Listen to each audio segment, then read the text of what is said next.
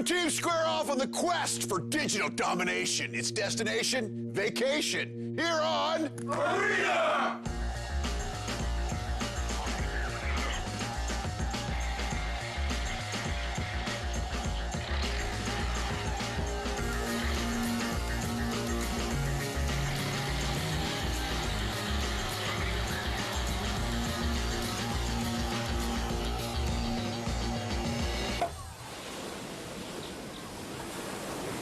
Welcome, everyone, to Arena, the show that turns multiplayer games into competitive sport. I'm Lee Raymond, and today we start on the road to the land of palm trees, drink umbrellas, and too much sunscreen. Every team that competes on Arena this season has one goal in mind: a free, all-expenses-paid vacation. Team Kaizen has been waiting since the end of last season for its chance to enter the Hall of Champions, but a new challenger in the form of Team Nim stands in their way. Let's get things rolling and check in with Kevin, who's in the console pit. Kevin. All right, thanks, Lee. Now, today we're kicking things off with Soul Calibur 2 on the Nintendo GameCube. Now, as the name implies, this is the second game in the fighting series that introduced a new generation of gamers to the genre. Featuring amazing graphics and addictive gameplay, Soul Calibur 2 is the reigning champion of fighting games. Players will fight one round each, and the overall winner will be the team that scores the most knockouts. And that's enough base time for me. Let's check out the action. And Soul Calibur 2 is underway. Team Kaizen will be fighting as Nightmare, with Team Nim as Talim, Kevin. There she is, Talim, brandishing her weapons, and Nightmare brandishing, looks like a Buick. About the size of the weapon, it's the motion in the ocean as Nightmare really takes it to Talim. Keep telling yourself that, Lee. And Talim gets in close, lands a blow on Nightmare. Nightmare spins around. Ooh. Lands a punishing blow on Talim. Talim's health deteriorating quickly here in round one.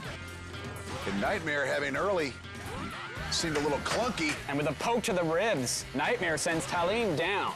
2. And coming up on round 2 for Soul Calibur 2 for Team Kaizen, it is Mac. For Team Nim, it is Mastermind.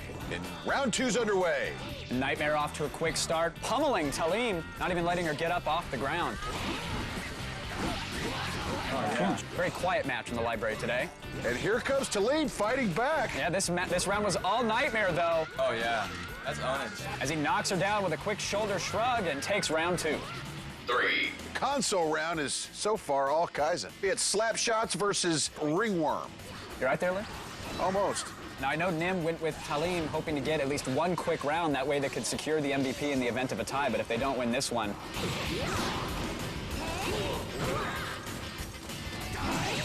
And as if on cue, however, Kevin, you see slap shots, laying it on the bigger Nightmare. Slap shoes. Slap shoes yourself. 4. At round 4, Nightmare, 2-1 over Talim. This is the chance for Talim to even it up, Kevin. Absolutely, and in round 3, we saw Team Nim with a quick victory that could help them with the MVP points if they manage to secure this round. But Nightmare's doing everything in his power, pummeling Talim, and he takes her down. And that'll do it for round 4, Lee. Kaizen takes the console round. All right, well, it looks like Team Nim was going for the fastest round knockout, but unfortunately, they couldn't get the tie that they wanted. And as such, Team Kaizen takes the console round and 1 point. And in fact, Stacy Barcelona is with their best player right now, so let's hear what he has to say. Stacy? Thank you, Kevin. I am here with Eska. Congratulations. Welcome back. How you feeling? Feeling very good. We did pretty good at that game, and we're going to take them out, I think. Well, how'd you do so good? You had a 20-second KO in Soul Calibur 2. 20-second KO? I don't know. I just handed him down a little ponage. Combo meal. Combo meal. Facial, huh? Facial. Sounds good. Well, you are taking the early lead toward the MVP race and the 3 points to go with it. But right now, we are going to meet the rest of your team and their opponents, Team Nim. We've played 3 episodes as Kaizen, and now we sort of think about changing our name to formally known as Kaizen. We're going to be A equals D is our new team name. Team formerly known as Kaizen. We're going to a more of a symbol. Yeah, the name couldn't capture our actual team spirit. Couldn't capture our awesomeness. We played a lot of video games together. We played probably 3 or 4 months worth completely together. Including yesterday, which was like 48 hours straight. Yeah. We ruled Call of Duty. Played a lot of Call of Duty. A whole lot of Call of Duty. Yeah, Whole lot of too Call much of Call of Duty. Duty. I do not think that Team Nim is as good as the other teams we played, like Minority. It's still probably the toughest people that we played. Minority for sure. They were real good. They seem like cool guys, but I just don't think they can beat us at video games. I'm not supposed to say they look like cool guys. They suck! But we're gonna beat them. That's what it comes down to, though, right?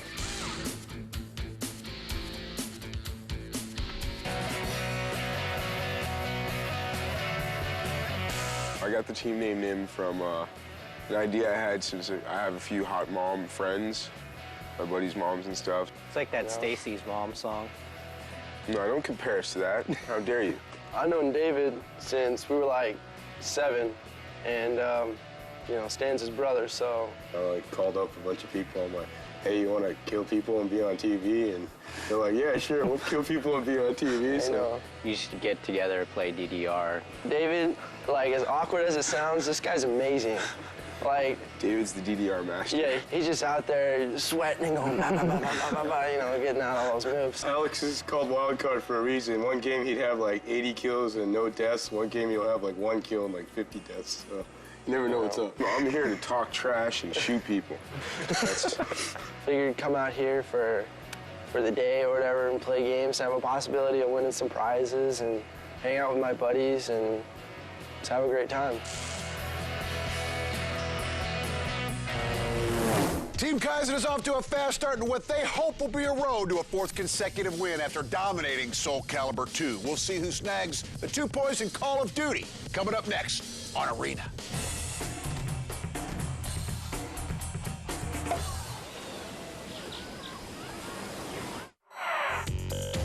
Coming up this week, we're telling you about the games of spring. And don't miss G4TV.retro classic episodes of the show every day at 4 p.m. Not 8, 4. No, it's 8. Rated E for everyone. At Rainbow Studios, we wanted even the most dangerous stuff to look realistic. So we brought in our intern, Toby. Are you ready? Go! Go! Thanks to him, you can do things in this game you've never done before, like go head-to-head with a monster truck, outrun a biplane, or jump a helicopter.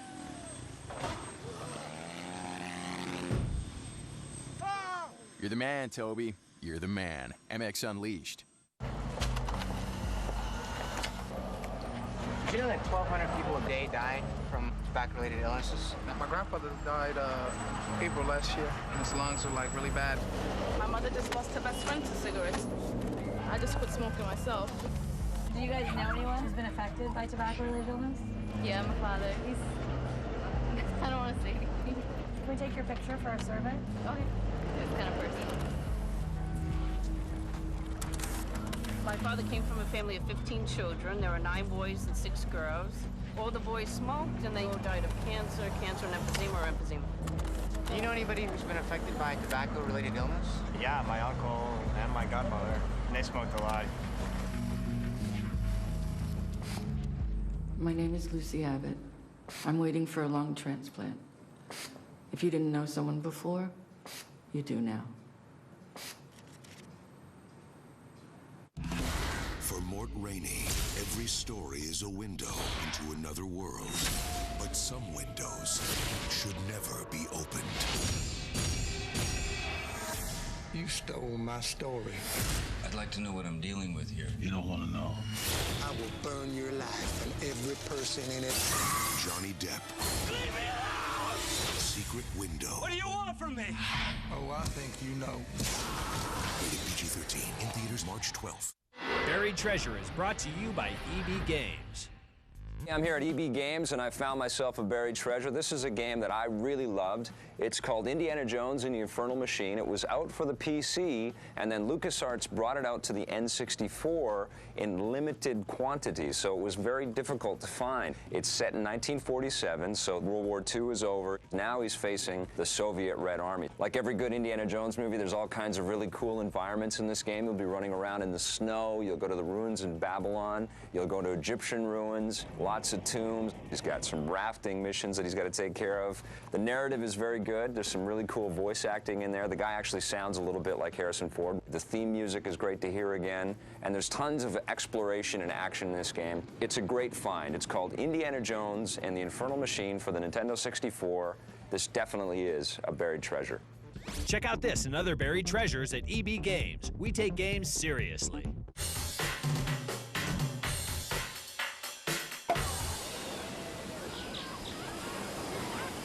Welcome back, everyone, to Arena. Now, before the break in the console round, Kaizen turned out to be Nim's worst nightmare, winning 3 of 4 rounds, which means Kaizen is one step closer to winning that all-expenses-paid trip at the end of this season. But hey, they got a long way to go.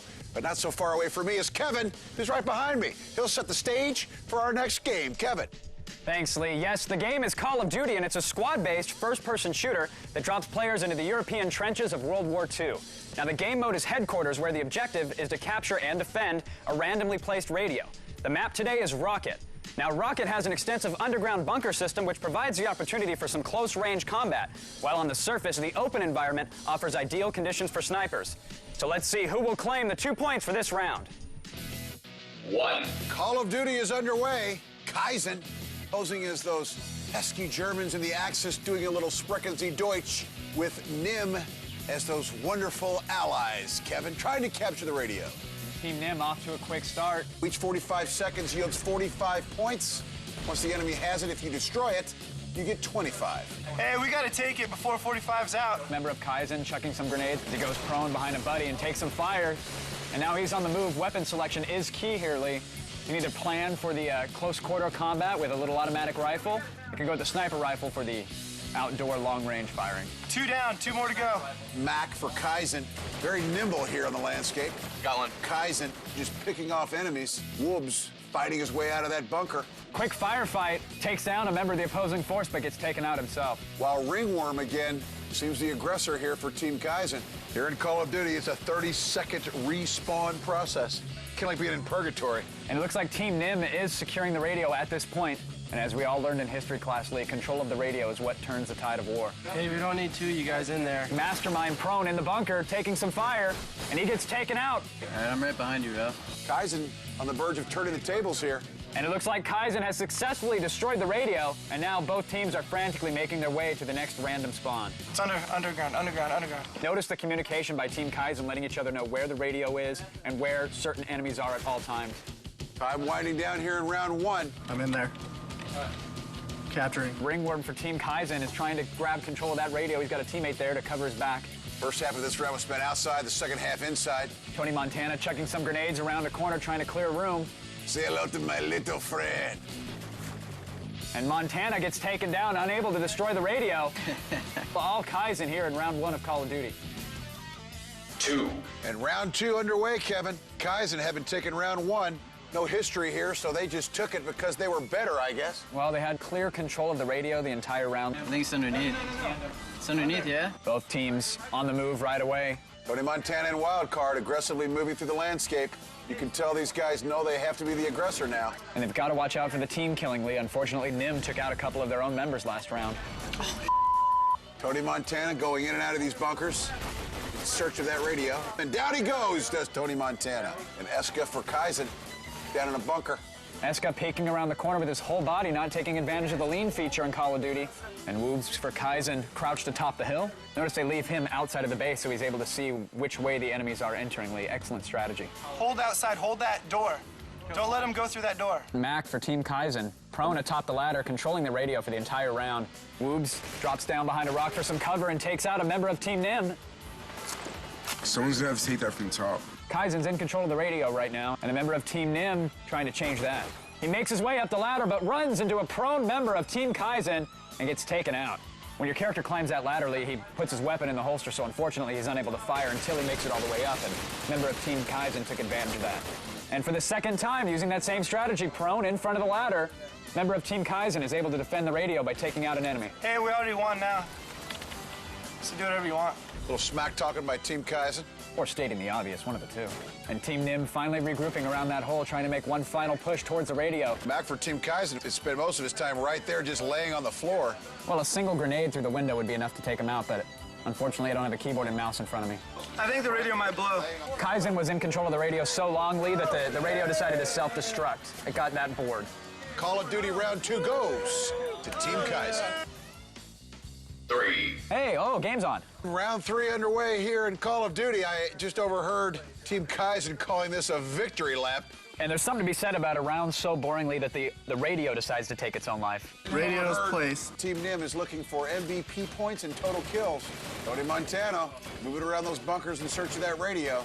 Eska for Kaizen went prone behind a tree, but unfortunately was not enough cover for him. And Tony Montana unloading on a member of Team Kaizen. Tony Montana takes down Woobs. Woobs, he did it again. Whoops. I'm just kidding, Lee. You working out? Well, it looks like Nim has clearly stepped it up. They've eliminated several members of Team Kaizen early on here. And I believe Team Nim is actually in control of the radio, Lee. Team Nim hoping to rack up some of those MVP points as well as total kills. No more trash talking from them, guys. Hey, we're down 135 to 37. We need this radio. It's all Team Kaizen here, making a push towards that radio. And Ringworm for Kaizen, prone yet again inside of a bunker, waiting for an enemy to peek his head around the corner.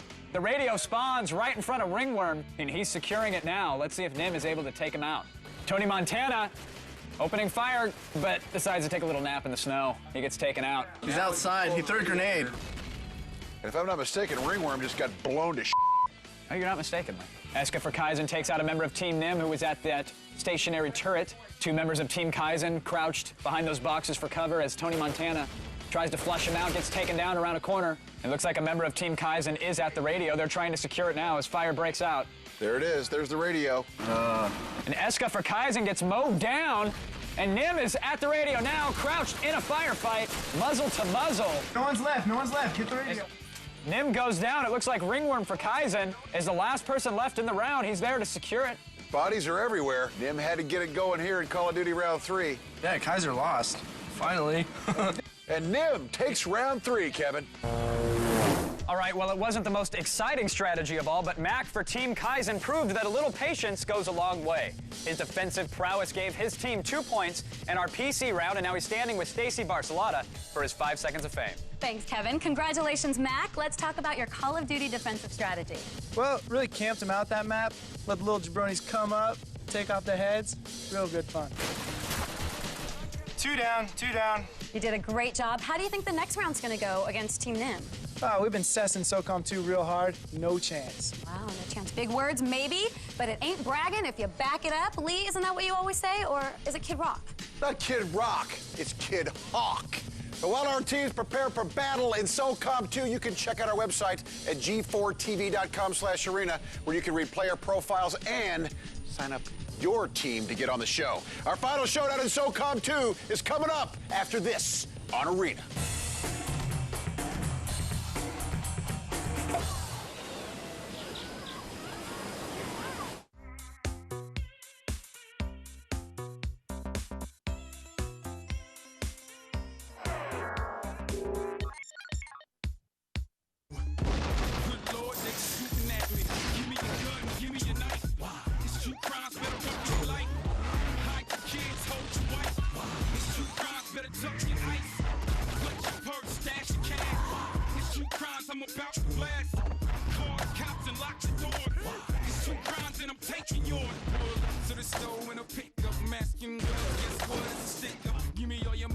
True Crime, Streets of L.A.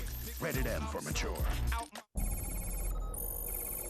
My name is Sergeant James Master Domenico, and this is Camp Butter, Florida. All right, Rangers, listen up. I'm going to give you the general concept for tonight's operation. Tonight is my last mission at Ranger School. The last 90 days have been the hardest and most brutal days of my entire life. The crazy thing is, I actually chose to do this. And there's no guarantee that I'll even pass. Welcome to Ranger School. See if James makes the grade. Only at GoArmy.com.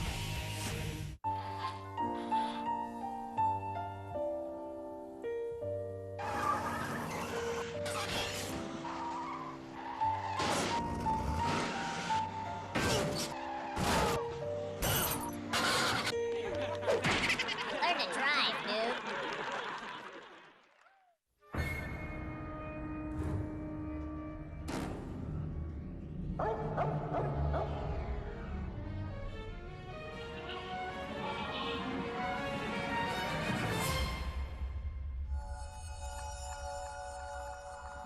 Use the crystals to expel the mist that poisons your world. Battle alone or with friends by connecting up to 4 Game Boy Advance systems. Final Fantasy Crystal Chronicles, only for Nintendo GameCube. Rated D for teen. There's so many cool things going on at the G4 booth this year, but one of the coolest things is they're giving out free tattoos. Not little fake tattoos that you put on with water. The real deal. Needle and ink going in your skin. One thing is, it's got to have the G4 logo in it. It shows dedication, that's for sure. I'm a little nervous, yeah, it's first time. Oh, wow. The pain purifies. Hardcore, dude. Nice. My devotion to video games. Yeah. They were like free tattoos, and I was like, well, that sounds good. They were like G4 logo, and I was like, that sounds even better. They gave that to me, dude. G4 is a great station. They usually leave it on 24/7. It was just insane the first time I saw it. It's awesome. I need to call my cable provider. I watch it all the time. I'll start watching it now. Watch G4 TV for gamers. This week on Sweat, Rossi heads to Houston to game with the NFL's best at the Madden Bowl. What you doing on the ground, man? Come on. Hang out at the hottest parties. It's live, man. And talk NFL fever with League MVP Peyton Manning. People are going to start beating me now when I play them. That's why you come to Madden Bowl, and that's what it's all about. Get in on the action with a special pigskin party edition of Sweat, Saturday at 4:30 p.m. Presented by Jeep. If it's not trail rated, it's not a Jeep 4x4.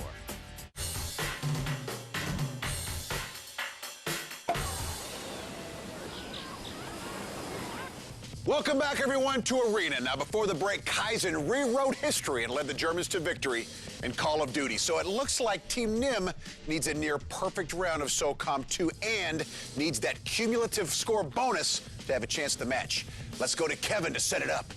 Thank you, Lee. Yes, our third and final game is SOCOM 2 U.S. Navy SEALs. And a coin flip before the show determined that Team NIM will be the SEALs and Team Kaizen will be the opposing force.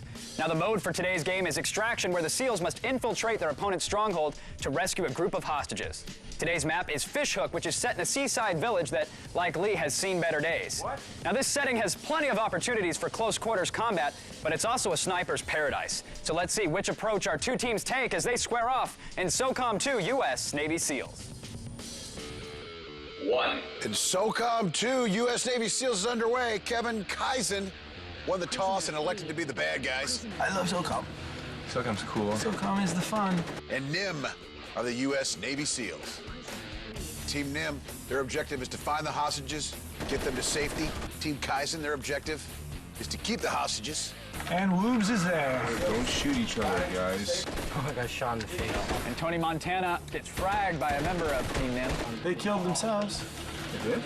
Mac for Team Kaizen, standing back, moving the hostages to an alternate location, trying to make things difficult for Team NIM. Busby, you got downstairs? Good. Yeah, you got all the hostages? Yep. And it looks like Ringworm for Team Kaizen, laying down a couple mines, hoping that a member of Team NIM runs unsuspectingly into a room. Eska for Team Kaizen, now in charge of babysitting those hostages. The defense here is much easier than the offense.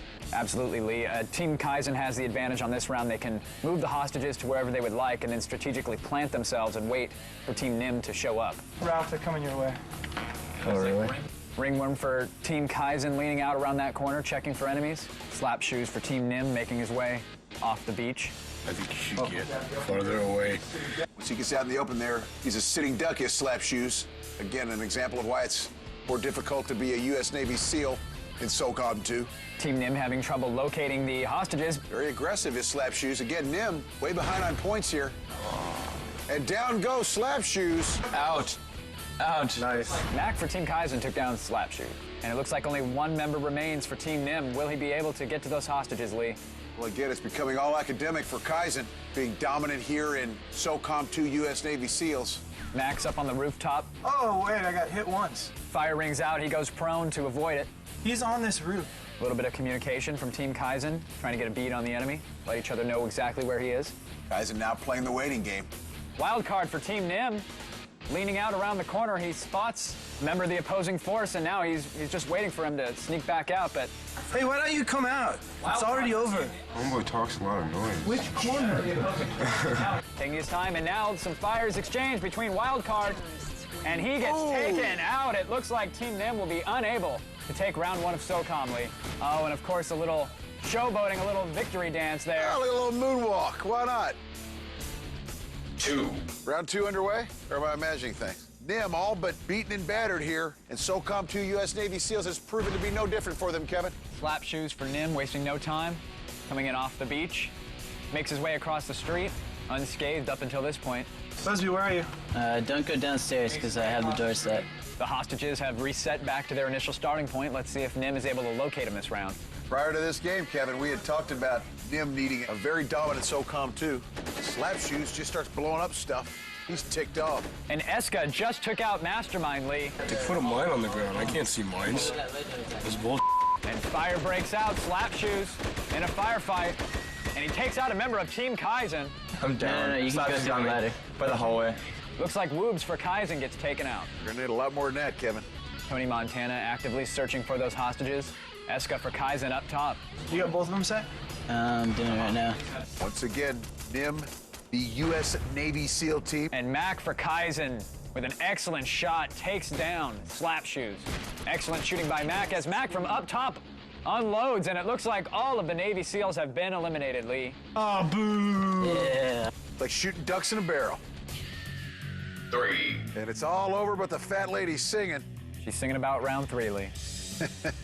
Rounds 1 and 2, all Kaizen. And Nim, only an unbelievable miracle here in the third round of SOCOM 2 U.S. Navy SEALs will salvage any face here for them.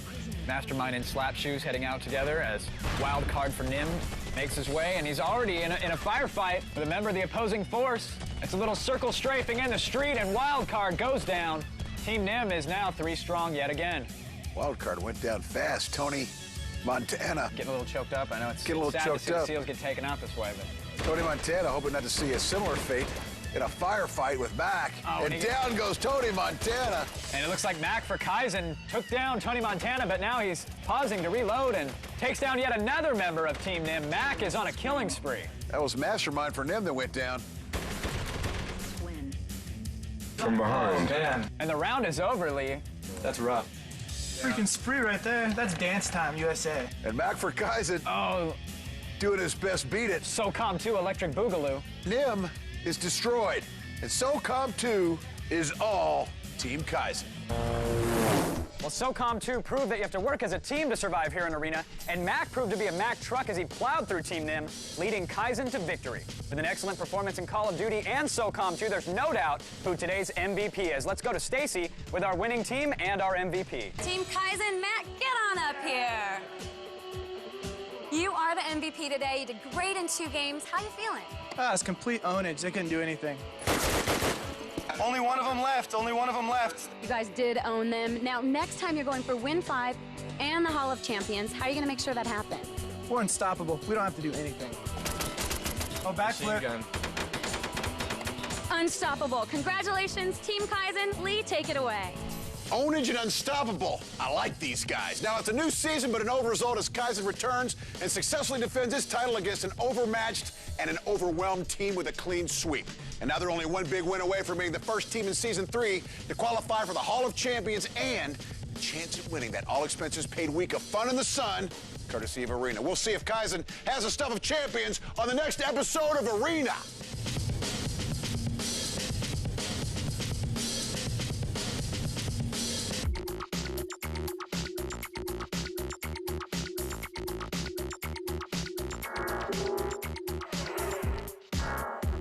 This week on Sweat, Rossi heads to Houston to game with the NFL's best at the Madden Bowl.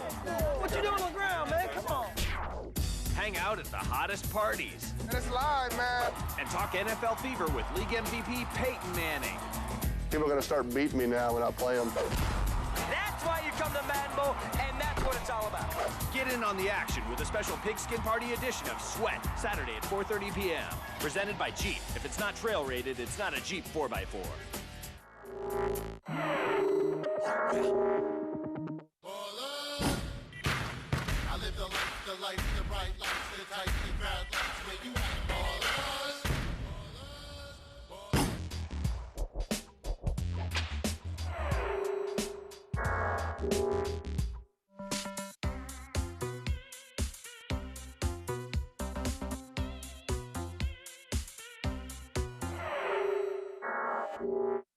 Two teams square off on the quest for digital domination. It's destination vacation here on Arena!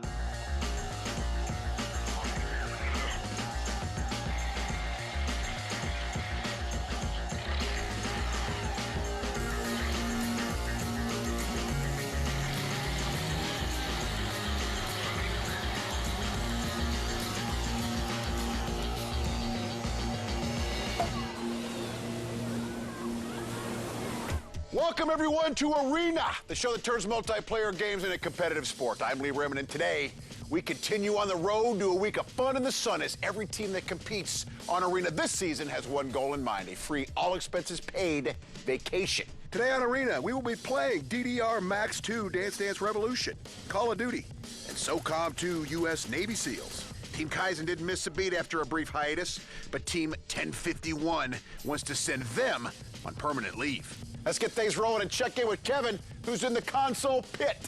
Thanks, Lee. Well, hopefully our players put on their dancing shoes because today we get things moving with DDR Max 2 on the PlayStation 2. Now, rhythm, coordination, and even some athletic ability are required to do well in this game, so it goes without saying that, well, it should be interesting, if not a fire hazard. Each player will get a chance to boogie on the dance pad, and the highest score will win the round. But enough talking, let's get to the dancing. One. And Dance Revolution DDR Max 2 is underway, Kevin. El Jefe versus Eska here in round one. Both teams off to a frantic start. The pace is maddening, Lee. The object is to hit those arrows. These guys look like they're training for their high school enchantment under the sea dance. Any moment, Lee, I expect them to join hands and dance together as one as they stare lovingly into the plasma screen. This is the most ridiculous thing I think I have ever seen. And I'm seeing it right here on Arena. You guys are awful. But at least they're getting into it. El Jefe. You gotta give them that. For 1051 and Eska for Kaizen. It's a close match looking at the scores, Lee. El Jefe is just a shade behind Eska. As awful as they look, it's all for points, which is all important. But it looks like Eska for Team Kaizen, he's in a critical mode here. If he misses enough footsteps coming up, he will be out of the round. It's gonna be close, Kevin. El Jefe. He may have pulled away there at the end. They're still going. And tearing up the dance floor. And El Jefe for 1051 takes the first stage. 2. And round 2's underway with the dude for 1051 and Woobs for Kaizen. And it looks like long train and run-ins. They gotta hold the split. Man, that was a tough one, but somehow they pulled through. Get some. Slightly ahead, the dude for 1051. All right, looks like 1051 is in the lead thus far. Another split hold. Here it is, Lee. Wait for it. Oh, and they both did okay. Well, and these guys don't look that much better than their predecessors. They're not going to be on Dance Fever anytime soon. Do you ever see Awakenings? It reminds me when they got their first dose of L-Dopa. They're just kind of sleepily stepping around. Woobs for Kaizen. Oh, this is the tricky up-down. Looks like Kaizen managed to land that one, but not 1051. He's going to have to work on that one. And Woobs is just a shade ahead right now. 3 years of jazz tap, Lee. That'll do it. And Woobs with a strong finish towards the end. I think he was able to pull it out, Lee. Woobs takes round 2. 3. And round 3 is underway with Got Hats for 1051 versus Ringworm for Kaizen. And the arrows are flying, Lee. This is a frantic song. Both geeks are flailing to keep up with the arrows. It looks like Ringworm has got a slight advantage right now for Kaizen. Oh, they got to do the right foot hold into a left foot hold into a southpaw stance and a quick up-down freeze, but they managed to hit a whole 0 of those steps. Got Hats. Looks like he's right there, was ahead momentarily. Oh, but he was able to hold the down arrow. Got Hats for 1051, coming back, fighting strong. And the Hats is pulling away. Look, Lee, they're breakdance fighting. More than double what Ringworm is for Kaizen. 4. And the 4th round, DDR Max 2. We've got DJX for 1051 versus Mac for Kaizen, Kevin. And both teams so far doing a great job. 1051 is nailing every little arrow. He's got a 40-step combo, Lee. He's in fuego. And Mac has quit for Kaizen. Wow, trying to save face, but DJX has a clean sweep to rack up some points. I'm gonna get in there. Screw this. No, Kevin, he'll screw the point home total. free? And DJX just racking up points when he's unopposed. Mac has chosen to sit it out for Kaizen. Mac clearly knew when to throw in the towel on this one. Kevin, and remember, Kaizen's got no help. This is going to all add up for MVP points, etc. And DJX is on his way. He is demolishing the board league. Perfect combos everywhere. He's into the 2 million range. Kaizen did not stand a chance on this one. Can't say I disagree with the bowing out, Lee. And DJX. Admittedly, it's hard to be proud of a guy who's good at DDR, but that was an excellent showing. So DJX showed Mac how it's done and scored 32 million points to lead 1051 to victory. And unfortunately, we don't give style points here on Arena, so 1051 will have to settle for taking the console point. Let's go to Stacy with Captain Twinkle Toes himself, DJX. Thanks, Kevin. DJX, great dancer. How'd you do it? I just like the dancing, the music, and that's what got me into it. Now, you've obviously played the game before. How long you been playing? Since the game came out, so I would say 3 years. 3 years. And have you competed? I have competed, but not professionally, just for the fun and the challenges. Well, congratulations on the first win. We're going to meet the rest of your team right now and your opponents, Team Kaizen. Me and Busby used to play UT 2K3 together, and so that's how I met him. Yeah, I met him through water polo. We played water polo together. Yeah, and then I grew up with him over here. We used to play video games together. Met them. And I met Rubes doing that. We played a lot of SOCOM We too. played too much SOCOM too. Playing a legal amount of SOCOM too. Ridiculous amount. We should be dead. We played so much SOCOM too. Nick's not gonna suck. Yeah, I never played UT before, so I really sucked, but I played Call of Duty and SOCOM, so we're all formidable team members now. We had a real fun time last time in Arena, so there's an opportunity to come back and play some more, and being on TV is pretty cool, so. Good excuse to skip class, huh? Yeah, I'm missing school right now, so that's cool. I just want to come back to see Stacy Barcelona. Yeah, Stacy Barcelona. Saw about the whole crew. We came back to see him again, kick some ass.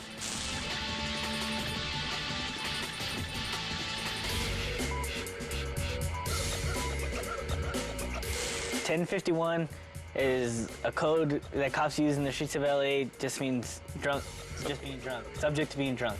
I met everybody here playing Halo Night, friend's house. Same old thing, getting killed by these guys, then started from there. I met these guys today. No. We're all pretty much the funny ones. We usually quote movies a lot, and that's how we get our laughs. That's pretty much how we talk to each other. It's through movie quotes, which is kind of ridiculous, but... We usually play Halo a lot. We like the multiplayer strategy type, Call of Duty, Counter-Strike. We are here because we are addicted to video games. Most of our time is spent playing video games. We're gonna try to get Kaiser to stop camping and try to go head on with them instead of just them cooking their meal in front of a gun. We haven't really played against other people a lot, so this is basically like our coming out of playing different people and everything. See how we are. We're gonna handle business. So Team 1051 is a case of dance fever and puts Kaizen in the unfamiliar position of second place after one round. Let's see if Kaizen can turn the tide when we head to the battlefields of Europe and Call of Duty. That's coming up right here on Arena.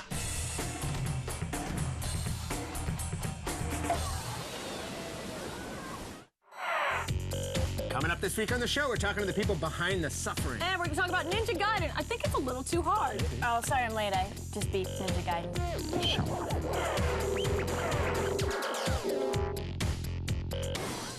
Welcome back, everyone, to Arena. Now, in the console round before the break, 1051 hurt Kaizen's chances of winning Destination Vacation by dancing circles around him.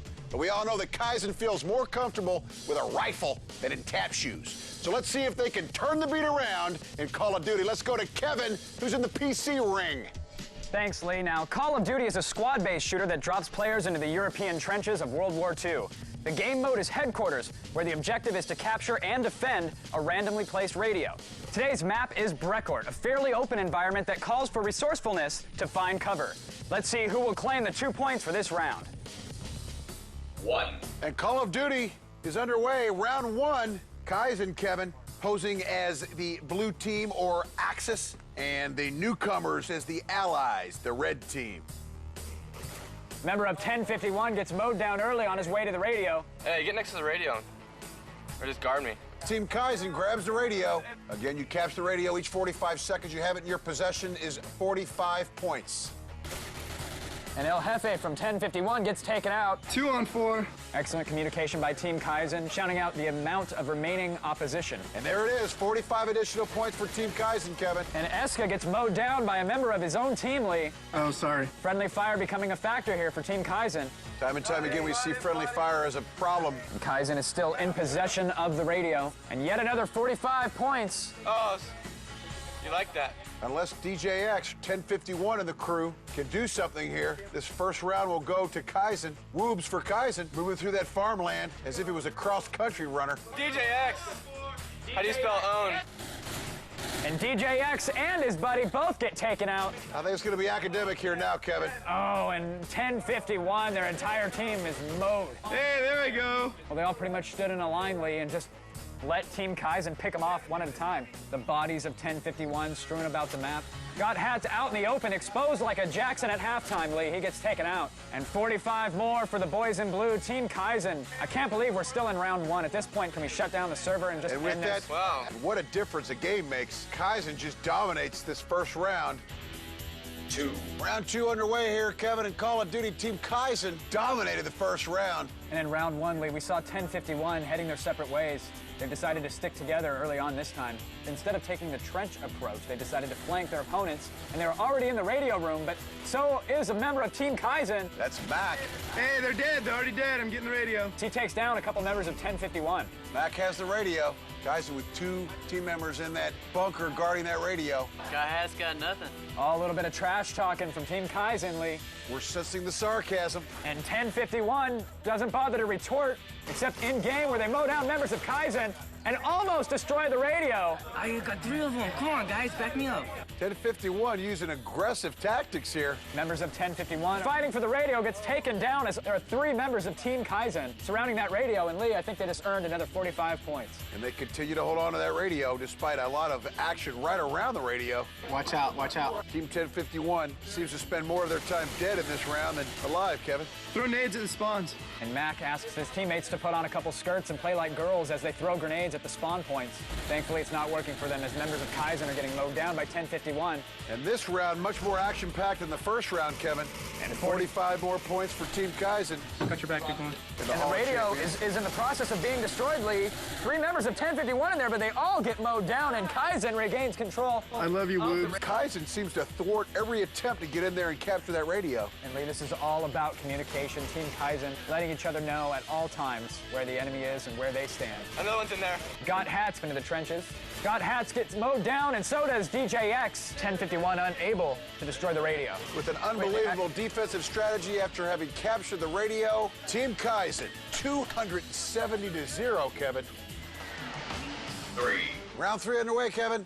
It's been all Kaizen. 1051 switching strategies, Lee, yet again. Looks like they've decided to adopt some sniper rifles for this round. Let's see if they're able to pick off some members of Team Kaizen. DJX has 0 kills.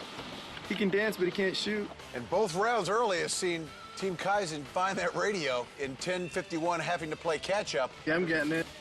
I got it. It's mine. Kaizen already in possession of the radio. And Kaizen playing defense, protecting that radio now. And the dude gets taken out. Right there, to your left, And 1051 is at the radio, trying to destroy it, but they get taken out. This round, almost a carbon copy of round 2, Kevin. Team Kaizen grabbed the radio right out of the chute. 1051 once again falling miserably behind. 1051 has to be mobile. They have to get to the radio. They're going to have to ditch the sniper rifle method. And a member of Team Kaizen goes down. It's now 3 on 4. 1051 trying to mount an offense here. There's tons of them laying around. Woobs quickly disposes of 2 members of Team 1051. All 1051's team members are dead. Call of Duty definitely the game for Kaizen. Damn, it feels good to be a gangster. At this point, I'm surprised they're not asleep, Lee. Another 45 points to Team Kaizen, successfully controlling that radio. Firefight breaks out down below, and Got Hats mows down a member of Team Kaizen. Better get in there now. DJX retreating from some fire, but runs into an enemy and gets taken out. Oh, DJX goes down. Team Kaizen combining great offense early with great defense late. 1051 just cannot seem to get anything generated here, Kevin. As the dude gets a headshot, they're getting slaughtered, Lee, every time they move up. Team Kaizen just uses that communication to their advantage. The Axis have held the radio long enough. The radio calls it quits and kills itself. But it's all academic, Kevin. I'm coming, Stacy. Team Kaizen will run away with it here in round 3. And And sadly, there's not a whole lot I can say about those rounds. It was all Kaizen thanks to excellent communication. And standing with Stacy right now is one of their standout players. Thanks, Kevin. I'm here with Ringworm, and I have to ask, after the devastating loss in DDR, were you at all worried about this team? No, not at all. They're good at dancing game, and that doesn't translate well to a first-person shooter like Call of Duty or SOCOM. Now, SOCOM, you guys have had the opportunity to play before in last episode. Any strategy tips you picked up that you can apply to the next round? No, we're just going to keep with our strategy, remain patient, and let them kill themselves. All right, we're looking for death over here, Lee. I'm going to toss it to you and see how they do in defending their title. With a name like Ringworm, he's got to be a fighter and not a dancer. Now, while our teams prepare for battle in SOCOM 2, you can check out our website at g4tv.com/arena, where you can read player profiles and sign up to get your team on this show. Our final showdown in SOCOM 2 is coming up after this on Arena.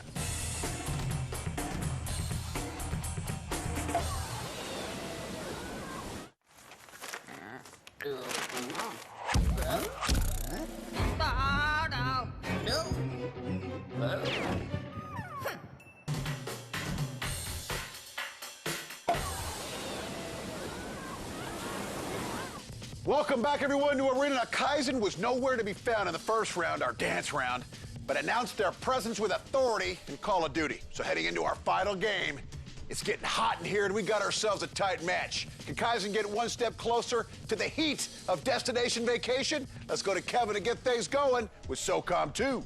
Thanks, Lee. Our third and final game is SOCOM 2 U.S. Navy SEALs. Now, before the show, a coin flip determined that Team 1051 will be the SEALs and Kaizen will be the opposing force. The mode is Extraction, where the SEALs must infiltrate their opponent's stronghold and rescue a group of hostages. Today's map is Death Trap, a military base built into the side of a hill. Now, let's see what happens in SOCOM 2 U.S. Navy SEALs.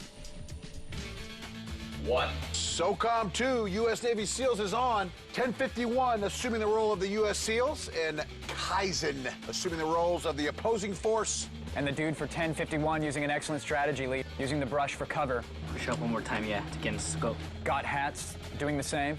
Runs through some foliage. That's a good word, Lee. The hostages are actually kept deep within that military base. They're gonna go slow.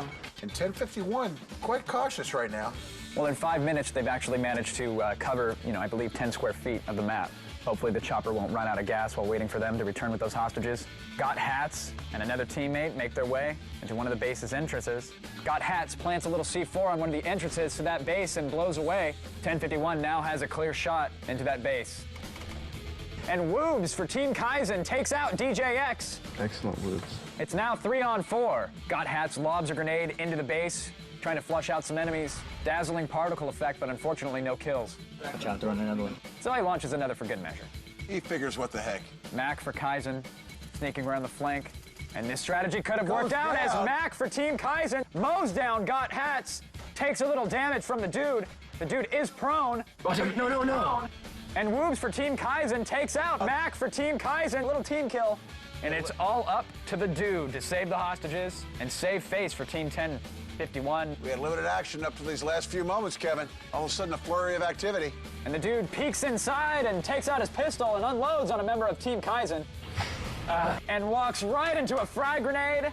And the opposing force wins, Lee. And Kaizen on their way to our Hall of Champions, Kevin, as they take round 1. 2. And round 2's underway. SOCOM 2, Kaizen haven't taken round 1. It's going to take a lot for 1051 to keep them out of the Hall of Champions. We all gotta go together, too. You gotta watch our back. Absolutely, Lee. Last round, they were a little too cautious. They took a little too much time, and because of that, Team Kaizen was able to capitalize. That coin toss, so important when it determines who gets to be the opposing force, which is much better position to be in. As a member of the opposing force, you can merely kick back, crack open a cold one, and wait for your opponent to arrive. El Jefe leading the charge into the base, peeks around a corner. I believe that's a mine on the ramp there. They're gonna have to be careful there. They do not want to step on that bad boy. Frag grenade is thrown, it bounces off a wall and takes out the mine. Excellent strategy. They're now clear to move down into the base. El Jefe desperately seeking these hostages. Watch out, the grenade, watch out, the grenade. And down he goes, does El Jefe. All hell just broke loose right there. 2 members of Team 1051 were taken out by the same grenade. Kevin Pereira, you see this? Mac for Kaizen just lays the beat down on Got Hats. Looks like we've got 1 member left for Team 1051. And this round, very important, Kevin. If Kaizen takes this one, it's 2 rounds to nothing. Hey, where are you? And Mac for Team Kaizen spots the remaining member of 1051 and ends the round. Round 2, yet again, Lee. It's all Kaizen. 3. And SOCOM 2 U.S. Navy SEALs, the proving ground for Kaizen as they stake their claim to the Hall of Champions.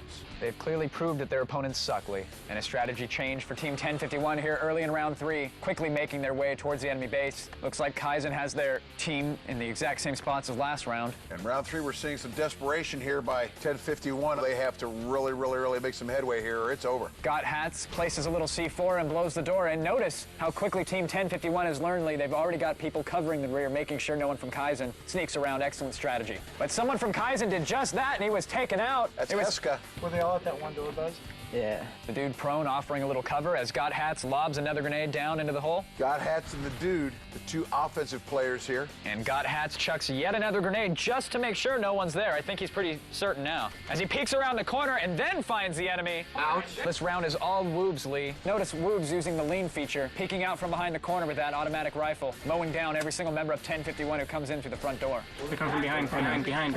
And Mac for Kaizen takes out El Jefe for Team 1051. It's all over with the shouting, Kevin. Round 3, more of the same, all Kaizen. Woobs gets taken out by a grenade there. At least he gave 1051 a fleeting chance, but unfortunately it was a little, too late. And round 3 goes to Team Kaizen yet again.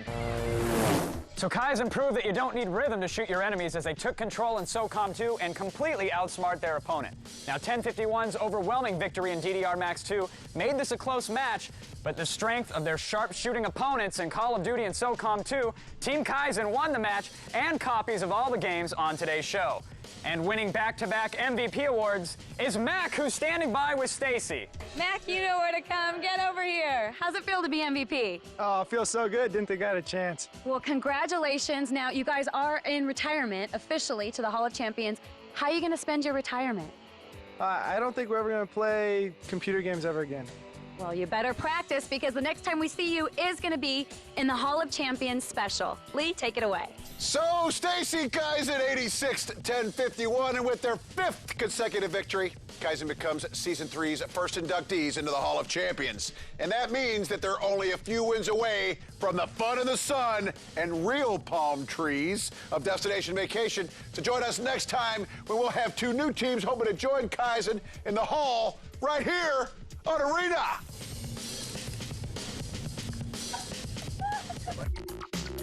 Two teams suit up and prepare for battle on the Destination Vacation season of Arena.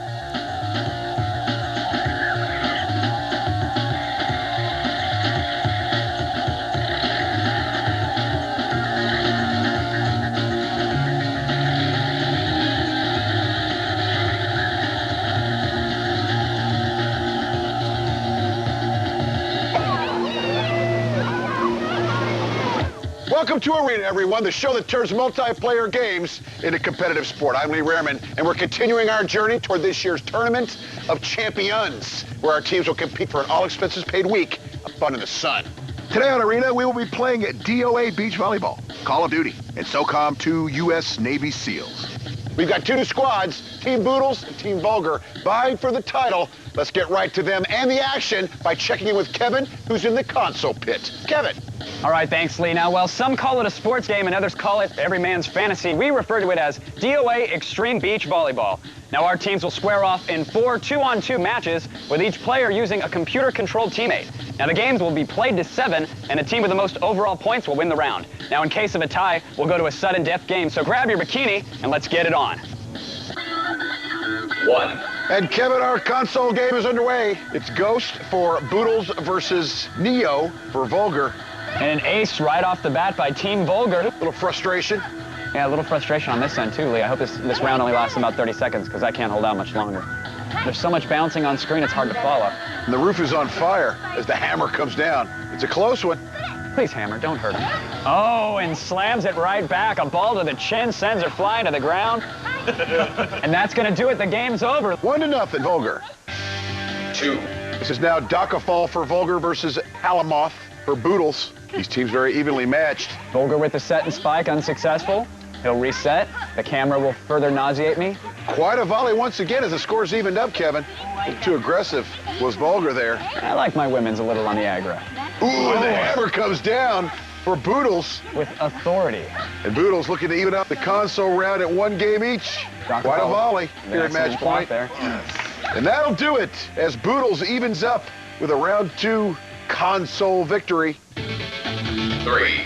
And round 3 of Dead or Alive Extreme Beach Volleyball is underway. These teams very evenly matched. And Bad LT could not dig up that spike. And 666 is running away with this one on the strength of a spike. Bad LT was a little afraid of cracking a nail on that one. An ace for Team Boodles. And this is match point, Lee. And there you have it. 7-1 is the number. Bad As a Lieutenant dejected goes down. young lady needs some consoling. Well, I'm just the man. 2-1. Boodles up on Vulgar. 4. Silent versus Freak. Gotta be honest, Lee, at this point, I've pretty much forgotten that they're even playing volleyball. And Freak slams a powerful shot down, but Silent's able to dig it up. Both these teams actually quite adept at this game, Dead or Alive. Absolutely, Lee. They certainly have the one button pressed down. Oh, Freak digs that spike, dives down, a little sand in the crack. Will he be able to recover?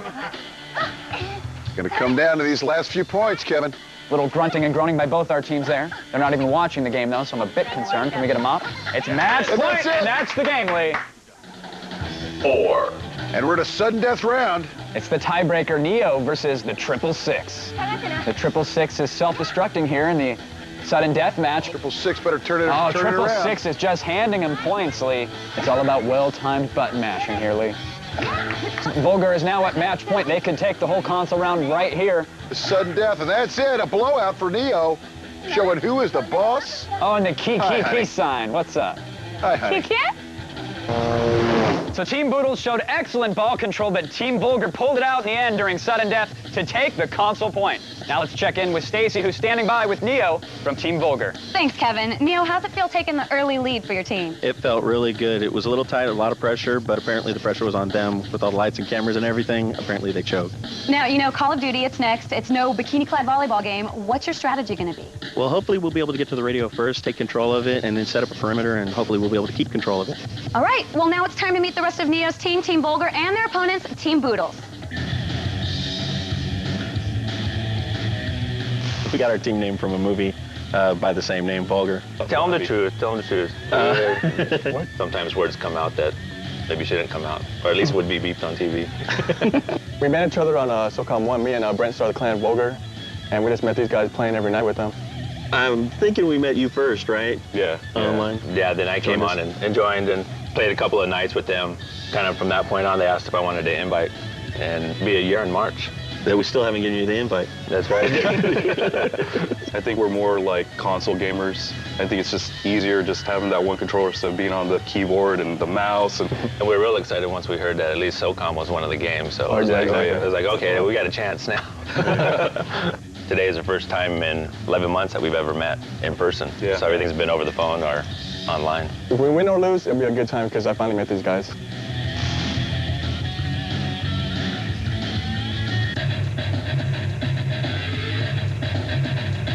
Noodles. Yeah. Like noodles with a B. We had an hour to come up with it. It's kind of just a spur of the moment, and that was the best name that we came up with. So It don't matter. It's just a winning name. That's all. Bottom line. We've been playing together here for about 5 years, Yeah. and we've been playing for about 5 hours. 5 hours, yeah. We heard good things about him, and my sister recruited them over the phone for us. Yeah. When we came up to Los Angeles, we played with them. Made sure, tested his skills. Yeah. And he was good enough. Yeah, they're more good than good enough, enough. to be a Boodle.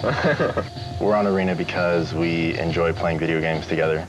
We love competing and beating other people. Show them what we're all about, Very competitive. Team Boodles. Team Boodles, that's it. So Team Vulgar cleans up in DOA Extreme Beach Volleyball and takes an early lead in today's match. But our next game, like Stacy said, is anything but a bikini contest. And we'll see what happens in Call of Duty as our teams try to move one step closer to destination vacation. And that's all coming up on Arena.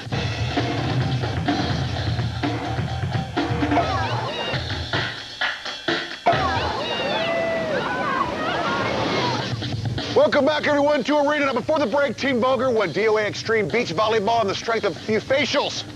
The guy could use, I'm told, and while volleyball is fun, war is hell. As our teams are about to find out in Call of Duty, let's go to Kevin and get things rolling in the PC ring. All right, thanks, Lee. Now, Call of Duty is a squad-based shooter that drops players into the European trenches of World War II. Now, the game mode is Headquarters, where the objective is to capture and defend a randomly placed radio. Today's map is Brecourt. It's a fairly open environment that features plenty of natural and man-made cover. So let's see who will claim the 2 points for this round. 1. And here we go, Kevin. Call of Duty. We've got the Allies, Team Boodles, versus the Axis, Team Vulgar. The objective is to capture the radio, establish a headquarters, and hold on to it. Okay, they got to the radio, guys. Looks like the Allies have secured control of the radio, Lee. For each 45 seconds they hold it, they get 45 points.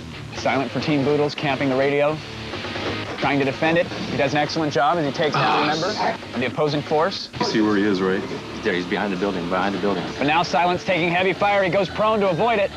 But he doesn't avoid it long enough, and he gets taken out. A member of Team Vulgar is there destroying the radio now. Destroy it. And 2 members of Team Vulgar storm the radio, Lee. Ghost for Team Boodles trying to take them out along with his teammate. But Ghost gets taken down himself. Nice shot. Where's inside the bunker?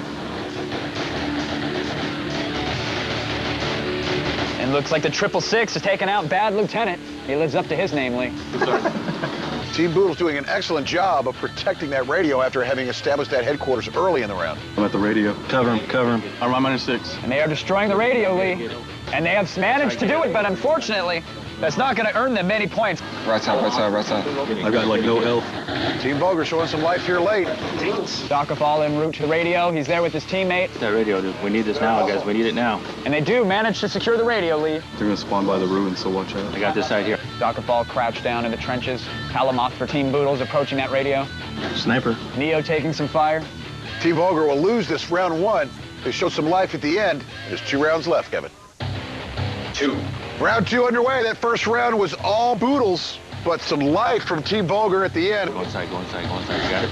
And right away, some firefight breaks out. Oh. And Boodles, 3 strong in the radio room, manages to capture it. And it's all the Allies early in round 2, already in control of the radio, Lee. Cover the outside. Outside. Okay, we got a man. I see a man straight up. And Dokafal takes down Ghost, and Talamoth takes down Dokafal. A little bit of retribution there, Lee. And Freak for Team Vulgar takes out a member of the Allies. Get that radio. I'm at it. And Bad Lieutenant trying to salvage this one for his team, managing to destroy the radio. It looks like he's going to be successfully, and yes!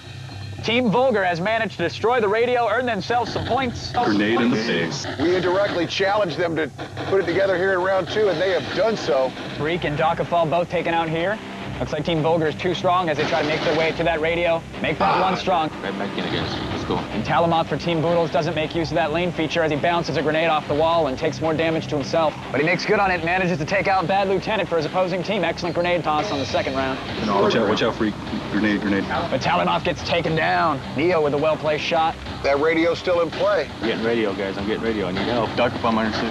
666 using that Garand mows down Freak with 3 well-placed shots. Team Vulgar has set up their headquarters, having grabbed that radio.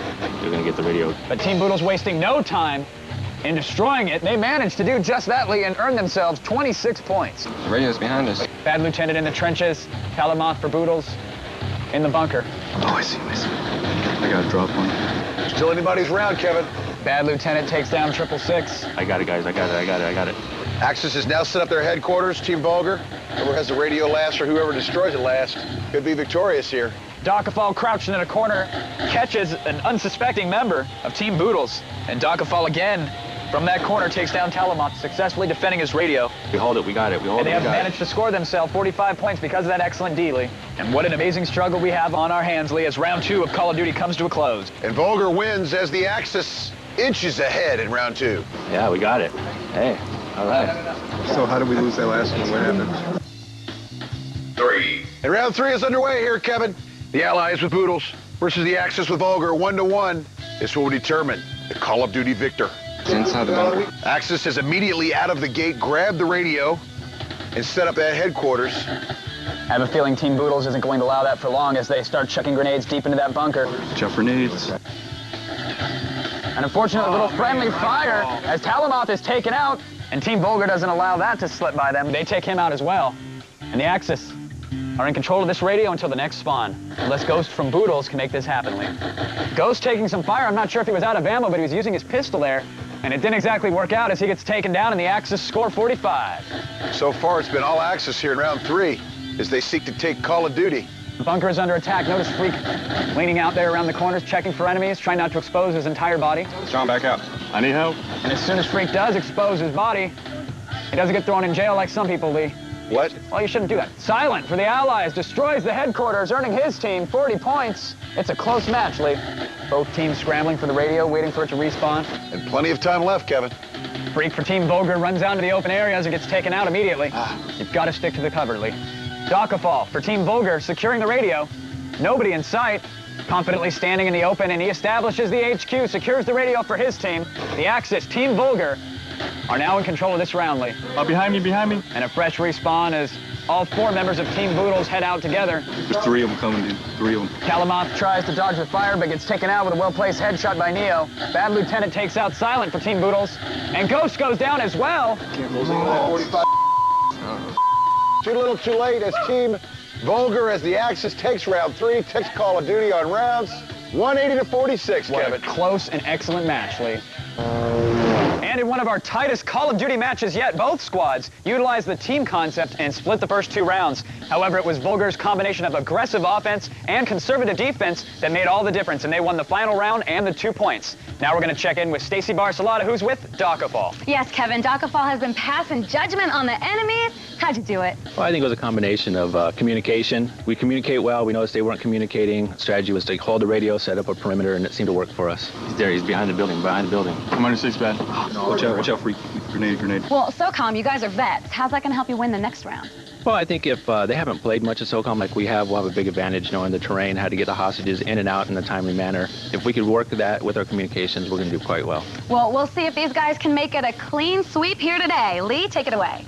I don't know, Stacy. Dakafal talking all this strategy. I think it boils down to the military haircut. But Team Vulgar is able to answer the Call of Duty and take the round. Now, as our teams put on a fresh pair of combat boots for SOCOM 2, why don't you walk your boots over to the computer and check out our website at g4tv.com/arena, where you can read player profiles and sign up to get your team on this show. Our final showdown is coming up after this on Arena.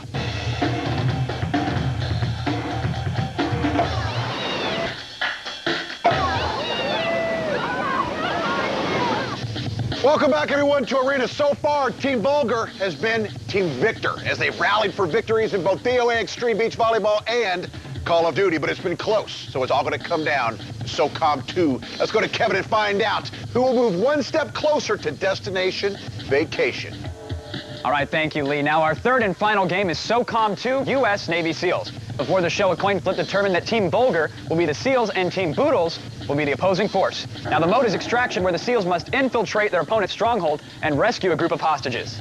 Today's map is Death Trap, which features a military base built into the side of a hill. So let's get to the action and see what happens in SOCOM 2, U.S. Navy SEALs. Round 1 is underway, Kevin. SOCOM 2, U.S. Navy SEAls. Team Vulgar posing as the SEALs, while Boodles takes on the mantra of the opposition. Team Vulgar, the seasoned veterans, Lee. These guys are actually in their off time when they're not playing on Arena. They're a seasoned SOCOM 2 clan. The objective for Vulgar, find the hostages and rescue them. The objective for Boodles is to thwart finding the hostages and having them be rescued. Here they come. And down goes Silent for Boodles. And wasting no time, Bad Lieutenant. He secures all 3, and now we'll have to lead him back to the chopper. Get to the chopper! And as they exit the base, firefight breaks out. People are getting fragged all around. Freak gets nailed out, and Neo follows suit. Sorry, guys. Coming out the antenna hill. It's now 3-on-1 in favor of the opposing force, Lee. The opposing force with the advantage of being the hunted, not the hunter. Jared, flank. Go the other way. Yeah. And it looks like Bad LT is going to be successful as he makes his way back to the chopper. So far, 1 hostage has been rescued. And a second one follows suit, and the third one, and that'll do it. The SEALs are victorious. Team Vulgar takes round 1 of SOCOM 2. Round 2's underway. Now, last round, Lee, we saw Team Vulgar go with a diversion approach. Let's see if Team Boodles can change up their strategy. And I doubt if these guys are going to stand for that this time. I don't believe they are, as we see 666 for Team Boodles guarding the entrance that they went through last time. And Talimoff for Boodles going around, and somehow the Seals have already managed to get control of all three of the hostages, Lee. Keep them occupied. Keep them occupied. Team Vulgar, these guys really have a knack for playing this SOCOM 2 game. And fire breaks out as Talimoff goes down, as does Freak. Keep them occupied, Neil. I'm coming around. And Silent and Ghost also get taken out. The bodies are flying everywhere, and the hostages are fleeing for their lives, Lee. Now, normally in SOCOM 2, especially on a map like this, we see a lot of people camping the hostages, but not the case for Team Boodles. Let's see if this alternative strategy pays off for them. I'm getting them. I'm right on them. Got him. Thank you. Got him. And they just get outgunned, Lee. The Seals are victorious, wasting no time, taking down all the members of Team Boodles. Look at that, baby. 3-0. 3-0. 3. And Team Vulgar, 2 rounds to zip as the Navy SEALs. And time again, we've seen the U.S. Navy SEALs at a disadvantage here in SOCOM 2, but Team Vulgar seems not to be even concerned with that as they've taken rounds 1 and 2. Well, it's blatantly obvious, Lee, that Vulgar's experience with this game has paid off, but the round is far from over. If they switch up their strategy here and manage to maybe camp some hostages, maybe they're not so quick rushing out of that base, they can mount a defense here. They're right in front of the base to the left. Team Boodles, I'm not sure if they knew what hit them, Kevin. I think it was bullets, Lee. View of the hostages as Silent takes a prone position. Opting to not stay in the shadows. Let's see if that move actually hurts him later on. Well, and down goes 666. As does Talimoff. Both team members are dropped. Team Vulgar is 4 strong, and now it's up to the 2 lone opposition members to thwart the Seals. No pressure. Silent's hiding in those shadows. Bad Lieutenant making his way down, as does Freak. Oh, there's gunfire. Up in the bucket, up in the bucket. All right, let me, don't shoot me. He's already inside, and so is that. Goes for Boodles. On the lower level, normally we see people camp.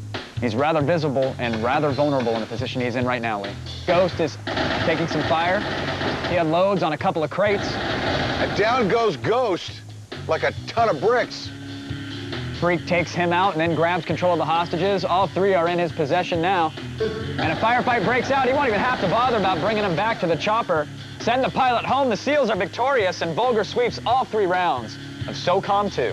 Good job, folks. Well, it's obvious that Vulgar has spent some quality time with SOCOM 2 as they quickly dispatched Team Boodles, and they left no doubt as to who today's winner is, sweeping the match with an obscene score of 9-0.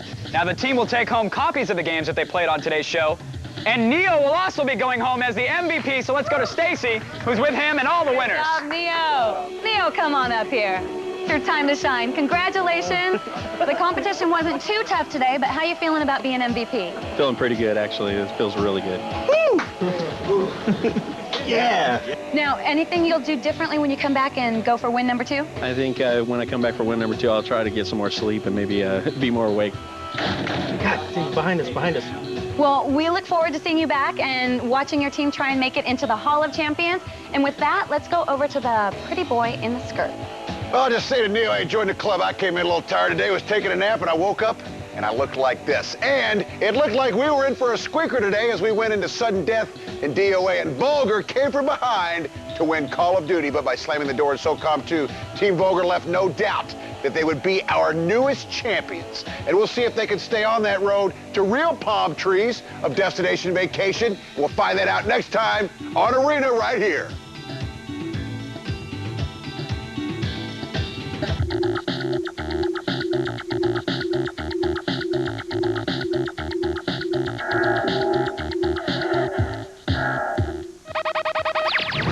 Join G4 Tech TV as we look at the games taking this year's trip to G4ia, the award show for gamers. This week, meet the nominees for Best Multiplayer, Hottest Character, and more. I'll fill you in on the details. Joining the journey starting Friday at 8 p.m. The Road to G4ia Volume 2, presented by EB Games and Jeep. Two teams suit up and prepare for battle on the Destination Vacation season of Arena!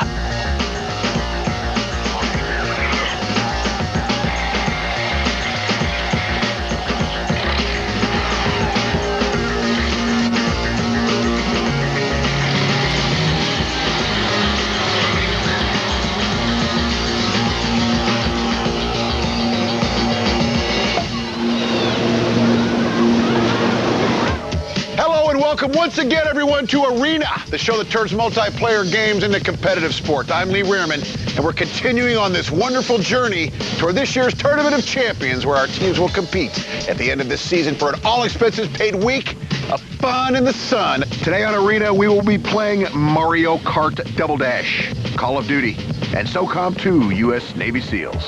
The Team Vulgar, they won their first match, but let's see if they can continue on this reign against Team, wait a minute, Domination Creation Station Nation. But it's only a 30-minute show, so we'll just call them DCSN. Let's get right to the action and check in with Kevin, who's with everybody from both teams in the console pit. Kevin. All right, thanks, Lee. Now, today our teams will battle it out in Nintendo's version of NASCAR. It's Mario Kart Double Dash. But in these races, our players will do a lot more than just turn left. Each kart is equipped with 2 seats, one for a driver and one for a gunner, who can throw stuff like banana peels, turtle shells, and even the more traditional bombs. They can throw them right at their opponent. Now, we'll run 2 races, and the winner of the console point will be the team with the fastest time. Now, Yoshi and Luigi, start your engines. 1. Mario Kart Double Dash on the Daisy Cruise. All right, looks like DCSN is in first, Lee. They're running away with this. Now, during their pre-interview, they said that they played this game for several hours, so obviously you'd expect them to have the advantage, but they're doing an excellent job. We're still first. We're okay. Still first. This map along the perimeter of a ship. Oh, and a lightning attack shrinks DCSN, so now they're going to move a lot slower. This gives Vulgar a chance to not only catch up, but if they make it there in time, they could crush them. Whatever. The only thing vulgar about that team is they're playing. They're flying down this track, Lee. In case of a tie, the fastest time will win. Excellent power slides around those corners. DCSN clearly working together as a team. The passenger on the back of the cart has to actually lean with the turn as well. But they run into a banana and trips them up momentarily, but they're right back in it. Closing in on the finish. The final lap. An excellent strategy. They get hit by a green shell, trips them up momentarily, but they've got plenty of lead. As they hit their own banana coming around the turn, Vulgar has a final chance to catch up, but I believe it's a little impossible at this point, Lee. As they power slide for style across the finish line, round 1 goes to the Domination Creation Station Nation. Put them down. Domination Creation Station Nation. 2. And Daisy Cruiser round 2. Phenomenal player off to a fast start there, picking up a banana power-up. Let's see if they drop that around one of these turns here. Wouldn't be the first time these players have bananas in their hands. Oh, and DCSN runs into a dining room table that's just out of control. That gives Team Vulgar a chance to catch up. Vulgar just slightly behind DCSN. Vulgar doing a much better job here, but they've got to beat the fastest time from round 1, which was set by Team DCSN. Keep going, Casey. You're a driver. Such a good thrower. Thank you. Because you're such a good driver. Yeah, come on. Good friend and good thrower. Between the words of encouragement coming out of DCSN and the bright color palette, I'm going to be sickly. And Team Vulgar using a boost power-up, but they fall into the drink. And that's going to cost them as they waste precious moments getting reset.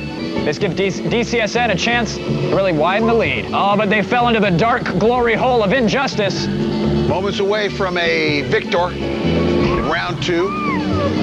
DCSN power slides around that corner, learning from their mistakes last time. They didn't get tripped up on the wall. And they're back up top, looking ship-shape at the moment. They're coming around one of the last sharp turns. This may do it. Team Vulgar dodging a green shell, but the finish line's inside. And Domination Creation Station Nation takes the round and the console point here in Mario Kart Double Dash. So embarrassed if I were them. All right, bye.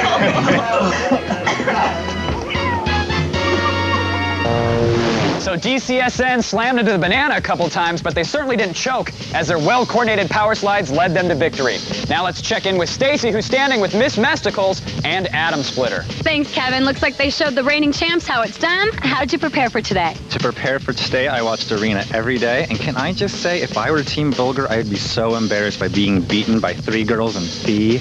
Miss Mesticles! Anyways, let's talk about Call of Duty. I'm not worried about it at all. I think that Team Domination Creation Station Nation is ready to win. Well, you heard it right here. We're going to meet the rest of their team, and we're going to get reintroduced to Team Vulgar.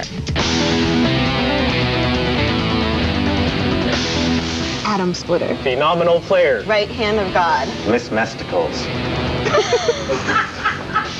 Our name is Domination Creation. You were Creation.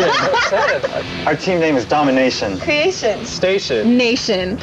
GoldenEye kind of brought us all together. We would play for like 12-hour stretches in high school. Yes. We're definitely group gamers, and we like playing games together. Yeah. We like doing Yeah. things. We like the whole multiplayer aspect Yeah. of video gaming. We all sort of found Call of Duty recently, and we enjoyed the multiplayer aspect of the game, the cooperative aspect. We're really good at communicating with each other in terms of like, oh, I need someone over on my right, I need someone over on my left. Like I'm being shot, I'm dying. Right. That's usually what Heidi That's one of our says. strengths. I'm very worried. We're supposed to be a threat. We think we can take them on pretty well. The four of us have taken on worse things. Yes. I heard someone snort back there.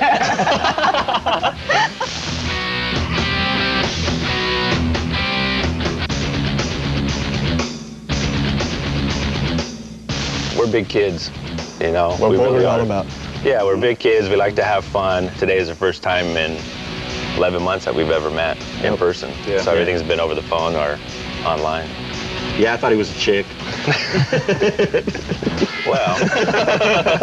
We met each other on SOCOM 1. Me and Brent started the clan Vulgar, and we just met these guys playing every night with them. You meet online and you just, you know, meet with guys that, you know, you're cool with, you get along with. Most of the time, similar styles of play, whatever.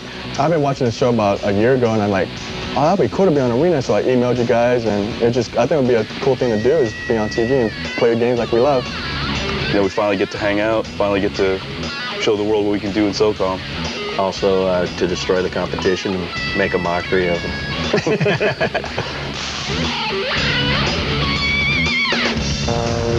Well, it looks like we might have an upset in the making as Team DCSN was unbeatable in Double Dash, but things could get ugly when Team Vulgar steps onto the battlefield in Call of Duty. Will it be destination vacation for Domination Creation Station Nation? I don't know. We'll find out when I take a breath and when we come back to the arena.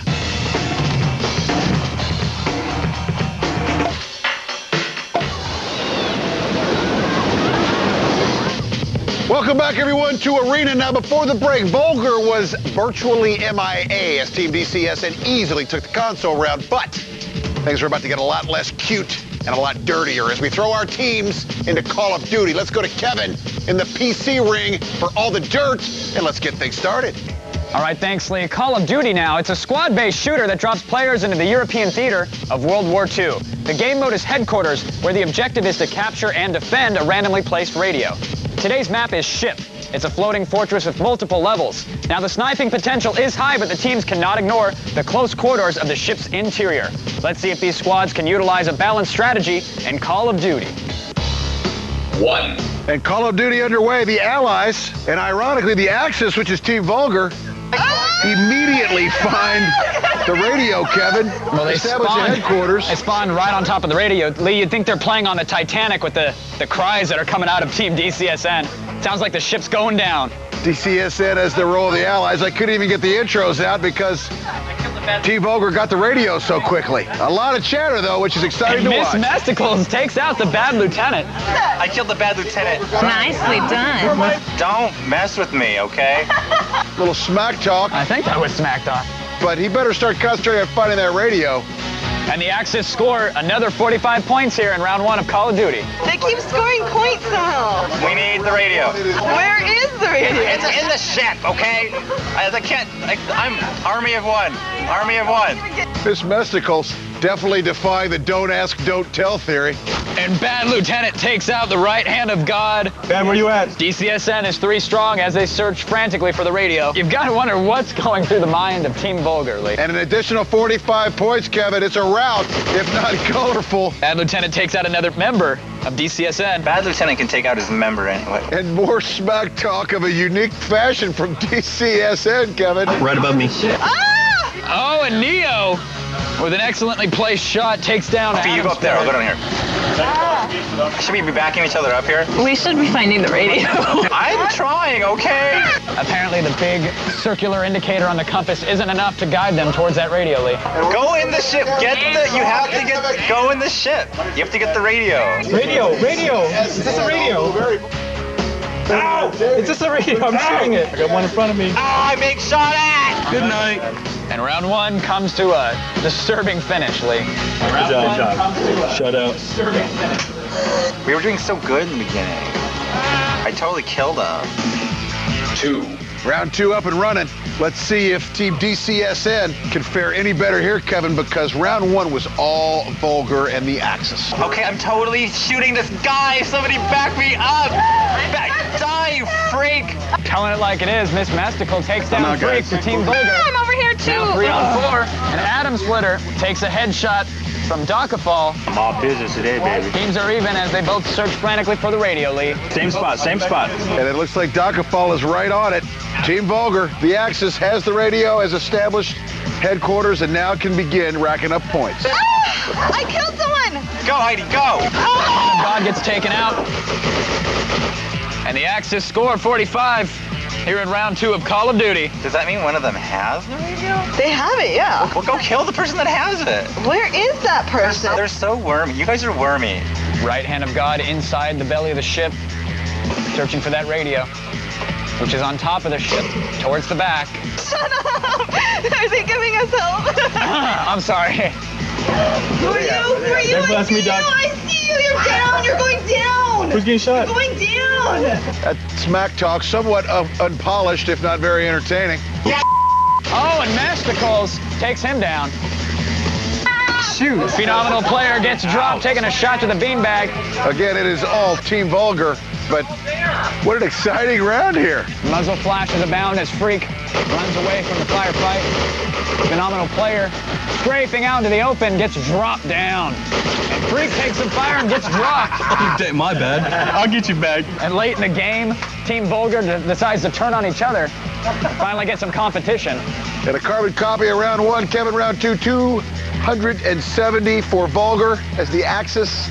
A big goose egg for our good friends DCSN. You guys play, I'm gonna take a nap.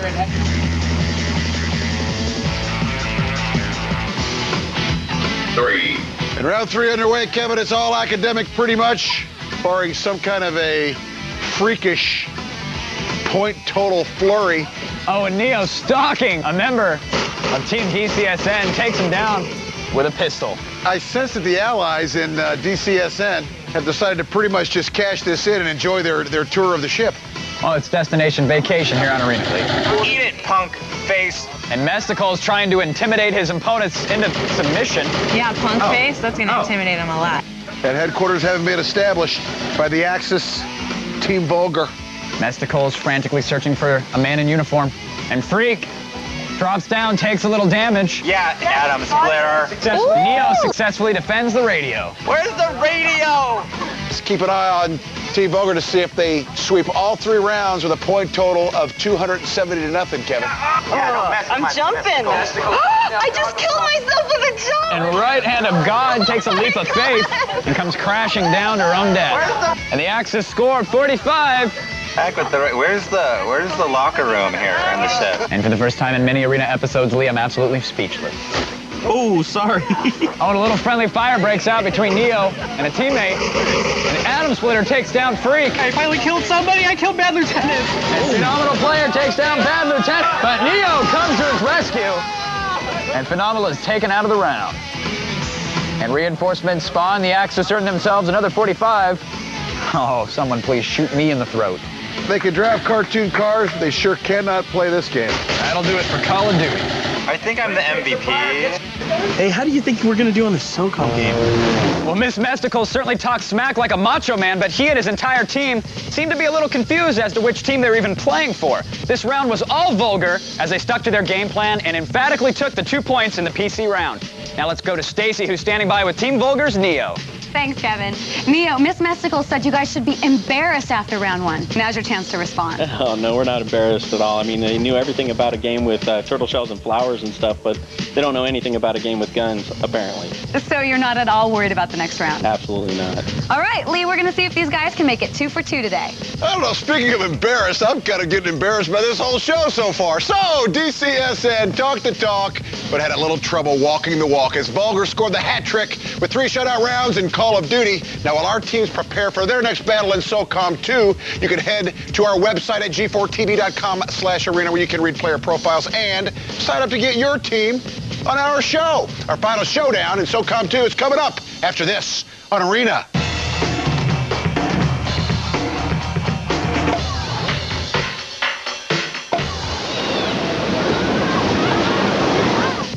Welcome back, everyone, to Arena. Now, so far, Team DCSN has proven that they can hurl turtle shells with the best of them, but it's obvious that Vulgar is much better with machine gun shells, and that could be the difference as we head into our deciding game, SOCOM 2. So, let's go to Kevin to see who moves on towards destination, vacation, and some seashells. Kevin! Thanks, Lee. Our third and final game is SOCOM 2 U.S. Navy SEALs. Now, before the show, a coin flip determined that Team Vulgar will be the SEALs and Team DCSN will be the opposing force. Now, the mode is extraction, where the SEALs must infiltrate their opponent's stronghold and rescue a group of hostages. Today's map is Desert Glory, a multi-level sprawl that features plenty of natural cover. So let's get to the action and see what happens in SOCOM 2 U.S. Navy SEALs. 1. And Team DCSN, as the opposition, will have the hostages in their possession, and Team Vulgar as the SEALs had their work cut out for them, Kevin, but... And right off the bat, Lee, a firefight breaks out as Bad Lieutenant takes some damage, but manages to take down Phenomenal Player. Bad Lieutenant also takes down Atom Splitter, and the right hand of God is taken down as well, but at least one member of DCSN has managed to secure a hostage, it seems. Oh, I got killed. Where you at? Oh! Good job. I gotta make sure he's dead. Oh, Lee. And he's just plugging him while he's down for good measure. I'm voting to remove somebody. This round is over. It's all SEALs. It's all Team Vulgar. Dance, dude. Dance on him, dude. Added gunfire to accentuate the moonwalk. And round one comes to a startlingly quick finish. What are they doing right now? Dance, dude. Dance on him, dude. You know what to do. 2. Team DCSN frantically searching for the turtle shells on this map, Lee. And let's see if round one was a fluke or if DCSN can continue to show such poor performance. Watch out, Duck. Watch out. Grenade, grenade, grenade. And Freak takes out Phenomenal Player. Where are they? But Atom Splitter takes down Bad Lieutenant. I'm looking at the wall. I'm dead. I'm dead. the only one alive. Go hiding. Go hiding. Right hand of God. Hiding. Bodies are flying everywhere, but nothing's being accomplished. Sounds like my bachelor party. I died. Hey, can we play against each other? Come on, Screech. And handguns, everybody handguns. Hey, where's the dead body at? I want to dance. 3 hostages have been rescued, or at least secured. Let's see if a member of DCSN can manage to actually rescue them. And no, the answer's no, Lee. That was a quick answer. And there we go again. The round is over. And we thought Call of Duty was a blowout, Kevin. SOCOM 2 has proven no different. And Vulgar stomping all over his enemy's body, doing a little tap dance. And round 2 is over in just a matter of milliseconds. We may be on the verge of some record here, Kevin, as far as brevity of roundage. I thought for sure we were going to win with you so long. Look, I'm so like... 3. The third, and all indications say the third and probably final round here. Yeah, I'm coming around. And Team Vulgar not even worried about the hostage. They just throw frag grenades right off the bat and take out half the members of Team DCSN. Phenomenal Player running low on health. He gets into a firefight, not able to fend off Bad Lieutenant, who takes him down quickly. Bad Lieutenant decides to celebrate a little bit, maybe prematurely, but probably not. Little moonwalk action. They're going for style points, Lee.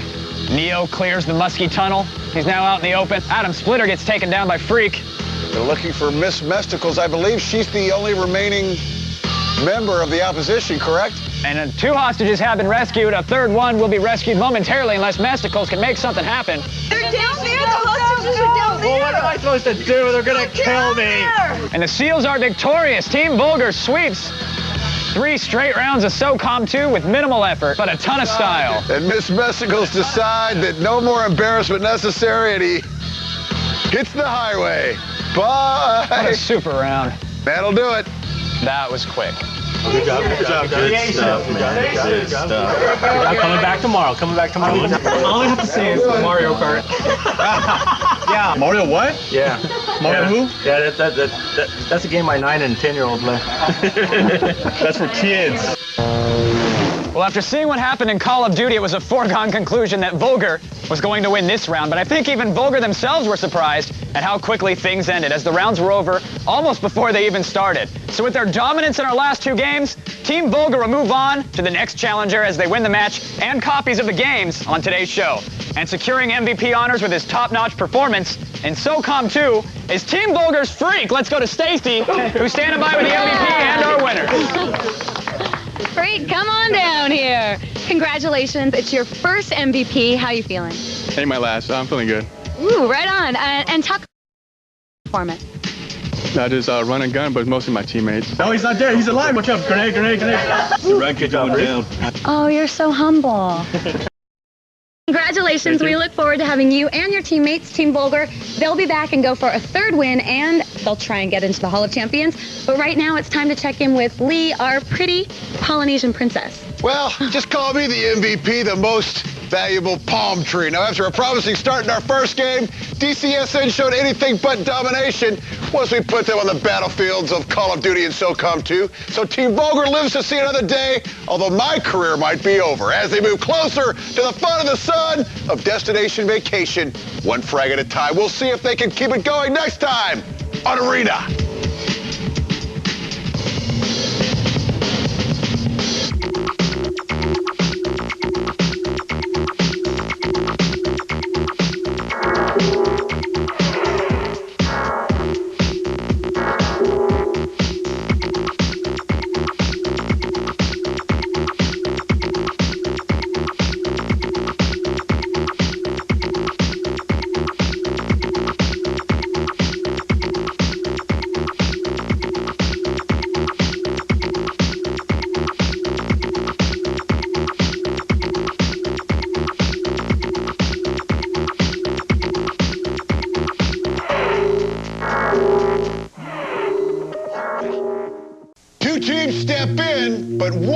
Knocked out. It's the Destination Vacation season of Arena!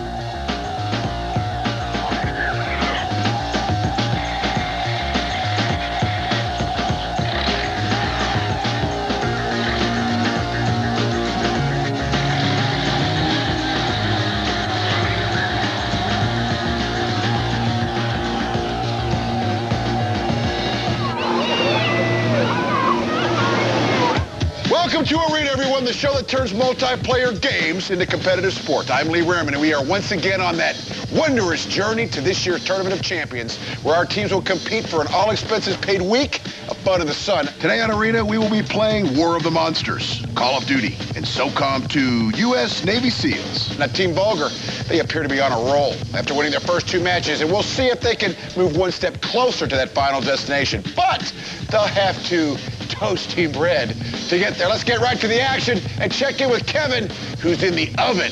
We call it the console pit. Kevin.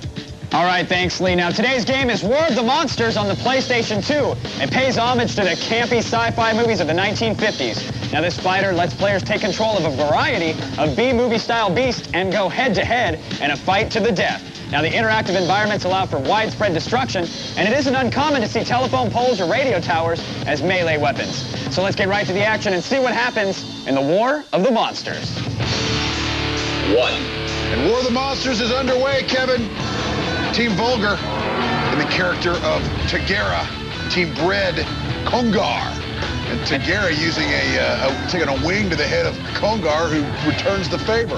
Kongar retaliates with some melee attacks. This airport map, quite interesting and unique in providing these guys with weapons. And Kongar wastes the onion breath of death, misses his opponent, and Kongar unleashes some devastating blows right to the chin of Tagara. And Tagara is down, and I believe he's out of health, Lee. Kongar for Team Bread, the victors. 2. And for Vulgar, Kevin, it's Dakafall, and for Bread, it's Toast. Kongar leaps down from a building and goes to grab a police car, but gets a face full of pain as Tagara lands a punishing blow. Picks up some health, though. His bar's right back up there. And Kongar's down on the ground, gets back up and retaliates with a 2-hit combo. And Tagara wastes no time reversing it. This is like a high-stakes tennis match. Great volleys, ebbs and flows. I'd love to see Venus and Serena beat the out of each other. I'd like to see Anna Kournikova beat the out of me. Tagara getting precariously close to that low health level. Well, close is one thing. Running out of health is another as Tejera goes down in round 2. 3. And for Team Volgar, Kevin is Band Lieutenant. And for Bread, it's Stackman. And Tejera wasting no time attacking Congar and using those long-range attacks to take away even more health while he's on the ground and helpless. Finally, Congar lands a blow. Congar is having turned the tides by using the old-fashioned method of just beating the snot out of him. And Volgar, excellent strategy, using his head to absorb the fist of his opponent. Loses a little health, but stylistically, I think he gets some points. And unleashes a devastating special attack, knocking Congar back, but not down. As he gets up quickly and retaliates. The button mashing ensues as both players are very low on health, and Volgar takes one too many to the noggin, and down he goes as Team Bread takes round 3 of War of the Monsters. 4. Coming up on our 4th and final round, Kevin, let's see if the newcomers, Team Bread, can make it a clean sweep. And Volgar putting on a show, like Rareman in the dressing room, flexing in front of the mirror. And Tejera gets knocked deep into the drink as Congo follows. A lot of playful banter going on in Team Bread's area of the console pit. You can tell these guys are getting comfortable here on Arena, Kevin. Oh, yeah, this round is ending in nakedness. Low health for Tejera. There he is, flexing again, putting on a show, Raptor style. Oh, and there it was, the Onion Breath of Death. Takes down Tejera and gives the win to Team Bread. Well, we had some close battles, although Team Bread quickly mastered the special moves and took the console point. But it turns out their biggest strength was actually Team Volgar's consistent weakness in our console round. Now let's check in with Stacy, who's standing by with Team Bread's Stackman. Thank you, Kevin. Congratulations, you took the win in 1:30. How'd you do it? To be honest with you, I just button mashed a little bit. I've never seen the game before, so I just kind of got in there and tried to learn the moves real quick and get in there and take them out. But it goes to show you what we're up against with the other team. If somebody who can come in here and never played a game before can beat you. Smack talking. Well, they traditionally lose the console round and then take the next 2. Are you worried about Call of Duty? Not at all. Not at all. Call of Duty is one of our strengths, and I think we'll come out on top. Okay, let's see if all his military training's going to pay off. Here's the rest of his loaf. Team Bread and the reigning champs, Team Volgar.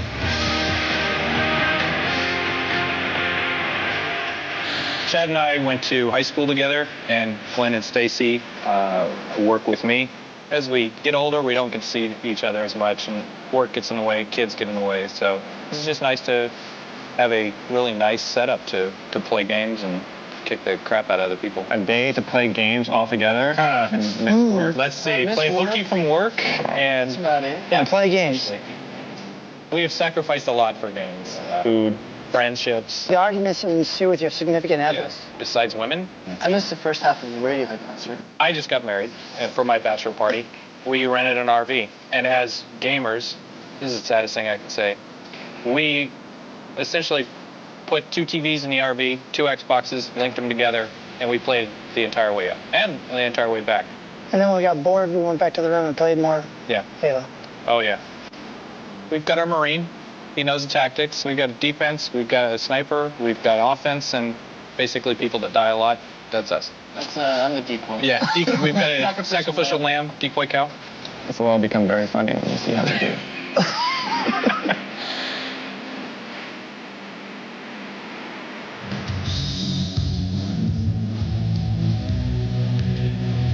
We have a really large team. A lot of them couldn't be here. Basically coming here, though, is the first time we've all actually gotten together, and it's been a really great experience. Our object was here is to find out if we could get this far, and now that we're this far, go all the way. It's all the way now. Really, it's a team effort.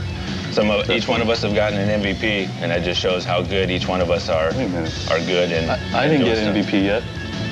I think we came together as a group, and we realized that even though we play online, we play games, we are somewhat of a family. I just pretty much think that our strategy now is going to be just deciding whether we're going to shoot them in the midsection or in the head, you know. Rifle or pistol. Yeah. They're drawing maps and figuring out points where to be, and you know, you could draw maps all day long and say I'm going to be here and I'm going to be there, but when you're shot dead, that ain't going to help you.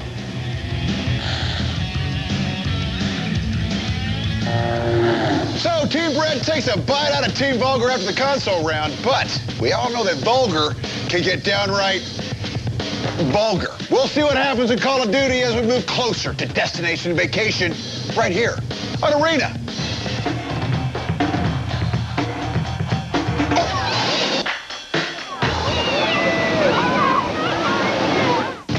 Welcome back, everyone, to Arena. Now, Team Bread rose to the occasion and swept the console round in War of the Monsters. But, as we've all seen before, Team Vulgar, they like the feeling of cold steel and their warm mitts. Let's go to Kevin, who's getting things warm in the PC ring, because he's going to start talking about Call of Duty. Kevin.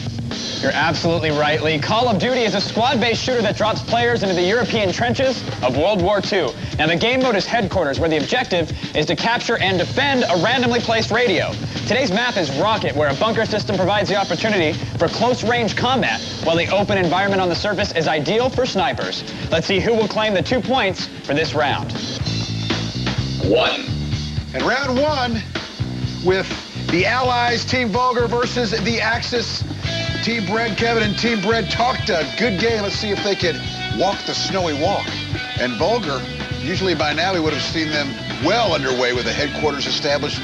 So far, not the case. Right, you are, Lee. Normally, though, they're lucky enough to spawn right on top of the radio. This time they have to work for it. And Dockafall does just that, gets there to secure the radio, but gets taken out by a member of Team Bread. Where are they? He's at the radio. And Team Bread, believe it or not, Lee, Team Bread is securing the radio. Looks like they have done just that. Bad Lieutenant gets taken down, and Toast follows suit. Unfortunately, it was friendly fire. Stacy, you were shooting at me, man. Toast, you dumbass. And Dockafall with a headshot takes down Stackman. The radio is destroyed. You guys go get the radio. Yeah, I'm going. I'll watch the outside. Both teams searching for that radio, and it looks like Team Bread is already in position to secure that radio, but he gets taken down as a member of Team Vulgar comes up. There's 2 left. Sorry. Doe takes down Dockafall. Freak takes down Doe. And what an epic battle we're seeing, Kevin. The radio. Get it. I'm capturing it. And now the Allied team is in control of the HQ. Team Bread, having freshly respawned, making their way back towards that radio. I got one behind me. Bad Lieutenant takes some fire and gets dropped. The Stackman makes his way towards the radio. Freak trying to defend it. I think I'm out. I'm gone. And Stackman takes down Paperbag Rider. Wants the glory for himself as he destroys the radio and earns his team a whopping 8 points. Please stop killing us. For Team Bread, they did an excellent showing, but it wasn't excellent enough, Lee. God, I hate this game. 2. Round 2, Kevin. Round 1 was Vulgar, but round 2 with Bread having 1 round under their belt could be very different. And Team Bread right away has established their HQ. They have control of the radio. Oh, and Neil for Vulgar comes around the corner going in to secure the radio. Runs right into the prone member. Just camping. Doe for Team Bread. Very nice. All of them are coming for you, though. Doe having taken up that prone position right there next to the radio. As opposing team members try to enter, he just picks them off like ducks in a barrel. Doe sneaks out and pops Freak for Team Vulgar. Bad Lieutenant takes down Paperbag Rider. Freak eliminates Toast, and they are destroying the radio lead. Team Vulgar has managed to do just that, scoring themselves 9 points and forcing that radio to spawn somewhere else. Toast for Team Bread gets eliminated as well. It's all Vulgar for this radio spawn, Lee. 2 in the bunker, 2 in the bunker, 3 in the bunker. And Team Bread respawns, but the radio pops into position, and Team Vulgar is securing it as we speak. And they have set up their HQ, Lee. Team Vulgar is in possession of the radio. Stay on the radio. Stay on the radio, guys. We got to control that radio. And Stackman tried to destroy the radio, but did not notice. Dockafall for Team Vulgar. And Team Vulgar assumes the lead. Grabs 45 points, but Team Bread answers right back by destroying the radio, nabbing themselves 41 points, Lee. I'm getting to the radio. You guys just hold them off. And the Allies have set up their HQ. Freak gets taken down, but so does Stackman and Toast. And checking my math, if the Allies can hold on to the radio, Kevin, they can win this one. Well, the Allies have control of that radio now, Lee, and unfortunately, Team Bread, at least most of the members, are stuck waiting to respawn. Doe for Team Bread pops his head out, takes out Bad Lieutenant. Very nice. And he's destroying the radio. This is going to win it for them. Doe, with an outstanding performance late here in round 2, manages to destroy the radio. And he grabs his team 10 points and stopped the Allies from taking the lead here in round 2. Damn. What a difference, Kevin. That was a 55-point swing. And time ticks away, and Team Bread takes round 2, 96 to 54. I don't understand what happened. Then just grab a gun and start running, man. 3. 1 each for the Allies, for Team Vulgar, and the Axis, Team Bread. And both teams searching for the radio right away, but Team Vulgar is there within moments. I got it. And Team Volger has established the HQ. They're in possession of the radio. Get in the bunker. It's going to be tough for them to get into a well-entrenched team, and Stackman finds that out the hard way as he makes his way around the corner and gets taken out by a member of Team Volger. Down goes Toast. I can't get to the radio that quick, man. Yeah, they've responded right next to it. Dockerfall takes some damage near a doorway, retreats back. Stackman makes his way down. Bad Lieutenant takes down Toast and Doe and Stackman. Bad Lieutenant is on a killing spree. That is the man. And Lee, the location of the radio clearly helping Team Volger out in this case. Remember, call those grenades out. Well, anytime it's in a close quarters like this, it's a lot easier to protect it than it is to blow it up. And down goes Paper Bag Rider. Volger has really responded to the challenge here, Kevin. Lee, it's very tough to get in there against a team that's well entrenched like Team Volger. Doe tries, he takes out one member of Team Volger, but Bad Lieutenant retaliates. Oh, kill him. And Stackman peeks around a corner but gets taken out. Good job, Bag, good job. Hold that door, man. And watch the door. Oh, and Lee, 2 members of Team Bread managed to break through the barriers. Oh, they got it. They managed to destroy it, earn themselves 20 points. But it may be too little too late, Kevin, as time winds down here. We need to get that. We need to get it. We need to set it up. You on your 6. Don't matter, just go. All 4 members of Volger up top, fighting it out on the surface. Toast for Team Bread down below, waiting for that radio to respawn. It's underneath. Go. I'm there. They are now in possession of the radio. Any points could help, at least towards the MVP, as Freak is taken out by Stackman. All 4 of them are up. Bad Lieutenant for Volger switching weapons as he comes around a corner. Grenade going in the hole. Holy cow. I don't think we can come back from this. They're coming down the main corridor. And under 10 seconds now, Kevin, it will be Team Volger in a fantastic battle. And that's going to do it. Team Volger takes Call of Duty, but what a tough battle for our reigning champions here. That's the job, baby. That's now it's SOCOM. And in our closest Call of Duty match yet, Volger and Bread split the first 2 rounds, but in the decisive 3rd round, Team Bread crumbled, and Volger took the 2 for winning Call of Duty. Now let's check in with Stacy, who's standing by with Team Volger's Freak. Thank you, Kevin. Freak, congratulations. But what is Bread doing that's keeping the competition at such a high level? It's most of our mistakes. We get lost when we're underground looking for the radio. I think they don't know where they were going. Not guys, we got lost. When we did find the radio, we just held down the base. Now, SOCOM is next. It's your game. Are you at all worried heading into round 3? I am, then I'm kind of not, because like I said, I don't want to take anybody for granted. They could be good, but then they could be our last competition. We just wipe them out. Well, we'll see what happens. It's good to keep a humble attitude, unlike someone we know, Lee Rearman.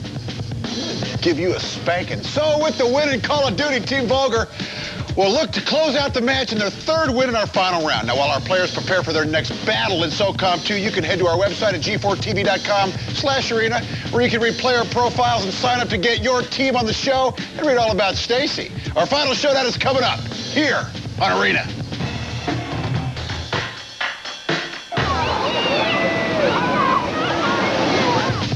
Welcome back, everyone, to Arena. Now, early on, it looked like things were going to get ugly for Team Volger as our challenger, Team Bread, dominated the opening round, the console round. But with their usual military-like precision, Volger came back to win Call of Duty, like the military monsters that they are. Now, can Team Bread sandwich 2 wins together and knock Volger off the throne? Let's go to Kevin to find out who moves on toward destination vacation in our next round. Kevin. All right, thank you, Lee. Now, our 3rd and final game is SOCOM 2 U.S. Navy SEALs. And before the show, a coin flip determined that Team Bread will be the SEALs and Team Volger will be the opposing force.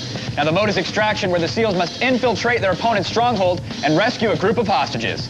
Today's map is Fishhook, which is set in a seaside village that's seen some better days. Now, there are plenty of opportunities for close quarters combat, but snipers will also feel right at home. So now let's get to the action with SOCOM 2. 1. In SOCOM 2, Kevin, it's all come down to this. Bread are assuming the role as the U.S. Navy SEALs, with Volger trying to commandeer and keep those hostages under their thumb. And Team Volger clearly are SOCOM 2 veterans. Let's see if Team Bread isn't seasoned at this game. Seasoned Bread. Come on now. Team Bread moving in tandem now. Looks like they've split up into 2 groups. It looks like Freak took down Doe for Team Bread. Got to watch out for the snipers as Bad Lieutenant sneaks up from behind, outflanking his opponents, unloading on the landscape. Eventually gets his crosshairs up and takes down Stackman for Team Bread, and there goes Toast. 1 member remaining for Team Bread. Let's see if he's able to rescue those hostages.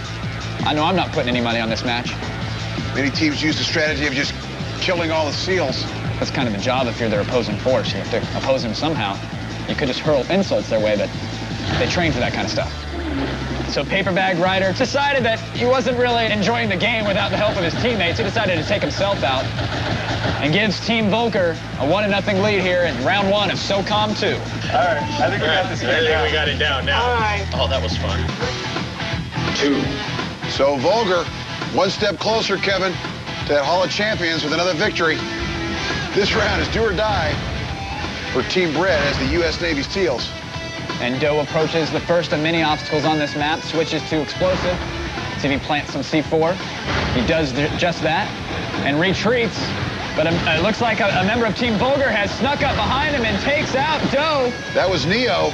Doe's got to be feeling sour right about now. Oh, man, sourdough. I get it. I get it. Huh? You like that? He's going to need some Neosporin. Oh, because Neo took him out, right? Classic. They toasted that bread. It's a battle of the puns because, well, there's not much of a battle going on anywhere else. It's all Volker. And SOCOM 2. Freak just unloading ammo into Stackman. He's down, Freak. Let him go. Come on, buddy. Oh, Round 2 is over. Leah's Team Volker takes yet another one in SOCOM 2. I see no twitching. He's dancing. 3. And as soon as we thought that Brett had a chance, Kevin, rounds 1 and 2 were runaways by Team Volker. Playing possum, Lee, playing possum. Brett better pull it together in this round, because it's all but over. If last round was do or die, this one could be quickly dead. I got this side, I'm going down the middle. Were you guys throwing grenades at the... And notice the strategy by Team Volker right off the bat. Dockafall chucking some grenades over the wall, and he takes out Stackman.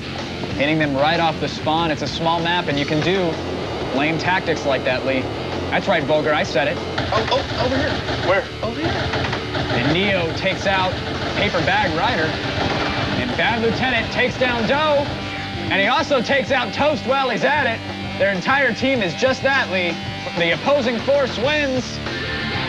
3-0 for Team Volker, our SOCOM 2 vets.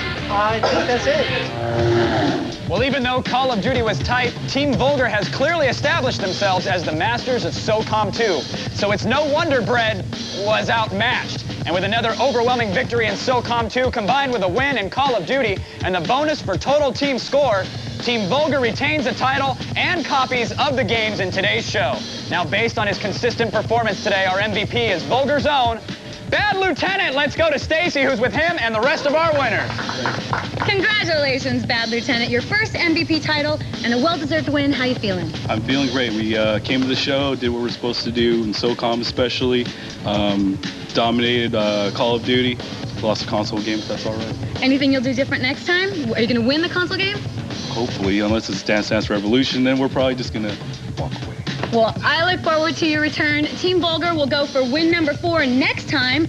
And, Leanne. Yes. Speaking of dancing, I think I'm going to dance a little bit over here. And speaking of Wonder Bread, I think they are now burnt toast because it looks like Team Volker is content luring their opponents into a false sense of confidence in our console round and then take it over once the guns get involved. We'll see if they can get one step closer to the fun and the sun of Destination Vacation next time. Same place, right here on Arena. 2 teams step in, but one is going to get knocked out. It's the Destination Vacation season of Arena!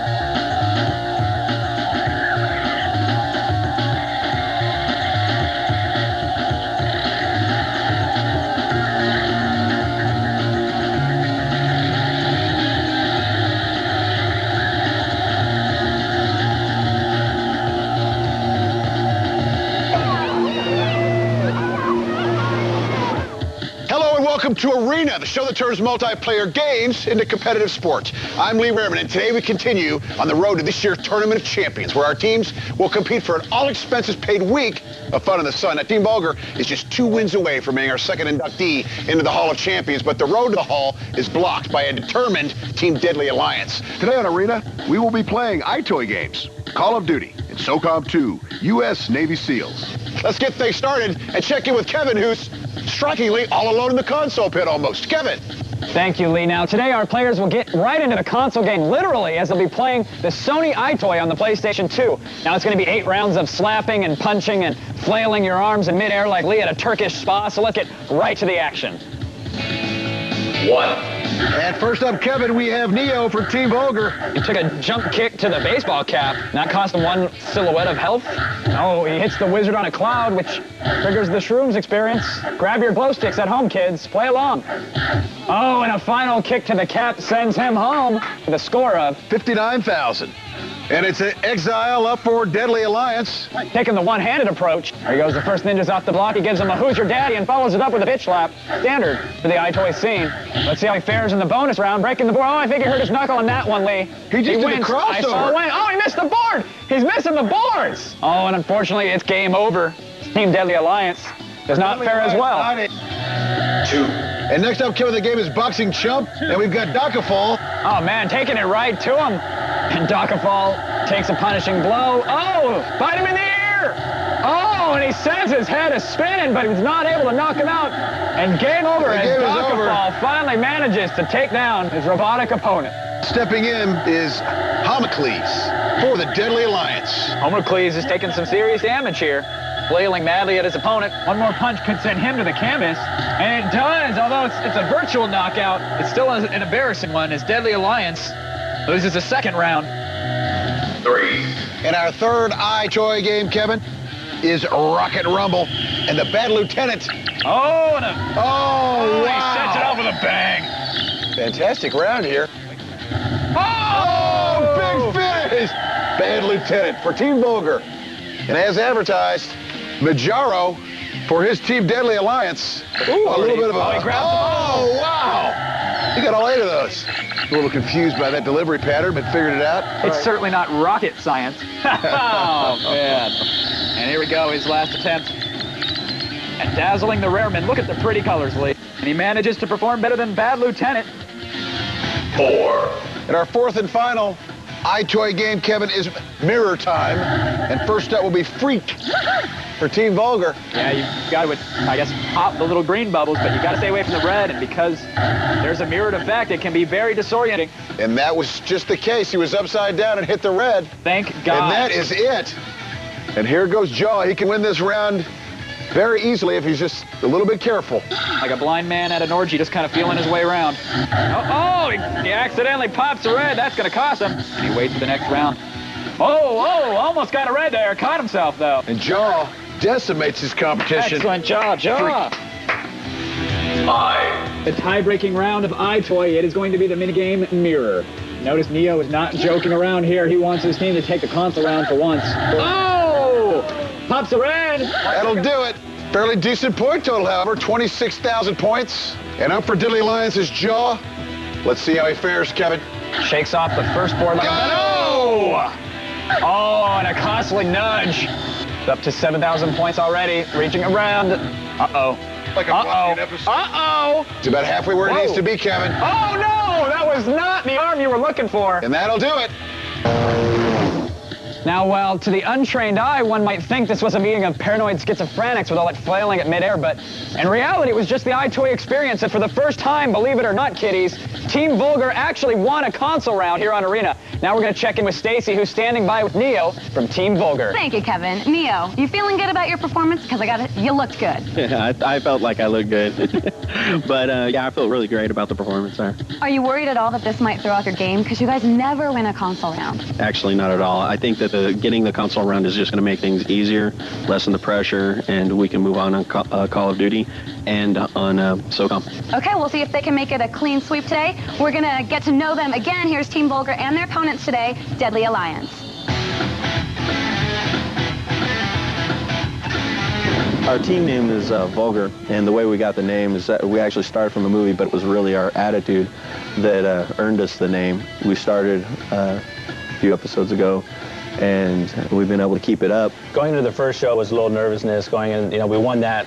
You figure, okay, well, that's cool. At least we didn't get embarrassed on TV. But at least for me, every time we win and go to the next episode or next show, it's gets a little bit more nerve-wracking. Last episode against Team Bread, it was really good, especially Call of Duty. It was a tough game. We kind of felt, a little bit that we were getting taken down by them because they obviously had more experience than us. It was funner playing against a more difficult team because then it was more exciting. But I think we're still pretty confident in, our ability overall, especially in the fighting games, the military shooting games. We're in the next 2 episodes.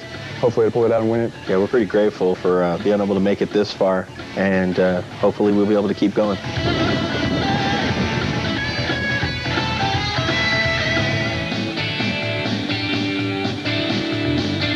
We all either have worked or currently work for, a major electronics company, Fry's Electronics. I'm a supervisor. Keith. Take returns. I deal with upset people all day. I'm on the floor in software. I don't work anywhere. I just go there to annoy everybody. I work 6 days a week, and when I'm on break, when I'm on lunch, before I go to bed, that's when I play. Probably about 3 hours a day or so. I play games whenever I get home from work till it's time for bed. That's it. Pretty much the only chance I get to play games is either on my days off or after I close at work. Since I'm unemployed right now looking for work, I do it about every day. Most people say to play to have fun. I say screw it. I can't stand losing. I think we stand a good chance, but I'm a little nervous going against Team Vulgar. They've won 3 matches in a row. That's pretty good. We hope to take Call of Duty. We've been practicing our strategies and talking about it, but as far as SOCOM, we're kind of in the dark. We're coming after you, Team Vulgar. You better watch out for us. Team Vulgar is in an unfamiliar position, having the lead after our first round of play, but they better hope this reversal of fortune doesn't continue in Call of Duty, as they've been unstoppable up to this point. We'll see what happens as we move closer to Destination Vacation right here on Arena.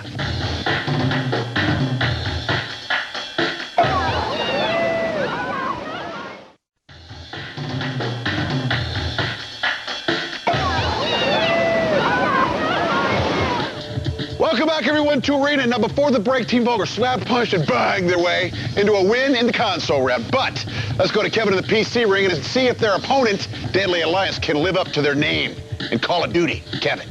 All right, thank you, Lee. Now, in Call of Duty, it's a squad-based shooter that drops players into the European trenches of World War II. Now, the game mode is headquarters, where the objective is to capture and defend a randomly placed radio. Today's map is Brecourt, which is a fairly open environment that features plenty of natural as well as man-made cover. So let's see who will claim the 2 points for this round in Call of Duty. 1. And Deadly Alliance as the allies with Vulgar as the Axis, Kevin. I'm already on it. Neo for Team Vulgar, securing the radio lead. Once you have the radio, each 45 seconds, you garner 45 points. If you destroy it, you gain the balance of the time that has not expired. Watch out, back up. Grenade. Excellent communication by Team Deadly Alliance, trying to avoid the friendly fire at all costs as Freak drops Jaw for Team Deadly Alliance. Oops. Bad Lieutenant gets taken out by Homercles, and Docafall takes out Exile. Team Deadly Alliance trying to march in through the front door. It's not working for them thus far. They have not even been able to get close to that radio lead. He's around the radio. Behind us. Okay, I'm watching your back, Freak. And this could cost them here. They're switching it up. They're camping the radio, and they're getting dropped. As Neo for Team Vulgar gets dropped down as well. Majuro takes out Bad LT, and now the search for the radio begins, as several members of Team Vulgar are now in limbo. Majuro takes down Freak, and Majuro also mows down Neo, and now it's all Majuro for Team Deadly Alliance as he manages to destroy the radio lead, grabbing his team 30 points. Let's go. I got it. You got it? And the muzzle flashes are everywhere. God dang. As Team Deadly Alliance takes it to Team Vulgar. And Deadly Alliance are newcomers here, managing to secure it. And a good deal of time left, Kevin. Absolutely right, Lee. Watch out. Tunnel. And Homercles just clips 2 members of Team Vulgar like it's nothing. And Neo gets popped by Majuro, using that Garand to keep everybody at bay. 135 to 120. Our defending champions, Vulgar, squeaks it out. Let's see if Team Deadly Alliance can turn the tables in round 2. That was close, guys. We can do it, though. Wonderful, beautiful Germans. 2. And round 2 is underway. Neither team wasting any time rushing that spawn radio. Neo, get it. Oh, shoot. They're going to get it. Bad Lieutenant taken out, as well as Homercles and Docafall, and Neo securing that radio for his team. They're there. I can see them. And fire breaks out as we see the dust kick up around Neo. And the Axis have set up their HQ, Lee. They are in control of the radio. Oh, behind you. Homercles takes down Freak. Homercles also takes down Neo. One left. Homercles is a wrecking machine, taking down Bad Lieutenant as well. Well, let's go for the radio. Team Deadly Alliance has a shot at the radio, and they're destroying the radio, Lee. Towards the radio. Go this way. Who's got the radio? I'm on it. Get him. Go, Majuro. And Majuro gets taken down by Dokapol. They're in the room. And the radio is live and wasting no time. Team Vulgar camping the radio room. The Axis are in control yet again, but not for long. Flush him out, flush him out. Grenade it. Ooh, freak. Grenade, freak. I'm down too. Deadly Alliance is right on top of that radio as time winds down. Homer Cleese securing it. He manages to detonate it. The Allies score 20, but it's not enough to take the lead, Lee. We get the radio one time, we're still in there. Make sure we get that video. We can't afford to lose it. Homer Cleese goes down thanks to some friendly fire. Majuro clips a teammate, pauses to reload, but does not do it in time. Majuro gets taken out now. Radio's in play. Get the radio. An exile for Team Deadly Alliance. Thrown by the radio, securing it now, so teammates there to help back him up. Dokapol gets taken out, and Majuro, excellent aim with that Garand as he takes down Bad Lieutenant, successfully defending the radio, but it's now being destroyed. Help me out, guys, help. He's there, get to the radio. A lone member of the Axis, Freak, calling for help, and he doesn't receive it. He is unable to destroy the radio, and Deadly Alliance retains control. And Majuro is downright deadly when he's peeking down the sights of that Garand. He's picking off members from afar, almost using that gun like a sniper rifle, Lee. The Deadly Alliance, the newcomers, take round 2 with a score of 114 to nothing. That was good. Nice job, guys. Here go the sleeves. And round 3 underway, Kevin, for Call of Duty. It's the rubber match. What a battle we have on our hands. To the barn again. I'm almost there.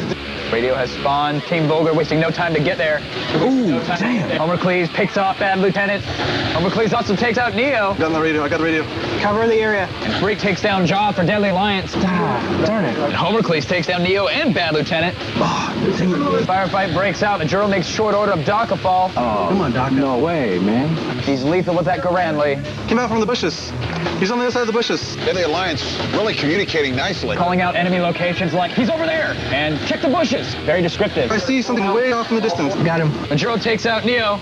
Team Vulgar's now back in it, 4 strong with full health. Dokapol picks off Homer Cleese, and Neo takes out Majuro. Team Deadly Alliance is only 2 strong. This is Vulgar's best shot. Behind you. Turn around, turn around, turn around. And a third member, it looks like Jaw for Team Deadly Alliance, is dropped. You can take them all. And Exile's trying to protect that radio. Damn. And Exile's doing a damn good job as he takes down Freak and Bad Lieutenant. This could determine the round here, Kevin, if he can do it. And Exile takes down Dokapol. Neo's got a clear shot to the radio. No one in sight. He better hurry. But he's only got 2 seconds remaining. I don't think he'll be able to destroy it. He's working on it now. 45 points to the Allies. The Allies spawned too far from the radio, and the Axis managed to destroy it and earn themselves 38 points. Okay, it's where it was by the gun. Yeah, I got the radio. Deadly Alliance still in control of the radio here in round 3. And Majuro, taking fire, manages to take out Freak under pressure. I really hate this game. And follows it up by taking out Dokapol. Oh, no way. I'm still amazed by Majuro's skill with that Garand, Lee. Firing blindly into those bushes, leading his enemy even though he can't clearly see him. Manages to pick off everybody, it seems. Whoop, guys. Combat Academic now, Kevin, time winding down. Round 3 goes to Deadly Alliance. 180 to 38. Call of Duty goes to Deadly Alliance. How many snipers do they have? That guy's good, dude. This game sucks. At least we can say we won something. And in what has to be considered a monumental upset, Team Deadly Alliance, on the strength of Majuro's sharpshooting, shows Team Vulgar how it's really done in Call of Duty. Now let's check in with Stacy, who's standing by with a man who's got an eagle eye, Majuro.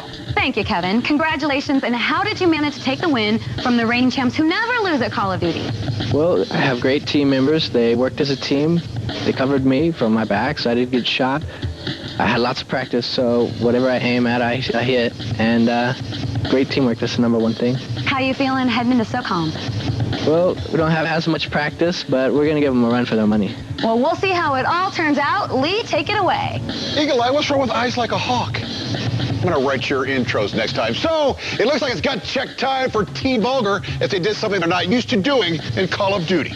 They lost. Now, while our players prepare for the final and deciding round, you can't go wrong, nor would you lose if you go to our website at g4tv.com/arena, where you can read player profiles and sign up to get your team on our show. Our final showdown is coming up right here on Arena.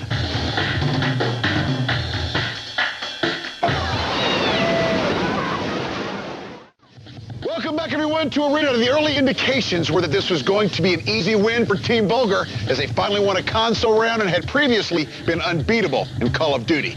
But Deadly Alliance did live up to that name. And so our final round will determine which squad moves closer to Destination Vacation. Let's go to Kevin, where it's getting warm. Kevin. Thank you, Lee. Now, our third and final game is SOCOM 2 U.S. Navy SEALs. Now, before the show, a coin flip determined that Deadly Alliance will be the SEALs and Team Vulgar will be the opposing force. Now, the mode is Extraction, where the SEALs must infiltrate their opponent's stronghold and rescue a group of hostages. Today's map is Death Trap, which features a military base built into the side of a hill. Now, let's get to the action and see what happens in SOCOM 2 U.S. Navy SEALs.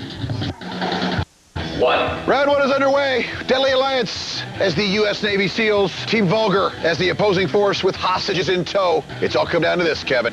SOCOM 2 clan is not only playing for points, but they're playing for pride, Lee. It would hurt even more losing to these relatively inexperienced newcomers, and it looks like a strategy they're using now is moving the hostages around. Vulgar's been here many times before. They know how the game is played. They're familiar with, if nothing else, they're familiar with playing it in the green room. And all four members of Deadly Alliance trying to swarm into the back door. One of them gets taken down. There's a guy. Get him. And Majuro, standout player in Call of Duty, takes down Freak for Team Vulgar. It's now a 3-on-3 round. Good job. This map having routed our players underground, tough environment, and a firefight breaks out. And Bad Lieutenant takes down Majuro and Jaw. Oh, man.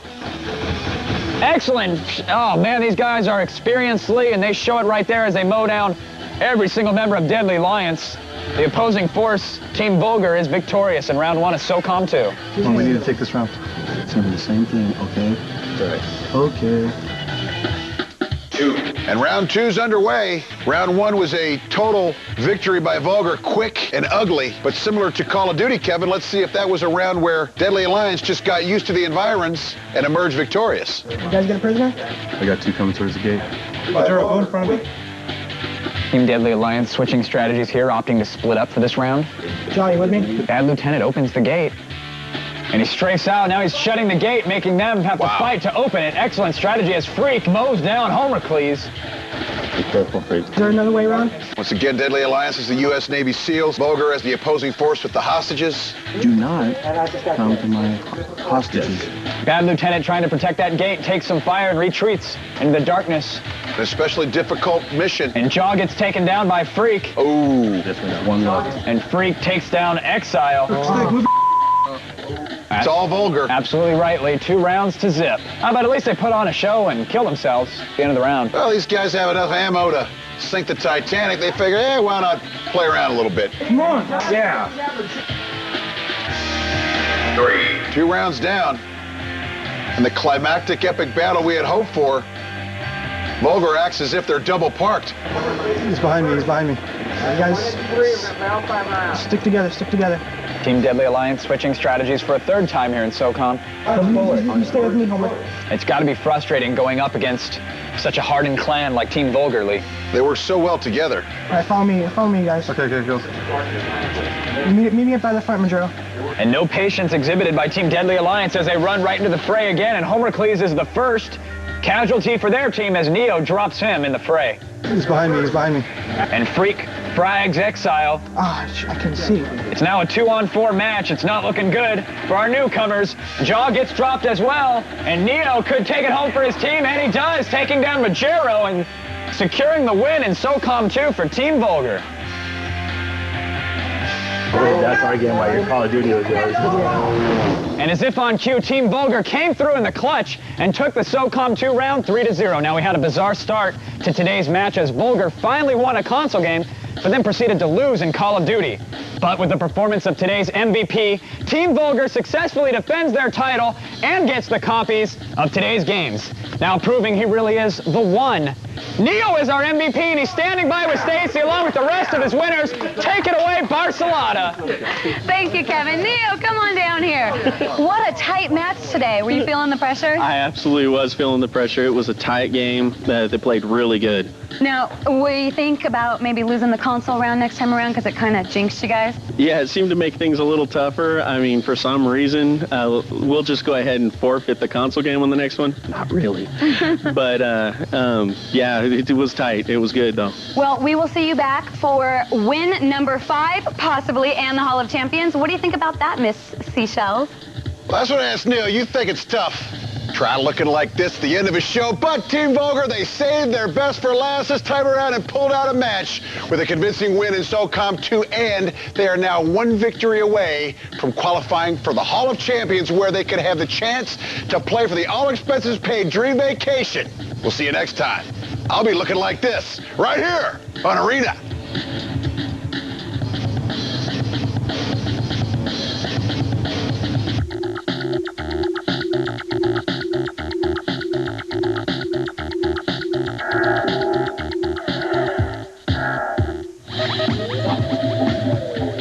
It's up to you to choose which games win at this year's G4ia, the award show for gamers. Go to g4techtv.com/G4ia and decide who gets best game, character, soundtrack, and more. Press, vote, and make your voice. Two teams collide, but one will survive. It's the destination vacation season of Arena!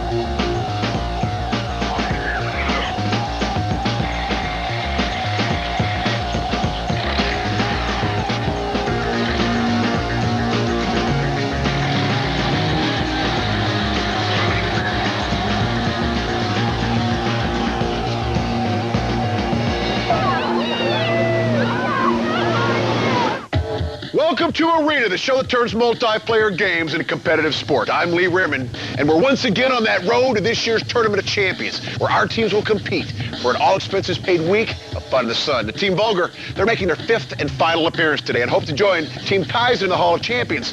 But the Cross-Eyed Peas, they stand in the way, along with 3 rounds of intense action with Soul Calibur 2, SOCOM 2, and Unreal Tournament 2004. We'll meet our teams a little bit later. Let's get to the action, and let's get to Kevin, who's in the console pit. Kevin.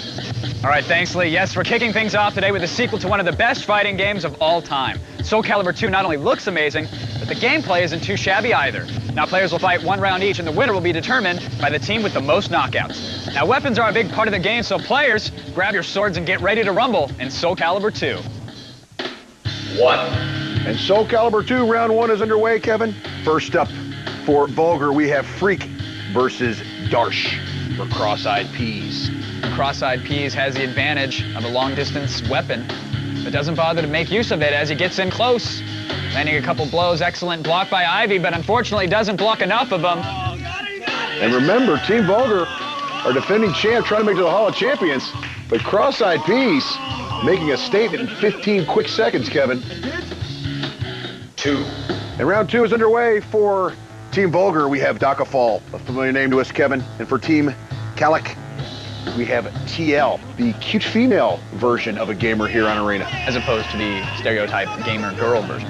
Not that they're not cute. I'm not touching that one, and I touch most things. Battle is underway. Team Cross-Eyed Peas with an early lead in a console round. Some devastating blows far away using that bow to their advantage. Dakafall rolls out of the way with some excellent, I guess those are, I don't even know what that was, but he poked him to death, that's for sure. So Cross-Eyed Peas loses the second round. Dakafall wins it for Team Vulgar. 3.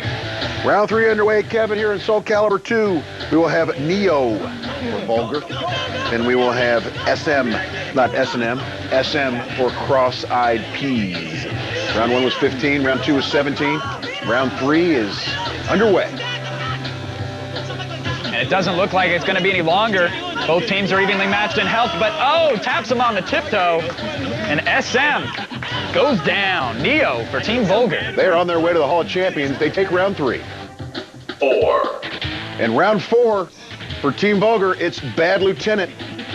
And for the Cross-Eyed Peas, it's Monster. And Kevin, for the Cross-Eyed Peas, they better get something going here because Vulgar can just smell that Hall of Champions. That was a lot like the backseat of your Jeep. Bad Lieutenant, Monster thus far evenly matched. Bad Lieutenant doing an excellent job of using the range on that sword once it breaks away. The Bad Lieutenant takes the round, and Vulgar blows out Team Cross-Eyed Peas in the console round, Kevin. My secret moves were working! So the Cross-Eyed Peas look poised to pull the upset after winning the first round, but Team Vulgar came around quickly and took the last 3 to take the console point. And now it's my pleasure to introduce to you the latest weapon in Team Arena's arsenal. She's tough, she's sassy, And she's here to keep Lee on a very, very short leash. Her name is Flo, and she's standing by with Neo. Hey, Kevin. Neo, whooching, you are a hot babe. So what was your strategy? Was it that long sword reach? Yeah, actually picked that up in the middle of the round, started figuring that out, and took it to our advantage. Yeah, you sure did. Well, SOCOM is next, and in the past, you guys have just creamed the competition. Do you think you're going to be a little too cocky going into this? Yeah, actually, I think we are going to be a little cocky, but, but our other team's just going to have to get used to it. Well, excuse me. Well, let's check out your team and the other team, Cross-Eyed Peas. Here we go. To get retired would be an honor. That's what we shot for from day one. We all came here to go all the way. We're dedicated to it, going to the Hall of Champions. If we don't make it, it's still been a great experience. To be the second team into Hall of Champions and sit next to Team Kaizen and wait for everybody else, it's fine by me. You know, they got a little attitude like we do, so why not have the two teams with the best attitudes? Yeah, Team Kaizen, I can hardly wait to get my hands on you guys. Yeah. Really. Yeah, we're getting another haircut. I think we're looking for one more victory, and that's what Team Vulgar is all about right now. You know, like they say, ride together, die together. It's all on the line now. Today's game is our Hall of Champions game.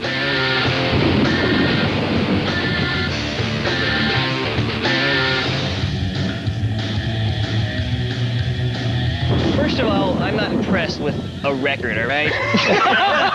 Records don't mean anything. Bring the game today. It's all about today. You know, nobody cares about your record. You're still going home, all right? Yeah, records today, CDs are everything. Okay, records, I'm not impressed, okay? I don't even own any. So, okay, our big plan today, we decided we're gonna kill all their guys before they kill our guys. That's it. That strategy coming at you, the teachery. You guys at home, you can use that. I'm really just hoping that my teammates know where the fire button is. Firing? And if we lose? They'll be screaming and taunting of you guys by me. But I can't. I'm scapegoating you. That's funny, because I was thinking the exact same thing. I was thinking of pushing it all on you, too. I think we both. So if we lose, we all see it was him. All right, well, I drove, so it's funny. Let's hurt him. Let's hurt him. Stop it up. Friendly fire is on. Friendly fire is on. Watch your backs. So the Cross-Eyed Peas look like a fun bunch, but they've got their hands full with Team Vulgar, whose MO has been to start slow but finish strong, and today was no exception as they lost the first round but rallied with 3 consecutive KOs to take the point. Now we come back, our teams will lock and load in SOCOM 2, and later they'll head to the future with the arena debut of Unreal Tournament 2004. That's all coming up as we inch closer to Destination Vacation right here on Arena.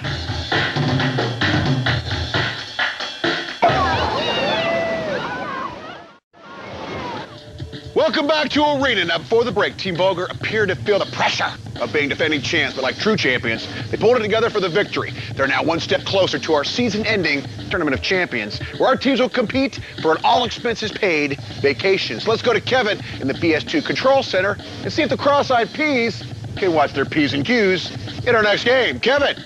All right, thank you, Lee. Now our second game is SOCOM 2 U.S. Navy SEALs, presented by the U.S. Navy.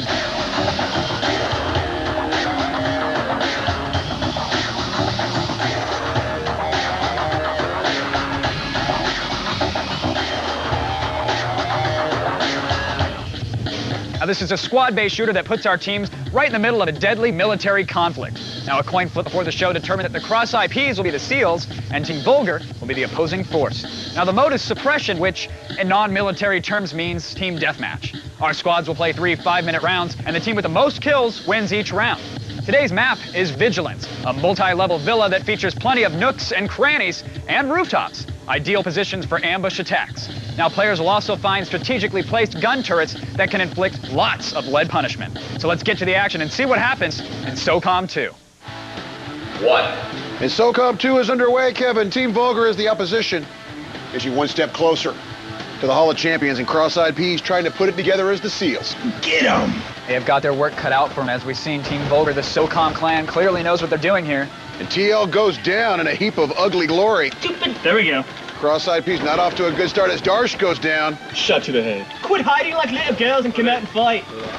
Okay, I didn't mean toward me, though. Freak takes out SM with that M60E3. Looks like my bike. Monster in a firefight here, taking some damage, but doing well.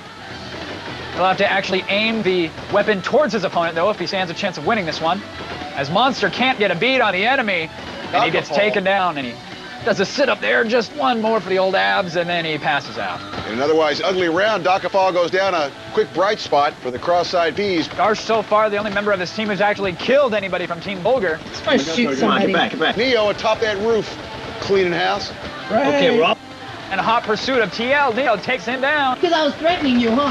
You had to kill me. Yeah, I was killing you too. No, you did, because you know I was being somewhere sneaky. It's a good thing the bodies disappear, because at this point it'd be hard to find some grass or cobblestone as Neo takes down Monster. Oh, I just got smoked from behind. Oh, come on. Where? Come on, let me... Darsh for the cross-eyed Peas take down Docafall. I can't believe these words are coming out of my mouth, Lee, but the cross-eyed Peas managed to get a kill. TL switches to pistol and starts taking down the architecture. That building can crumble at any moment. It's a strategy we haven't seen before. And time runs out. Thank God. Team Vulgar, the opposition, take round 1 of SOCOM 2 U.S. Navy SEALs. 2. And round 2 is underway. Kevin, round 1, all Team Vulgar as they move toward the Hall of Champions. Oh, Yeah. Sorry, Tio. don't know my name. And a face-to-face battle between Bad Lieutenant and that was Darsh, I believe. Neo takes down SM. And Monster goes down. Docafall doing well, 4 kills, 0 deaths. SM with 7 deaths, well, make that 8 on the board. As if on cue, SM goes down, and the Neo does a little tap dance. Docafall now using the handgun. Anything he's got in his arsenal, he's using. But not effectively, as Neo takes down SM, and Freak unloads on the back of Darsh, who doesn't spin around and notice, using that Desert Eagle, takes him down. And Monster goes down, and Darsh goes down. Freak just mows him down, standing inches away from him. Time runs down. All Vulgar killing. Too easy. 3. And round 3 is underway. The SEALs for the cross-eyed Peas, all but knocked out here in SOCOM 2, with Vulgar's the opposition. No, just for the sake of efficiency, Lee, I'm just going to say Team Vulgar's running away with this one, and then I'm going to walk out of the audio booth. So, good luck. It was a pleasure. I'll see you during Unreal Tournament. Monster goes down. There's more of the same for the cross-eyed Peas. We gotta stay together. Bad Lieutenant crouched with that automatic rifle, laying down a wall of lead, and Monster walks right into it. Apparently, the bright tracer fire wasn't enough to tip him off. He had to peek around the corner and check for himself. Yep, that was a gun. And Bad Lieutenant hasn't moved in the last 5 minutes. He's just mounting that turret, unloading on everybody. Taking some target practice. Pick both ways before you cross the bridge, kids. I like acquired gun. Darsh mounts the automatic turret. Unfortunately for him, there's nobody in sight enemy-wise. Oh, he sees a muzzle flash across the distance. He's unsure if it's a friendly, though. He has yet to open fire. Gotta wait for it to get a little bit closer. There he is. Darsh finds an enemy. Lee, $5, says he doesn't kill him. He's unloading. I'm earning interest. And Darsh is having a little trouble with the aim. And he gets taken down by Freak. Darsh gets eliminated. Lee owes me $5 and a big old man kiss. Some sort of super soldiers. Get off the screen. TL goes down again. Neo with 5 kills, 0 deaths. Bad Lieutenant with 7 kills, 0 deaths. I'm sensing a trend on Team Vulgar side. Monster goes down. Oh, come on, I shot you 3 times. No, you didn't. It took 4. 1 minute. This is a fix. Cross-eyed Peas are calling scandally. Time runs out. It's all Vulgar. SOCOM 2 U.S. Navy SEALs is a blowout. Who was that? You gotta admit, I was all over you. Where's the competition? Where's the competition at? This is ridiculous. All you want. We stunk. All you want. Well, Team Vulgar definitely lived up to their name because that was downright ugly. The cross-eyed Peas seemed to have trouble aiming straight as they did more damage to the environment than their opponents. And Vulgar proved once again that they are a force to be reckoned with in SOCOM 2. Now we're going to check in with Flo, who's standing by with Freak. Oh, yeah. Man of the hour. Freak got his freaky-deaky on. You rocked. And you're going into Unreal next. So what's your advice for the competition? Come in ready and get ready to kill us because that's not my game. It's not your game? You call yourself a gamer? What's going on here? Lee. What a freak. Yeah, just get ready, because not my game. We're still going to whoop you anyway. So the cross-eyed Peas were in over their heads as Team Vulgar got plenty of time to practice their dance moves with kill after kill. And Vulgar has an overwhelming lead heading into our final game, Unreal Tournament 2004, which will make its debut right here in the arena in just a little bit. Now, while our teams prepare for that final round, head to our website at g4tv.com/arena, where you can catch a glimpse of the Hall of Champions and sign up to get your team on the show. Our final game is coming up right here on Arena.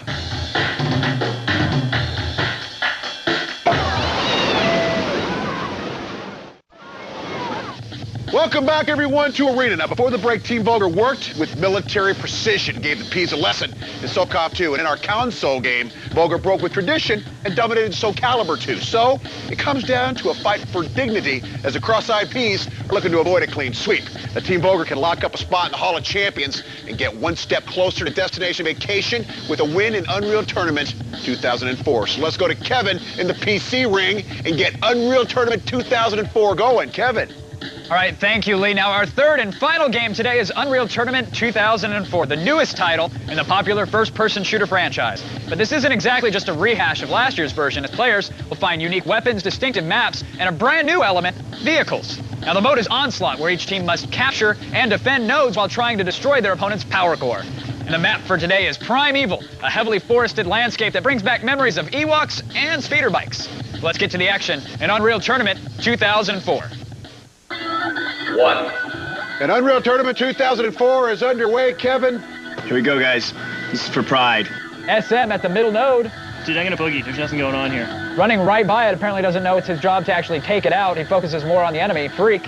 And if you look at the blinking nodes on your screen, Lee, it looks like Team Vulgar is trying to capture the one right outside their base. Go, go, go. Come on, get to their base, guys. Get to their base. And they already have possession of the middle node, which means they can attack the red team's power core, and they're doing just that. And Dakafal wasting no time, moments into round one, just unloading on that core, which is the objective. And help me out, guys. Get over here. I'm on my way, guys. Not a member of Cross-Eyed Ps in sight. I'm going right, Cookie. Hey, I prefer we don't call each other Cookie when we're playing a game like this, huh? The power core is critical. The red power core moments away from going up. Someone's turning it off. And TL trying to salvage the core by attacking Dakafal. Oh, Lee, this one's all over. There's nothing they can do at this point. The energy is draining fast. The blue team is victorious. Lee is mesmerized by the pretty, pretty blue colors on the screen. Round one goes to Vulgar. Time for some big guns. And round two is underway. Neo in that Hellbender, getting sideways, making his way to that node. Excellent communication on part of his team as two members reach the node simultaneously, and a member of Team Cross-Eyed Ps also gets in there. Squish. Oh, and Neo with a Hellbender. Roadkill. And the red team power node is under attack. Neo, you're dead, buddy.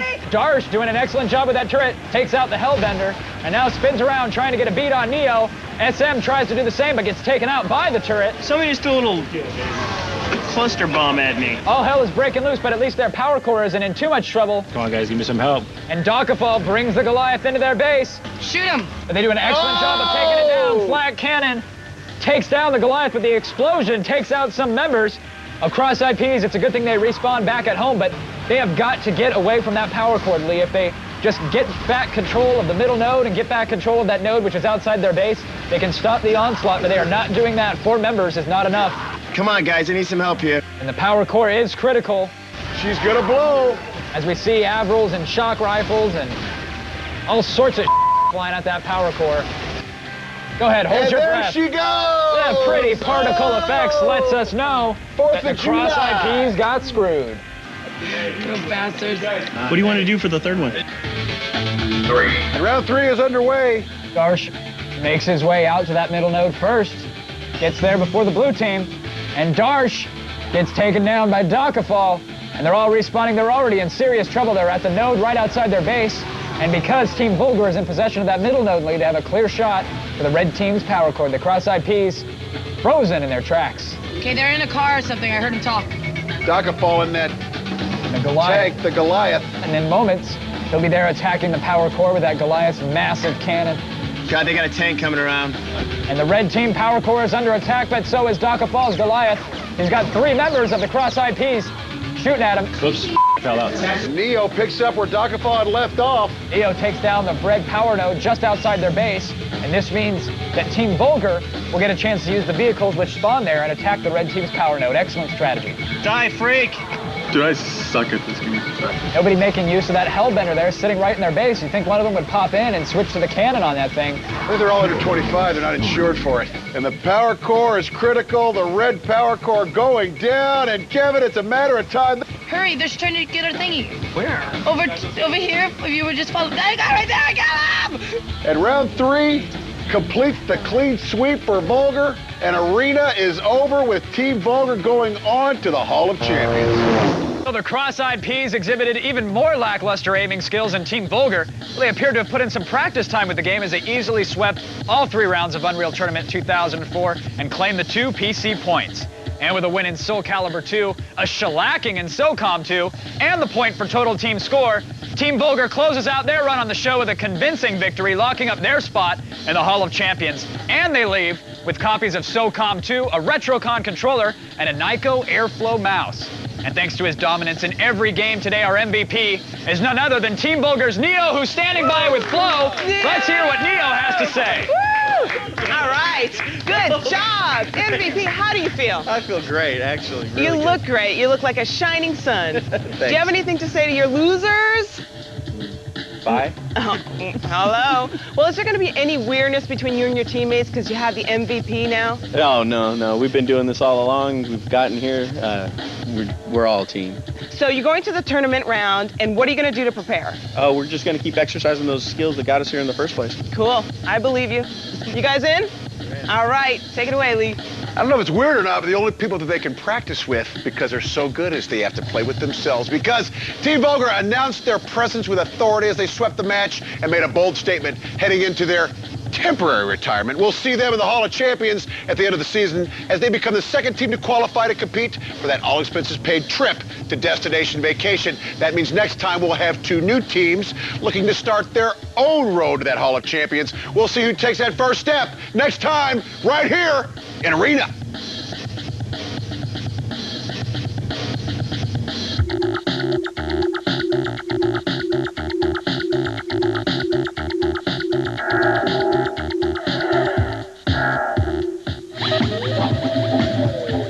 It's up to you to choose which games win at this year's G4ia, the award show for gamers.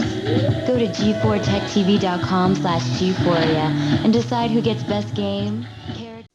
2 teams collide, but only one will survive. It's the Destination Vacation season of Arena!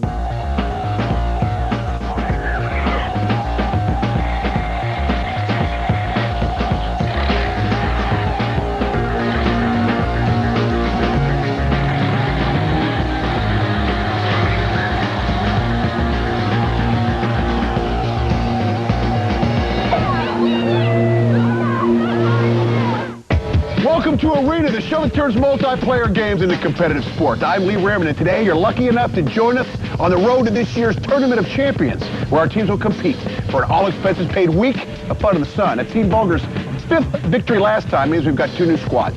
Team Sick and Team Jumping is Useless. And they are hoping to start down their own road to that Hall of Champions. But first, they'll have to prove their mettle in DDR Max 2, Dance Dance Revolution, SOCOM 2, U.S. Navy SEALs, and Unreal Tournament 2004. Now, we're going to meet the teams a little bit later, but let's just jump right into the action. And let's jump right over to the Kevin, who's sitting in the console pit, getting ready to dance. Kevin. Right on, thank you, Lee. Now, hopefully our players put on their dancing shoes because today we're getting things moving along with DDR Max 2 Dance Dance Revolution on the PlayStation 2. Each player will get a chance to boogie on the dance pad, and the highest score wins the round. But enough talking, let's get to dancing. And round 1 of DDR Dance Dance Revolution underway for Team Sick at Spoon. For Team Jumping is Useless, it's Scopatone. Scopatone? I just call him like I see him, brother. Well, apparently Rhythm is also useless for his team because I think he's managed to hit a whole 2 arrows thus far. Oh, he's got a left flurry, that's right. Oh, he manages. 4 left steps in a row. Someone get this kid a cookie and a helmet. Very even right now. Hovering around the $250 million mark, I believe. Excuse me, the $4 million mark. Team Sick pulling away. Let's see if he manages. Oh, he hits the left-right split. Manages the left hold. Can he follow it up with the right? Sure he can, Lee. This guy's a pro. Don't question him. These guys are neck and neck, Kevin, both around 8 million points. They were necking before the match, too. And Scopatone pulls out a squeaker. 2. And round number 2 is underway here in DDR Dance dance revolution. Again, it's Fluke for Sick and Gore for Jumping is Useless.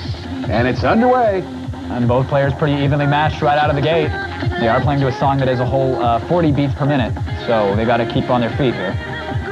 Going back and forth, a little bit of a volley on points.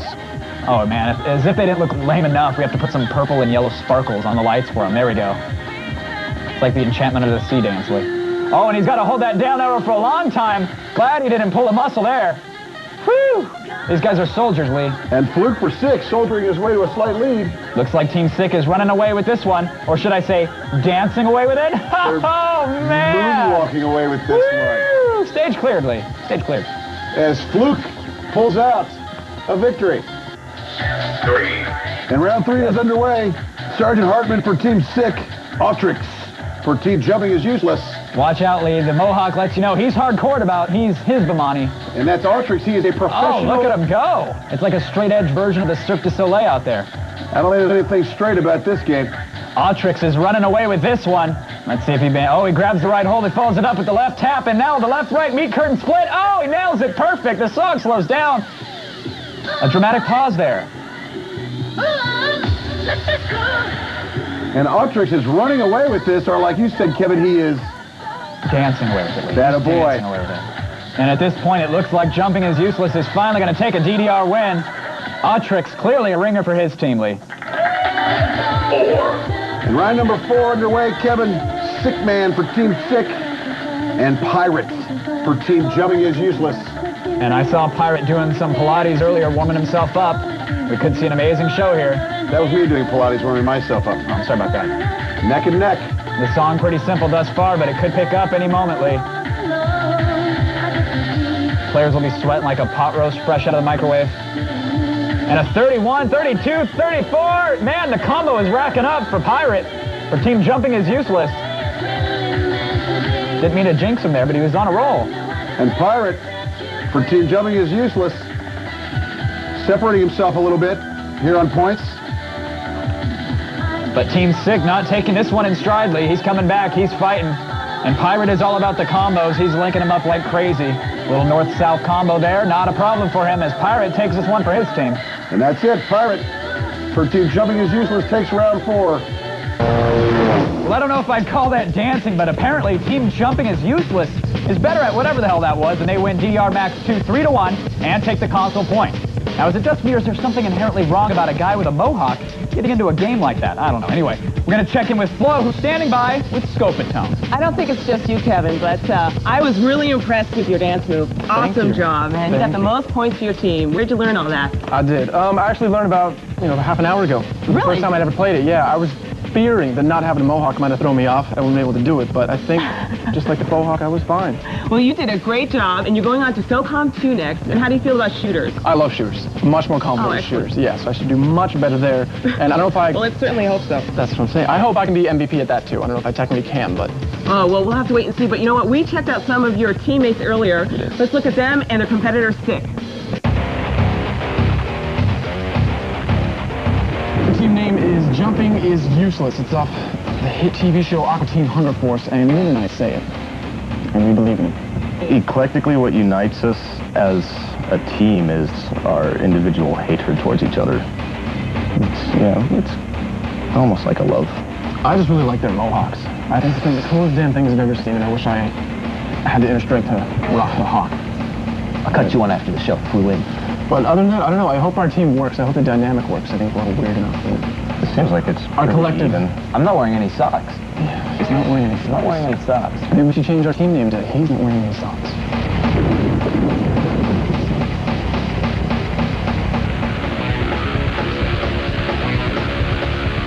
This is the ultimate LAN party.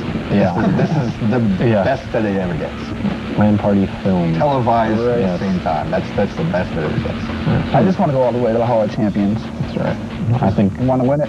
Most definitely. Play the best we can and have fun. Have fun, definitely. Let's just say our team's going to do really well in this competition. Oh yeah, we're all very confident. All very confident. You guys better pray. Be ready. That's all I have to say. Be ready.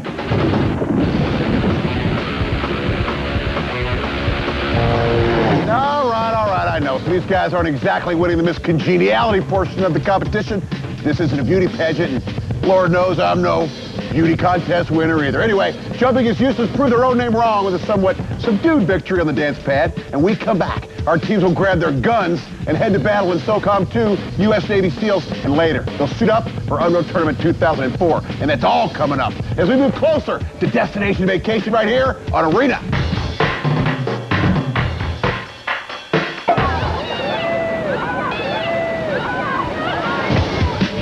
Welcome back, everyone, to Arena. Now, before the break, Team Jumping is Useless dominated the dance pad and snagged the console points in DDR Max 2. But hey, rhythm is overrated, and they'll have to prove they've got sharp shooting skills in our next two games. So let's go to Kevin in the PS2 Control Center to get things started and locked and loaded. Kevin. All right, thanks, Lee. Now, our second game is SOCOM 2 U.S. Navy SEALs, presented by the U.S. Navy. Now, this is a squad-based shooter that puts our team right in the middle of a deadly military conflict. A coin flip before the show determined that Team Sick will be the SEALs and Jumping is Useless will be the opposing force. Now, the mode for today's game is Suppression, which in non-military terms means Team Deathmatch. Now, our squads will play 3 5-minute rounds, and the team with the most kills wins each round. Today's map is Frostfire, an oil rig stationed in the middle of an ocean. So let's see what happens in SOCOM 2.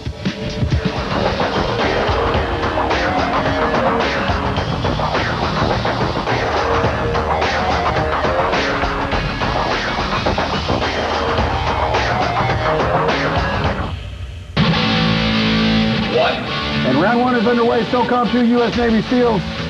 Kevin, Team Sick is playing as the SEALs with Team Jumping is Useless as the opposition. Taking some fire, though. Scopatone runs into 3 members of Team Sick. Manages to take down Spoon, though. Scopatone unloading on another member. It looks like Sick Man, and unfortunately, he had the upper hand there. Scopatone was damaged before he even got into that fight. Everybody, thanks. And Gore crouches down, and some fire breaks out, and you can hear the frantic plastic button pressing going on in the other room. And Spoon goes down in a hail of lead. Sick Man goes down. Gore goes down. Kevin, there's... Let the bodies hit the floor, Lee. Not a lot of chatter. Teams kind of whispering a little bit of strategy to each other. Not much beyond that, though. Well, strategy and the basic fundamentals of how to actually play the damn game. And Ultrix is playing the game the wrong way as he goes down, but Scopatone goes down. Fluke, I hate you. Fluke is just dominating. He's got 8 kills and only 2 deaths. Pirate's got a -2 score, helping out his team. Great job, buddy. And Gore takes down Spoon with a 5-5-2. It's either an area code or the name of a weapon. I'm getting the hang of this now. And Ultrix goes down to some confined quarters there inside in the warehouse. Though I hate to admit it, that was shut up. In the last few seconds, we see a flurry of action. Scopatone takes down Sergeant Hartman. Fluke gets taken out by Ultrix, and that's going to do it, Lee. I got a Fluke. It's a close one, but Team Sick takes round 1 of SOCOM 2 U.S. Navy SEALs. Good game, Team Sick. It was all right. Good game, wasn't it? And round 2 in SOCOM 2 U.S. Navy SEALs underway. Kevin, round 1 was all Sick. Down goes Scopatone. Fluke makes short order of him as the teams, looks like they separate. No one's really sticking together, Lee. They shouldn't play the use of the buddy system. They'll probably survive a little bit longer. After that first round, everyone playing a little bit more safe. Seemed like it was much more frenetic at the beginning of round 1, and Gore goes down. No suffering whatsoever. Pirate and teammate round the corner. Gore frags Spoon and Sick Man. And now there's, and both of them get mowed down. Fluke takes down Pirate and Sergeant Hartman. He's on a killing spree, 7 kills, 2 deaths. Fluke is the man to watch during SOCOM. And Gore in a frantic firefight trying to use burst fire to help him in the accuracy department, and it seemed to work out as he takes down Sergeant Hartman. Not a lot of communication, just a lot of grunting and groaning. And Pirate runs right into a room, runs into a member of Sick Man and Pirate. They're exchanging fire at close range, and Pirate comes out on top, taking down Sick Man. The teams have long since forgotten they actually have ranged weapons, Lee. And Fluke takes one to the dome and gets knocked out right away. Excellent headshot by Ultrix. You have to bleep out a lot on this show. And that's going to do it for round 2, Lee. And the opposition, Jumping is Useless, takes round 2 after the SEALs. Team Sick took round 1. It's all even after 2 rounds, Kevin. 3. And round 3 underway. Kevin, we're all balloon knotted up at 1 each. I sense much more dainty movements. You're absolutely right, Lee. Look at the approach that Fluke is taking, trying to keep his back to the walls at all times until he spots an enemy. Then he pops out. just as we saw right there, taking down Gore. 2 kills for Fluke. Nice job, Fluke. Sergeant Hartman crouches down for better accuracy and takes out Autrix and Pirate. Sergeant Hartman and Spoon moving together. Spoon spots a member of the opposition, sneaks up on him, unloads, misses, pauses to reload. That could cost him, but it looks like the person, oh, Scopatone finally knows he's there, spins around and with a well-placed shot, takes down Spoon. And Spoon, along with another member of Team Sick, are in a small room exchanging fire, but Pirate takes down Sergeant Hartman. Fluke makes his way in the room, and he takes down Pirate. A little bit of vengeance there. My lordly, Fluke is running away with this. 11 kills and only 1 death in round 3 of SOCOM 2. 20 points alone for Fluke. Pirate takes down Fluke late in the round. Let's see if that'll help them in the totals. Nice job. Oh, that was a nice frag. So Jumping is Useless as the opposition squeaks out a 34-30 victory on points over Sick as the SEALs. Jumping is Useless wins SOCOM 2, U.S. Navy SEALs. How'd you do that, Rand? Pretty good, yeah. I didn't kill anyone. Anyone? I got 5 points. What the hell? So for the first time in a long while, we had 2 evenly matched teams square off in SOCOM 2. Now several players racked up impressive scores, but in the end, Pirate of Jumping is Useless laid waste to the scurvy dogs of Team Sick and led his crew to the 2-1 victory. Now let's head over to Flo, who's swabbing the deck with Pirate. Aye, matey, you giving me goose pimples. This game is so exciting, I can't even believe it. You guys are so close. How do you feel about that? Well, SOCOM was pretty close, I'll give them that much, but I think we pretty well stumped them in DDR. Huh, well, I don't know about that, but you go into Unreal next, and what's your strategy going into that game? Unreal's my best game here, and I think we're going to win that one, too. You think? Where's the confidence? I know we're going to win. You're going to get him. What do you think about that, Lee? This guy's got ice water in his veins, because I got goosebumps, too. That Jumping is Useless has proven to be a versatile squad, and it appears as if they studied at the Bob Fosse Military Academy with wins in both DDR Max 2 and SOCOM 2 U.S. Navy SEALs. We've got one more game to go, so while our teams prepare for Unreal Tournament 2004, why don't you head to our website at g4tv.com/arena, where you can catch a glimpse of the Hall of Champions and sign up to get your team on the show. Our final game is coming up here on Arena.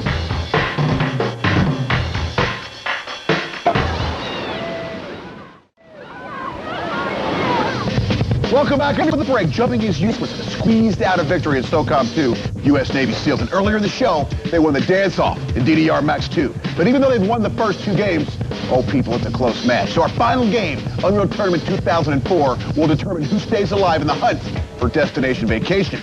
Let's go to Kevin, who's in the PC ring where things are getting warmed up. Kevin.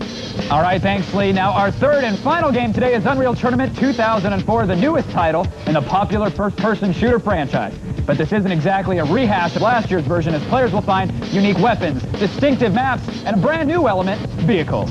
Now, the mode is Assault, where one team tries to meet assigned objectives while their opponent tries to stop them. Today's map is Convoy, a moving environment set on the back of huge, gigantic, futuristic big rigs.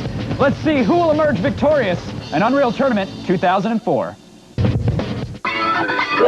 Round 1 underway for Unreal Tournament. Jumping is Useless is the attacker, and the blue team, Sick, is the defender here in this first part of round 1. All right, we're defending first, guys. Okay, go. Gore completed his mission. And now Team Sick must defend the door.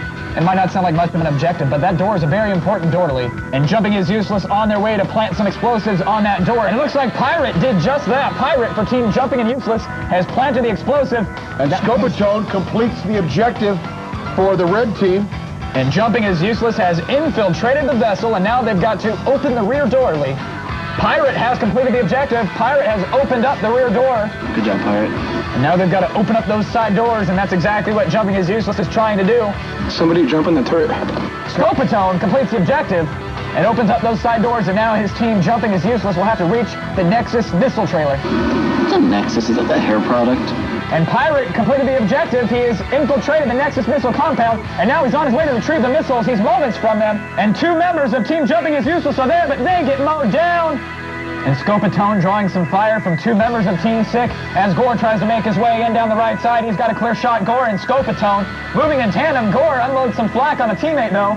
It's a last-ditch effort, a final push for those missiles. Gore makes it.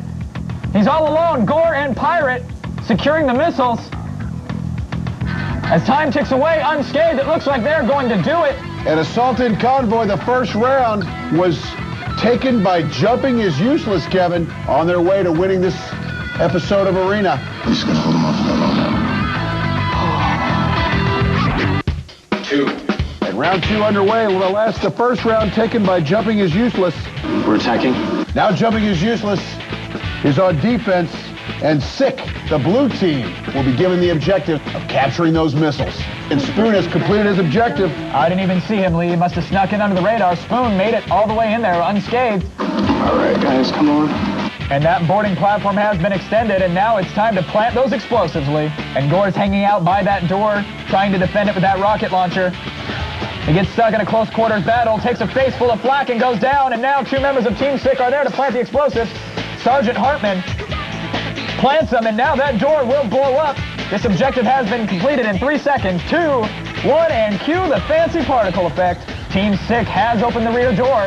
They're beating their 10 now, so they're doing good. And they're doing everything they can to open up those side doors. It looks like Spoon has completed that objective. All that's left is to reach the Nexus missile trailer, infiltrate it, and finally make it to those missiles and secure them. Team Jumping is Useless, opting for an up-front defense, and got all members of their team up top and in front, trying to create a defensive line. We got this. Come on. Come on, guys. And now Pirates taking some link gun fire. Excellent strategy by Team Sick. They've got to take down that turret. Spoon ends the killing spree. Will he be able to infiltrate and grab the Nexus missiles? I don't think so, Lee. Time is up. And Team Sick, unable to accomplish all their objectives. Jumping is Useless takes the first and second round of Unreal Tournament 2004. I love how you turn into a skeleton when they get you. So the final score of Unreal Tournament 2004 may not look close, but it wasn't a blowout. Team Sick was on their way to completing their objectives as the attackers, but they ran out of time as Jumping is Useless set a blistering pace in the first round. And with that victory, Jumping is Useless earns 2 points, which along with their points for the first 2 games, and the total team score point, makes them our newest champions and the proud owners of SOCOM 2, a Retrocon controller, and a Nyko Airflow mouse. And on the strength of his marksmanship in the shooters, Pirate is today's MVP. Let's go to Flo, who's standing by with our new champion. Yes, and I'm so excited to be here with Pirate. Come on down. MVP, tell me your strategy. What did you do? What weapons did you use to get the MVP? I think our strategy was playing good defense. Every game we played, that's just how we won. In Unreal at the end, I think what came through at the end was I hopped in the chain gun and just mowed them down. Mowed them down, oh yeah. So what do you have to say to your challengers for the next show? Good luck. Good luck. He's gonna kick their butts, I have a feeling. I can see it boiling inside of him. What about you there, Pet Boy? I don't know, I'm just so hung up on the fact that the whole cast and crew is gonna be calling you wench for a week. Now, while at a glance this match looked like it would come down to the scorecard, in reality, Jumping is Useless proved that they were anything but useless as they swept the match. With their first victory under their belt, they've moved one step closer to the Hall of Champions and the fun of the sun of Destination Vacation. We'll see if our new champs can add another notch to their belt when they square off against a new challenger on the next episode of Arena. 2 teams square off, but only one will move on. It's the Destination Vacation season of Arena!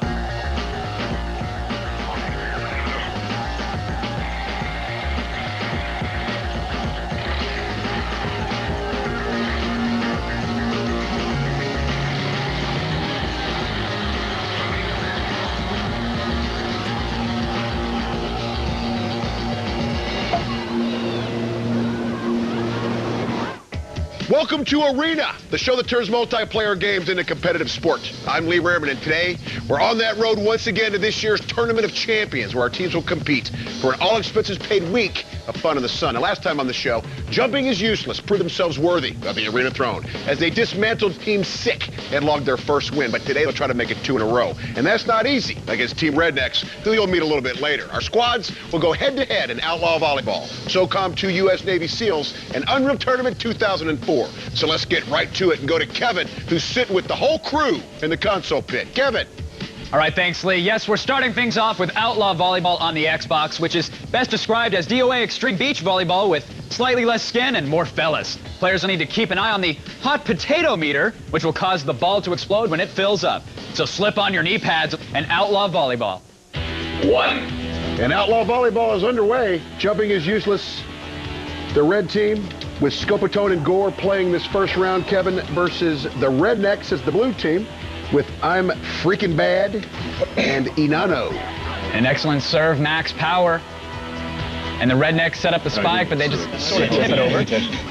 I'm totally winning. And that's a kill for Team Rednecks. And this is a blowout so far, Kevin. Jumping is useless, having their asses handed to them here in Outlaw Volleyball. And a max spike is another point on the board for Jumping is Useless. And Rednecks just blowing away Jumping is Useless, the blue team, showing you how it's done here at Outlaw Volleyball. And we finally have a volley on our hand as that hot potato meter fills up. Jumping is Useless sends it back over. It's in the Rednecks' possession, but that ball is about to blow, and sure enough, it does. Hot potato strikes, and now Team Jumping is Useless is finally on the board. And a total blowout for the Rednecks, just handing it to Jumping is Useless in round one. Hot potato doesn't matter. Forgot all of that. It's a lie. 2. And round 2 is underway here in Outlaw Volleyball. The Rednecks in blue, right out of the chute, taking it to Jumping is Useless, Kevin. We've got Pirate Nautrix for Jumping is Useless up against Master Shake and Gazebo. And the Rednecks, if they take these next couple points, they are going to win the Outlaw Volleyball round. And an excellent volley we have here. Finally, the first one we've seen in this series, Lee. The hot potato meter is adding up, but it does not explode. And if I'm not mistaken, out of the 2 rounds we've played so far, that is the first points for our Jumping is Useless defending champions. Right you are, Rehrman. Let's see if this was just a fluke or if it's going to last. Jumping is Useless, setting the ball over the net. Let's see if they can actually set up a spike. Not on that one. Got another great volley and a good dig by Jumping is Useless, but his partner proves to be, well, useless. And that's it. Round 2, game, match, set, and Outlaw Volleyball goes to the blue team, the Rednecks. We totally lost. Really? Well, we expected more from our defending champions in Outlaw Volleyball, but Team Rednecks, they didn't even need the third game to take the console point. Now, on the plus side, at least Jumping is Useless avoided total embarrassment by scoring a whole point in the second game. Now let's check in with Flo, who's standing by with Gazebo from Team Rednecks. All right, I'm standing here with Gazebo, who handled his balls fabulously, I must say. I was watching very closely. What were some of the special moves that you used to win that game? Well, with Scrubby, I used his kick attack, and that's just holding R and hitting A when the ball came. Makes a big light explosion, and the other team doesn't even try to go for the ball. Cool, the explosions are totally working for me. And now you're going on to SOCOM 2 next. And do you have any special moves that you're going to pull out there? Well, we're a little worried about SOCOM 2, really? but I think if we just stay in the bushes and make some clear shots, we'll pull out the win. We met you, and now let's check out some of your teammates and your competitors. Jumping is Useless. Oh, we grew up in Lakeside, California. Second biggest rodeo in the nation. We grew up in kind of a Hickville, little city. Only ones that play video games, so we're the Rednecks. That's how it works. My friend Richard, Master Shake, he's a guy who he gets an easy little kill and he will talk to you and brag about it for about 20 minutes straight, make you feel horrible about it. Mark here gets the craziest stuff you ever seen. Turn fire through a wall, hit a guy randomly. I think that's pretty much how he gets all his kills. He's a good guy. And Billy here, he brags about everything and makes a lot of stuff up, but they're all on my team and they're good guys. They're good players. Cody here, if you play with him for 5 minutes, you'll throw your keyboard down and never want to play that game with him ever again. He's that kind of player. I feel kind of sad for him sometimes. And then I'm also jealous at the same time, so I'm sad for myself. But, you know, we're just going to play how we play, and we're probably going to win.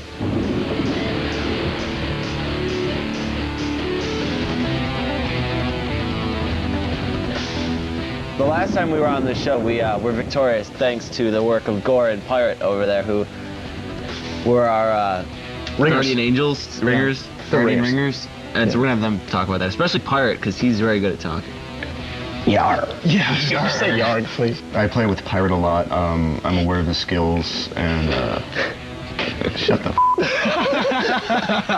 We killed the blue things. That was the trick. We made sure to kill everything that was blue and not kill things that were red. That's really what I did, and I had 2 points. There is going to be a substitute in the team if he doesn't start pulling his weight, because I really want that trip. And I want to win. Dude. I need you guys. I look forward to our competition, but know that you are nothing more than a dormant corpse that is ready to be gibbed. Ooh. It's dark. Yarr. Clan. Klein. That's it, look.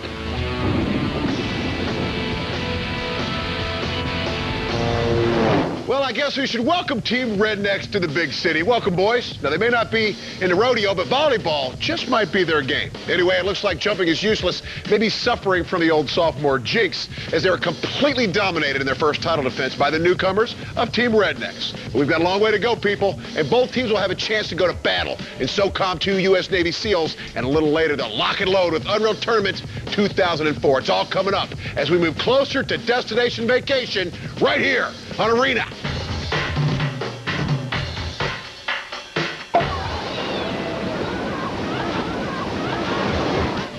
Welcome back, everyone, to Arena. Now, before the break, Team Rednecks came in and showed jumping is useless little respect with a pounding in outlaw volleyball. But now it's time to get out of the bikinis, darn it, and into the military fatigues as we're about to head into the tactical squad-based action of SOCOM 2 U.S. Navy SEALs presented by the U.S. Navy. Let's go to Kevin in the PS2 Control Center and get it started. Kevin. Thank you, Lee. Yes, SOCOM 2 is a squad-based shooter that puts our teams right into the middle of a deadly military conflict. Now, a coin flip before the show determined that Team Rednecks will be the SEALs, and jumping is useless will be the opposing force. Now, the mode is suppression, which, in non-military terms, means team deathmatch. Now, today's map is Chain Reaction, which is set in a submarine docking bay. Now, let's get to the action and see what happens in SOCOM 2, U.S. Navy SEALs.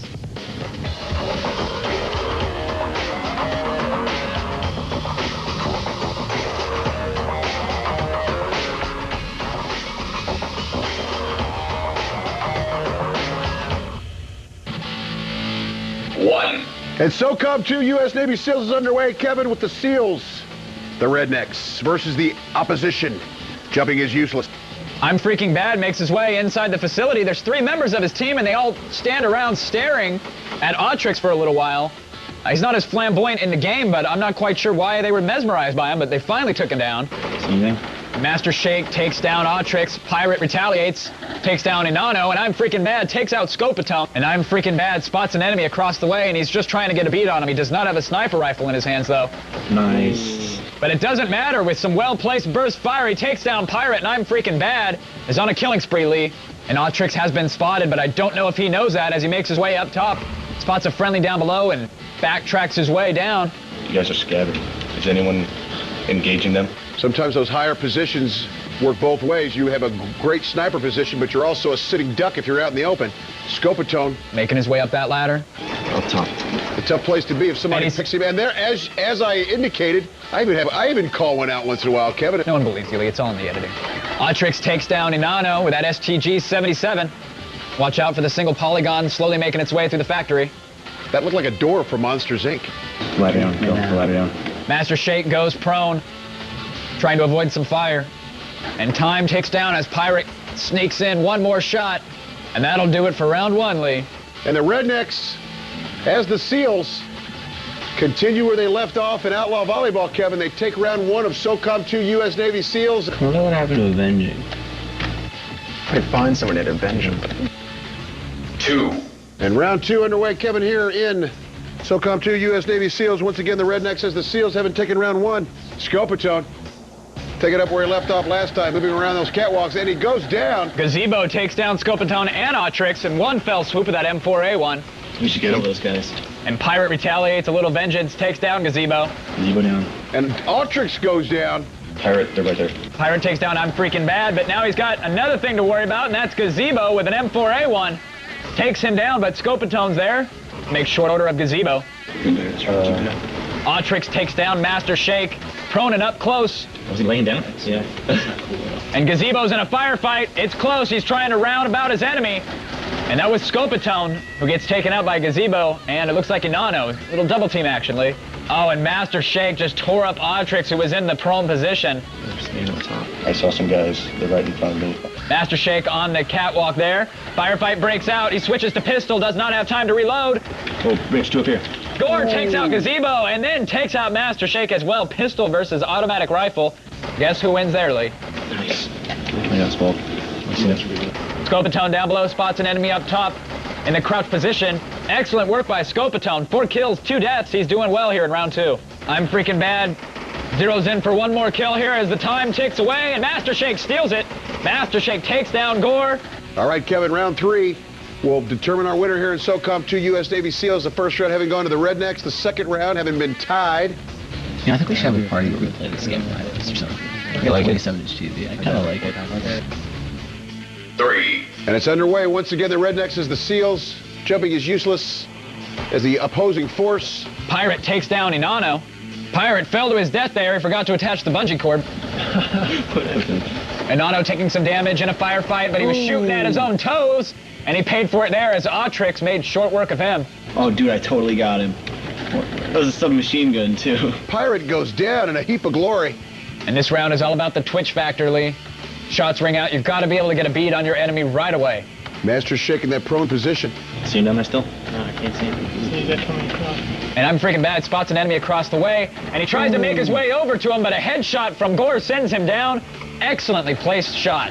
And Master Shake is prone, taking pot shots at the enemy, but he has to pause to reload, and that could cost him here. He's taking serious damage. He's very low on health as he gets taken down by Pirate, unable to get a beat on his enemy. Gazebo prone up on that catwalk there, unloading on a member of Team Jumping is useless, but so far unable to take him out. And finally, Gazebo takes him down. Pirate is eliminated. What? I don't understand what it should be for he's sniping. And Scopatone oblivious to the enemy, which just ran by on the catwalk by him. Let's see if that costs him in the end. Finally, Scopatone spins around and makes good. Takes down Gore. He just killed teammate. Unfortunately for Scopatone, though, Gore is a teammate, Lee. And round 3 comes to a close. And the Rednecks, as the SEALs take round 3, we're seeing a changing of the guard here in the arena. So Jumping is useless. Is having a few problems getting on track today. As for the second game in a row, they lose to Team Rednecks, although this time they actually did it to themselves with a team kill late in the last round. You know, you think that they'd have the advantage having played SOCOM 2 on the show last time, but the newcomers proved that skill is often more important than experience. Now we're going to check in with Flo, who's standing by once again with Gazebo from Team Redneck. You're on fire today. I can't even believe it, but you guys were kind of neck and neck for a little bit there. What do you think pushed you over the edge? Well, we noticed in the first few rounds that they kept on pushing their way up, so we switched to heavier weapons, started just spraying the rafters, and they kept on walking into it. You going into Unreal next? Do you have the same strategy there, or? Something completely different. We're gonna do mainly offense and see how they do. If they start pushing us hard, we'll move back to defense. Oh, well, he's got a plan, and I also think there's a beautiful thing happening here between us. Don't you, Mr. Testosterone? I think I'm going to be sick. Now, things are not looking good for our defending champions, as they're down 2 points tonight, heading into that final game. But the MVP points and the cumulative score are still up for grabs. So along with the 2 points for our PC game, it's still anyone's show. And while our teams prepare for the final showdown in Unreal Tournament 2004, you can head to our website at g4tv.com/arena, where you can catch a glimpse of the Hall of Champions and sign up to get your team on our show. Our final game is coming up right here on Arena.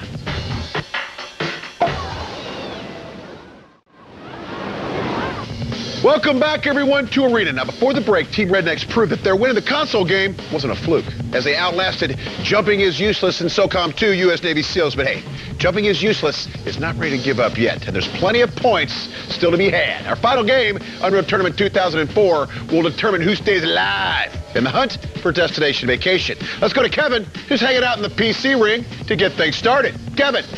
All right, thank you, Lee. Yes, our third and final game today is Unreal Tournament 2004, the newest title in the popular first-person shooter franchise.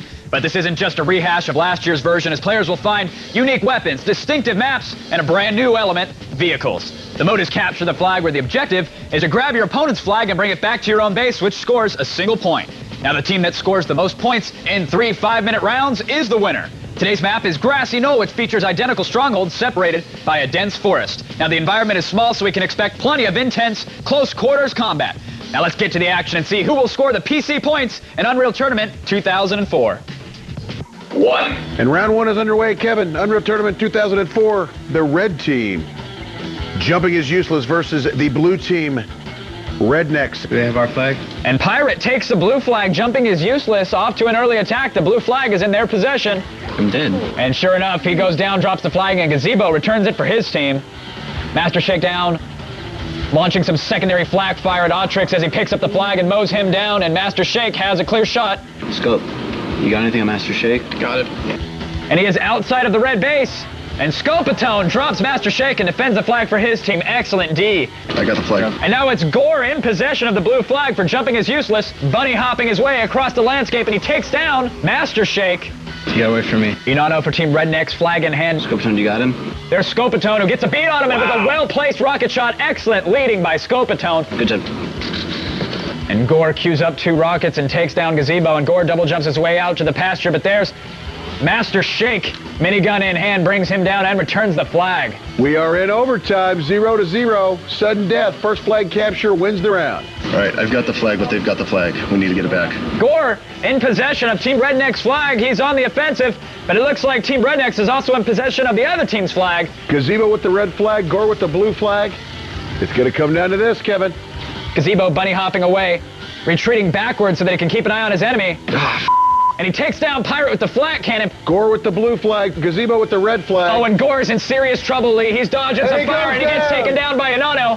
I dropped the flag. Gazebo has a chance, and there it is. Gazebo places the blue flag. Gazebo to take round 1 in a hard-fought overtime. Hang in there, fella. Dang, they're better than I thought. 2. And round 2 underway. The jumping is useless. The red team versus the Rednecks in blue. And Gazebo off to an early start, wasting no time picking up the enemy's flag. Make sure we get the flag back. As Gazebo drops down in a rocket fight, takes down Scopatone. Well, flag capture in this round can be all she wrote, Kevin, for jumping is useless. Gazebo, red flag in hand, minigun in hand, making his way across the landscape, and he takes a lightning gun to the chin, and that sends him down. Excellent use of the translocator by Pirate, making his way in through that window there, and he grabs the flag. Pirate with the blue flag. And he's outside already, rocket launcher in hand, and he spins around quickly and starts making his way back towards the base. He's got Master Shake in tow, though, switching to lightning gun, but takes one behind. Good, guys. Master Shake will see you in the parking lot. And Gazebo grabs the red flag. Someone's coming. Keep going, keep going. Scopatone unloading on Gazebo with that minigun. He's got to shake off the Master Shake, though, and he's unable to, and he goes down, and that means Gazebo has a chance here. Come on, Curry. Gazebo looking to plant that flag, and yes, he does. But now Pirate has the flag in hand. Let's see if he's able to make it out of there in time and even this up and send this baby into overtime. Help me out, help me out. He's dodging some flak fire, but he won't be able to dodge for long. Everybody from Rednecks, all eyes on Pirate as he makes his way back. I don't see a teammate in sight. Where is jumping is useless. And there he goes. Like a Pereira family reunion, this one's all Rednecks. After 2 close rounds, the Rednecks move on. Unreal Tournament 2004 victorious. Technically, when you're playing video games, jumping is useless. So I basically flunked English for no reason at all. So jumping is useless finally gave Team Redneck some competition in the form of UT 2004, but they came up a bit short, and apparently they're just dead on, because even with some hardcore bunny hopping, they still couldn't cap a single flag. And with victories in all 3 of today's games and the point per total score, it's a foregone conclusion that we've got a new champion in the form of Team Rednecks, who will also win copies of SOCOM 2, a Retrocon controller, and a Nyko Airflow mouse. And with his steady performance in all 3 of today's games, our MVP is none other than Gazebo. Let's go to Flo, who's standing by with our new champion. Gazebo! You seem like a bit of a flag hog. What was that about, and do you think your teammates are going to be a little pissed at you for that? I think that as long as we got the win, the whole team acted together. I mean, I couldn't have got the flag caps without Nano sniping in the middle throughout the whole game. Master Shake and I'm Freaking Bad, they just held the flag and didn't let them touch it hardly at all. Right. And without them on my team, I couldn't have got any flag caps. So you're saying it's all about teamwork? That's what it is. And you're going to bring that to the next show? Yeah, if it works, why change it? I agree. If it works, why change it? Hit me, you fool. No. Ooh. Ah, Lee, are you jealous? No way, honey. He's not my type. So jumping is useless goes from the champs to the chumps, as they couldn't make a single title defense and lost the crown to Team Rednecks. And that means at the start of the next competition, it'll be the Rednecks as they wrap up 1 victory. They'll go for number 2. Next time, they'll try to move 1 step closer to the Hall of Champions, where they just might have the chance to compete for the fun and the sun of Destination Vacation. We'll see what happens next time against a new opponent on the next episode of Arena.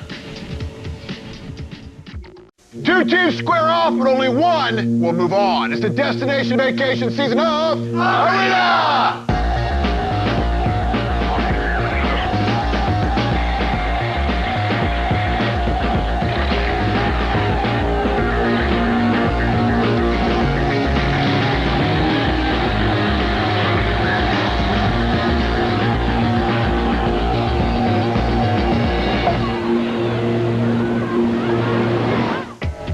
Welcome to Arena, the show that turns multiplayer games into competitive sports. I'm Lee Raymond, and today we continue on that road to this year's Tournament of Champions, where our teams will compete for an all-expenses-paid week of fun in the sun. The last time on the show, Team Rednecks showed jumping is useless, being the champ ain't so easy. They took the title. Now the Rednecks are hoping to avoid that same fate that brought an end to their predecessor's run as they face off against Team Nightfall, who will meet in just a bit. But our teams will battle it out in Amped 2, SOCOM 2 U.S. Navy SEALs, and Unreal Tournament 2004. So let's go to Kevin in the console pit and get things rolling. Kevin. All right, thanks, Lee. Now, today we're playing Amp 2 on the Xbox, where players will go head-to-head in split-screen snowboarding action. Now, tricks are the name of the game, and the winner of each round will be determined by the Snow Bunny with the highest score. So slip into your long johns, and let's get ready to hit the slopes in Amp 2. 1. And Amp 2 is underway with Rednecks to the right of your screen, Kevin in the yellow, and to the left is Nightfall, and down go both competitors. Simultaneous ass planting here in Amp 2. And at this point, a simple 180 or, managing to actually balance on the board would be enough to take it. 13,000 takes out the paparazzi. And a great move, he sticks it, and I'm freaking bad really widens up his lead. And that's going to do it. I'm freaking bad for Rednecks beats Mongoose for Nightfall. 2. And Amp 2, round 2, on the right side of your screen for the Rednecks, it's Inano. On the left side of your screen for Nightfall, it is Reaver. Nightfall out to an early lead, grinding that pole there, having a little trouble on the balance, and he hops off before he bails. And a little 360 lands a couple more points for Team Nightfall. And Reaver, on the left side of your screen, is spectacular at this Amp 2. This is really his game, Kevin. And Inano is embarrassed right now, Kevin. 26,000 to 2,000. And Inano misses the jump entirely. That's not going to help him in the points department. Here in round 2, it's all Reaver of Nightfall. 3. Round 3 underway, Kevin. On the right side of your screen, in the Charlie Brown look-alike down coat, the Redneck is Master Shake. On the left side for Nightfall, it's Freak Boy. And at the rate these players are going, 1,000 points could be the difference. Oh, and an excellent trick off the ramp gives Freak Boy an amazing lead, 14,000 to 6,000 here, and time's ticking away. This is Master Shake's last chance. But unfortunately, Master Suck is unable to put the points on the board. Freak Boy for Nightfall takes round 3. 4. Round 4 is underway, Kevin. For the last time on the left side of your screen for Nightfall, we have Vexer. And for the last time on the right side of your screen for the Rednecks is Gazebo. And Gazebo, the MVP last time we saw him here on Arena, already out to a quick lead, almost 20K. And 21,000 for Gazebo as he just racks them up over and over again. And Gazebo takes round 4 for the Rednecks as Nightfall and Vexer go down. And Amp 2 was surely a close one as both teams appeared to have a ringer in the mix. We had to actually check the scorecard to determine a winner as both teams won 2 rounds each. And on the strength of the perennial MVP Gazebo, Team Redneck squeaks out the victory and takes the console point. And even though it's starting to feel a lot like deja vu, we're going to check in with Flo, who's standing by once again with Gazebo. All I know is I'm hearing wedding bells because last show, 3 times you got the highest score in each of the rounds. And this time you pull off the sickest move, which you have got to tell me. How did you do those 3 tricks? Well, I knew there was big air coming up, so once I hit the jump, I just hit back on the joystick, tried to do as many flips as I can, and just started trying to get as many as I can before I hit, safe landing. That's awesome. And then you're going into SOCOM 2, so what do you got up your sleeve for that? Well, we plan on using 1 heavy and then 3 smaller guns to maybe push them in front of the heavy and surprise them like that. Woo, you go, boy. But you know what? We met some of his teammates earlier, and we also met his competitors, Nightfall. Let's check them out. We're on the show today to show the other team what's up, what we got. I think we're going to show the other team what's going on by just jumping into a game we're not really very familiar with and seeing if we can hold our own. Yeah, me and Brad here are the offensive line, basically. And we got the defenders right here. And that's where we've been going with our strategy. I'm just going to sneak by them and steal the flag, rush back. That's about it. Actually, we're not even playing catch-up, right? We're not. If we went on vacation, we'd probably all bring our laptops and practice, get away from school, get away from work, and play some more games, because that's what got us here in the first place. Those are his words. I'd have some fun at the beach or something like that, but I don't even have a laptop, so that'd be one problem for me. Couldn't quite join them. We're going all the way. All the way.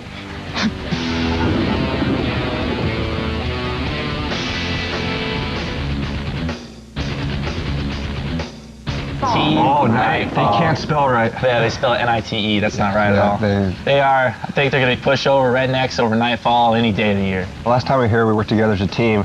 Basically everything. We kept talking to each other and kept the channels open so we know what each other were doing. So that made it easier for us to dominate them. And we also switched strategies. Like when one thing wouldn't work, we try something else, and if that worked, we try to improve upon that.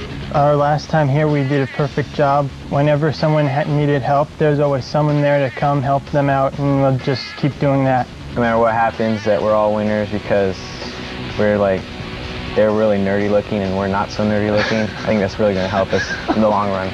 Like all those years I spent in my room, not going out, not having a girlfriend, it's kind of like paying off now. Like, I could rub it in the face.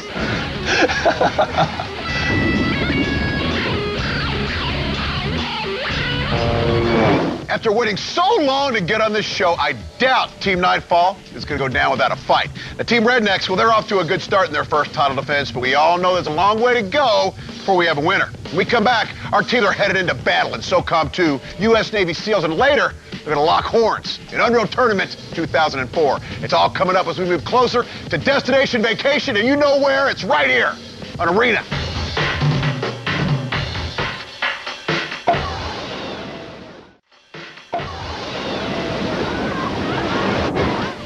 Welcome back, everyone, to Arena. Now, before the break, Team Rednecks had their hands full with our newcomer, Team Nightfall, but they were able to eke out a win in a close duel on the slopes. Now, we're going from hitting the slopes to shooting with scopes as we deploy our teams in the tactical action of SOCOM 2, U.S. Navy SEALs, presented by the U.S. Navy.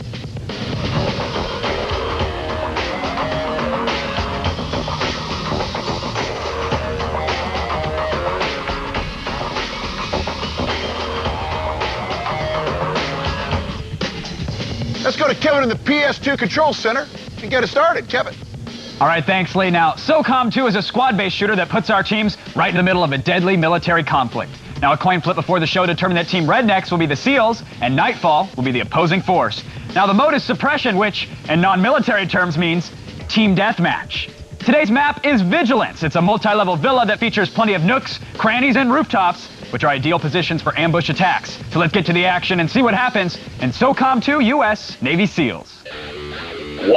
Game on, ladies and gentlemen. Here, round one, SOCOM 2 U.S. Navy SEAls with the SEAls for the Rednecks, and the opposition is Nightfall. Inano takes down Vexer and follows it up with a kill on Mongoose. Yep, I see him. And Freak Boy goes down. He was taken out by Gazebo, Lee. I wonder if he'll be the MVP yet again for his team. And Gazebo goes down, Kevin, as if on cue by you. And finally, Reaver takes down Master Shake. And down goes Mongoose. Heads up, heads up. And Reaver takes down Inano, Lee. He's the standout player this round. 4 kills, 0 deaths. They're sticking together, guys. Master Shake low on health, moving in tandem with his teammates. They're 3 strong as Master Shake pokes his head out. He's got 0 backup, though, and he's facing 2 enemies of the opposing force, and he gets taken down. Well, this round one has been a little bit hectic for both teams, filling each other out as well as the opposition. I'll bet you that rounds 2 and 3 will be a much different story. Our score right now, very close. Inano takes down Freak Boy with that M60-something. Who really cares in the grand scheme of things? It's a gun, and it killed him. Cornered, I'm cornered. A muzzle-to-muzzle firefight as Reaver takes down Gazebo in the last few seconds. That'll help his team in the scores. He's got 7 kills and 3 deaths, but he gets taken down in the last moments. All right, I got both of them. Teams everywhere. So Nightfall pulls out round one, 18-10, as we go into round 2. Round 1 goes to Nightfall over the Rednecks. Holy God. Booyah. 2. And round 2 is underway here in SOCOM 2 U.S. Navy SEALs. Again, the Rednecks is the SEAls. Nightfall's the opposition. Oh, they're over there. And I'm Freaking Bad goes down. Excellent teamwork, excellent communication, moving the threesome of Freak Boy, Vexer, and some other guy. Tango spotted. Multiple tangos. Go, Marco. Go, Mark. And they run into 2 members of Team Nightfall, and Vexer gets dropped. Oh my God, I'm horrible. Gazebo takes out Reaver as well. Gazebo did an excellent job. He killed 2 of the 3 members there. Come on, Billy. But unfortunately, Inano ended his killing spree, and we see I'm Freaking Bad planting a little C4 on that fence. Once it blows, we'll have a clear shot at the SEAls. Oh, but unfortunately, he stood a little too close to it. Oh, my Lord. Don't open up the gate with C4. 2 of them. Inano takes down Freak Boy. Reaver's got 2 members to deal with, and he can't do it. Reaver goes down. Oh, and it's Freak Boy and Mongoose who take down I'm Freaking Bad. Oh, yeah. Do the victory dance. Stay together, guys. Stay together. That's why they're taking us out. I noticed Vexer up top, crouched, getting a bead on the landscape down below, relaying to his teammates the enemy coordinates, taking pot shots, draining the health of the other team. Top. Gazebo takes it again. Gazebo tried to get to that turret, but unfortunately was able to squeeze a few shots off in time. And we see some muzzle flashes in the distance as Master Shake hones in, crouches down for better accuracy as time ticks away. And that's going to do it, Kevin. The first round taken by Nightfall as the opposition. The second round taken by the Rednecks as the Seals. Smoke them if you got them. Our tuxedos make us look professional. 3. And round 3 underway, Kevin. It's the rubber match. All comes down to this one. Master Shake searching for something to shoot here. There's one. Heads up, dude, right here. A smoke grenade goes off on the bridge. A lot of zeros on our scoreboards, but down goes Freak Boy at the hands of Gazebo. Finally putting some points up there, and Master Shake runs through the smoke grenade and flanks an enemy, and it's a 2-on-2 battle. Down goes Gazebo, and Master Shake takes down Reaver and Mongoose. No! The patience paid off. You got another one? Good.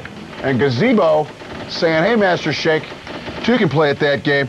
Inano goes down. Wow, that's really bad.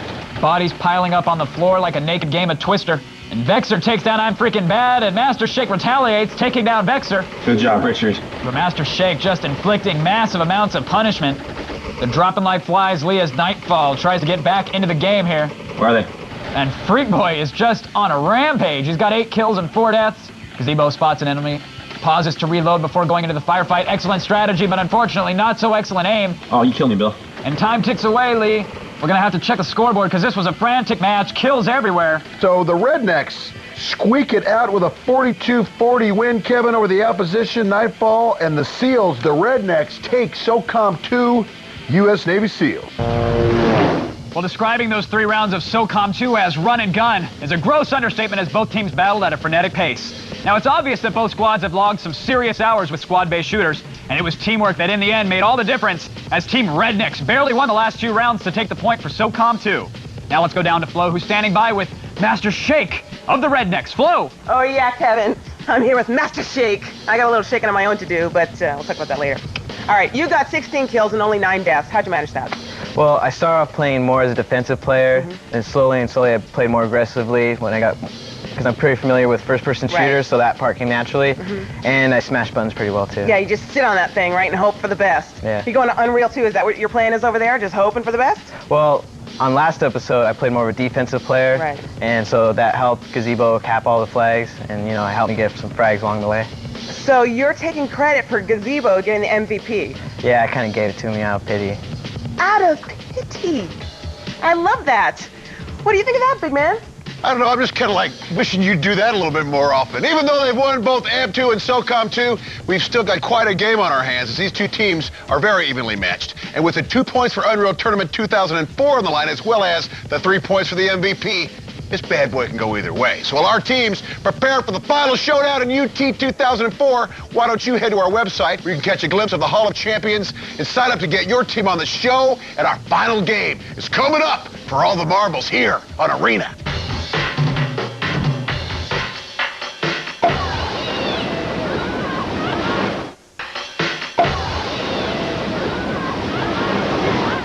Welcome back, everyone, to Arena. Now, before the break, Team Rednecks, they moved one step closer to defending their title with a narrow victory in SOCOM 2 U.S. Navy SEALs. But Team Nightfall are putting up quite a fight. We all know that Nightfall did not wait a year and a half to get on the show just to go down with one appearance. So it all comes down to the final battle of Unreal Tournament 2004 to determine who moves one step closer to Destination Vacation and who we send out the door with nothing. Let's go to Kevin, who's in the PC ring to get things started. Kevin. All right, thanks, Lee. Our third and final game today is Unreal Tournament 2004, the newest title in the popular first-person shooter franchise. The mode for today's game is Onslaught, where each team must capture and defend nodes while trying to destroy their opponent's power core. Today's map is Dawn, a primordial planet that's still in the early stages of life, so don't try to eat the giant mushrooms. Now let's get to it and see who scored the PC points in Unreal Tournament 2004. 1.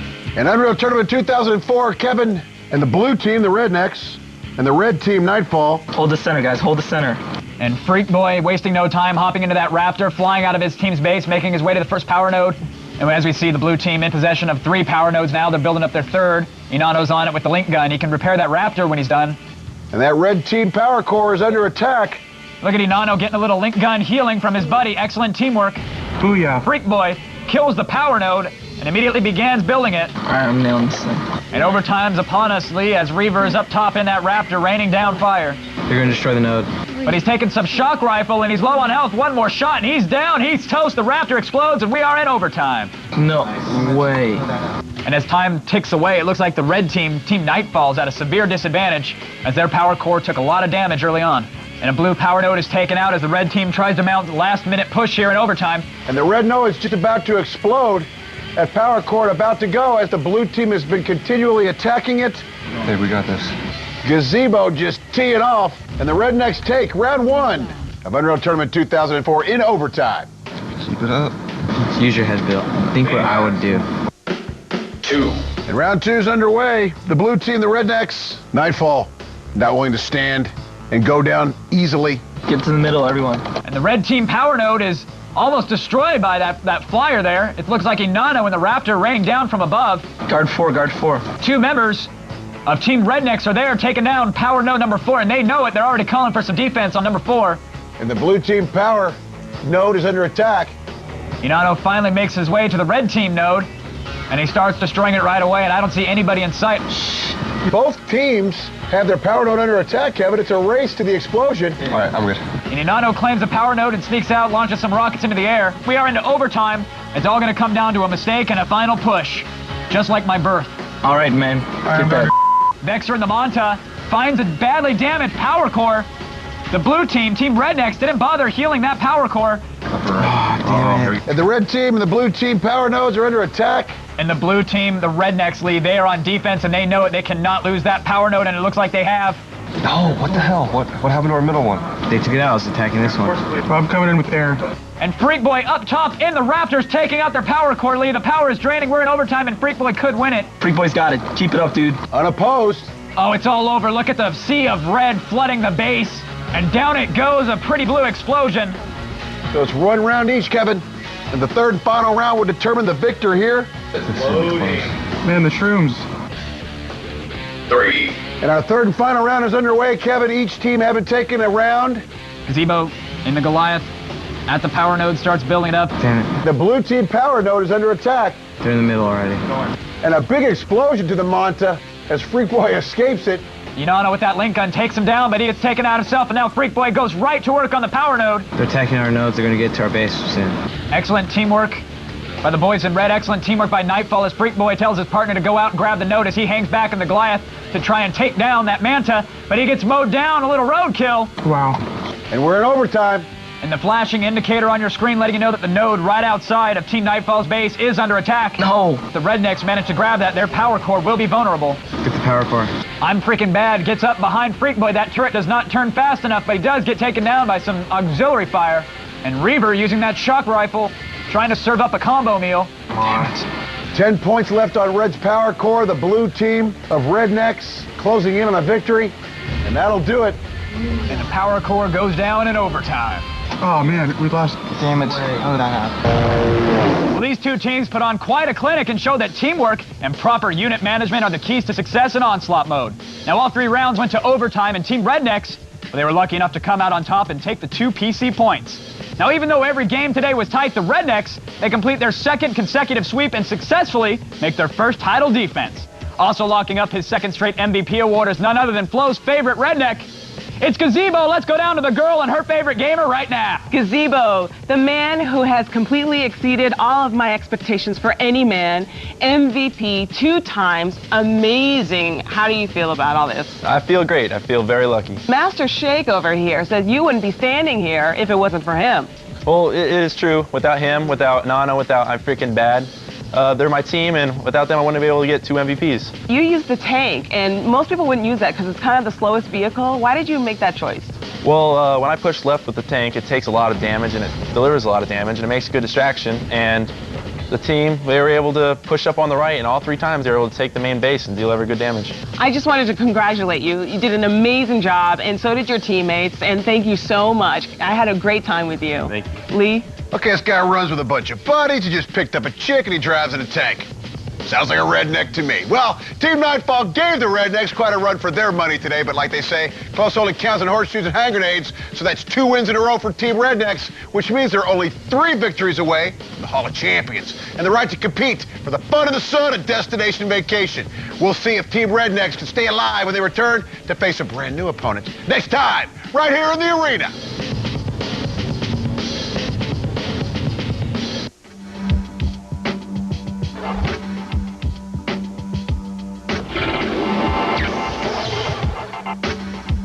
All week on G4 Tech TV.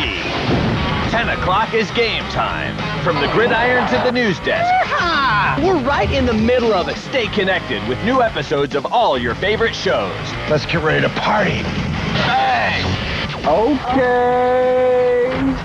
That is nasty. This is a nasty show. I wipe my bum with this game. 10 o'clock is game time. Check out hot new shows tomorrow at 10 p.m. 2 teams collide, but only one will survive. It's the Destination Vacation season of Arena!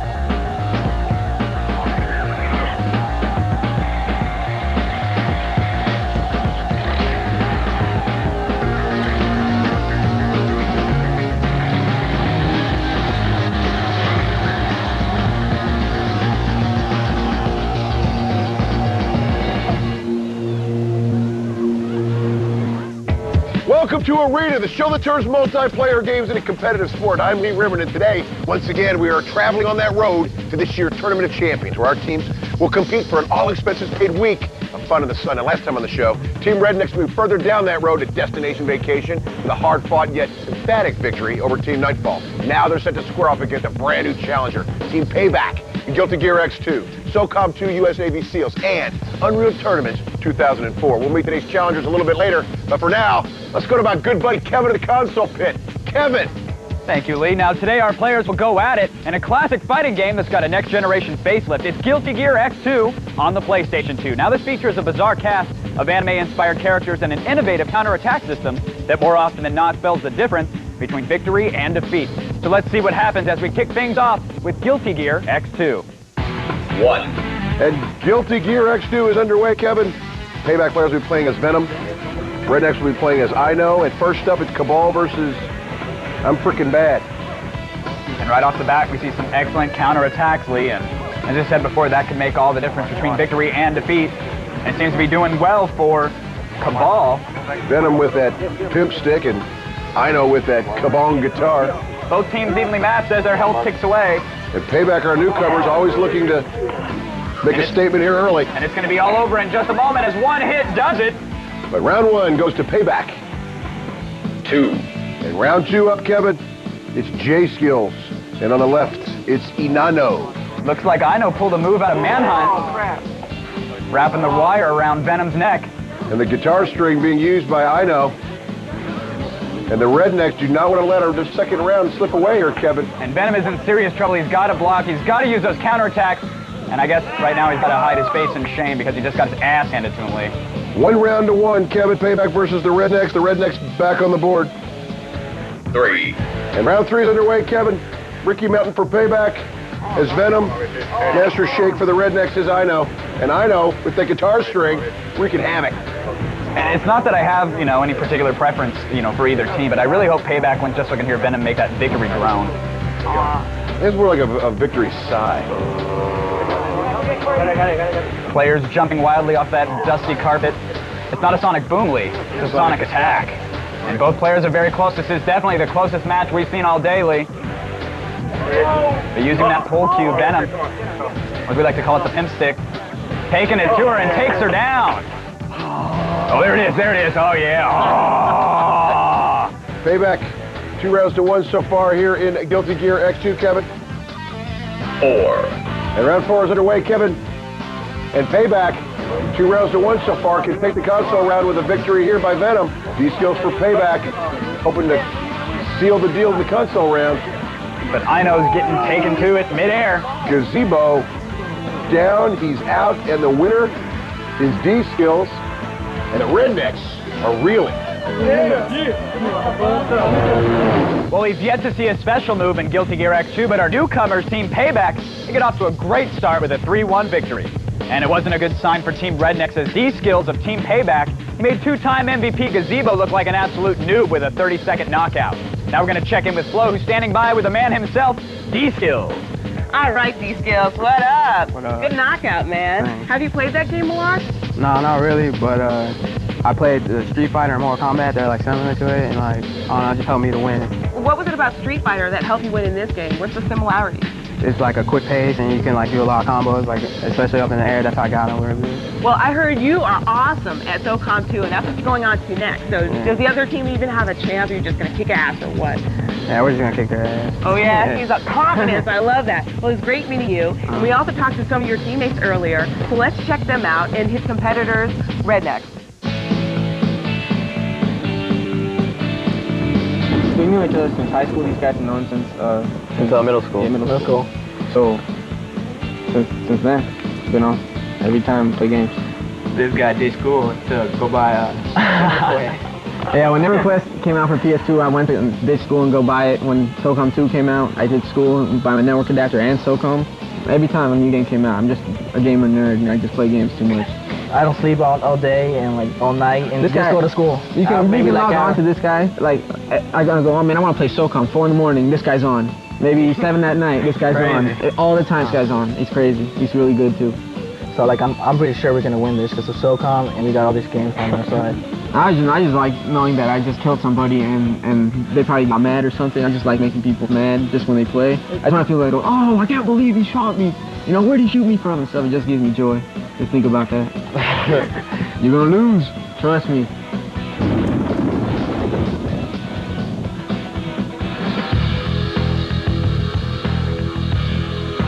Say they're good at SOCOM, but you know, I think they're done. We're probably just going to stick to our same strategy that we did before, and that's winning. There you go. Other than that, I don't think we need a strategy other than teamwork and winning. We won't stop winning. We're good at it. We're better than them, and I'll see why we'll let up any points on them today. This is our third appearance on the show, and the first few times we've played against teams that seem like they're semi-retarded. Like, they didn't know what a keyboard is or something, because that's only 2 seconds before how we spotted them. It's Payback. We'll see what they're good at, and you know, Payback is stupid.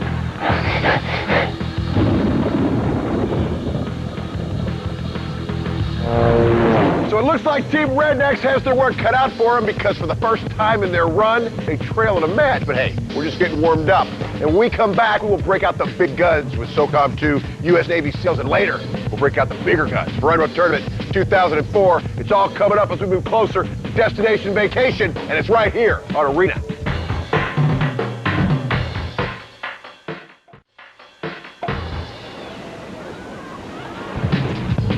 Welcome back, everyone, to Arena. Before the break, Team Payback mastered Venom's Pimp Stick and took the console round. And the word on the street is that our newcomers consider our next game their strong suit. So let's get to it with SOCOM 2, U.S. Navy SEALs, presented by the U.S. Navy.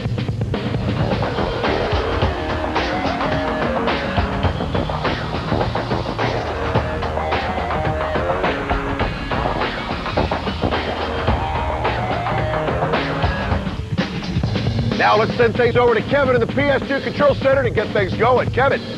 All right, thank you, Lee. Yes, SOCOM 2 is a squad-based shooter that puts our teams right into the middle of a deadly military conflict. Now, a coin flip before the show determined that Team Rednecks will be the SEALs and Payback will be the opposing force. Now, the mode is Suppression, which in non-military terms means Team Deathmatch. Now, our squads will play 3 5-minute rounds, and the team with the most kills wins each round. Today's map is Frostfire, an oil rig stationed in the middle of the ocean. Now, the map features both indoor and outdoor environments, which allow for both close quarters and long-range combat. But enough of my jibba-jabba. Let's see what happens in SOCOM 2 U.S. Navy SEALs. 1. And round 1 underway, Kevin. Our SEALs, the Rednecks, our defending champions, who lost our console round versus the opposition Payback. And Payback, supposedly, are masters here at SOCOM 2. And we've seen in previous episodes of Arena that Team Rednecks, they tend to come out fighting hard in the first round, and then by the third round of SOCOM, they really get their strategy down and they take it easy. They try to formulate some sort of plan. We'll see if they start off that way this time. Here they go. Get ready. Oh, shoot. Gazebo draws first blood, though. J Skills retaliates right away and drops Gazebo with that M14. Oh, now you got to took out. Oh, shit. And I'm Freaking Bad strafes out but takes it from both sides as Cabal finally gets the frag and brings him down.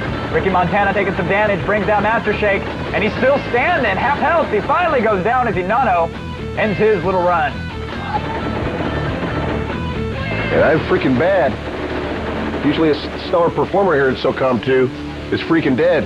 And down goes J Skills. Oh, dude. Tough to tell who's on top at this moment, Lee. It seems that they're evenly matched teams here in SOCOM. D Skills gets in a close quarters firefight.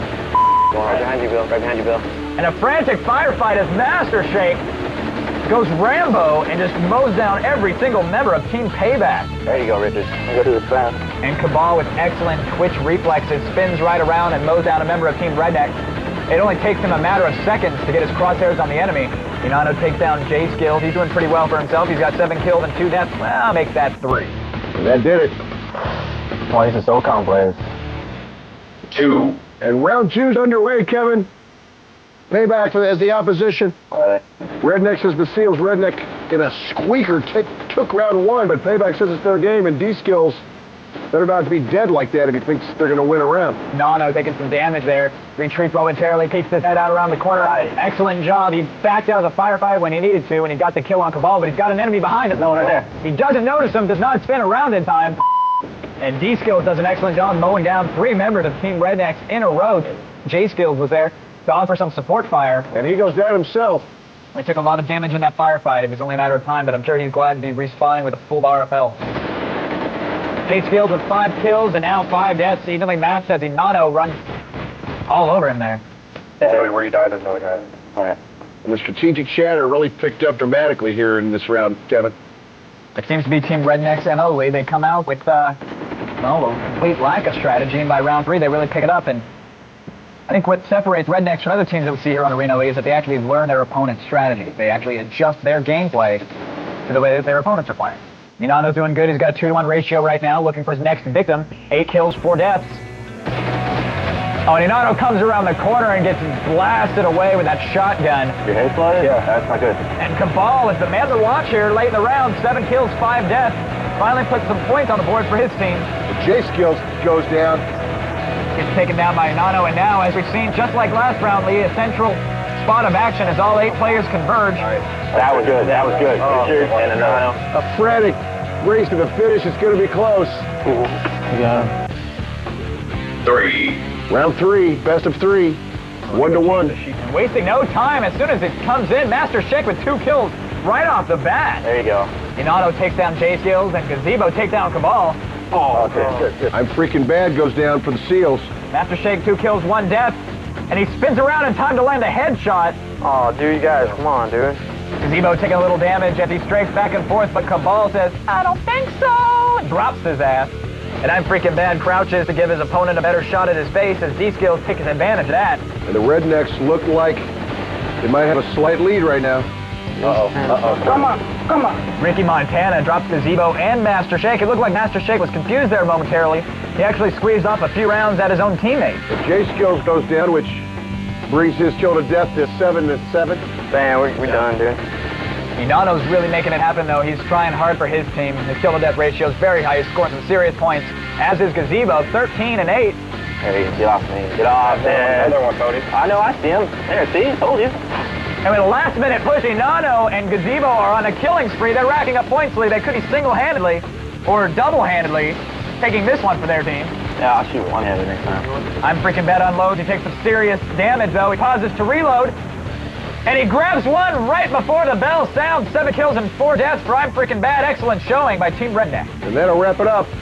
Yeah. That was good teamwork. Lost that one. So Team Payback talked the talk, but they had a little trouble walking the walk as they apparently underestimated Team Redneck's prowess in SOCOM 2. Now it was close, but our defending champs came through in the clutch and emerged with the 2-1 victory. Now it came down to teamwork, and in the end, Gazebo and Inano, they took control of the game. So let's go to Flo, who's standing by with a co-man of the hour, Inano. That's right. Teamwork is amazing, but there was like this mad killing spree at the end, and you guys just went crazy. Break down each of the roles for me that your guys did. Well, one of us would usually find a group of them and lead them towards us where we were hiding out.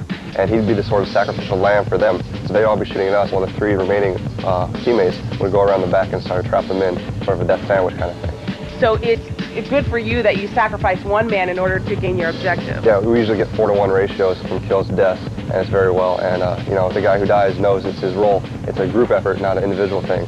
So he's okay with it. And then are you going to take that same concept into Unreal and in Assault? Yeah, we're going to stick together as a team, stay really close, but not bunch up. We don't want to be one big target. We're going to watch each other's backs a lot and just accomplish the goal and hopefully continue on in Arena.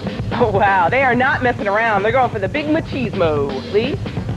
The tension is building in this match, and so far, both squads have refused to back down. Now, Team Rednecks, they have a slim lead overall, so whoever wins our next game will have a good chance at taking the whole enchilada to go with the death sandwich. Now, while our teams prepare for the final showdown in UT 2004, why don't you head to our website where you can catch a glimpse of the Hall of Champions and sign up to get your team on the show. Our final game is coming up right here on Arena.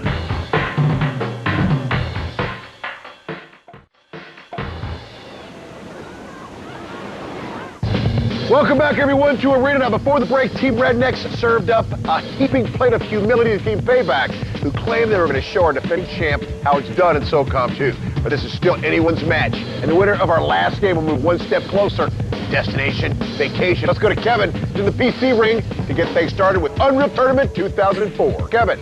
All right, thank you, Lee. Now, our third and final game today is Unreal Tournament 2004, the latest in the popular first-person shooter franchise. But this isn't just a rehash of last year's version, as players will find unique weapons, distinctive maps, and a brand new element, vehicles. Now, the mode is Assault, where one team tries to meet assigned objectives, while their opponent, well, they try to stop them. Now, today's map is Fallen City, a post-apocalyptic wasteland that once stood as a bustling metropolis.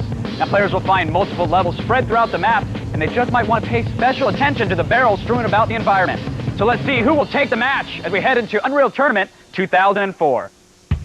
And Unreal Tournament 2004 is underway. Kevin, first on the attack here in Assault will be the red team, Team Rednecks, which of course means Payback Blue team will be on defense. I'll push you guys, get there. And their objective right now, Lee, is to destroy that barricade. Mark, go stand next to the damn machine rocket set. All right. Hey, everybody defend it. We see Inano's making his way down to it right now, rocket launcher in hand, following the arrows. And the barricade has already taken heavy damage as Ricky Montana does his best to defend it, but does not, and Master Shake and Inano plow through that barricade. And they're on their way to the forward outpost. Each team has a series of objectives to complete, and right now, D-Skilled is trying to stop Rednecks from completing anything, and Master Shake, so far unopposed, he's destroying one of the locks on that gate. Master Shake has destroyed one of them. He now goes right to work on the second one. Gazebo's there. He's doing the same, and both blocks are destroyed. Gazebo and Master Shake, excellent teamwork. And they'll make their way into the command center now, which they have to destroy as well. Make sure you hit the barrels by it first. And Gazebo and Inano round the corners, and they're heading down the ramps. And Inano just completed the next objective. Our red team, the Rednecks, moving nicely. Get back, dude. Ricky, go back. Now they must destroy the command center. And Team Payback doing a great job so far holding them off, but that command center is very close to being destroyed, and Gazebo swarms in there, takes one for the team, and grabs the objective. With a time, 3 minutes and 16 seconds, they complete the ultimate objective. Nice job, guys. All right. Was that 4 minutes? 2. And we're right into round 2, Lee. So 3:16 is the time to beat. Now we have Payback on offense, the blue team. They are on the assault with the Rednecks playing defense. Hey, they're coming. I got Inano, you have the first one. And Lee, for anybody who isn't initiated, who isn't in the know, the Rednecks secured all the objectives last round, and the time that it took them to do it is the amount of time that Team Payback will have to do it as well. And they're now 20 seconds behind the time set by the Rednecks. This guy coming. Where is he? And Ricky Montana strays his way in, but he's got to dodge that turret fire and the rocket fire by Inano. Inano takes him down. D-Skills gets taken out as well. The barricade is moments away from bursting. Would someone just breathe on it, please? Shoot it, shoot it. I think almost dead. I think he's down low. And Cabal has completed the objective. The barricade has been destroyed, and they have secured the forward outpost, and now they're on their way to destroying those locks on those gates. Richard, are you in the turret? Yeah. They're running out of time, Kevin. 30 seconds left. 3 minutes, 16 seconds with the time to beat. And Payback, the blue team, is not looking good as if they're going to make it. We got this, guys. And the Rednecks are already calling victory. And by the looks of it, Lee, I think they're right. And Unreal Tournament 2004 is going to go to the Rednecks. Our season Unreal Tournament bets show why they are the resigning, the R word? The reigning champions. That's the most reaction I ever get out of Mike Chelsea. Oh my goodness, dude. Well, Team Rednecks may be from a rodeo town, but they appear to be very comfortable in the big city as they assaulted the assault course with a blistering pace that Team Payback just could not match. So with the 2 points for this win, the narrow victory in SOCOM 2, and the higher cumulative score, Team Rednecks retain the title as arena champions. And on the strength of his gun-toting skills in SOCOM 2 and UT 2004, today's MVP is none other than Inanno. Let's go down to Flo, who's standing by with the new king of the Rednecks. Give me 5, man. All right. Great job. You Thank did you. awesome. You guys are concentrating so hard. I swear your eyeballs were sweating. A little bit there. Are you surprised to be MVP? I'm surprised a little bit because Gazebo's used to winning everything, and we don't mind that much that he wins, but it's nice to get recognition for the other members of the team. I was watching you guys in the practice round, and you had 7 minutes to complete the objective, and you didn't come anywhere close. And then when you actually played the game, you completed it in just over 3 minutes. What we did in the practice round, we just messed around, found out where all the weapons were, and then just started shooting our own teammates because we don't want to reveal what we're going to do to the other team so they know where to protect. So we, a little bit we reveal, but we don't keep the main thing under wraps. I just wanted to congratulate you and your team members. You did a great job, and we're definitely going to see them here again. Lee. They call that sandbagging where I'm from. All right, now we know what you guys are all about. Now, things started off a little slow for our champs today as they took a beating in the console round. And after the way Team Payback talked themselves up before SOCOM 2, Team Rednecks were really feeling the pressure. But like true champions, the Rednecks exhibited grace under fire and gunned their way to victory in our last 2 games. And with 3 wins now under their belts, Team Rednecks are more than halfway to the Hall of Champions in the battle for Destination Vacation. We'll see if they can make it 4 for 4 when they return to face a new challenger, and you know where? It's right here next time in the arena.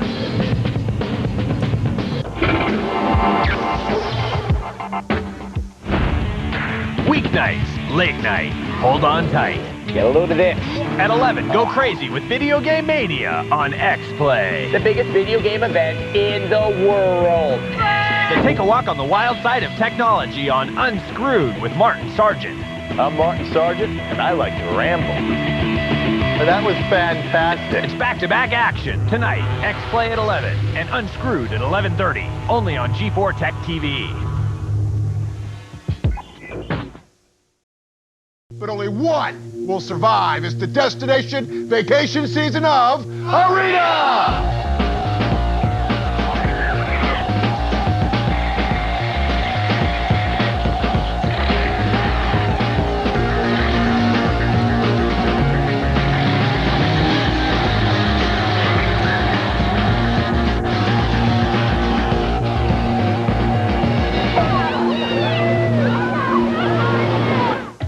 Welcome to Arena, the show that turns multiplayer games into competitive sport. I am Lee Rehrman, and today we jump once again on that road to this year's Tournament of Champions, where our teams will compete for an all-expenses-paid week of fun in the sun. The last time on the show, Team Rednecks solidified their positions as arena champions, notching their 3rd win in a row. But Team Random Commandos are poised to send the Rednecks packing, but they'll have to prove they're worthy in Mario Kart Double Dash, SOCOM 2, U.S. Navy SEALs, and Unreal Tournament 2004. We'll meet our challengers a little bit later, but for now, let's get right to the action with Kevin, who's sitting by with everyone in the console pit. Kevin. All right, thanks, Lee. Now, today our teams will do battle in Nintendo's version of NASCAR. It's Mario Kart Double Dash for the GameCube. But in these races, our players will do more than simply turn left. Each kart is equipped with 2 seats, one for a driver and one for a gunner who can throw things like banana peels, turtle shells, and the more traditional bombs at their opponents. Yoshi and Luigi, start your engines. 1. And Mario Kart Double Dash is underway, Kevin. So we've got I'm Freaking Bad and Inanno for the Rednecks, and Dark Penguin and Double Down for the Random Commandos. And Lee, as time ticks away, the objective of this round in Mario Kart is to be in possession of that happy little sun. And the round ends. And the Random Commandos get run over by the Rednecks there. That's going to hurt them.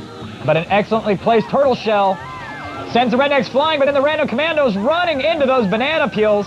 And so the Rednecks right now, they're in possession of the sunshine, Lee. And That'll do because it. time runs out and the Rednecks are in possession, they will take round 1.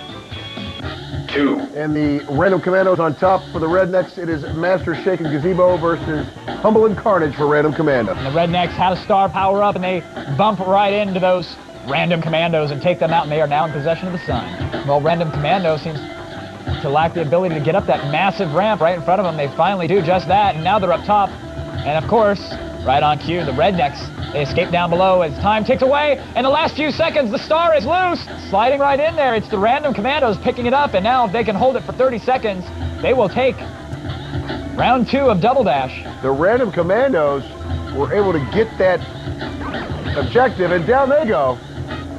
And now it's in the hands of the Rednecks, Kevin. The cheapest power-up in the entire Mario Kart game. That's got to hurt the Random Commandos. They get taken out, and the Rednecks are now in control with only 10 seconds remaining. Can they hang on? They've got a whole bunch of shells in their hands, and they're throwing them, and they do. They knock the sun loose. But they were able to recapture it, Kevin, the Rednecks. And that's all she wrote, Rehrman. And that's all she wrote. You're absolutely right. The Rednecks take both rounds of the console round. Well, Team Rednecks played their own version of hard to get, a little bit of hide and seek as they held on to the sunshine of power long enough in both rounds to take the console point. So our reigning champions have made the important first step towards their 4th consecutive victory. And Flo, well, she's standing by with Inano, and I'm freaking bad. I mean, that's the guy's name. I'm not saying I'm great, but I'm not friggin', just go. It's all good, Kevin. You know what? Arena's getting better and better all the time. They're giving me 2 of them now. So you were the driver, right? And yes. You were the gunner. And so why did you decide to grab the sun at the last minute like that? Well, I decided that, they can feel they have confidence with all the time in that sun. Well, I just waited around, planned my attack, and then took it, and so they didn't have enough time to get it back. And so what was the turning point in the game? I have to say the turning point was when we got those turtle shells. They really worked well when I hit them, and they'd get all confused, start spinning, they'd lose a star, and then we could just go zoom right past them, pick the star, and we went off. So confusion and distraction, it all works. Yeah. Now you're going up to SOCOM 2 next, and you guys have been here 4 times. And do you have a lot of confidence going into that game? We're confident. We're not as confident as we'd like to be because we're still not very good at the game, but we're as confident as we should be. So it could be anyone's game at this point. Well, we met you guys earlier, and we also met your competitors. Let's check them out.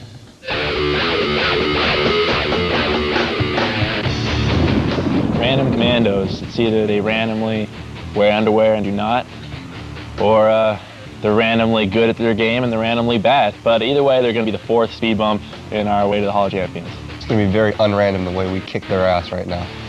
We've watched all the teams on Arena play, and I don't think we saw a single team that we can't beat out for the championship.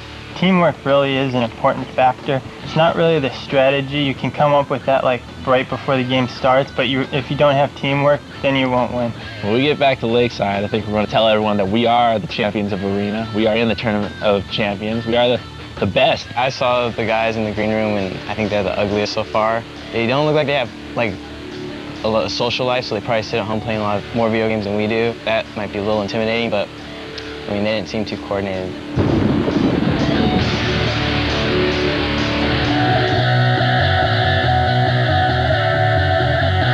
We're not going commando. Well, some of us aren't. Random Commandos. I came up with that name for all those people you kill in games that are really insignificant and you kill them in one shot. They are the Random Commandos. So a lot of us are really into RPGs and first-person shooters. Yeah, when we picked up the new the 2004 Unreal Tournament, we all just really liked it right away. So it was easy to practice that for this. Our ultimate goal is to die as little as possible because, well, dying sucks. Team Rednecks are good people, but they're gonna have to go down. We're here. We're ready. That was my idea. We're gonna kick some ass. Take those Rednecks down. It's time for them to finally lose. Yes.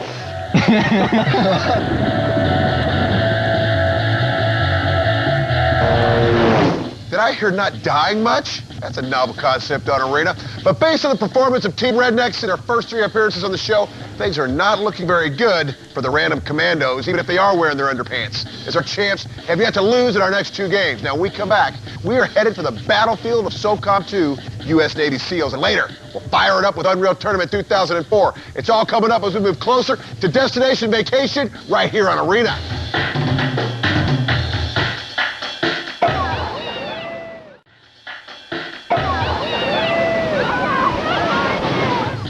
Welcome back to Arena. Now, before the break, our champs show that they've mastered Nintendo's version of NASCAR, which is fitting for a team called Rednecks, I guess. Let's see if the Random Commandos can get back on track as we head into the war-torn world of SOCOM 2, U.S. Navy SEALs, presented by the U.S. Navy.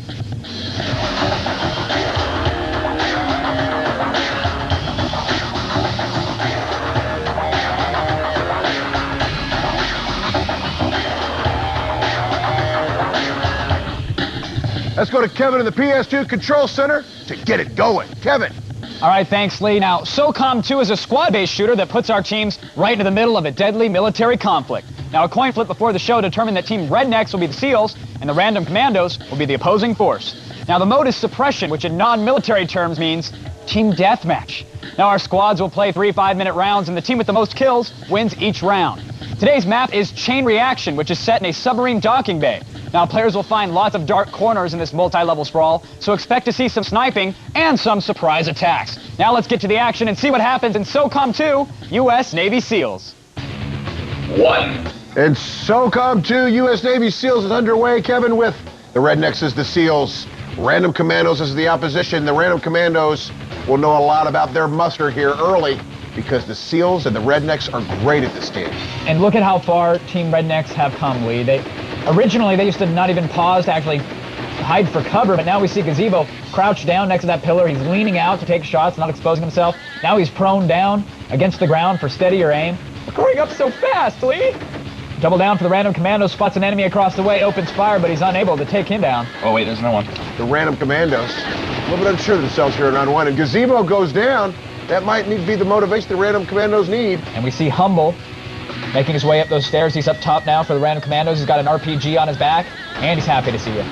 Dang it! In frustration, gurgling out of the mouth of Double Down as Gazebo takes him down. I'm freaking bad. Frags Dark Penguin. Jeez. I got spawned on me. And a firefight breaks down, and Double Down finally takes down Gazebo. And you see Double Down just got killed again. I'm stuck in a loop. I can't even move more than 10 feet without getting killed. His kill-to-death ratio is 1 to 9, Kevin. That pretty much tells the story for the Random Commandos. Well, it's not an exciting story, but a story nonetheless. Here's a little story, sad but true. Oh, was I supposed to rhyme with you there? Or? Oh, jeez. And the few fleeting moments Gazebo had while falling to his death were the most exciting moments of the round for him, as the Rednecks easily run away with round 1. 10-1, 4-3, and wow. I killed one guy. 2. Round 1 was all Rednecks. This may be the last opportunity for the Random Commandos to literally and figuratively salvage a victory here. Need I remind you there is still Unreal Tournament to be played? Clarice. Yeah. Gazebo makes his way up top on the catwalk. Shakes his little gun on the catwalk. Oh, hey, he's got right here. Gazebo draws first blood yet again and takes down Carnage. Double Down spots an enemy. Let's see if he can actually shoot him, though. I'm freaking bad takes out Humble, and it looks like Nano takes down Carnage. Oh, wow. And Gazebo is the first one to go down for Team Rednecks, pausing to reload, and he gets taken out mid-clip. Oh, he tried to dance on my body. Oh, he did. And finally, Nano goes down, and not after having a 5-to-1 kill-to-death ratio here as we approach the halfway point. Clipped him in the beanbag. You saw him grabbing down below. Oh, I saw it. And Carnage goes down again. His 1-to-7 kill-to-death ratio. Oh, and he's unleashing a little NSYNC dirty pop move there, Lee. It's pretty much all over when the Rednecks start celebrating and pulling out the boy band dance moves. And Dark Penguin makes sure I'm freaking bad feels him from down below. That freaking sucks. Dark Penguin is running from some fire. He strafes out from cover and then peeks out to return fire. Unano takes down Humble and Gazebo takes down Carnage. Oh, and Master Shake gives Dark Penguin's corpse the "Hey, how are ya?" Humble running away oblivious to the gunfire behind him. I attacked the darkness. And it looks like he's managed to bore the hell out of his attacker by running away. Inano with spectacular numbers, 9-to-1 kill-to-death ratio. And Dark Penguin takes down Inano in the last few seconds of round 2, but Lee, I don't think it's going to make a damn shred of difference. And with a score of 46-12, the Rednecks take round 2 of SOCOM 2. It's all Rednecks. Dude, they're just like racking up the kills on me. 3. And round 3 underway, Kevin. It's all academic as far as SOCOM 2 goes because the Rednecks have wrapped it up with rounds 1 and 2. However, MVP points and total points, very much in play here, as are kill and death counts. And Master Shake takes down Double Down. Little game of hide and seek here. Apparently the Rednecks realize they got it wrapped up. Don't feel like they need to be very aggressive as they're not really in need of being. Dance. Oh no, the funky chicken. That's just just not right. Carnage spots an enemy and decides to play dead. Stupid Rednecks. They still killed you. Oh, the geek trash talking is horrendous. Finally, we have some smack talk, some trash talking coming out of these two teams toward each other. Good, I can finally take a nap. Gazebo goes down in a toe-to-toe battle. Look at Dark Penguin.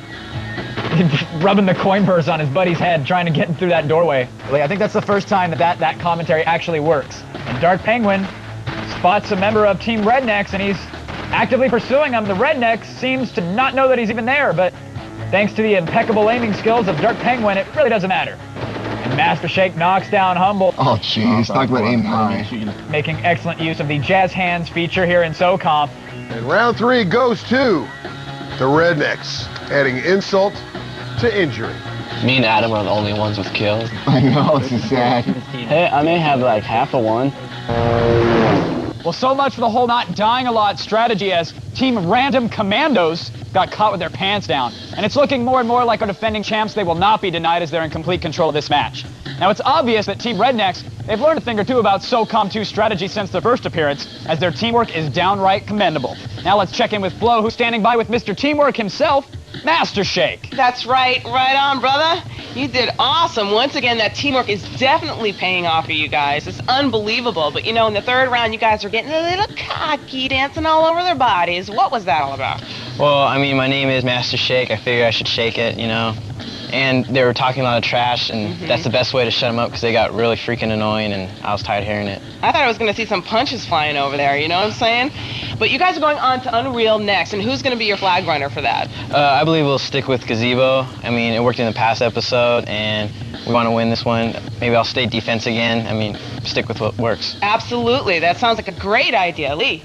So he's planning to have some flags to go with that shake. Yeah, right. Things are not looking good for the Random Commandos as they are quickly running out of time to get back in this match. While they regroup and prepare for our final fight, you can head to our website at g4tv.com/arena where you can catch a glimpse of the Hall of Champions and sign up to get your team on the show. Our final game is coming up right here on Arena.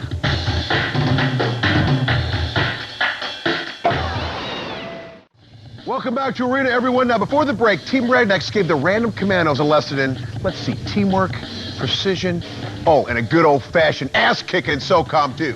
This is the Commandos' last chance if they've got any notion of starting their own quest for Destination Vacation. But Team Rednecks, they might have something to say about that. Let's go to Kevin in the PC ring and get things started with Unreal Tournament 2004. Kevin.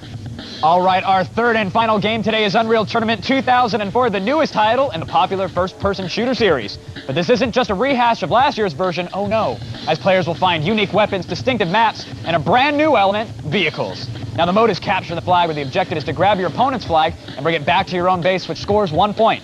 Now the team that scores the most points in 3 5-minute rounds will be declared the winner. Today's map is Twin Tombs. It's a compact environment that features a pair of matching cement labyrinths that often result in unexpected engagements with the enemy. So let's see who will take the match and the PC points in UT 2004. And Unreal Tournament 2004 is underway, Kevin. The Rednecks, the team to beat, on their way to the Hall of Champs. And Random Commandos, all but out, looking to salvage something, even pride.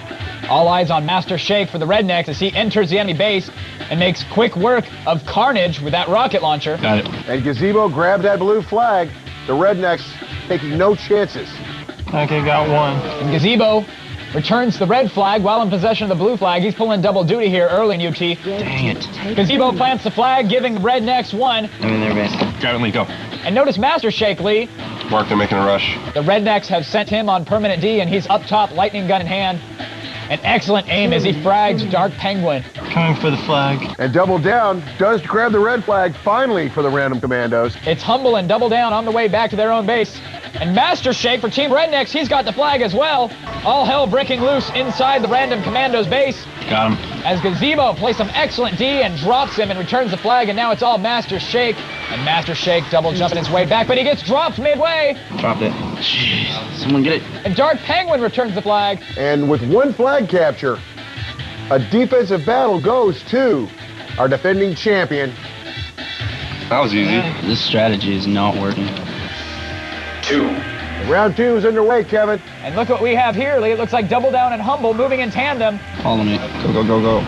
Dodging that lightning gun fire from Inanno. They're back in their own base. And Double Down looks like he's about to plant one, Lee. There it is. Awesome. Oh, This is terrible. But off to a good start here in round 2. Sneak attack.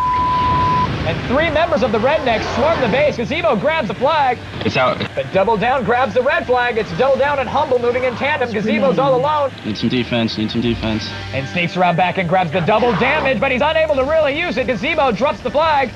But he did take down the member of Team Random Commandos. 2 flag captures looks mighty good right now, but Gazebo gets back to that blue flag and once again has it in his possession. He takes down Carnage. Carnage, unfortunately, did not know Gazebo was behind him. It's a race to the base. And Double Down taking some fire. Inanno's in the base, launching rockets everywhere. Oh, I almost returned it. And Inanno returns the red flag. Gazebo will be able to score here. Yes. Damn it. And the Rednecks tie it up in round 2 of Unreal Tournament 2004. I sound excitedly, but I'm bored right now. And it's Gazebo and Humble in fight as we go into overtime. Dark Penguin and Double Down deep within the Rednecks base. You'd think that they'd touch the flag and run, but instead they want to hang out and fight. Humble with the flag in hand, making his way back to base, but Inanno grabs the blue flag. Both teams in possession of the flag. Humble spots Inanno. Guy coming towards flag. And he drops the flag. Inanno returns it. I got it. Oh, that was so gay, dude. And Master Shake grabs the blue flag. And the Milkshake's bringing it. Carnage dropped it. Milkshake takes the plant to the yard. Late in the round, he plants it for Team Rednecks. There it is. Dang. The victory goes to the Rednecks. That was close. That was so close. Can you say something better? What the hell's that? I'm drooling. You better show that. I'm so excited about winning. And as Big Daddy Lee Rareman is fond of saying, UT 2004 was all but academic for the Random Commandos. They made this round close, or at least that's what Team Rednecks wanted them to think. So with yet another clean sweep, Team Rednecks, well, they can hear the Hall of Champions calling out for them as they win match number 4. And for this victory, each team member will take home a Nyko Airflow mouse and a Logitech Thunderpad. Now doing his best Gazebo impression and taking his second MVP award is none other than Inanno. Let's go down to Flo, who's standing by with him right now. Oh yeah, 2-time MVP. That's awesome. How do you feel being compared to Gazebo? Well, he's kind of goofy looking, but he's a great video game player, and it's nice to mention myself and him in the same sentence in that regard. So I noticed when you were running gunning, you used the lightning gun. Why did you choose that? Well, if you hit him in the head, it's an easy one-shot kill, and there's a lot of large margin of error, kind of area effect damage, so you can get a shot on him even if you miss by a couple feet. Well, it seems like you made the right choice because it certainly worked for you and your boys. I'm sorry, guys. Time to go. Thank you so much. Lee. So I guess the margin of error means you got to aim for the head and hit them hard. So it's 4 down and 1 to go for Team Rednecks as they plow through another overmatched opponent with a clean sweep of today's match. Win or lose, our champions will retire after their next appearance, where they will seek their 5th consecutive victory and a berth in the Hall of Champions, where they will await their chance at the front of the sun of Destination Vacation at the end of the season. We'll see if Team Rednecks truly has the stuff of champions. Next time, you know where, it's right here. It's on Arena.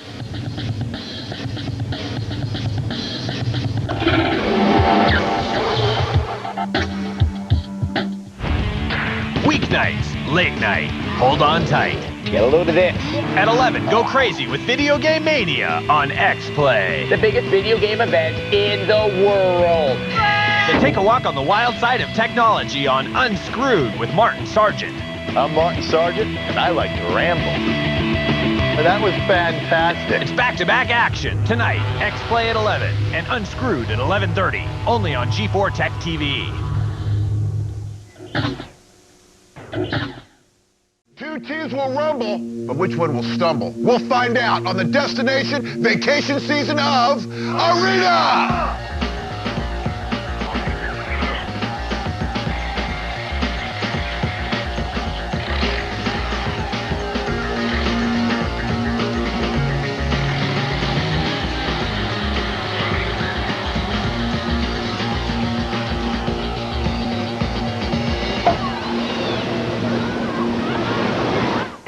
Welcome to Arena, the show that turns multiplayer games into competitive sports. I'm Lee Rehrman, and today we continue down the long and arduous road to this year's Tournament of Champions, where our teams will compete for that all-expenses-paid week of fun in the sun. Now, last time on the show, Team Rednecks moved within one victory of earning a spot in our Hall of Champions with a dominating win. So today, they face one last challenge. That challenge? Team Robot Mafia. Now they'll play Top Spin Tennis, SOCOM 2 U.S. Navy SEALs, and Unreal Tournament 2004. Now for UT 2004, we'll have a special guest commentator who knows the game better than anyone. You'll meet him in a moment. You'll also meet Robot Mafia in a moment. But right this moment, let's go to Kevin, who's in the moment. He's also in the console pit. Kevin.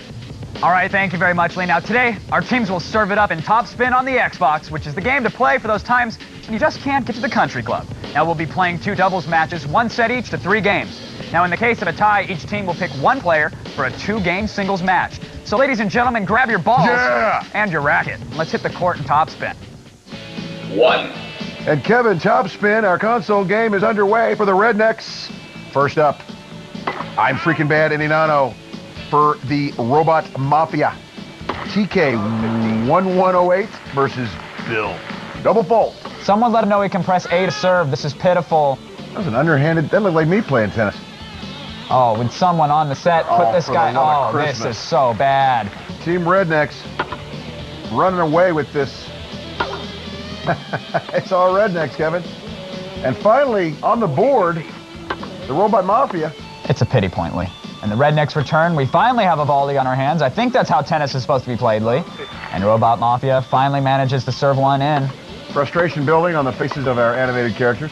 The Rednecks in the zone meter is pegging. We'll see if any of them actually manage to use a skill shot, but at this point, Lee, it's probably not worth the risk. And the match is over. And that'll do it for the Rednecks. I'm freaking bad Inanano. Just lay the beating on TK 1108 and Bill. 2. And once again, the Rednecks with Master Shake and Gazebo, 2 familiar names, Kevin, versus Robot Mafia and Uziel and Nobody. And so far, once again, the Rednecks saying, hey, man, we're on the way to the Hall of Champions. Get out the way. Rednecks up at the top of your screen. Finally got a nice volley there, but a member of the Robot Mafia has taken one on the chin.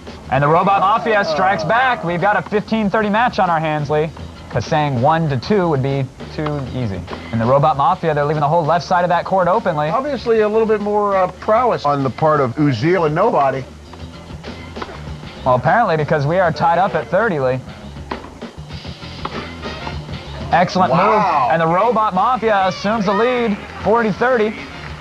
And we've got a win for the Robot Mafia, Kevin. Oh, and a little bit of they're calling their shots, Lee. They're letting them know exactly where they're going to be hitting it. And unfortunately, the Robot Mafia just does not have the skills necessary to take any points. 2 sets. Oh, man. And a blistering serve. That was the Who's Your Daddy overhead slam. And other than that quick burst at the beginning of the first game here in this round, it's been all Rednecks. And the Rednecks run away with this one, Lee. Well, Team Rednecks have already shown us that they know how to handle a weapon with their past performances in SOCOM 2 and UT 2004. But now we've seen that they can also handle a racket as they simply dominated Top Spin. Now let's go down and check in with Flo, who's standing by with our good friends Gazebo and Master Shake. All I know, there was a lot of smack talking going on. What was that all about? Well, you know, in an intense game like tennis, you got to yell, you got to tell them, you got to put them in their place, and we absolutely embarrassed them, and we just had to let them know it. So what are your predictions for SOCOM 2? I have a feeling that there's going to be a lot more dancing because those guys don't seem like they'll put up any competition. I'm just going to have fun with this, you know, mess around. Well, we talked to these guys earlier and their competitors, Robot Mafia. Let's check them out. My first day I was a little nervous, and I'm nervous now. We just want to win and go into the Hall of Champions. Definitely ready to retire into the Hall of Champions, come back for destination vacation, and I think we're going to do it. Why stop now, you know? I think we're more nervous for this show than we were the first show because now it's like we can't blow it. We made it this far. The guys that were playing next, they didn't look like anything special. They just looked like the past 4 teams. Yeah, they said that they were going to send us home, but that's what the previous 4 teams said, and they're at home now, so we'll see what happens. I think now we could probably, you know, step it up and try to, you know, get a clan going, maybe go into some leagues, go into some tournaments and see what we could do. Because if we're in the Hall of Champions, why stop there, you know? Keep going. Rednecks round up. That's right. I made that up on my own.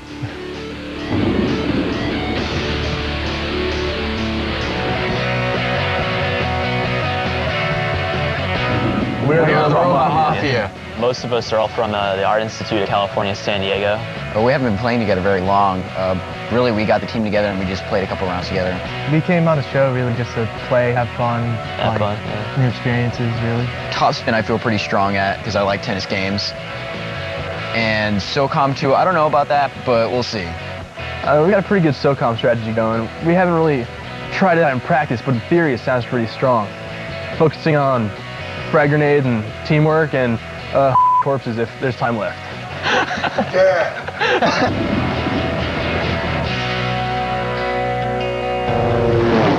Well, apparently Team Robot Mafia, they got their rackets with holes in them. Either that or Team Rednecks is just on a course with destiny, as they're now just 2 games away from the Hall of Champions. But the Robot Mafia, they never claimed to be athletes, so we'll see how they do on the battlefield when they lock and load with SOCOM 2 U.S. Navy SEALs. And later, we will be joined by a man who, let's just say he knows a thing or two about Unreal Tournament 2004. That's all coming up as we move closer to Destination Vacation. You know where? It's right here, and it's on Arena.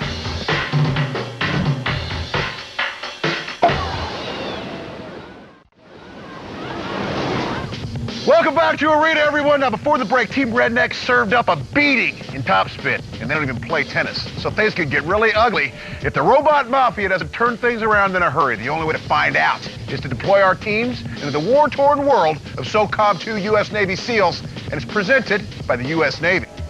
So let's go to Kevin in the PS2 Control Center and get it going. Kevin. All right, thanks, Lee. Now, SOCOM 2 is a squad-based shooter that puts our teams right into the middle of a deadly military conflict. Now, a coin flip before the show determined that Team Robot Mafia will be the SEALs, and the Rednecks will be playing as the opposing force. Now, the mode is suppression, which in non-military terms means team deathmatch. Now, our squads will play 3 5-minute rounds, and the team with the most kills wins each round. Today's map is Vigilance, a multi-level villa that features plenty of nooks, crannies, and rooftops, ideal positions for ambush attacks. Now, players will also find strategically placed gun turrets that can spell the difference between victory and defeat. So let's get to the action and see what happens in SOCOM 2, U.S. Navy SEALs.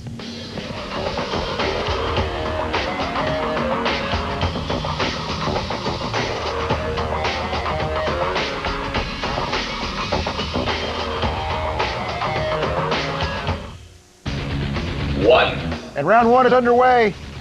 The Robot Mafia, this is their chance, Kevin. And as the Rednecks, the opposition, let's see if they performed with their usual brilliance. And hey, this is something new. Lee Gazebo is the first to go down. Nobody from Team Robot Mafia takes him down right off the bat. But surprising aggression here right out of the gate.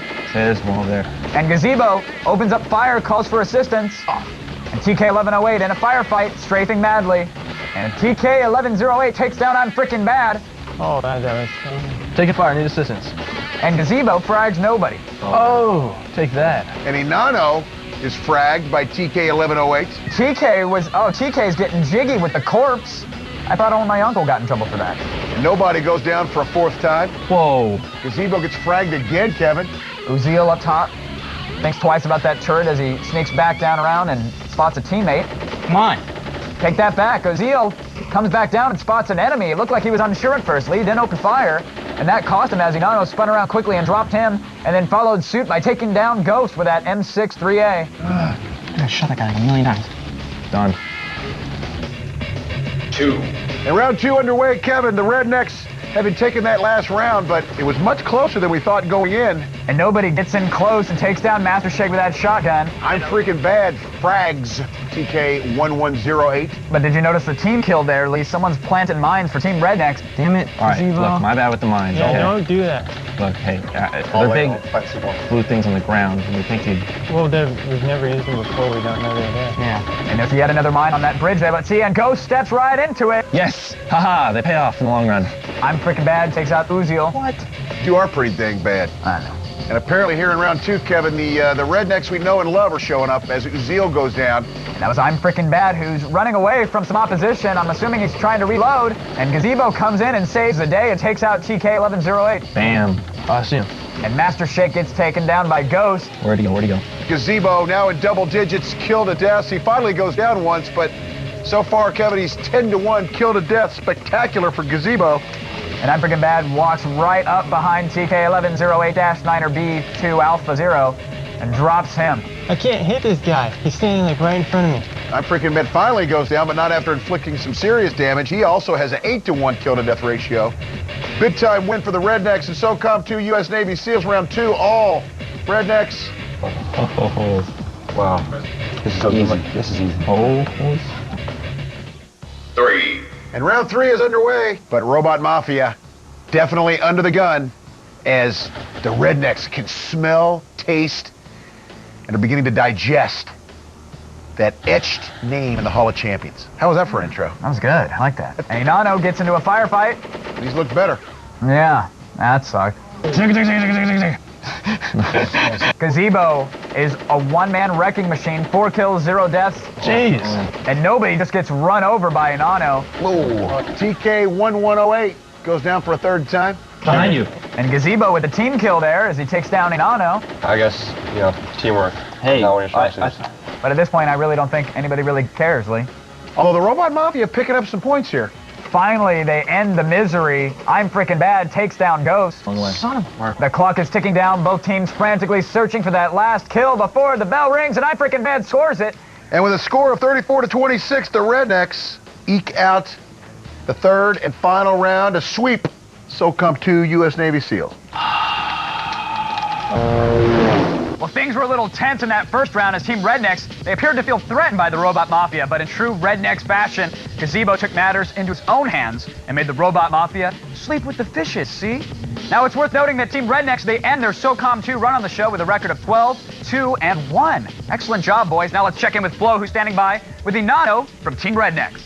You guys kind of almost made a mistake, though, with the mines, and you were blowing yourselves up. What's up with that? Well, at the beginning, Gazebo chose the mines for one of his weapons, and he went around planting the mines without telling us where he was planting them. If you win today, you're going to be retired to the Hall of Champions. You excited? I'm really excited about being immortalized in the G4 history and about coming back and playing for the Destination Vacation. So I'm really excited about heading into Unreal Tournament because that's our strongest game. So oh boy, just can't wait. Well, we'll have to see if they're going to make it or not. Lee. So am I hearing strategy? Don't blow yourself or your friends up. And with another sweep in SOCOM 2, Team Rednecks has the Hall of Champions well within their sights. So as our teams prepare for UT 2004 and we primp for our special guest, you can head to our website and you can catch a glimpse of that Hall of Champions and sign up to get your team on the show. Our final game is coming up right here on Arena.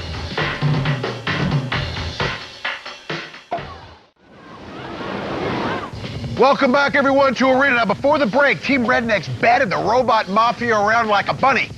And I think they left a horse head in their bed, putting them away in SOCOM 2. Our champs are now only one round away from throwing their hats into the Destination Vacation ring. So let's go to Kevin in the PC ring to get things started with Unreal Tournament 2004. Kevin. All right, thanks, Lee. Now, our third and final game today is Unreal Tournament 2004, the latest in the popular first-person shooter franchise. But this is not just a rehash of last year's version. Oh, no. As players will find unique... Kevin.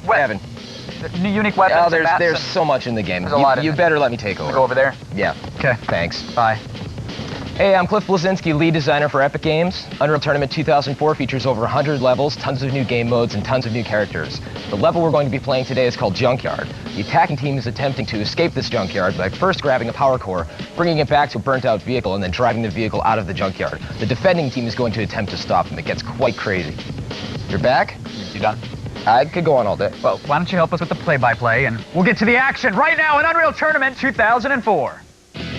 And round one is underway. Unreal Tournament 2004. We have the Rednecks on their way to the Hall of Champions. Kevin, we have Robot Mafia on the way to the Crapper. And we got Cliffy B in the house. Yeah, more importantly, Cliff, how's it going? I'm chilling like a villain. Sounds good. Who do we have attacking, Lee? We have the Rednecks on the attack. Get the bridge, Bill. Yeah, I'll lower that. And that bridge. And right now their objective is to lower the bridge. Yeah, they just got the energy core and activated the vehicle. Now they're going to haul ass out of there and attempt to lower the bridge to try and escape the nefarious junkyard. Go make some noise. And the Rednecks, they're excellent at your game, Cliffy. We see them already hopping into Hellbender Gazebo, steering that bad boy across the map. Well, it looks like they clearly know what they're doing because I'm Freaking Bad was going to the bridge before the Hellbender was catching up. And so that when he gets there, the bridge is down and they're good to go. Here comes the vehicle. This map is very jump pad heavy, and the problem here is that When you're designing a level like this, you need to make sure that players can get from point A to point B quickly when you have a vehicle. Otherwise, it's a whole lot of walking. Oh, a little Carmageddon there as someone takes a Hellbender to the chin. Who's that guy? What's he thinking? Once again, the Rednecks, the red team on the attack here in the first round, the Robot Mafia, the blue team playing defense. Oh, it looks like they're going for the magnet. The magnet's actually a nice shortcut. It'll suck up the vehicle and take them across the junkyard. Open this checkpoint things, guys. And their objective now, Cliff, is to open the checkpoint gate? It's a series of blockades that they're trying to prevent the vehicle from getting out of there. Get that guy. TK1108 with that link gun on the Hellbender, not the strongest weapon to use, but it is close to blowing. Slinking. And if the gunner can get a bead on TK1108, he does not. That's not nice. It's important to note that if the vehicle blows up, the husk can actually kill people. And it did just there, TK1108-B9er. The good old Jerry Bruckheimer style explosions that we like to call them. Now, Cliff, setting a fast pace in this first round is extremely important, correct, when it comes to assault mode? Oh, absolutely. The goal is to complete the entire level faster than the other team. And then what happens is once one team completes the whole level, you swap sides, right? And I gotta say, Team Redneck seems to have a pretty good idea what they're doing. Master Shake mowed down TK1108 with that flat cannon, but he gets a metal facial and gets taken down as Inano, bringing the Hellbender up for round 3. Inano's pulling in towards the end here. We're getting down to the... Oh, he just ran over somebody. That was not pretty. And they win. Good job, team. Shooting blanks again. That's right, let's D. All right, let's get that engine. 2. And now round 2, Robot Mafia takes on the role of the attacker trying to achieve the objectives. The Rednecks, the red team will be playing defense. Again, 5 minutes, 3 seconds, the time to beat, the time to meet the objectives. Ooh, time to perform here in Unreal Tournament 2004. Got the energy core, they're bringing it back to the vehicle. Oh, Ghost dropped it. And the energy core is now in limbo as multiple members of Team Rednecks are there to defend. They just cannot bring that energy core back to the vehicle. They're completely getting stonewalled here. Oh, the Hellbender is spawning. Repeat, the Hellbender is spawning. Here he comes. There's a guy coming in. Uziel trying to outrun that flak fire and the Hellbender. Making steady progress. Bridge has not been lowered for the Hellbender. It's important to note that you need your teammates to get ahead and lower the damn bridge. Ghost is running from the spider mines. And they catch up with him and take him down. Spider mines are evil, man. You throw those things out, send them after your opponent, they'll blow them up, but instantly. They're bad. What's your favorite addition to this year's UT, Cliff? I like the anti-vehicle rocket launcher, otherwise known as the Avril. The Avril. Yes, and it's hopefully we won't get sued by Avril Lavigne. Why'd you have to make that weapon so complicated? Oh! Avril Lavigne reference, +5? Josh doesn't care. All right, moving along. Closing in on 2 minutes. Once again, the bridge has still not been lowered. I don't know what these guys are doing. Yeah, help me up there. I'm coming up to it right now. Get that thing open. Get that thing open. Coming behind you. Oh, Hellbender blows up. That thing does no damage at all. The bridge has finally been lowered. And now their objective is to cross that bridge in said exploded Hellbender. They'll have to make it back to the respawn version. You see those barrels? They blow up real good. I like it. This is the first game to have exploding barrels in it, correct? I'm just checking. We're taking exploding barrel technology to a new level. We not only feature the latest crate technology, we have the best exploding barrel technology. Come on, let's get this thing up there. Oh, Hellbender blows up real good again. Absolutely, and that'll do it. The Rednecks take Unreal Tournament 2004. Cliffy B takes us to another level of knowledge in Unreal Tournament 2004. And Cliffy, thanks for joining us here. Oh, it's my pleasure, guys. Damn it. And once again, Team Rednecks, they use teamwork, which is obviously an important element of effective assault gameplay. Cliff, tell us why the Team Rednecks were so good and Robot Mafia provided so much suck. Unreal Tournament 2004 is about teamwork, and I gotta say, I was extremely impressed with them. I mean, they were completing objective after objective. The driving in the Hellbender was phenomenal. Robot Mafia, not so much. Didn't have their stuff together. I'm kind of let down. And you were saying there was a little problem with lowering the bridge in time for the Hellbender? What was that all about? Oh, yeah. I mean, you can multitask in the map. If you send someone ahead, they can lower the bridge so that when the Hellbender gets there, it can cross the bridge immediately. Objectives will fall one after another. Well, apparently they weren't paying too much attention to your commentary. And if you've been paying attention at all, well, then you know that Team Rednecks, they swept the match and they've now won for the 5th consecutive time, putting them in our Hall of Champions. But more importantly, they'll each get an autographed copy of Unreal Tournament 2004. And now taking home his 3rd MVP award, which has to be some kind of a record on its own, it's Gazebo of Team Rednecks. Let's go down to Flo, who's standing by with our new champ. MVP, what is going through your head right now? I'm really happy. I mean, Inano was playing great all day. The whole team was playing really well, but, you know, I think we're going to go back and maybe relax from the video games a bit. Probably not, but, you know, they just practice, and they look like some good teams in the Hall of Champions, so we'll get them. I don't know, I feel kind of like a proud parent right now. So no drinking. Team Rednecks has become a force to be reckoned with as they were quick learners and became masters of both SOCOM 2 and Cliffy B's Unreal Tournament 2004. So enjoy your retirement, guys, and we'll see you at the end of the season. The Rednecks now join Team Kaizen and Team Vulgar in the Hall of Champions, where for now they can only dream about the fun and the sun of Destination Vacation. Next time, we'll have 2 new teams hoping to join the Hall of Champions as the final piece of the puzzle, and it's all going to happen right here with us on Arena.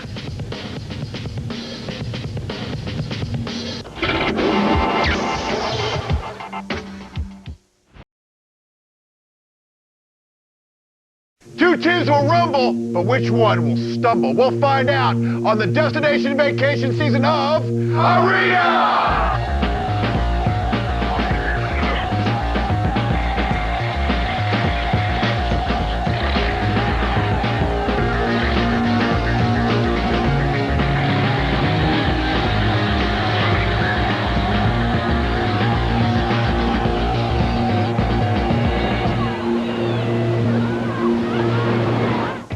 Welcome, everyone, to Arena, the show that turns multiplayer games into competitive sport. I'm Lee Raymond, and thank you for joining us once again on that long and wonderful road to this year's Tournament of Champions, where our teams will compete for that all-expenses-paid week of fun in the sun. And last time on the show, you remember them, Team Rednecks. They were fantastic, and they secured their place in the Hall of Champions with their, get this, 5th consecutive victory. So today, we have 2 brand new freshman squads hoping to follow in those footsteps. Team Wraith Strikers and Team Impact Players. You're going to meet them in a moment, and they will go at it at DDR Max 2, Dance Dance Revolution, SOCOM 2, U.S. Navy SEALs, and Unreal Tournament 2004. Let's go to Kevin at the console pit, who, Kevin, I hear you're wearing some new shoes. That's right, Lee. They're boogie boots. And I hope the players brought theirs because today we're getting things shaking with DDR Max 2 on the PlayStation 2. Now, Rhythm is the name of this game, so it goes without saying that this should be pretty damn interesting. Now, each player will get a chance to do the white man's overbite on the dance pad, and the highest score will win the round. But enough talking, let's get to the dancing. 1. And round 1 of our console game, DDR, Kevin, on your right. It's DDR Wraith, Max, not DDR K. On the right is the Wraith Strikers. First up will be Death Dealer, and on the left is Impact Players, and it will be Rickmade. Remember that time you and I went out dancing, Kevin? Rickmade versus Death Dealer, subject change. Notice the detour? And it looks like Rickmade has a firm grasp on his red octane pad. He's pulling out to an early lead. I'd say these guys look so into this. It's great when you get a couple of gamers on the dancing floor. Well, Death Dealer looking like a stone statue, and Rickmade looks like he's stomping cockroaches. And Rickmade way out ahead on points. And the white man's overbite becoming somewhat of an understatement here in the arena. And thank God round 1 comes to a close. Impact Players take round 1. 2. Round 2 underway. On your left, for the Impact Players, it's I Am Riha Hazuki. Say that again, come on. I Am Riha Hazuki. And on the right, it is for the Wraith Strikers, it's Zeus. And I Am Riha Hazuki, Kevin, was stretching out before this event. I would not like to be that dance floor. We've already gotten several complaints from the neighbors downstairs. Nor the floor beneath the dance floor. But you know what, Lee? He's actually whooping some serious ass. He's already got a 34-step combo. Going on 36 if he can hold it and release. He nailed it. Wasn't that exciting, Lynn? That was fantastic. He's actually turning out to be quite a ringer for their team. The Impact Players are dancing away with round 2. He's going for a perfect run. Someone call Guinness. And it is all I Am Real Hazuki. Down like he's laying a deuce on the red octane. 3. And round 3 underway on the left for the Impact Players in the white t-shirt and the khaki pants, blue socks and Converse, is Alpha. And on the right for Wraith Strikers is Skinny. Both players off to a fast start. And I think MC Hammer and his dance troupe, although they're all in their 80s, are in no danger of being supplanted by these cats, but hey, why not? And Alpha on the left. It may not be pretty, Kev, but he's racking up some points. Well, when you're playing against the Corpse League, and clearly the Impact Players came to play today as their team is really taking these Dance Dance Revolution rounds. Right now it is all Alpha. A the round's sheer over, thank God. Disaster for Skinny. 4. A little bit of jam and marmalade, Lee. And on the left Lady for the Impact Players is Adam Bomb, and on the right for the Wraith Strikers is Wraith Lock. Well, it's most definitely the most difficult song we've seen in the DDR round as the arrows are flying toward the top of the screen with great speed, proving not a problem for Adam Bomb as he's doing quite well here, Lee. And Wraith Lock looks like he's about to fall over into our production crew. I think our set design folks are standing Can't wait to catch him. Whoa, did you see the pop and lock there? That was a Darren's dance step, I'm sure of it. I've got $5 that says he's been studying. These guys are going nuts. You gotta get these guys out of denim and diamonds. Oh, wow. Someone should tell him that there's only 4 arrows on the pad.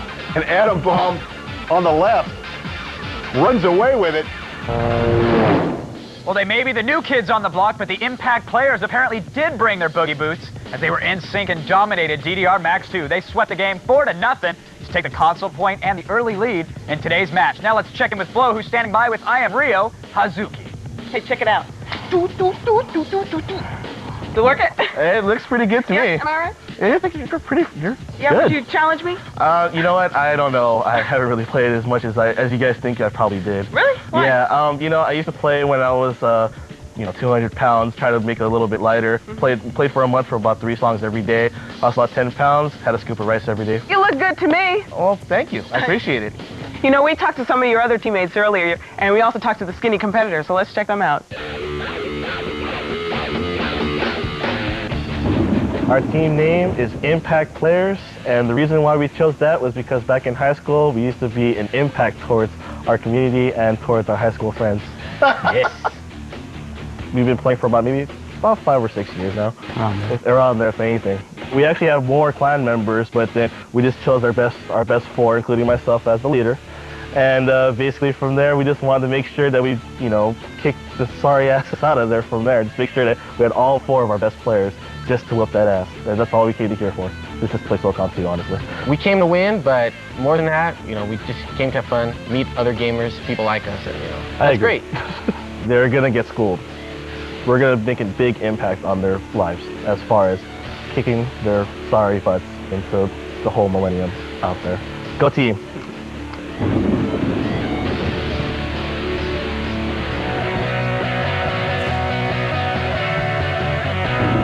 Well, our team name is Wraith Strikers. Basically, the Wraith itself is something it's a ghost, and so it's hard to be seen, and by the time that you would see it in folklore, you're dead. We all work together in the Navy down in San Diego. I picked each one of my teammates based on what the others might not have. So therefore, we all work as a unity. We are all one team, and that's why we're going to win. Because we know how good we are. We just want to see how good everybody else is out there. We'll be smack talking our team, the other team, whoever we can, just because it's fun to do. Get people riled up. And odds are, at least once I'll smack talk myself. It's to the best team wins. That's all we gotta say. So, sorry to see you go.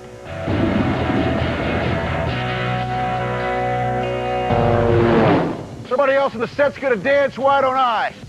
Yeah, I know, keep my day job. But the Impact players are off to a great start, taking the early lead in today's match. Let's just hope the Wraith Strikers can shoot better than they can shimmy. Because after the break, they'll be stepping into battle in SOCOM 2, U.S. Navy SEALs. And later, our teams will square off in, you guessed it, Unreal Tournament 2004. It's all coming up as we move closer to Destination Vacation, right here on Arena.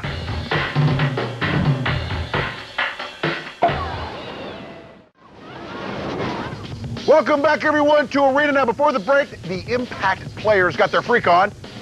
Well, sort of, as they dismantled the Wraith Strikers on the dance floor of DDR Max 2. But doing the Texas two-step won't do any good in our next game unless the victory dance over a fallen frag. Let's get to the fun of the guns of SOCOM 2, U.S. Navy SEALs, presented by the U.S. Navy.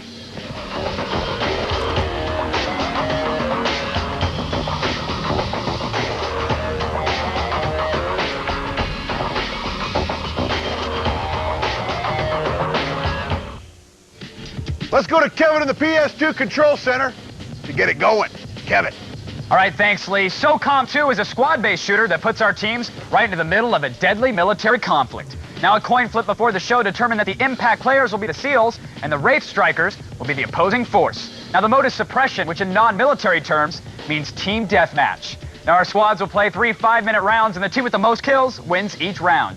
Today's map is Frostfire, an oil rig stationed in the middle of the ocean. Now, this map features both indoor and outdoor environments, which allow for both close quarters and long-range combat. But enough of my jibba-jabba. Let's see what happens in SOCOM 2, U.S. Navy SEALs. 1. In round 1, SOCOM 2, U.S. Navy SEALs. Kevin, the SEALs, the Impact players, the opposition, the Wraith Strikes. And Wraithlock has taken some damage from behind, but he leads an enemy right into 2 of his squad mates. But unfortunately for his squad mates, they didn't manage to turn around and catch Atom Bomb right behind them as he takes down both Skinny and Wraithlock. So Lee, it looks like they were trying to execute a strategy there of using the old sending one guy out to lead the other guy back strategy. I'm sure there's a more clever name for it than that, but that's what I gave it. That's all I got right now. It's Friday.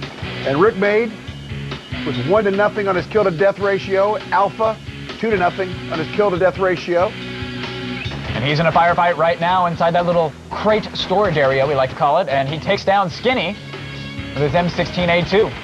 And Rick Made's on a little spree of his own as he drops Skinny and Wraithlock with that IW-80 of his. And Alpha, 4-0 kill-to-death ratio, adding to it. And so far, it is all Impact players, if I'm reading my score sheets correctly. And Alpha switches to pistol. I'm not quite sure if he ran out of ammo for his primary weapon, but he's doing quite well with it, actually. Dude, Alpha, come on, dude. Sorry, dude. It's not my fault. I am Ryo Hazuka, takes down Death Dealer. Apparently, Death Dealer accepts exchanges. Zeus goes down for a 6th time. Pretty fitting and pretty much the round defined. But all eyes on Alpha as he has 10 kills and only a single death. Make that 11 as he quickly takes down Zeus. On you, that was mine. I smell MVP and it smells like it. Chicken. Thank you. And that'll be it, Lee. Somebody loves me. 2. Round 2 is underway. And that first round was all Impact players as the SEALs. And you would think that the Navy guys, Kevin, the Wraith Strikers would perform better, but an absolute blowout in round 1. Let's see if they pick it up in round 2. Well, Lee, that's the whole appeal of the virtual world, if you will. Like in Tekken, you might stand a chance, but in real life, I would just beat the snot out of you. Right there, I see him. Right there. And Wraithlock goes down. Speaking of snot being out, and a triple kill by Alpha. Down goes the Death Dealer. An unaccustomed place for him, not. And Zeus goes down. Well, he chucked a frag grenade there, but unfortunately it didn't catch any piece of Atom Bomb who had his way with him. And Wraithlock goes down for a 3rd time. Don't stop the fucking moves. The Atom Bomb comes out from behind cover, spots 2 enemies of Wraith Strikes, decides to back up, he's retreating and shooting, and he mows down Skinny yet again. All Impact players. And to answer the question, yes, Virginia, they dance as well as they shoot. And that's the 3rd time in a row that Atom Bomb has killed Skinny right out of the respawn. He even had time to reload twice during that firefight. They're all trapped in right where we're at, dude. Yeah. There's nothing. And right now it looks like the Impact players are heavily camping the spawning points. It's a lame strategy, but hey, it's working. The Impact players, as the SEALs, decimate the ill-equipped and the ill-fleet-of-footed Wraith Strikers. I'm gonna kick somebody in the 3. And round 3 underway, Kevin. It's all academic, however, as the Impact players, as the Navy SEALs, have taken rounds 1 and 2 in convincing fashion, in a manner in which we seldom see here on Arena. Lee, we're gonna generate a list of ways to describe this match while it's still going on. You for a moment, if you can handle the play-by-play, I'll be right back. Okay. And Alpha, 1-1 kill to deaths. I'm sure that will turn around. Rick Made, 3-0 kills to death. An abomination. All right, Lee, I'm back, and I have an official list of adjectives from our writer, Josh Engel. Here we go. Please. This match for the Impact players is an embarrassment. Embarrassment is our first one. Our second one is they're getting a whooping. A whooping. That's number 2. We're going to follow that up with they're being decimated. This is total annihilation for the blue team, the Impact players. They're getting annihilated. And the bottom line, Lee, the number my favorite one. This is a travesty, folks. It is a travesty here. It's an embarrassment and a travesty. The point totals adding up. And Rick Made takes down Wraithlock with a headshot, spreading his love to the entire team, Lee. Like vomit in a tilt-a-whirl. It is all Impact players. This isn't any fun anymore. Well, you'd think that 4 guys who are actually in the Navy would do better at a game with the word Navy in its title. And it hurts me to say it, but I think that the Wraith Strikers really do dance better than they shoot. Now, on the other hand, Alpha, the Impact players, well, he had an impressive kill-to-death ratio of 10-1, and right now, we're going to check in with Flo, who's standing by with the expert marksman himself. Do you do anything else besides play SOCOM? Yes, I go to school, I study for nursing, full-time, so SOCOM's not my whole life. Well, do you have any special skills in UT? Well, UT, Onslaught, we're going to have the strategize really, good. So, teamwork like we did, SOCOM too, like what we did, so. We'll have to see, Lee. I don't know, this kid's so humble, I think he's just an animal underneath. Now, it looks like Things are pretty promising for the Impact players heading into Unreal Tournament 2004, mostly because there are guns involved, which, as we've seen, sadly seem to give the Wraith Strikers some trouble. Now, while our teams prepare for the carnage of UT 2004, you can head to our website and catch a glimpse of the Hall of Champions and sign up and get your team on the show. And our final game is coming up right here on Arena.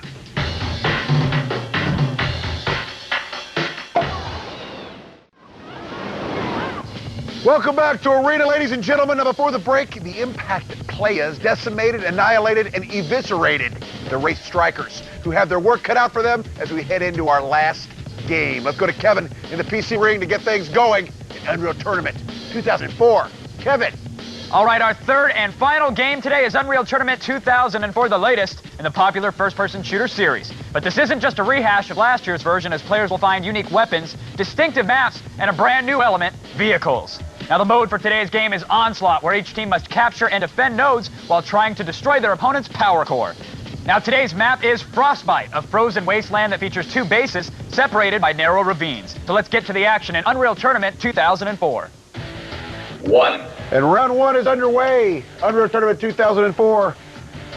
The blue team, the Impact players.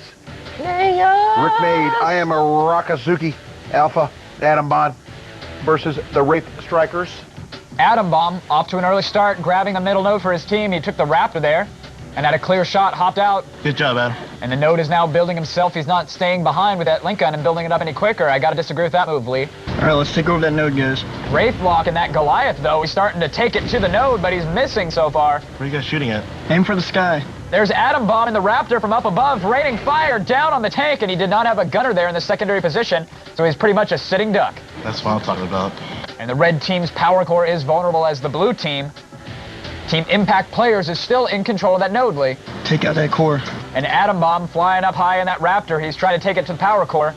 Going overhead, and now he's raining fire down onto the red core. The power core is under attack, and it's all Adam Bomb so far unopposed, Lee. I just died. Somebody shot me out of the air. And finally, a member from Team Wraith Strikes unloads on Adam Bomb with that minigun, but not the best weapon to use in this case. He should have switched to the Avril and got a lock on and just mowed his lawn. Like Avril Lavigne, brother. And the center node is scot-free, as no members of the red team, Team Wraith Strikes, have managed to touch it here in the last few minutes. Zeus, take the node. Let's see if Wraithlock is able to destroy the power node. He should have some teammates helping him out, but I see nobody else from Team Wraith Strikes in his sights. Watch that Wraithlock, dude. Tearing us up. All right, I'm gonna get the red, dude. I'm like, yeah, yeah. Oh. We're in overtime. Wraith Strikes has got their work cut out for him, Lee. The boys in red have a damaged power core, and in overtime, the energy will slowly drain. The Wraith Strikers have to build up that middle node and get to the enemy's base, but it looks like the blue team, Team Impact players, is still in possession of it. Charge! And once again, it's all Impact players. Wait, we're blue, right? 2. And round 2 up and running, Kevin. The Wraith Strikers had better get something going here, or maybe an absolute shellacking. Adam, you must have been doing something right, man. Keep up the good work. The Impact players are already building up that middle power node, but it looks like the Wraith Strikers might have learned their lesson last round, Lee, as they're already in the process of attacking it. Take it. And Adam Bomb and the Scorpion making his way to that node. Hey, one of them's in a vehicle. Someone grab an Avril rocket. Look out for tanks. And a red team power node is now under attack. And Adam Bomb for the Impact player, he's taking it to that middle node. It's almost destroyed. It's all Alpha and Adam Bomb as they destroy that middle power node and start building it up for their team, the Impact players. There you go. That's what I'm talking about. Someone get that power node back, Zeus. And Death Dealer chooses to engage an Adam Bomb. Exits stage right, and he tries to take on a Goliath single-handedly. Hell yeah, dude. Not the smartest move in the world as he gets dropped quickly. And it's an all-out battle at the red power core as Skinny tries to make his way. He's backtracking it through the woods. He has a chance. Good job, Skinny. And the red team's power core is under attack. Wraith Strikers have taken some damage. This could hurt them in overtime. Adam Bomb, excellent defense, saves the blue team's power node right there in the middle of the map. And we're in overtime. And the power cores are draining. And the boys in red, Wraith Strikers, they're in some serious trouble. Their power core took one pot shot, and that could be all it takes. And at this point, the boys in blue, the Impact players, could just hang back and defend that middle node. They don't even have to worry about the power core, Lee. It'll drain on its own. Oh, come on, come on, come on, come on. Red power core is critical. I got this. And Ryo Hazuki taking some serious damage as he makes his way in. to the red team's base, and he's done just that. Their power core is almost dead, and he gets off one, Avril. Wow. And that was almost exciting as round 2 comes to a close. Damn. Yeah. Okay, I actually didn't suck that round. And for the 3rd time today, the Impact players emerged victorious, but at least the Wraith Strikers, well, they finally showed up and made it somewhat interesting. But in the end, the players were clearly the better team as they destroyed the Strikers. Now, heading into UT 2004, the outcome of this match was never really in doubt as the Impact players dominated from start to finish, which means they claimed the vacant arena throne, as well as copies of UT 2004, a Retrocon controller, and a Nyko Airflow mouse. Now, based on his consistent play throughout all 3 games on today's show, our MVP is Adam Bomb, and he's standing by with Flo right now. Adam Bomb, my man, got the MVP. What up with that? How'd you do that? I just basically rushed into the node and using that rocket launcher. Yeah? Why did you choose the rocket launcher, though? It's easier to use because you can hit anywhere near them and still get them. Cool. Well, congratulations, man. You guys are definitely coming back to compete for the Hall of Champions. Lead. Yes, but one victory does not a Hall of Champion make. You need 4 more. Now, the Impact players were never really challenged in this one as they took control of the match at the dance pad and never let go. Now, the Wraith Strikers, they came in hoping to succeed, but in the end, they just sucked. And the Impact players will live to see another day when they will square off against a brand spanking new challenger. We'll see who comes closer to the fun and the sun of Destination Vacation next time. You know where, it's right here. It's on Arena.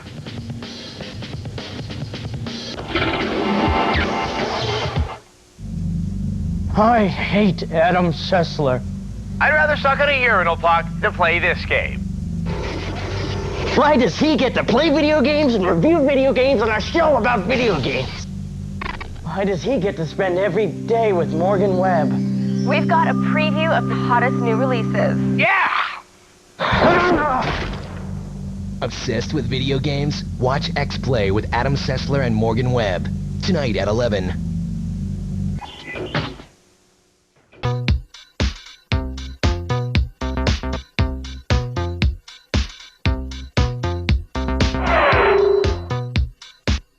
Two teams step in, but one is going to get knocked out. We'll find out who's got the stuff of champions on the Destination Vacation season of Arena!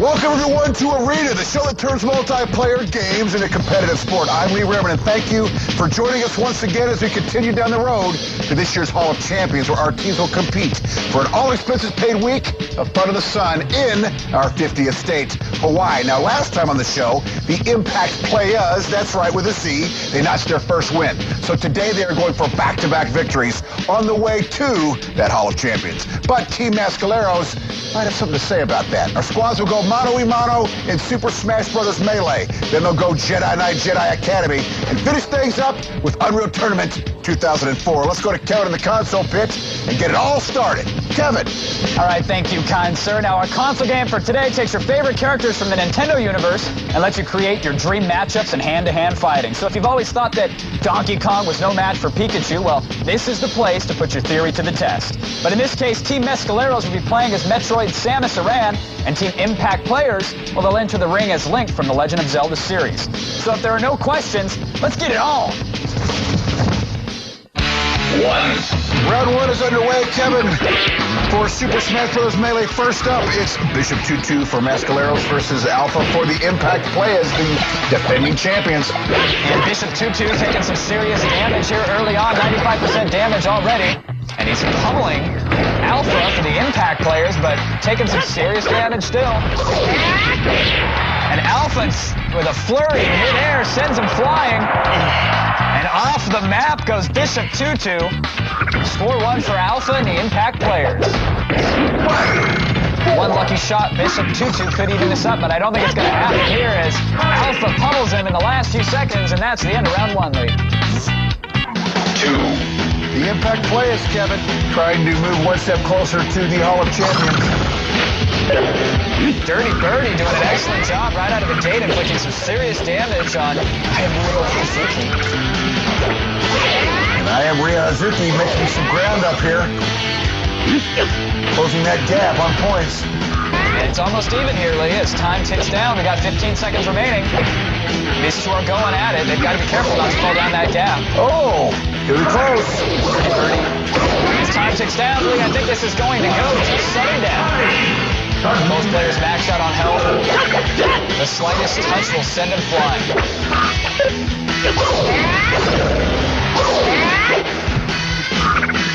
What a match here. The Impact players pull it out yet again as Dirty Birdie goes flying. And so far, it is all Impact players. 3. And round 3 is underway, Kevin. This is the last chance here. Penfold went deep sea diving right off early in the match, so he's already got some serious ground to make up. He's -1 in the match already. Atom Bomb takes it to the sky with a little flurry, and Penfold falls down, lucky enough to land on that rock. Oh, and he evens it up here. Excellent attack by Penfold as he sent Atom Bomb down into the drink.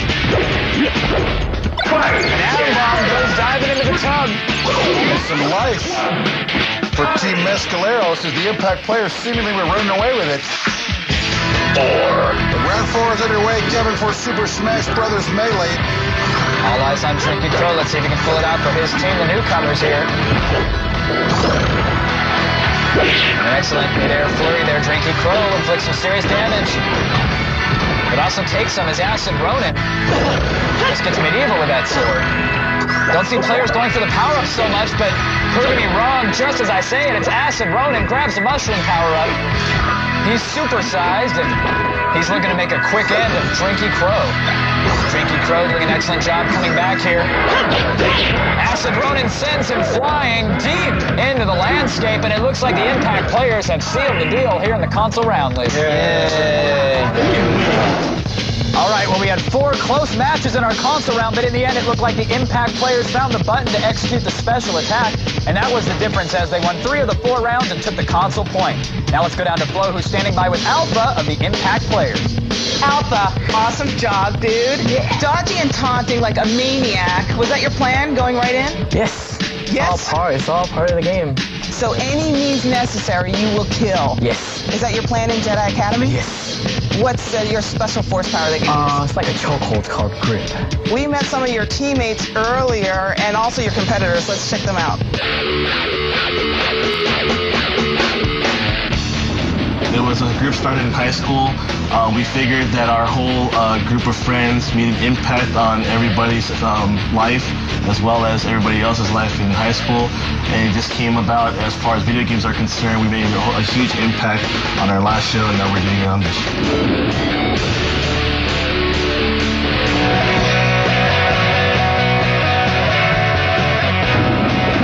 In the parties together, we've sold drugs, we've been in police lineups, but this is our first time on national television. Well, now Mescaleros, they may have a big bad attitude, but unfortunately, so far, they haven't backed it up as the Impact players begin their first title offense with a convincing victory in our console round. After the break, we'll see if the Force is with Mescaleros and Jedi Knight Jedi Academy, and later you won't want to miss as our teams square off in Unreal Tournament 2004 as we head down the road to Destination Vacation, and it's all coming up right here on Arena.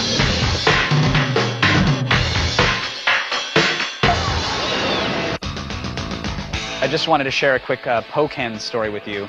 When I first got to the network, I was most excited to meet him. I had played his Forest Adventure games, and I wanted nothing more than to shake the panda's hand. But he was a complete diva. He was throwing chairs around. It was just an awkward series of events that made me hate that panda forever.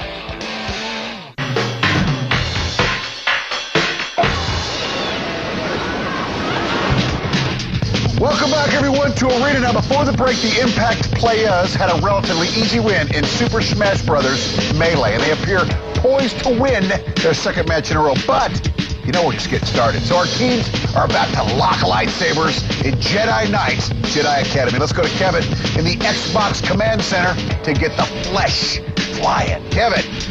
All right, thank you, sir. Jedi Knight Jedi Academy. It's a game set in the Star Wars universe, and it features all of your favorite characters.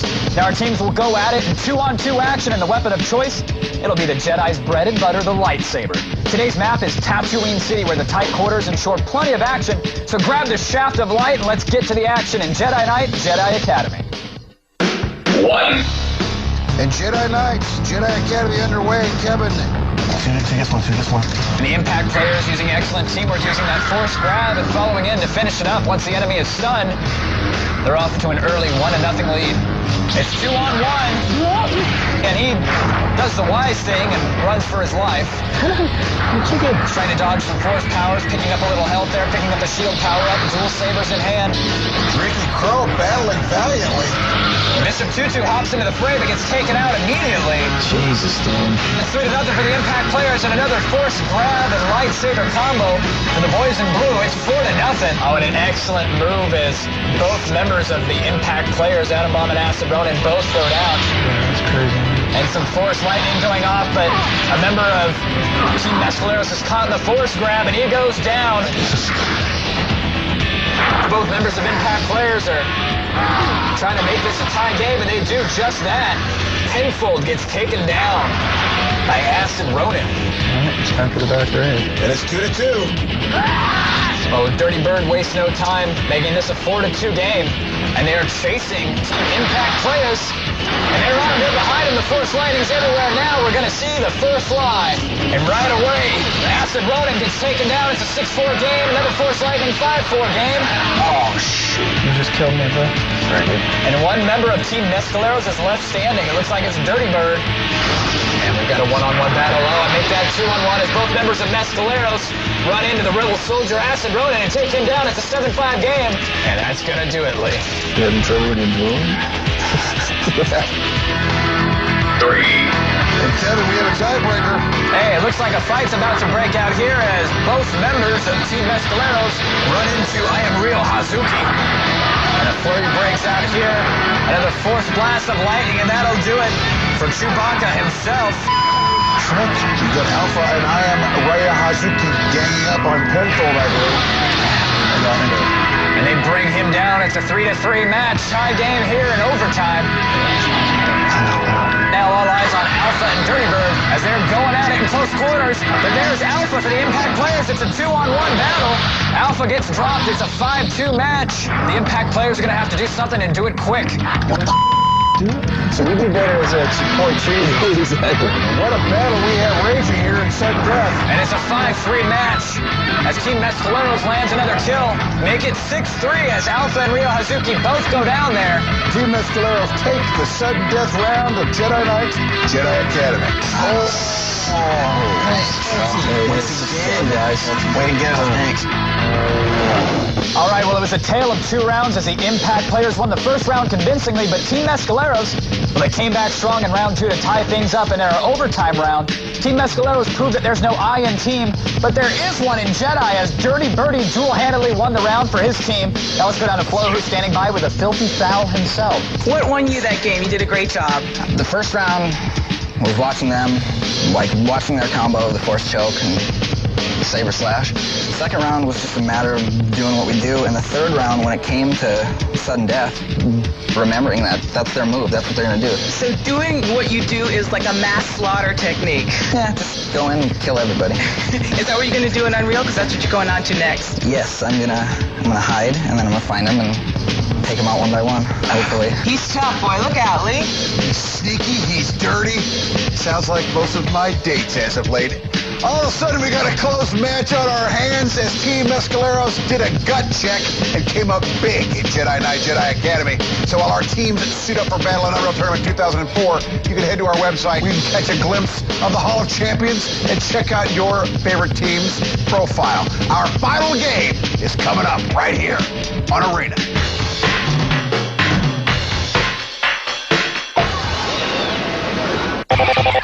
Just lap code.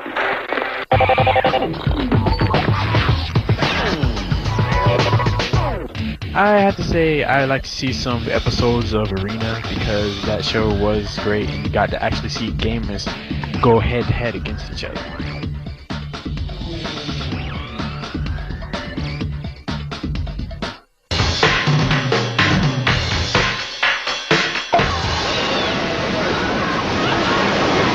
Welcome back, everyone, to Arena. Now, before the break, Team Mescaleros came up huge in Jedi Academy, keeping their hopes alive with a hard-fought overtime win. So it looks like it comes down to Unreal Tournament 2004 for all the marbles. Let's go to Kevin to the PC ring to get things started. Kevin.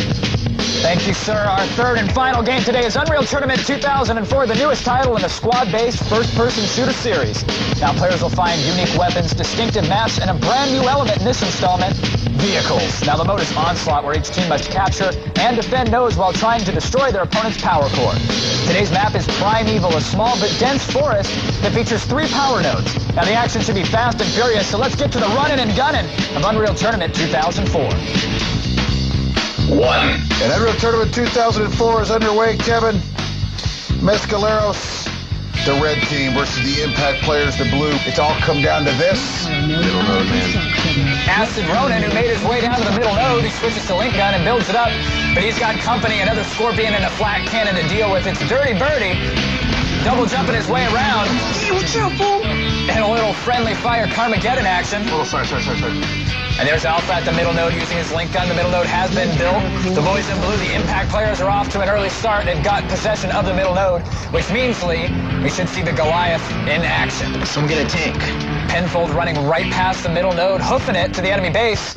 Now he's taking some flak fire by Acid Ronin, turns around, tries to return fire with those rockets. They're on the base. The power core already under attack. Wasting no time, it's Alpha for the boys in blue. It's Alpha for the Impact players, chipping away at the power core, 81% health already. And the Alpha and that Goliath. Impact players. Takes a pot shot and just picks off Drinky Crow like he's nothing. And look at the teamwork by the Impact players. You see one member in the Goliath, Acid Ronin, with this Link Gun, healing the tank as it's taking damage. And the power core is under attack once again, Kevin. Dude, you gotta make some moves. Our newcomers, Team Mescaleros, are simply getting mowed. The boys in red, Mescaleros, are all focused on the power core, and taking advantage of that is Atom Bomb, who decides to build up a power node right outside their base. That'll give them access to a Manta. Atom Bomb doing an excellent job of that flat cannon, mowing down the Dirty Bird himself. Switches to Avril, and he's unloading some serious rockets on the power core. Rush it. All 4 members of Team Mescaleros are too busy defending the power core. They should go out and try to recapture a node. That's the only way they stand a chance of turning the tide here in round 1. Atom Bomb goes down. And what patience by Alpha from the Impact players. He's not driving the Goliath in just yet. He's hanging back, taking pot shots at the team, making sure they do not get out of the base. Well, that Goliath is how this round began, is why that power core has been under attack, and the attack continues. The Goliath goes down. That was Drinky Crow unloading 2 big balls of flak right into the ass of that Goliath. And the power core is destroyed. The Impact players take round 1 here in Unreal Tournament 2004 in spectacular fashion. And it was a blowout, Kevin. How do you think it close, man? Sat there in your ass, basically. You see my multi-kill. 2. And round 2 is underway. Kevin, round 1 was all Impact players. Let's see if Mescaleros can put it together, the red team. Oh, yeah. Get to that center one. Right away, we see the strategy being changed for Team Mescaleros as 3 of their members head out towards the middle node right away, as we saw last round, Lee. That middle node with the Goliath is the all-important node in this round, and Mescaleros is finally aware of that. Boom! Oh, the Scorpion's blade slicing a member of Team Mescaleros in half. That one was for Lando. The Impact players are in control of the middle node. If they manage to build it up to full strength, they will have access to the Goliath. Oh, get right over, dude. And the Hellbender comes into the fray and just rolls over members of Team Impact players. And much more exciting action here with Mescaleros being so much more aggressive. Got that tank again, dude. And all eyes on Atom Bomb as he uses that tank to demolish every member of Team Mescaleros midway. If they get that tank and sit on it, we're screwed. Yeah! I don't know what that was, but Bishop Tutu was in the Scorpion. He ran upside a tree, flipped over, and died by his own vehicle exploding. That was fun to watch. And now Penfold with that flat cannon trying to take down the middle node. So, yeah. Now we're gonna have some fun. Penfold's all alone. He stands a chance at destroying it. He's using the primary fire on the flat cannon, though. He should switch to the secondary. Either way, he takes down the middle node, but wasting no time, a member from Team Impact players rolls on in on the Manta and squishes him like a pancake. Toast. Alpha using the Link Gun, rebuilding that middle node. Bishop Tutu coming in, trying to stop the blue team from taking possession. Yet again, Drinky Crow gets mowed down by that Scorpion Blade, and it looks like Dirty Birdie is in control of the Goliath. It's basically a carjacking, Lee. One of the Impact players must have hopped out of it and left it unattended. Dirty Birdie needs to spin around and start using that massive turret to take down the middle node. He's hopping out of the tank. I don't get what he's doing exactly. I feel bad for Mescaleros, Lee. The boys in red had a chance to turn the tide here, but unfortunately they literally drove away with it. And the middle node is built back up for the Impact players. They're going to get another shot at that Goliath. Penfold and the Scorpion for Team Mescaleros, taking pot shots at the middle node, and he manages to destroy it. Hopping out he goes. He steps on the power node, and now he's going to try and build it up here. Or run away from it. One of the two. Bishop Tutu shows it to that Scorpion. And the Impact players are still in possession of that middle node. Alpha in the Goliath, making its way toward the red team's power core. And we are into overtime, Lee. We are into overtime, which bodes well for Mescaleros, who got just really beaten badly in the first round. But unfortunately for them, their power core is draining slightly faster than the boys in blue because it has taken some damage. Get the center, get the center. Alpha rolls the tank right on into Team Mescaleros' base, destroys a turret, and takes a pod shot at the power core. And 1% less is all that's going to mean the difference here in overtime as each power core is slowly losing health. And that red team power core is at 50%. It's draining fast. Team Mescaleros can read the writing on the wall. They know what's going on, and boom goes the power core. And there it is. It's a close one, but in overtime, Team Impact Players takes round 2. I like this version of this game, man. Give me some, give me some, give me some, give me some. Peace So what started out as the tiebreaker in today's match ended in disaster for Team Mescaleros. They were manhandled by the Impact players. Apparently, our challengers forgot that strategy is, well, it's just as important as aim when it comes to Unreal Tournament. So with wins in Super Smash Bros. Melee and UT 2004, along with the point for total team score, the Impact players make their first title defense in convincing fashion. Now, based on his commanding performances in both the console and PC rounds, today's MVP is Alpha, so let's go down to Flora, who's standing by with our champ. MVP, burning a hole in this spot. Are your teammates just riding your coattails? No, we came here as a team, we play as a team, and we win as a team, even though, yeah. But I think I'll still take the MVP. You guys lost in Jedi Academy, and you were worried about going into Unreal or no? No, not really. I told everyone just to calm down. And, you know, we just let them have, you know, Jedi, just so they, you know, have some kind of dignity. Well, you did an amazing job, and so did your teammates. Congratulations. Lee? So today's match was a seesaw battle as the Impact players easily won our first game, but Team Mescaleros pulled the upset Jedi Academy. In the end, though, the Impact players showed why they're reigning champs as they dismantled Team Mescaleros in UT 2004. That's 2 down and 3 to go for the players. And we'll see if they can move one step closer to the shores of Hawaii at Destination Vacation. Next time, here in Arena.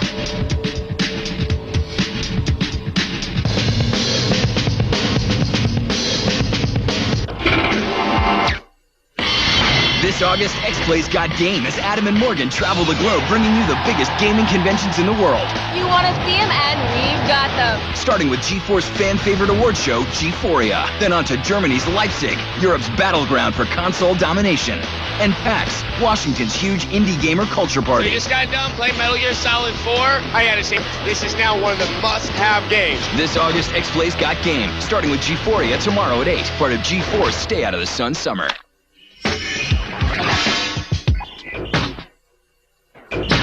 2 teams step in, but 1, they're going to get knocked out. We're going to find out who's got the stuff of champions on the Destination Vacation season of Arena!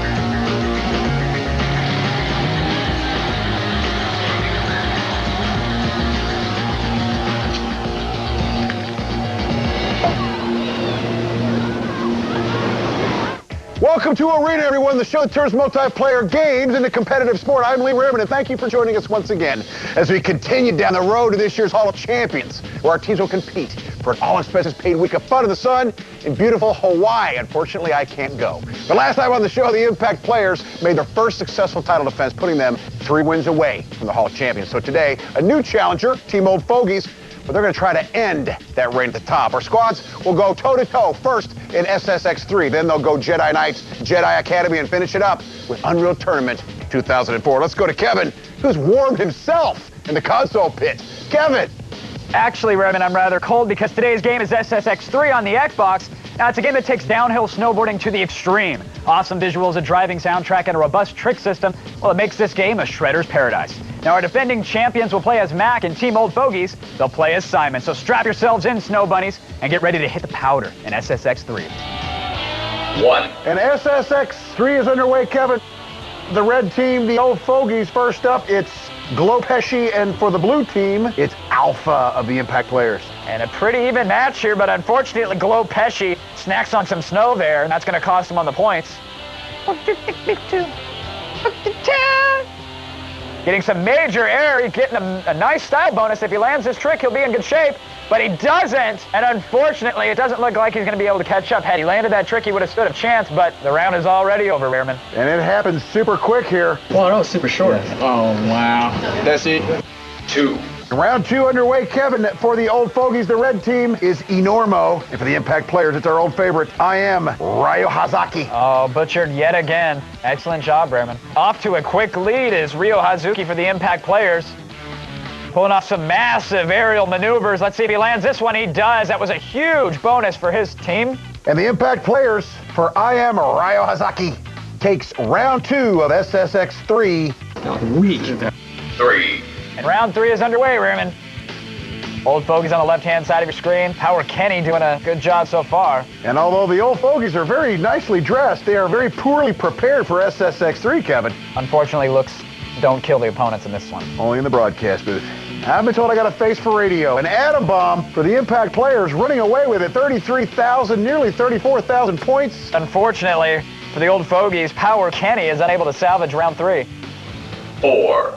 Damn right, round 4 is underway. And the Impact Players, as we mentioned before, are just running away with SSX3. And we'll see if the Swoolinator is able to put some points on the board for his team. He's really playing for MVP points. And a little bit of pride for his team. He's got to represent for these Old Fogies here as he gets a massive air, but not enough to grab the bonus multiplier there. They can't win the game, even if they win the round, but they sure can help pick up some points. And 27,000 for Acid Ronin. And it's a clean sweep for the Impact Players in SSX3. Yeah! I landed on my jumps. Good job. So the Impact Players get off to another fast start as they sweep all 4 rounds of SSX3 and leave the Old Fogies with a face full of powder. Now it's clear that age has caught up with these fellas as they had some equilibrium problems and they couldn't stay on their feet. Right now we're going to go down to Flo, who's standing by with the Impact Players' #1 Snowhound. I am Ryo Hazuki. You did great. You had the highest score in that round. How did you do it? Basically, I knew how to land, and I knew how to do my tricks at the peak of my jump, and that's all you need to know about this game. I don't know if you know all you need to know in Jedi Academy, because last time you lost. So are you changing your strategy? We are definitely changing our strategy, but we don't want to really tell anybody at this point because we don't want anybody to know. We met some of your teammates earlier, and your competitors, the Old Fogies. Let's check them out. Total domination. Total. Our first one was a very lax win. I hate to say it, but it was. Our second win was kind of a, scary type of deal since we lost our Jedi Academy match. We came back and dominated where it counted in UT on the computer, 3-0. Definitely the way to go. Can't mess with that. We're here to do it again. Today, hopefully, be able to stay solid in SSX. No problem with Jedi Academy, and we all know how UT went. I think we should bring SoCon 2 back. Bring SoCon 2 back. Nice. That'd be great. Fantastic. I'd love to bring SoCon 2. But, hey, we're not the people that choose the game. Crash! Dominate, dominate, dominate. That's what we're going to do today. That's what we're going to do for every other show that we're going to be on.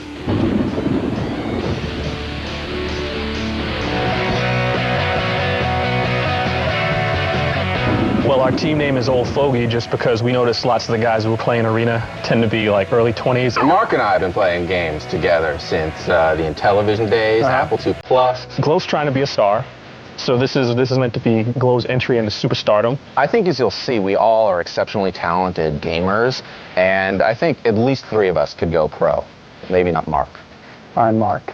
I'm not going pro. I don't have a girlfriend. I flip afterwards. Hot. You understand what that means? So this should be no problem. The world will remember that we were here. Looking good.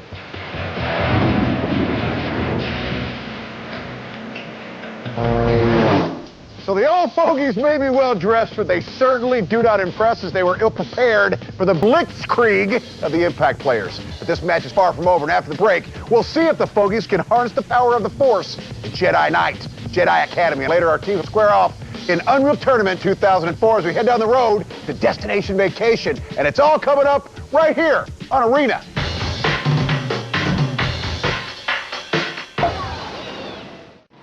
Welcome back, everyone, to Arena. Now, before the break, the Impact players were red hot on the slopes of SSX3 as they swept all 4 rounds to claim that console point. But this match, as we all know, is still way up for grabs. And if our last show is any indication, the champs are still trying to learn the ways of the Force in Jedi Knight Jedi Academy, because last time they stunk. Let's go to Kevin in the Xbox Command Center to get the flesh flying. Kevin. All right, thanks, Lee. Yes, Jedi Knight Jedi Academy. It's set in the Star Wars universe, and it features all of your favorite characters. Now our teams will go at it in 2-on-2 action, and the weapon of choice, well, of course, it's the Jedi's bread and butter, the lightsaber. Today's map is Rift Sanctuary. It's a wide open level where you can run, but you can't hide. So grab your lightsaber and let's get to the action of Jedi Knight Jedi Academy. 1. And Jedi Knight Jedi Academy is underway. Kevin, first up for the old fogies, the newcomers, it's Glow Pesci as Tusken Raider versus Enormo as the Stormtrooper. And the Impact play as the blue team, it's Alpha as Chewbacca, and it's I Am Ryo Hazaki as Luke. And with an early lead, the boys in blue, the Impact players are already up 1-0. Now it's a 1-1 game, and remember, these Impact players, this was not their game last time, Kevin. Do your thing. Alpha's holding his own, and and unfortunately a little bit of team damage there on the part of the old fogies. Oh, I killed you, didn't I? Yep. And that 2-0 lead may not be enough, but so far it puts them ahead. You lost points for killing each other. Yeah, I know. Now it's a 1-0. Well, it's another team kill lead. We've seen it once before. Glow Pesci and Enormo have got to be careful. Friendly fire, always a problem here on the arena in all games. Sometimes a solution. Take you out back and whip you with a hose. What'd you call me? And now the chase is on. Get him, Pinata.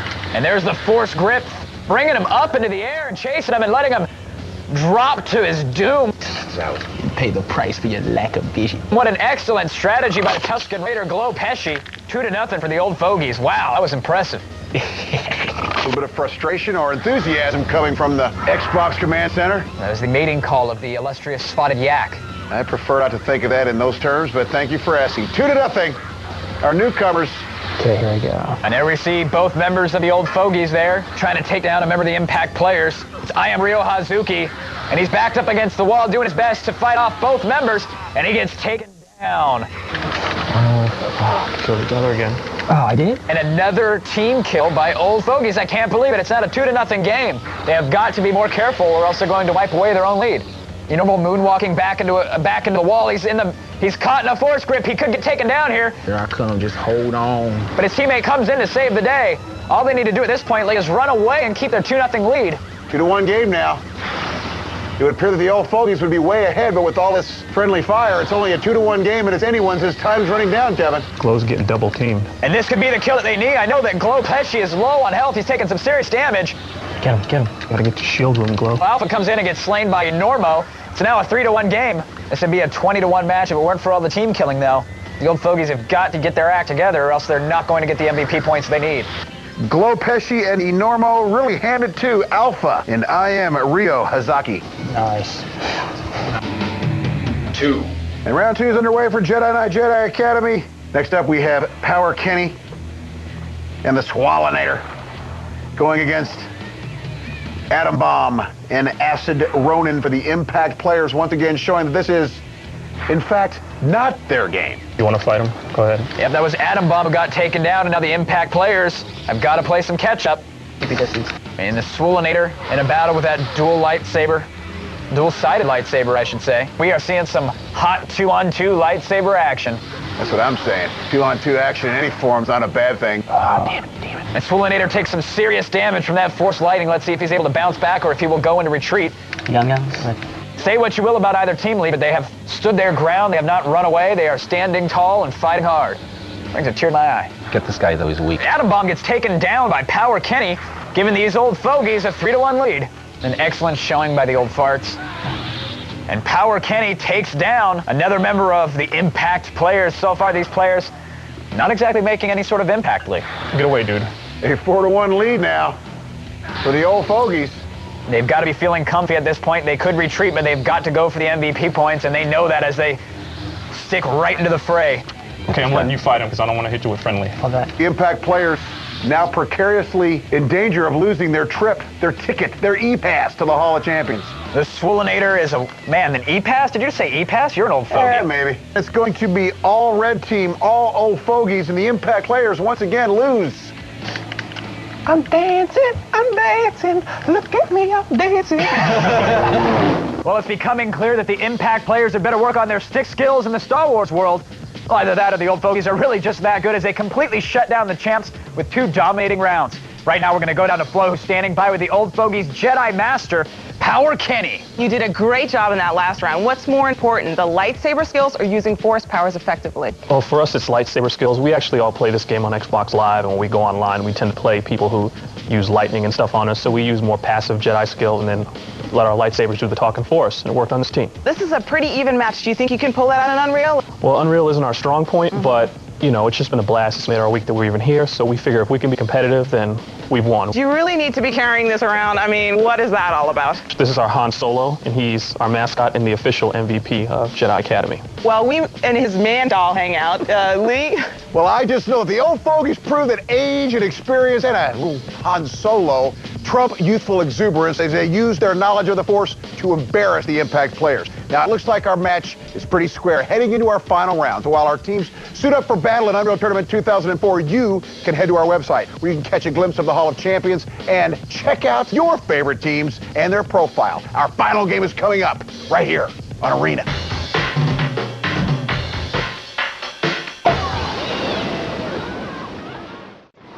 Welcome back to Arena. Now, before the break, the old fogies took their Geritol and rallied for a huge win in Jedi Knight Jedi Academy, but the Impact players were the dominant ones in SSX3, so once again, it looks like the champs are putting their title on the line because they don't want to be chumps in Unreal Tournament 2004. So let's go to Kevin in the PC ring to get things started. Kevin.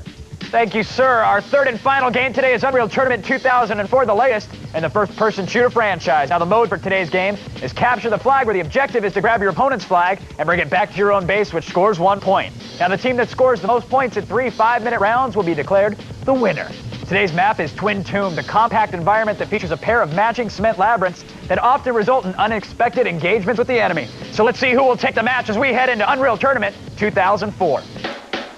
1. And Unreal Tournament 2004 is underway, Kevin. Attack! Power Kenny's the man to watch, Lee, as he translocated his way right into the base. Got the flag, got the flag. Wasting no time picking up the flag. That's the flag, dude. Acid Ronin is in possession of the red flag. Both teams in possession of the enemy flag. Oh, dude, get the flag. And Power Kenny gets mowed down, dropping the flag midway. The boys in blue, the Impact players, return it. One of these cats has ours. I'm after him. And Acid Ronin drops the flag midway. Power Kenny returns it. We're knotted up at 0, and Power Kenny making his way to the enemy base. Flag in possession. Come on, who's watching the flag, you guys? I got the flag again. Picks up a shield power-up. He's got a minigun in hand, not turning around to see who's behind him. Runs right by the hell power-ups. That could cost him as he makes his way midway. Nobody in sight, teammates or enemies. And Atom Bomb has the red flag. Go, go, go, go. Power Kenny gets a little navigational advice from his buddy. He leaps off almost to his death, takes a rocket from behind. The flag is returned, and Atom Bomb plants it 1-0 for the Impact players. What happened, man? You got owned, dog. It's cool. And both flags have been stolen. Acid Ronin in possession of the red flag. And Enormo has the blue flag. Cover me. Someone covering the normal. Both teams in possession. Enormo's midway. He runs into a buddy. Get the flag back. Enormo drops the blue flag, and Atom Bomb returns it. Come on, man. I'm chasing the flag carrier. Where are you guys? The Impact players have their flag back in the base. Let's see if Acid Ronin can bring it back in time and cap one. And Acid Ronin does an excellent job defending his own flag, returns it, and plants it all in one fell swoop. They just scored again. 2-0 for the Impact players. No chance, yo. No chance. A Redeemer Blast goes off and kills the blue flag carrier. And Atom Bomb drops down and picks it up before anybody from the old fogies can get there. Atom Bomb is safely back inside his base.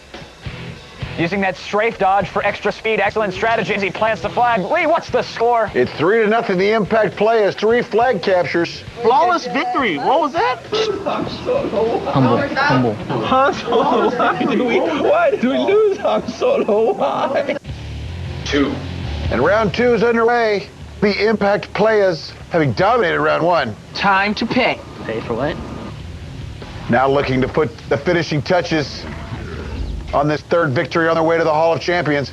There's 2 of them guarding the flag. And Power Kenny swarms the Impact players' base and runs into 2 flag defenders.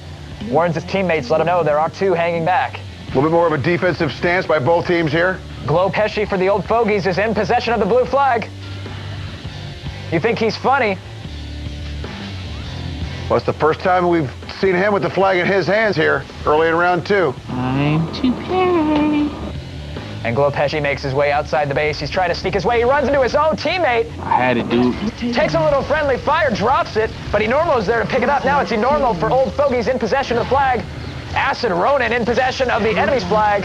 Enormo gets taken down, drops the flag. Alpha returns it, and now Acid Ronin has a clean shot if he can get back to his base. Acid Ronin turns a corner, gets mowed down, and Enormo returns it. Both flags are back safely at home. Scott, are you guarding it? And a little dissension in the ranks for the Old Fogies. Frustration rules the day here for them. Get the flag, y'all. The Impact players continue to methodically move around the map. Damn it. The Old Fogies starting to get somewhat frustrated at their lack of offense so far. Composure definitely plays a role in UT, Lee. Oh, what about that? What about that? Oh! Woo! Woo, baby! Woo! Is that trying harder? Oh, damn, a little trash talk by the nasally Caucasian. Little smack talk is right. And that's this. Your mother. Flag, take the flag. Where are they going? And all defense so far as Atom Bomb finally grabs a flag. Got it. Atom Bomb using those rockets. Hoping to pick him up with the flash damage. The nasally trash talk filling the air. The rocket in the face, even your mama won't recognize you. Oh, there was the your mama joke. I called it. Always got to bring your mother into this one. The smack talk reaching a whole other level here in round 2 of Unreal Tournament 2004, but the points are still on the big goose egg. Your mother couldn't use the rocket launcher with a secondary fire option. And Power Kenny leaps into the enemy base, bio rifle in hand, taking some rocket damage as he makes his way out. Come on, man. I got their flag. Now he's facing 2 defenders from the Impact players, take some serious damage from that minigun. It goes down. The flag is dropped. Alpha returns it. And we are still at a stalemate, Raymond. They have the flag. Acid Ronin trying to make a run for the Impact players in possession of the flag. The whistles go woo, apparently, as Acid Ronin makes his way out of the base, red flag in hand, facing 3 members of Team Old Fogies. A killing spree as he mows them all down. And one flag catcher may get it here, Kevin, as the round winds down. Power Kenny taking some damage, leaping his way out of the Impact players' base. Acid Ronin in possession of the flag. Power Kenny in possession of the flag. It's anybody's game here as we are into overtime. Guys, get the flag, dude. Keep running. And Power Kenny gets taken out. Acid Ronin has a chance to seal the deal right here and in overtime. 1-0. That's all it's going to take, Raymond. Well, they say the first thing to go is the reflexes, and the Old Fogies certainly proved that in UT 2004 as they were unable to score a single flag cap in 3 whole rounds. So, with a win here, coupled with their victory in SSX3 and the point for total team score, the Impact players hold on to the title for at least one more day. Now our champs will receive a RetroCon controller, a ThunderPad controller, and a special 2-DVD edition of Unreal Tournament 2004. And leading his team to victory and staking a claim to the MVP award is Atom Bomb. Let's go to Flo, who's standing by with our champion. Atom Bomb! You stink bomb, man. You did it. Right on. You guys pulled it off in UT again. What is your secret? Well, first of all, I would like to say that I don't really deserve MVP for today. I actually give it to Acid Ronin because he really does it. You think you guys will be going to Hawaii? Yeah, sure. I can't wait to see you guys again. Great job. Lee. Well, it doesn't take a detective, Flo, to figure out that the Impact players have a strange MO. They win the console round, and they lose Jedi Academy to keep it interesting. Then they pull it out with Unreal Tournament 2004. To the Old Fogies, they put up a good fight, but they're headed back to the rest home. So that's 3 down with only 2 to go before the Impact players secure that spot in the Hall of Champions. But can they win number 4? We'll find out as we inch closer to the sand, the sun, and the fun of Hawaii and the destination vacation. And it's all going to happen next time right here on Arena.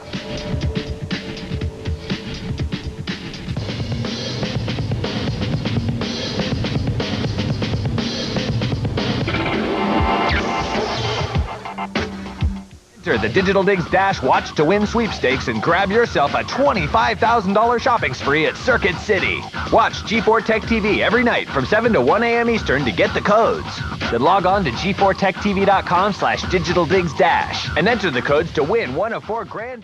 2 teams step up, but one is going to get smacked down. We'll find out who's got the stuff of champions on the Destination Vacation season of Arena!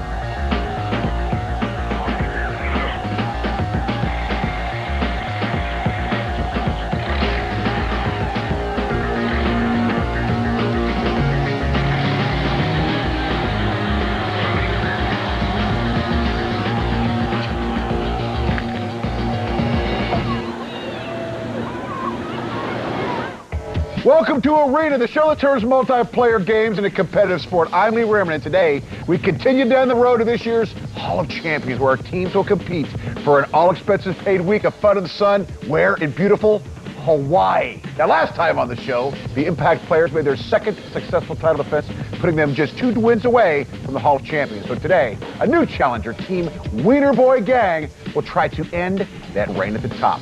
Our squads will go at it first in Lowrider, then Jedi Knight Jedi Academy, and finish things up with Unreal Tournament 2004. So let's go to Kevin in the console pit to get the action started. Kevin. All right, thank you, Lee. Now, today we're bringing a little culture to the show. Well, it's car culture, as our console game is Lowrider on the PlayStation 2. Just imagine DDR, but with cars, and you'll sort of get the point. It's all about hydraulics and tinted windows and socks pulled up to your knees. I mean, that's the name of this game. So let's get to the ghetto fabulous with Lowrider. Holmes. 1. Lowrider. On the left will be the Wiener Boy Gang in the pink car, and on the right, the blue team, the Impact players. And now they've got to perform the front hop. Rehrman, I saw you doing this in your Jeep this morning when you rolled up. I will do this on my bicycle. An excellent front hop. I don't shoot. Let's see if he's just as good at the trunk. And here's the rear hop. Oh yeah, fill the tub. And it's a close one. Both teams bouncing like crazy. Now they'll have to perform the side to side. This game is all about timing, Rehrman. When that car hits, they've got to bounce it up on the opposite side. Both teams well into the 500-point totals. Yep, we've got a very close match. Now they got to do the all-important spider crow. It's kind of like the camel toe, but there's a variation. He's got to pull it out here on the pancake, though. And Alpha's running away with it for the Impact players. Clearly has his hops today. Alpha for the Impact players takes round 1, Kevin. 2. In our next round of Lowrider, Kevin will have, for the Wiener Boy Gang in the pink car on your left, is the Big X. And for the Impact players to your right in the lavender car will be I Am Ryo Hazuki. Very close. It looks like Big X has that rear hop down, though, and he's running away with this little section of the match. And a close one still, and actually, I Am Ryo Hazuki just pulled ahead slightly, but now no, to your left of your screen, in the pink car. It's a very close match, Lee. Big X is coming back big time, and now he's got a comfortable lead. He's got the timing on this here pancake down. The seesaw battle right now. No, that was the pancake. They do the seesaw later. Lots of bouncing around going on. And there's the seesaw battle. It is just almost a dead even score here so far, Kevin. Lee, that was a setup, clearly. Lots of bouncing going on. It's okay to spike one of these. I was going to say pop the hood. That's all right. And Big X for the Wiener Boy Gang takes round 2 with that late flurry, Kevin. 3. Close match so far. Destructo having a little bit of a lead as he gets that front hop way up there. Presto Destructo having recently driven in from Rancho Relaxo. And now the ever-popular side-to-side, a staple in the lowrider culture. I've tried tricking out my Subaru. It just doesn't work. You don't have a driver's license, kid, do you? Round the world. 14. And a seesaw battle. No, the seesaw's coming up later. I'm going to have a big Virgin Mary painted on the trunk of my WRX. It's going to be awesome. Presto Destructo with a slight lead, albeit very slight. And now the four-wheel hop. All 4 buttons have to be pressed simultaneously. It's all about rhythm. It's all about finesse. And now the front-back seesaw. They've got to press L1 and L2, and then R1 and R2. Going back and forth. Destructo opening up a little bit of a lead here, Kevin. And time is up. I think Destructo ran away with that round. 4. And round 4 is underway, Kevin, for the Wiener Boy gang. It's Gangsta Fred. And on the right, the Impact Players. And the sprite-based crowd cheering with their 2 frames of animation as they go into the octopus. I always thought this move required Benoit balls. And a big flurry of points for Gangsta Fred. Kevin, he is way ahead on points now. Apparently, Gangsta Fred, this is his game. Got to juggle left. But Acid Ronin got the juggle left going on as he viciously humps the spare tire of Gangsta Fred. And now we go into the all-important 4-wheel hop. It's like the pancake, only different because they have to mash all the face buttons. And Gangsta Fred holding on to that lead. 1, 2, 3, wiener! Where's the wiener? And it's official, I haven't seen that much bounce since I caught Paris Hilton in night vision. It's a joke. Either way, it looks like the Wiener Boy gang has spent their fair share of time at Friday night car club meetings as they won 3 of the 4 rounds and jiggled their way to victory. Now let's go down to Flo, who's standing by with the Wiener Boy gang's Presto Destructo. You know, I have to say, it was kind of an easy game, don't you think? Yeah, it was really easy. All you had to do was push the buttons when it told you to. And have you played it before? No, this was my 3rd time playing it, so. Well, do you think low riding skills are going to translate into Jedi Academy? Other than just timing my attacks with my enemies, nothing really. It's 2 completely different games. I'm going to have to rely on my teammates now. So it's all about teamwork for you, right? Yeah. So let's meet the rest of your team and your opponents, the Impact Players. One time we were playing video games downstairs in my basement, and my mom came down and she's like, "What are you Wiener boys doing down there?" And I just kind of caught on from there, and that's what everyone's been calling us since middle school. We're from Alameda. That's right next to Oakland. It's a town so lame that the word lame is spelled into it. Yeah. Unreal is our game, definitely. Yeah, I think that's going to be the game we're going to do the best in today, Unreal. Yeah. We're trying to go for the Hall of Champions. Oh, yeah. Always. We are going to all the way. Champions. And I think we're going to win, and I think we're going to embarrass them. We're really And if not, we're just going to wait in the parking lot.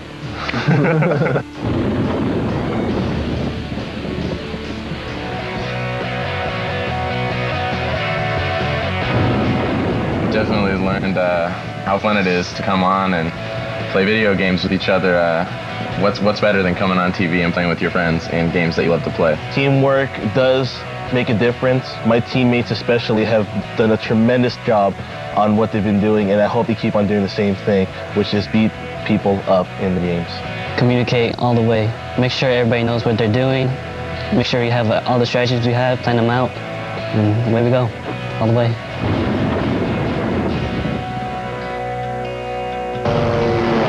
I think there's more to the name Wiener Boy Gang than these guys are letting on, but no matter what the origin of their name, our challenges are off to a fantastic start after dominating our console round and claiming the first point of the match. So the Impact Players had their work cut out for them, and after the break, we will see if they can bounce back at Jedi Knight, Jedi Academy. And later, of course, we will square off in Unreal Tournament 2004 as we head down the road to Destination Vacation, and it's all coming up right here on Arena.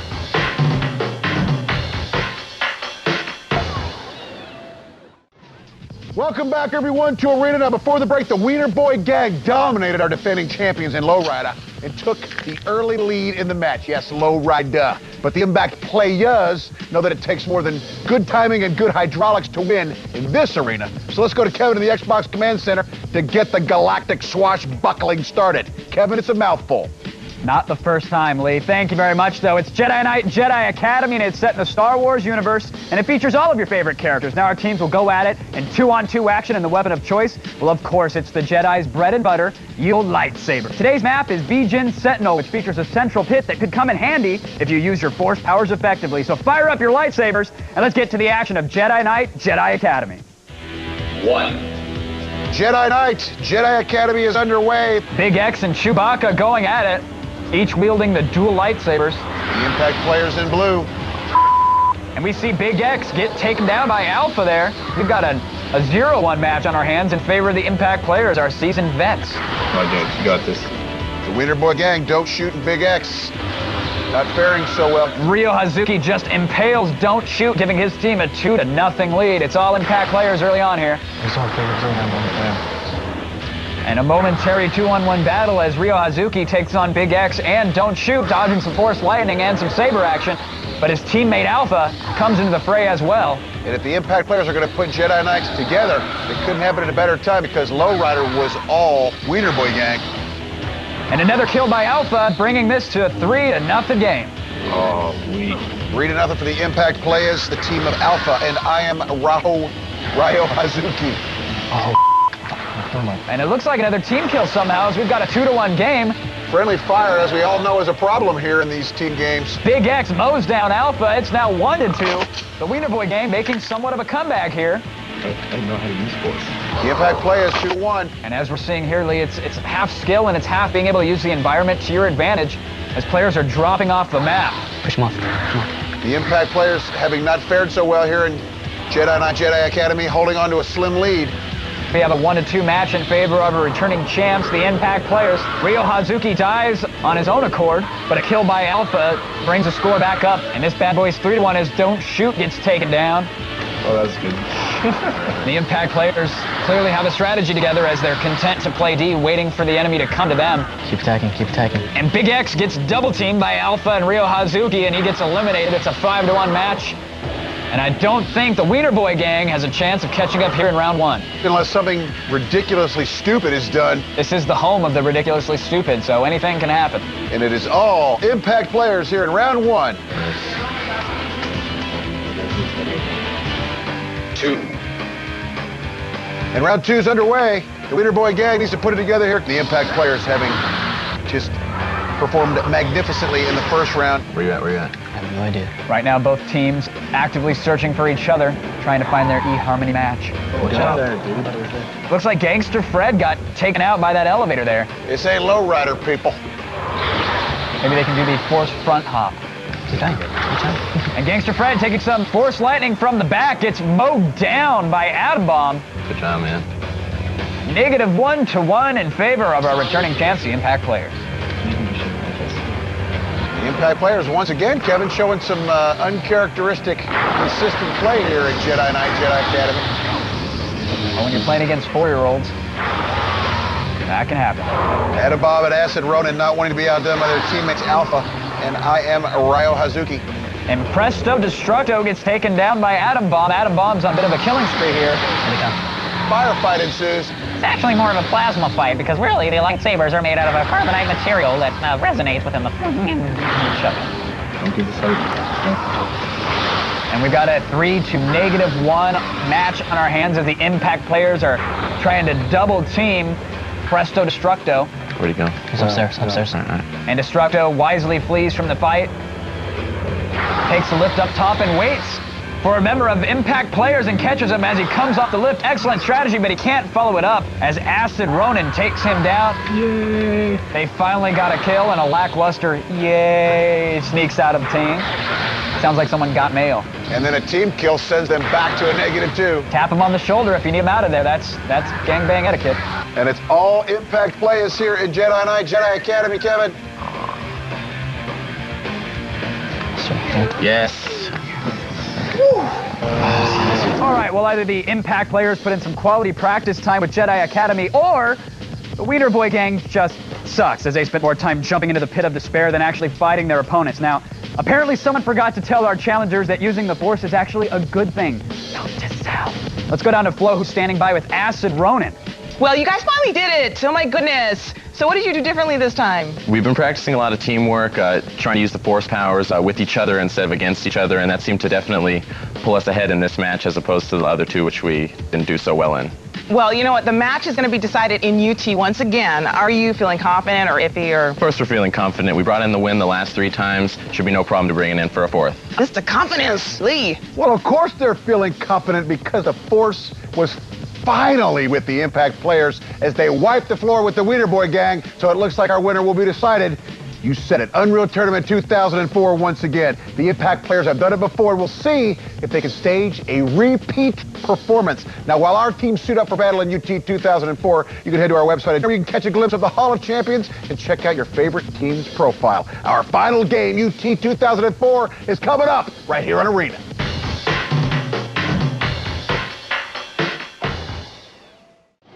Welcome back, everyone, to Arena. Now, before the break, the Impact players put a hurting on the Wiener Boy gang for their first victory at Jedi Knight Jedi Academy. Let's just say they put a little blood on a hot dog. But our challengers, they hopped to a win early in Lowrider. So it's all come down to our final game. Let's go to Kevin in the PC ring to get things started. Kevin.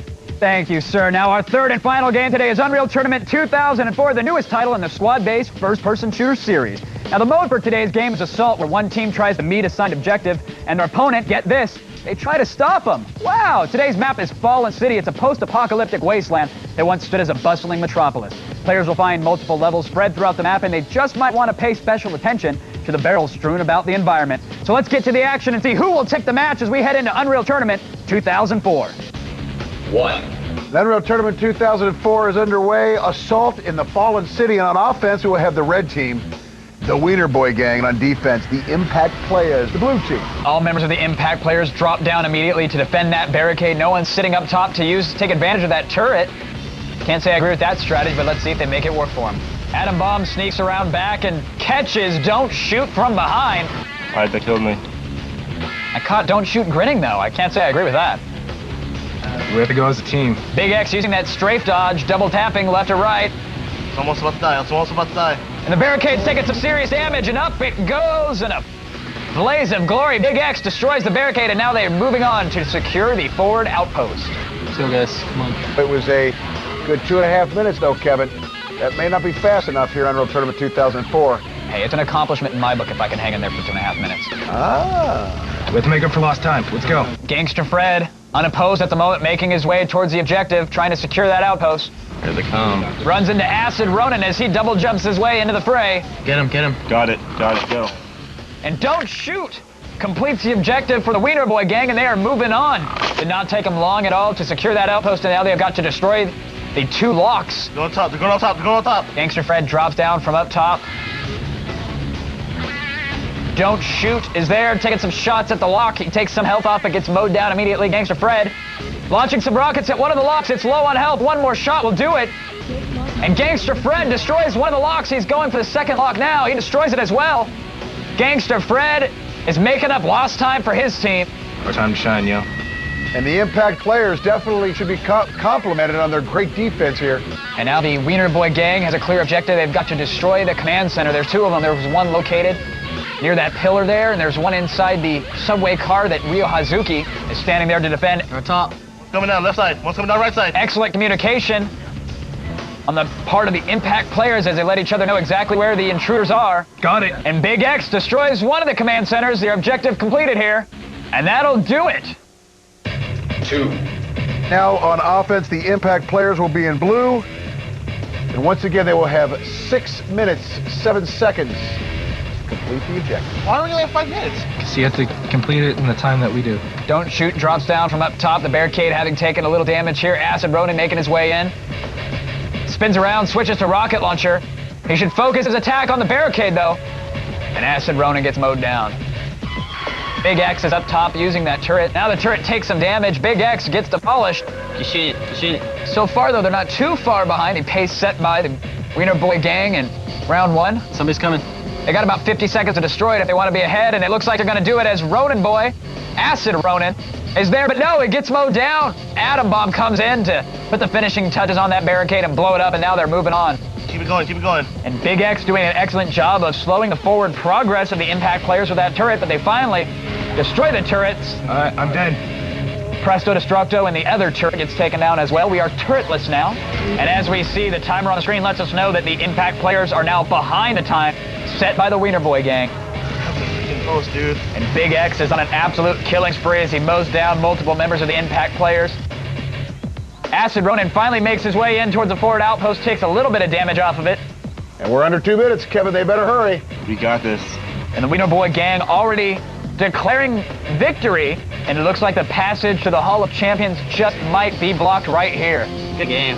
And the good games have already been declared as this round is about to end. Goodbye, Impact players, and hello to our new champions, the Wiener Boy gang. Double kill, at least last time. Good job, guys. All right, so the Wiener Boy gang didn't exactly set a blistering pace, but the Impact players, well, they seemed to lose their focus and they ran out of time, so in an upset of epic proportions, The Wiener Boy Gang rose to the occasion and won Unreal Tournament 2004. However, our defending champs, they did win the points for Jedi Academy, so this one is coming down to the MVP and sealing his victory for the team, along with copies of Lowrider, Jedi Academy, and Unreal Tournament 2004, the 2 DVD special edition, mind you. It's Big X from our new champions, the Wiener Boy Gang. Let's go down to Paul, who's standing by. This is a huge upset. You guys won. Were you expecting this? Yeah, I was expecting it. You know, we worked hard, we play together, we work together, we do everything together, and we win together, and that's how we do it. Do you think you have what it takes to go to Hawaii? Oh, definitely. You know, we worked very hard for this. I think we earned it, and we deserve to go. Okay, Lee. I don't know, those big boys over there might look pretty good on the big beach. Now, the Impact players seem to be setting their challengers up for the kill, just like they've done in the past, but they stumbled this time, and the Wiener Boy Gang ended up stealing the title. So we've got a new team starting in their own path to the Hall of Champions. They'll make their first title defense against a new challenger next time as we move one step closer to the fun, the sun, and the drink umbrellas of Hawaii, a destination vacation right here on Arena.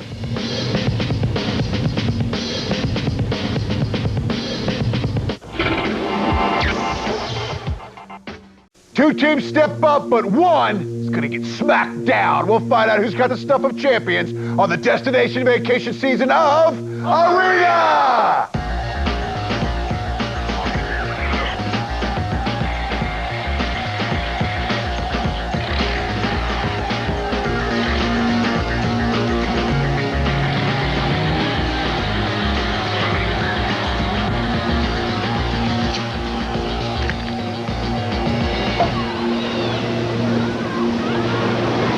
Welcome, everyone, once again to Arena, the show that turns multiplayer games into competitive sport.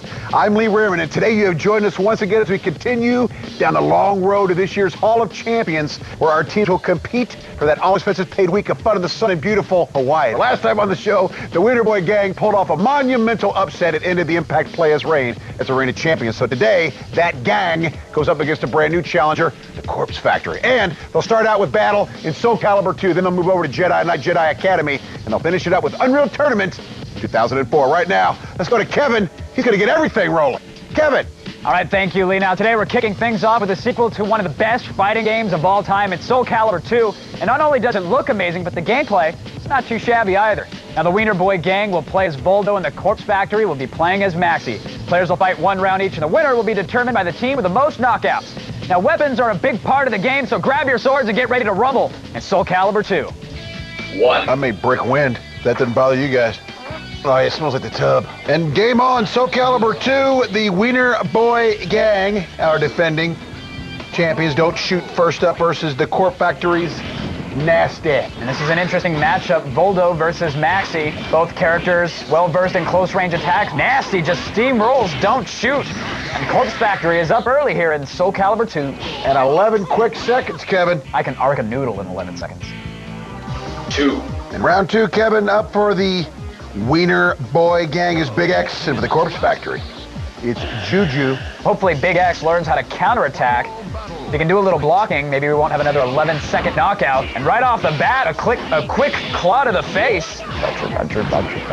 Mushroom. Big X is taking it to Maxi, but he's taking a little damage now, and Big X goes down. 13 seconds, Juju joins Nasty. We should really work on some sexual metaphors for how quick these rounds are. 3. Too quick to... All right. Yeah, the moment passed. And round 3, Kevin, is underway. Presto Destructo for the Wiener Boy Gang, and Dexter for the Corpse Factory. And Presto Destructo is going to have to represent here. Their team needs it bad, and right off the bat, Maxi gets the first blood, but as we saw in round 2, that really doesn't mean a damn thing. Maxi comes back. Both fighters pretty even on health. Maxi dances around but gets juggled in the air, but he comes back with a strike of his own. Both fighters clash. Dexter gives Presto Destructo a one-way ticket to ride the bang bus. 4. Eyes wide open, buddy. Yeah. Stay with me, partner. Yeah. Come on now. And the final round here in Soul Calibur 2, Gangster Fred for the Wiener Bag Gang versus Spectre for the Corpse Factory. And before the intro is even over, the round is over. Ridiculously fast. I'm normally not even done downloading my porn before I get off. See, you played before. And our newcomers, the Corpse Factory, they live up to their name, leaving a trail of dead wieners in their wake. And they did it in record fashion, needing only 55 seconds to win all 4 rounds. And of course, they took the console point. Now we're going to check in with Flo, who's standing by with Spectre, man with the 8-second knockout. Tell us how you did it. Going into the match, I knew the other team was demoralized. All the pressure was off of me. We already had 3 wins. It was ours no matter what. Right. So I stayed calm, went in there with a plan. Well, you guys are off to a great start. Do you think you can keep it up? Yeah, of course. We've worked a lot together, spent a lot of time playing with the different games and coming up with strategies and stuff we can use. So. Excellent. So, you know what? We met the rest of your team and your opponents, the Wiener Boy Gang. Let's go to them. We could not figure out a team name for the life of us, so we went online and looked for instant band names. Came up with Corpse Factory. The reason with the skull and crossbones on the front is because a dark-looking zombie on the front, you can't tell what it is. So everybody can picture out a little skull and crossbones, and I met these guys by marrying his sister. So, and I kind of also met us from marrying his other sister. Yeah. His other sister. No more sisters. That's a good thing, I think. I'm personally just here to have a good time. This is a really fun experience. I'm psyched up about it, and just want to have some fun, hang out with my friends. We just thought it'd be awesome if we could get on here and maybe show off a little bit. We've got skills.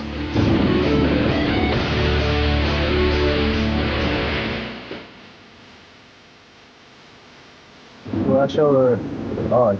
Well, it wasn't an upset for us. It was actually quite rewarding. We learned a few things, techniques that we're going to try out this next time, and hopefully it'll help out and pay off. Yeah, we finally figured out what to do in Jedi Academy. Well, hopefully. Apparently, you get force powers. On the road trip down here, we had a sign asking people to expose themselves. One large, festively plump, hairy man was more than obliged to accommodate us. I think we're going to do well. For sure we'll do good. It'll be fun.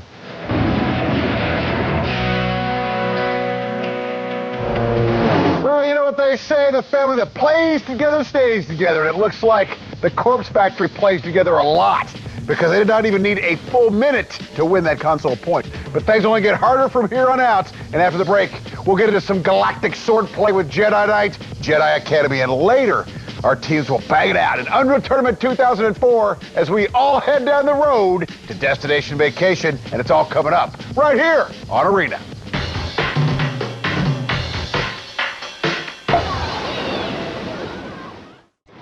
Welcome back, everyone, to Arena. Now, before the break, the Wiener Boy Gang, they got roasted by the newcomers to Corpse Factory. And based on the Wiener's performance in Jedi Knight Jedi Academy, things ain't getting any easier for the champs. Let's see if they can turn around, and let's get that action started in the Xbox Command Center with my good buddy Kevin. Kevin. All right, thank you, Lee. Jedi Knight Jedi Academy is set in the Star Wars universe, and it features all of your favorite characters.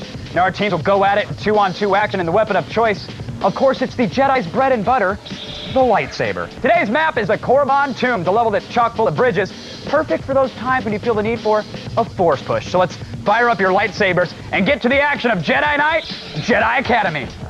Oh, that was the meat curtain. Another face. 1. In Jedi Knight Jedi Academy, the Corpse Factory in blue and the Wiener Boys in red. Nasty and Juju join up against Don't Shoot and Big X. And it's early on in round 1. Let's see who puts the points on the board first. And there you have it. Don't Shoot. And Nasty just takes down Big X there. Yeah. 2-1, and our newcomers, the Corpse Factory, are starting to get their feet here, get their sea legs. And after such an unbelievably dominant performance in Soul Calibur 2, a dominant performance here, or even a win, and the Corpse Factory's on their way. And right now it's 3-1 blue. Goes to show you do your damn homework and you might stand a chance here in the arena. And Don't Shoot takes down Nasty, making this a 2-3 round. The Wiener Boys somewhat embarrassed in our Soul Calibur 2 somewhat game. They were friggin' humiliated. I'll give them the benefit of the doubt. Well, don't. When teams suck, they suck. Just call it like it is, Big D. And after a team kill and a kill, it's back to 3-2 still. Get him, Ryan. Juju's taking some serious hits, though, but Big X gets dropped, and it's a 2-4 game in favor of our newcomers, the Corpse Factory. Woo! And the Wiener Boy Gang, they better get it together, Kevin. They're no longer the defending champ. Their team is just getting beat. Like a piece of meat in the street. In heat. That's pretty lethal. Wash, rinse, repeat. I'll admit defeat. Let's stop. They're part of the fleet.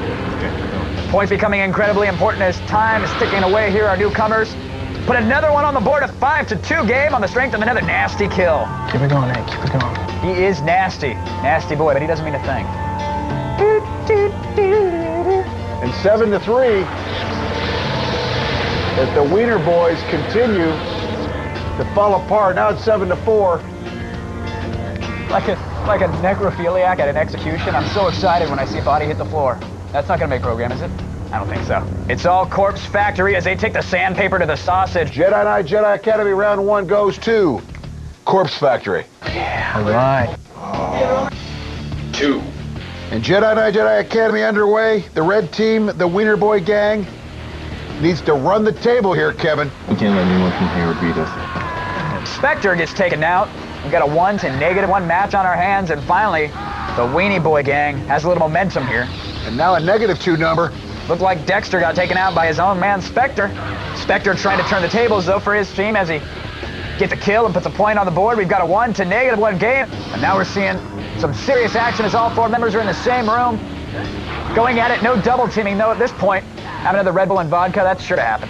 Someone's bound to go down soon as the shields are wearing thin. Sure enough, we see Gangsta Fred going down. We've got a 1-0 game on our hands, Lee. Oh, God. And Dexter gets eliminated, making this a 2-0 game, giving the Weenie Boys some breathing room. And that's when true champions show up, is when they have to. I just look at my call sheet and figure out what time I need to be here. I see one. The Corpse Factory has to put a few points on the board if they really want to feel safe here in this round, because as we've seen, the Weenie Boys are pretty damn good at Unreal Tournament. Presto Destructo comes around the corner, gets caught in a force grab. And Presto Destructo goes down on the strength of a team kill. It's a 1-0 game. Corpse Factory only needs 1 kill left here late in round 2, and they can tie it up and send this baby into sudden death. It's anybody's game at this point, Lee. Lee, wake the hell up. We're ready, baby. I'm right here next to you, brother. I can't believe it. It's still a 1-point game, but that's because there was a team kill there as Lando got mowed down by his own buddy. And a 0 to -1, the Wiener Boy gang. And that will send us into a overtime 3rd round. 3. And round 3 is underway. The Wiener Boys, represented by Presto Destructo and Gangsta Fred, and the Corpse Factory with Nasty and Juju, Kevin. And it's all come down to this. The Nasty and Juju team in round 1 was just a force to be reckoned with. It was a 6-3 victory.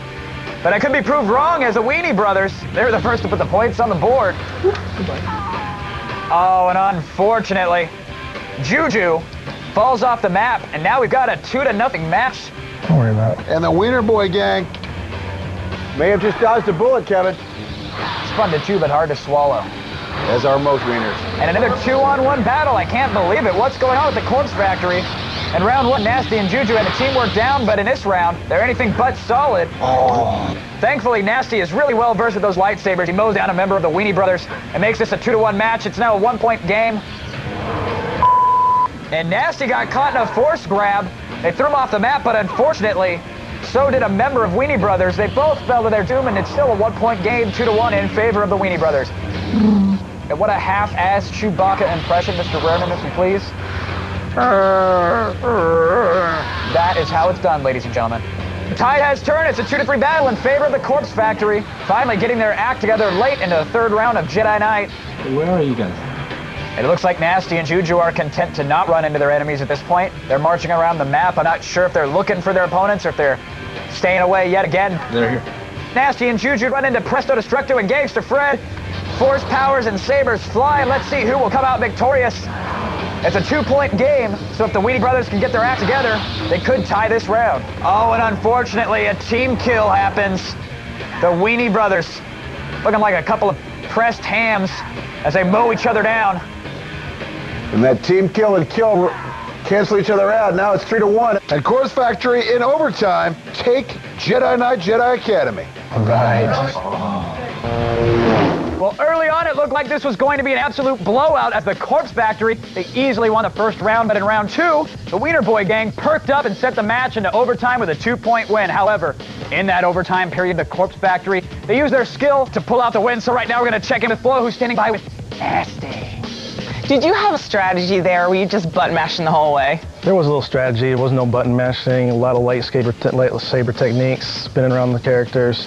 We didn't know much with the force powers. with the other team, they actually used a couple force powers against us, and we were able to pick up some of those moves and use them against them to pull off the win. Most of us call that stealing, by the way. I don't call it what you want. Well, you guys have a nice lead going into UT. Are you going to play conservatively? We're going to play a little conservative. We're going to play defensively, of course. We're going to also play a lot of offense. We're definitely going to be aggressive to the other team. We're going to mix it up, keep them guessing, see what happens. Now, Flo, it's only stealing if you get caught. Now, the Wiener Boy gang are in big trouble as they're down 2-0 heading into our final game. But as we all know, anything can happen in Unreal Tournament 2004. And after the break, we will see if the Wiener Boys have the stuff of champs or if the Corpse Factory will steal the crown. Now, while our teams get their game faces on, you can head to our websites where you can catch a glimpse of the Hall of Champions and check out your favorite team's profile. And our final game is coming up. And you know where it's going to happen. It's going to happen right here on Arena.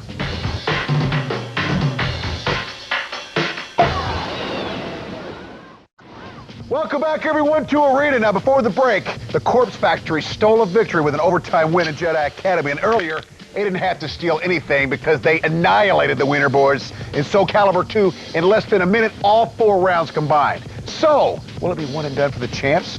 Let's go to Kevin in the PC ring. All right, thanks, Lee. Our third and final game today is Unreal Tournament 2004, the latest in the squad-based first-person shooter series.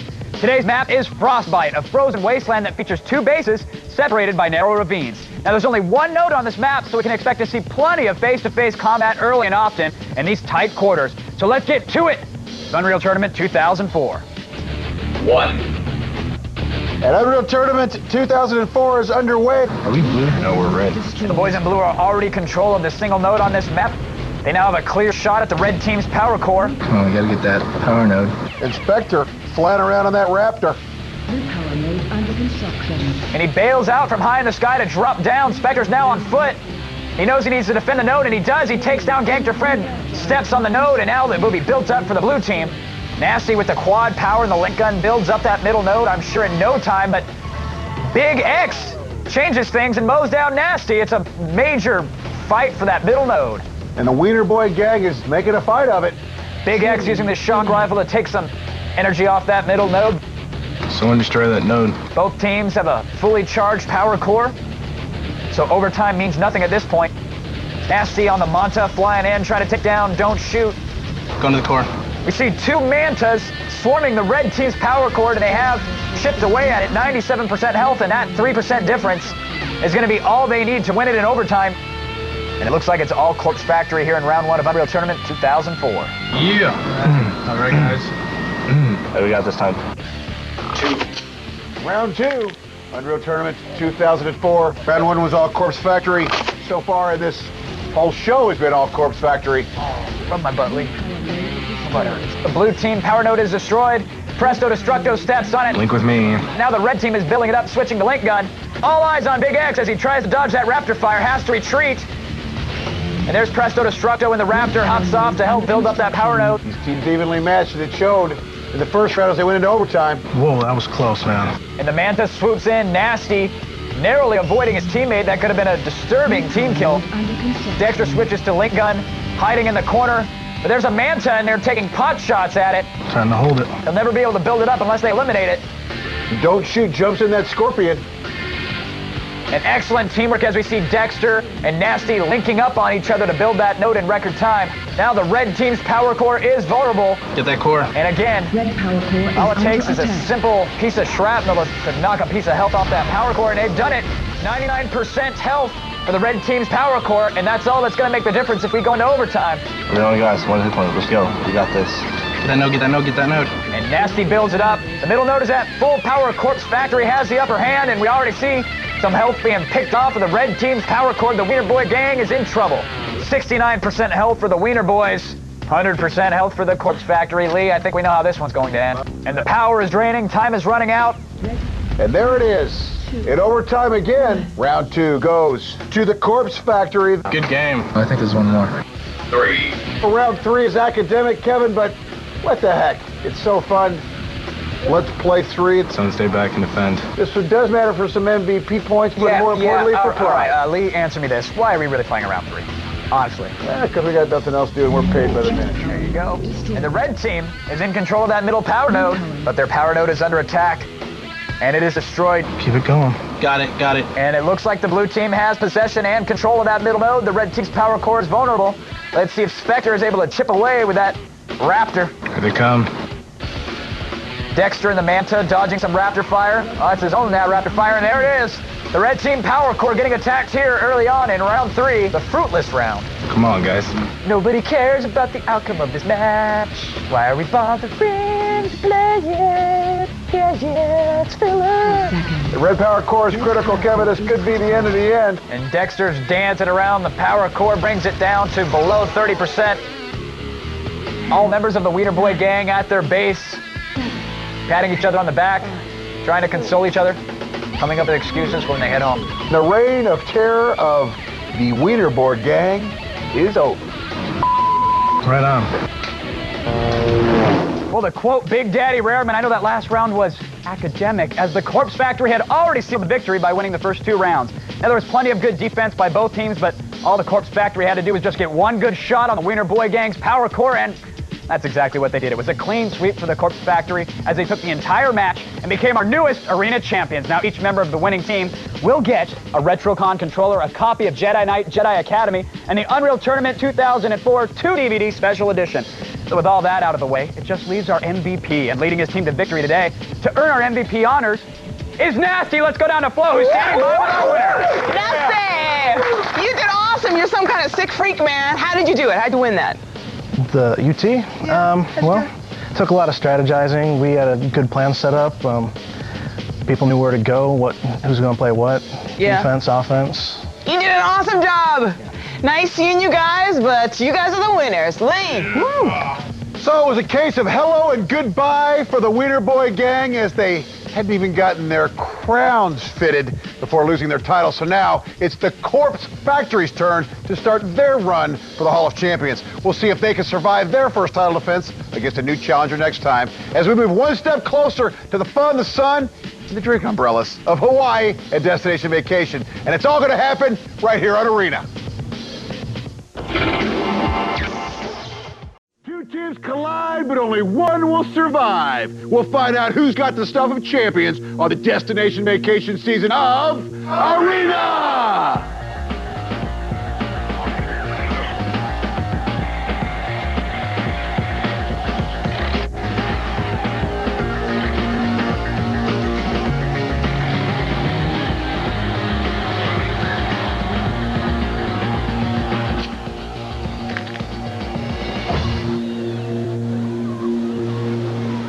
Welcome to Arena, the show that turns multiplayer games into competitive sport. I'm Lee Rareman, and today we are continuing down that road to this year's Hall of Champions, where our teams will compete for that all-expenses-paid week of fun in the sun in beautiful Hawaii. Now, last time on the show, the Wiener Boy gang, they pulled a one and done, as they were clearly overmatched against the newcomers, and now our current champions, the Corpse Factory. We've already got 3 entrants into this season's Hall of Champions, but we've had a heck of a time finding our 4th team. A series of paper lions have tried, but failed to secure that final spot. So today, we'll see if the Corpse Factory can get one step closer. But they'll be going up against Team Stomp in WarioWare Inc., then Jedi Knight, Jedi Academy, and we'll finish it up with Unreal Tournament 2004. Right now, let's go to Kevin to get it all rolling. Kevin.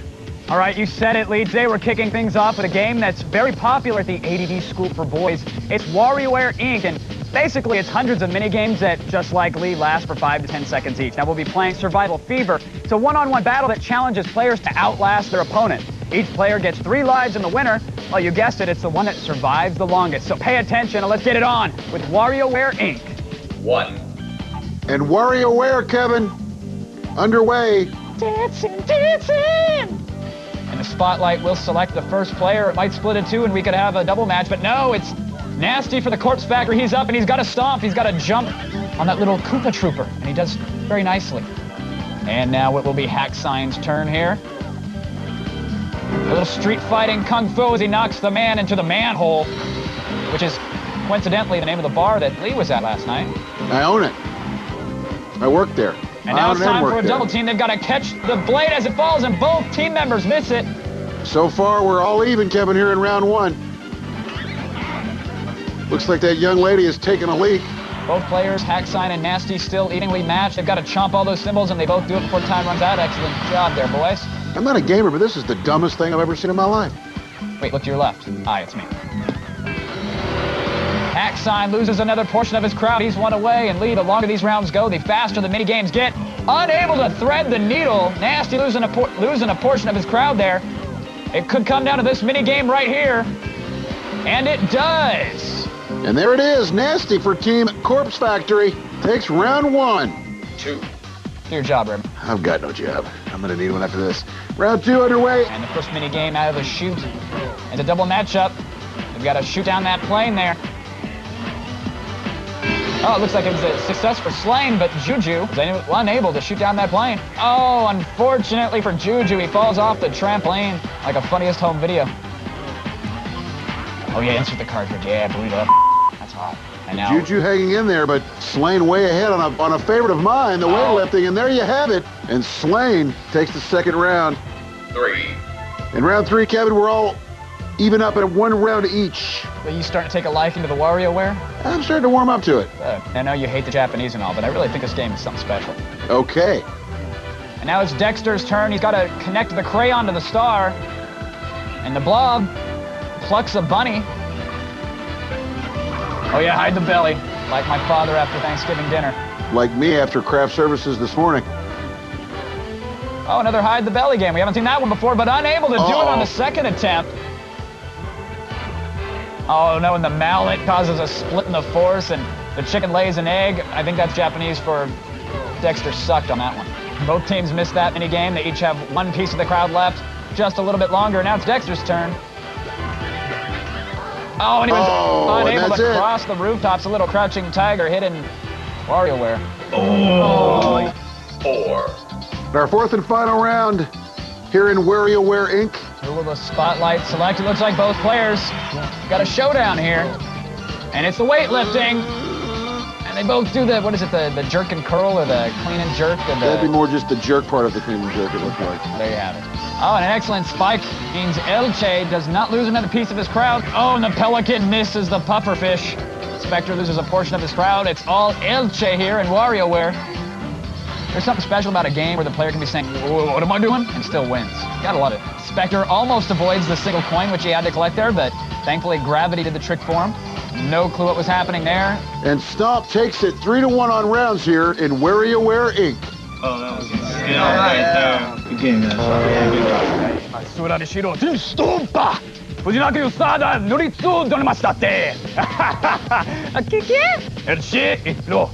Okay, you did pretty well in WarioWare. Those are kind of party games. Do you like those? Not really, but it's unfortunate that I'm good at it. You have a lot of confidence. A whole lot. Are you going to have that going into Jedi? Hopefully my friends will just get me through it, so I'm relying on them. Well, let's meet the rest of your team and your opponent's Corpse Factory. Our team name is... We're Team Stomp. Team Stomped. It's a tribute to Stomped.com. Me and Aaron and Dave have been playing since probably the day of birth. We have no strategy, we just want to shoot and kill. My strategy is to randomly shoot, and a lot of times I just shoot my teammates for fun. Our predictions for today is there's going to be a new champion. Hopefully we will win and succeed and move on. I play too much Counter-Strike. And you swear too much at Counter-Strike. Yes, I do. Swears way too much. Yeah. Till he gets kicked off a server.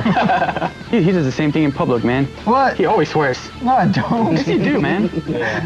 Oh my God. I can vouch for it. You too? Oh, live with you, that's man. it. I want a new teammate. I want new teammates. Get rid of them.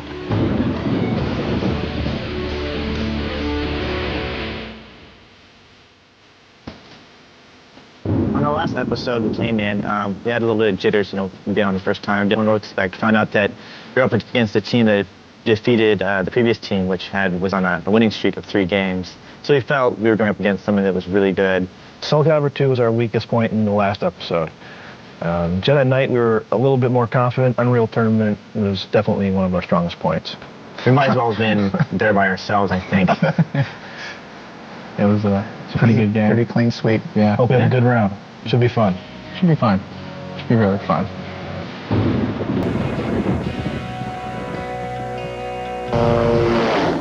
Now, you may have noticed that on this show, the Corpse Factory are wearing the same shirts they had last episode. Apparently, last night, they dyed them in their hotel room, and that's either extreme dedication or they're bored as heck. Anyway, Team Stomp showed that they aren't going to get stomped as they won the console round and snagged the early lead. But things are about to get a lot more violent, because after the break, we are going to enter the hack and slash world of Jedi Knight, Jedi Academy. And later, we'll get downright futuristic with Unreal Tournament 2004 as we work our way toward Destination Vacation. And it's all coming up, and it's coming up right here on Arena.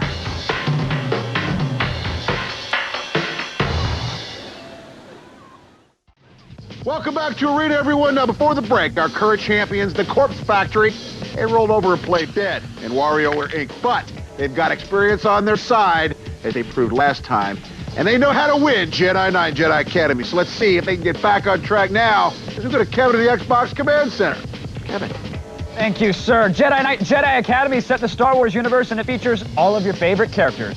Now our teams will go at it in 2-on-2 action, and the weapon of choice, of course, it's the Jedi's bread and butter, the lightsaber. Today's map is Taspir. It's an area surrounded by a lake of liquid hot lava. Can you say force push? I knew you could. I had trouble with it, though. So slip into your lava retardant suits and let's get ready for Jedi Knight Jedi Academy. 1. And round 1 is underway. Hacksign and Slain get a beat on each other. Here we go. And it's a 2-on-1 battle. Slain knows where his buddy is, but he can't get to him in time as Juju and Nasty start doing the nasty there in the middle of the map. Can you see any way getting up? It's getting pounded Brigham Young style. Oh, and a leap into the lava as Slain tries to meet up with his teammate, gives his team a -1, and Hacksign goes down in the meantime. You just got served. We've got a 1 to -1 match in favor of Corpse Factory, our returning dyed t-shirt fans. Oh, but Juju and Nasty are trying to fill the tub once again as they chase down a member of Team Stomp, and with a leap into the action, Slain joins his partner. We've got a 2-on-2 battle and a narrow walkway. All 4 players seemingly very capable with those lightsabers so far here in this volley. They're getting served. Oh, crap. And we finally see some casualties, and it looks like Corpse Factory, even though they lost 1 member, emerges victorious from that little flurry. 3-0 round in favor of the boys in blue. Nasty fell off the map into some lava. It's now a 2-0 battle. I can't believe I did that. And team kills once again. Kevin playing a role here. And everybody's out on the middle. We've got a 2-on-2 battle that's about to ensue. And Hacksign gets taken down by Juju. You guys have never played this before. We've got a 3-0 game here. Oh. Now it's 3-1. Right you are, sir. Juju got taken down as well by Slain. Oh, and with a leap into the lava, Slain gets served. You just got served. And some bodies dropping as Hacksign and Nasty both go down. It's down to Slain and Juju. Oh, you getting served. Late into the round, trying to put some extra points on the board. Going for MVP, but it looks like round 1 is going to go to Corpse Factory. It's going to be all Corpse Factory in round 1 of Jedi Knight. Nice. That was sad. 2. Round 2's underway. Oh, and a pancake gets made out of Elche as he gets crushed by that elevator. The elevator served you. What a way to go. -1 for our newcomers, Team Stomp. And Dexter gets taken down. We've got a tie game on our hands. But Spectre makes it a 1-0 round as he mows down a member of Team Stomp. Choke that fool. An attempt at some teamwork there as a forced grab gets put onto Blob. But he breaks free. Oh, and they get him the second time around. What happened? The force grab lifts him high into the sky, and then the teammate comes in and stabs him from behind, and it's a 2-0 round. And they use it again. Some people call it a lamer tactic, but I call it excellent teamwork. That force grab and saber follow-up, 2-0 for Corpse Factory. Okay. And there it is for the 3rd time in a row. We've seen the force grab by Spectre, and then Dexter runs right in and follows it up with a quick, clean kill, 4-0 for the boys in blue. And here comes the chokehold. The Corpse Factory under the gun. Oh, God, wash, rinse, repeat. Kill number 5. They've clearly got that force grab strategy down. And that wasn't even pretty. And there it is again. I haven't seen this much choking since I walked in on Lee in wardrobe. And the chicken has never been the same since. 6-0, the blue team, the Corpse Factory. Push him, push him. And they're switching it up, going with a little force lightning, trying to force a member of Team Stomp off the edge, and they do just that as Elche runs into El Flor and becomes Lay Dead. You got killed by elevator, lava, on the floor. Team Stomp is getting stomped. And, yeah, Blob decides to take a little dip into the drink. A little lava facial. Oh, why not another one? It's 7 to -4. as Team Stomp decides to pay homage to their favorite game, Lemmings. Oh, you don't get points by going into the lava. And they're having a little fun with the fact that they're getting their rear ends handed to them, Kevin, but they need to be careful not to lose too many points here. Oh, God, another suicide by Blob. It looks like he's diving for quarters. And 7 to -5. A humiliating round for Team Stomp, Lee. When are we going to start? That was practice, right? Well, in their last match, the Corpse Factory had to go down to overtime to get the win in Jedi Knight Jedi Academy, but this time around, it was completely different as they utilized the Pinata technique, combining the Force Grip with the Lightsaber Slash to get the job done. But right now, we're going to go down to Flo, who's standing by with the Corpse Factory's Dexter. When did you guys decide to use that Pinata technique? You know, Spectre and I, yesterday playing, we saw the Wiener Boy gang use that on us several times, so we decided, you know what? Today we're going to use that technique as well. So this is a close match heading into the final round. Are you guys worried, or? I think UT 2004 is our game, and we're going to, you know, send the boys home packing. Watch out, Lee. I don't know, there's something about Pinata technique and Wiener that should not be used in the same sentence. So, the Corpse Factory rejoins the living after losing the console game as they humiliated Team Stomp by a combined score of 13 to -3. Now, our challengers had better cut down on the team kills and suicides if they've got their sights set on Hawaii. Now, while our teams get their strategies set for Unreal Tournament, head to our website where you can catch a glimpse of the Hall of Champions and check out your favorite team's profile. And our final game is coming up. You won't want to miss it. It'll be right here on Arena.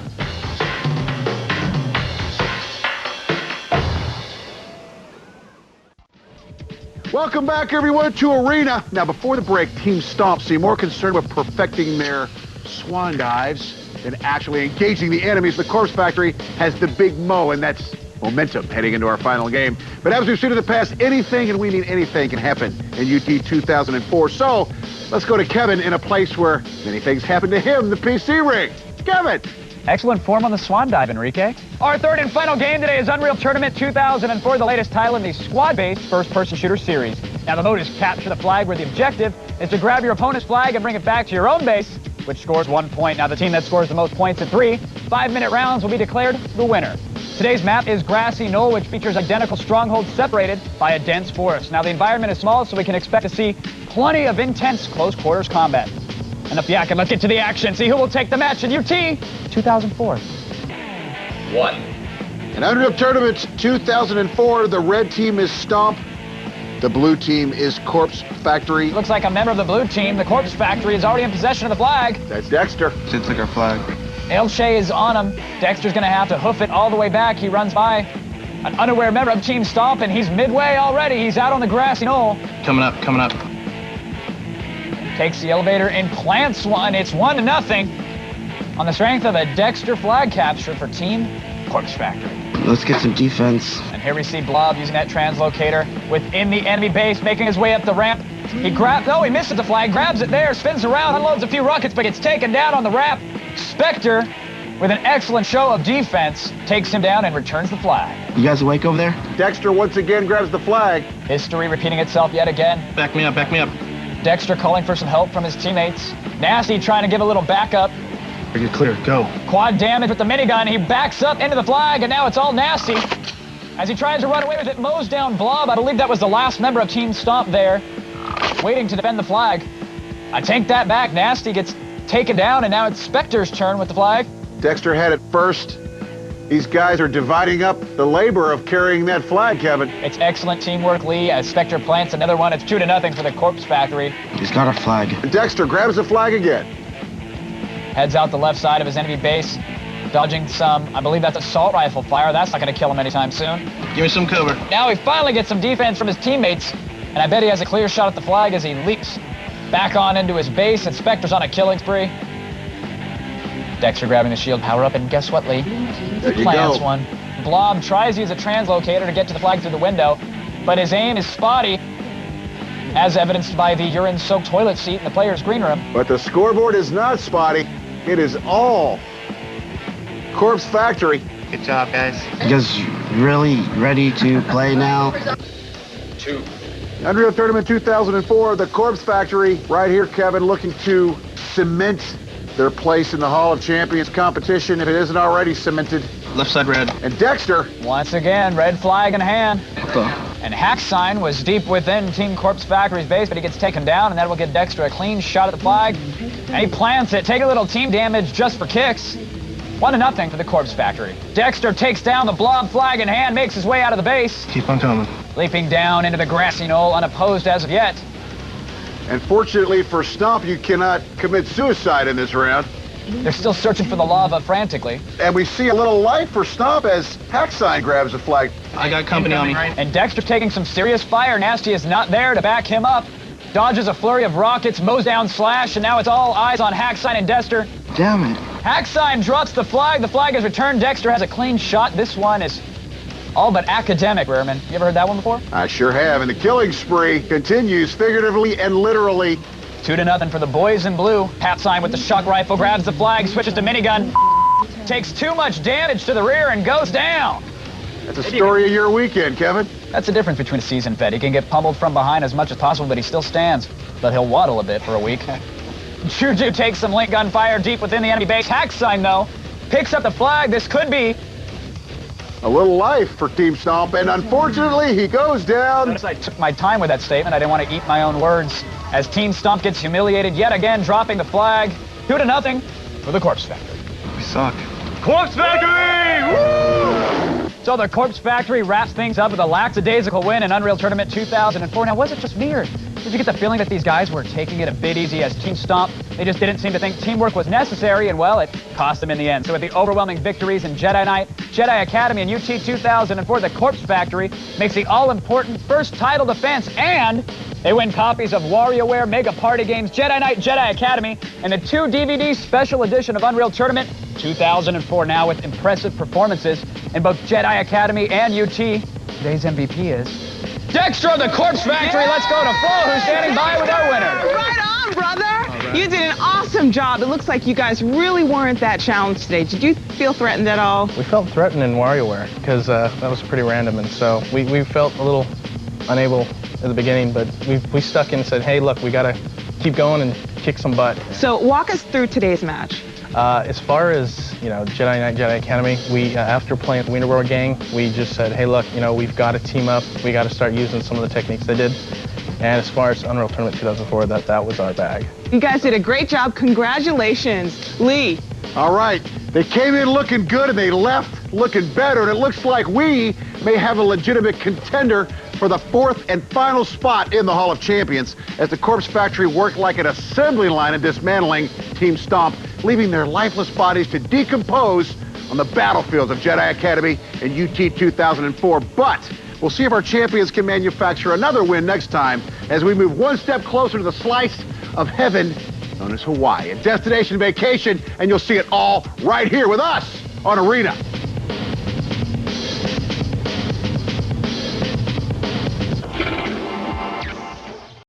Teams collide, but only one will survive. We'll find out who's got the stuff of champions on the Destination Vacation season of Arena!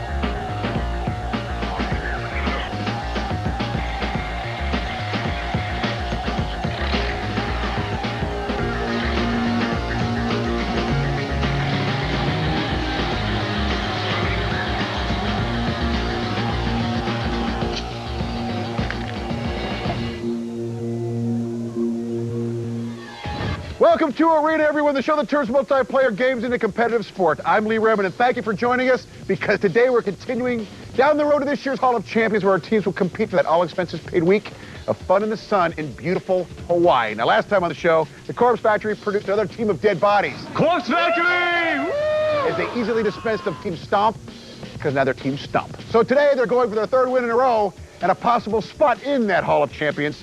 And they're taking on Team Mizota. Now, our squads will go at each other first in Guilty Gear X2, then Jedi Knight, Jedi Academy, and we'll finish it up with Unreal Tournament 2004. Let's go over to Kevin, who can barely keep them from punching each other in the console pit. Kevin. All right, thanks, Lee. Now, today our players will go at it in a classic fighting game that's gotten a next-generation facelift. It's Guilty Gear X2 on the PlayStation 2.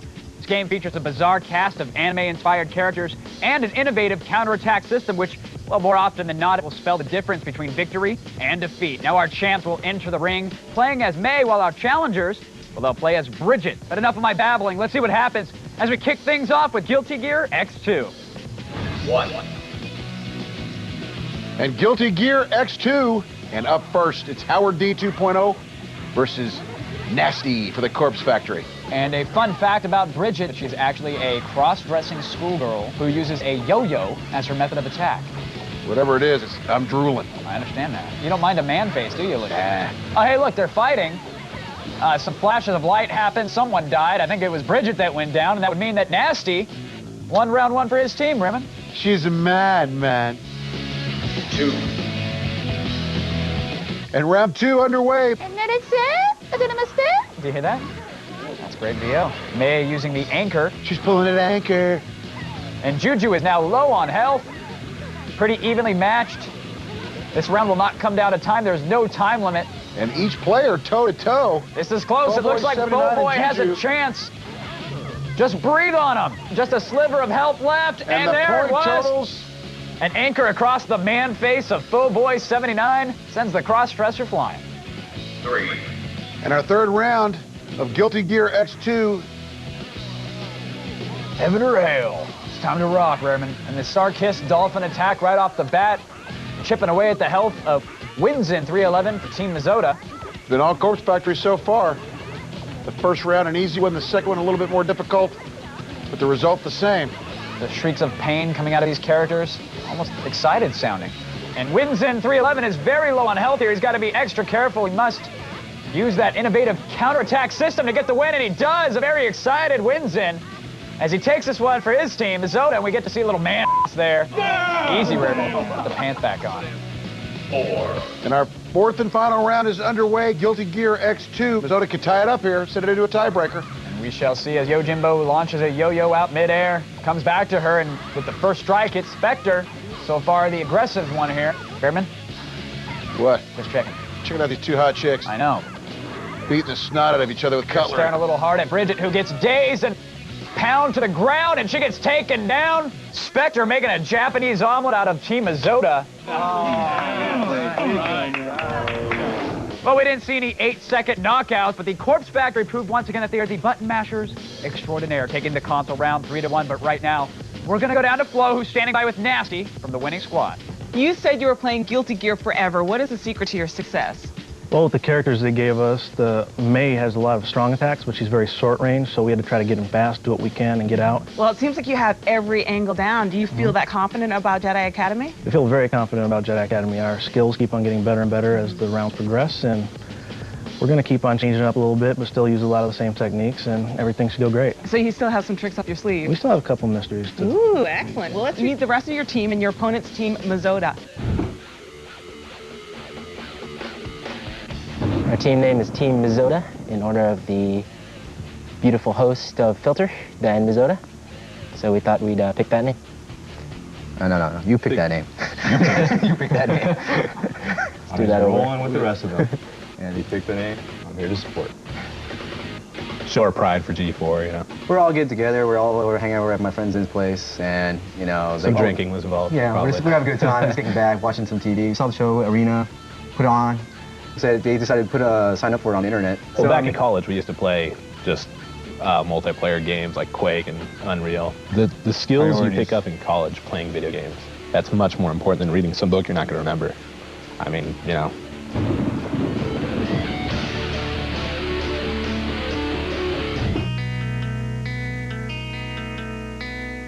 We actually like playing games together, believe it or not. You know, we thought we could prove our stuff, and we wanted some good competition. So we thought we could bring it to Arena, and so far, so good. We're 2-0. We're looking for the Tournament of Champions. We're really kind of, I guess, on edge and nervy because we need to win this next match, and well, we need to do as best as we can. Not just winning it. Not just win, dominating. Right. Dominating. If we do win this show, we're tied to go on, and you know, it's kind of a 50-50 chance. We'll see what happens.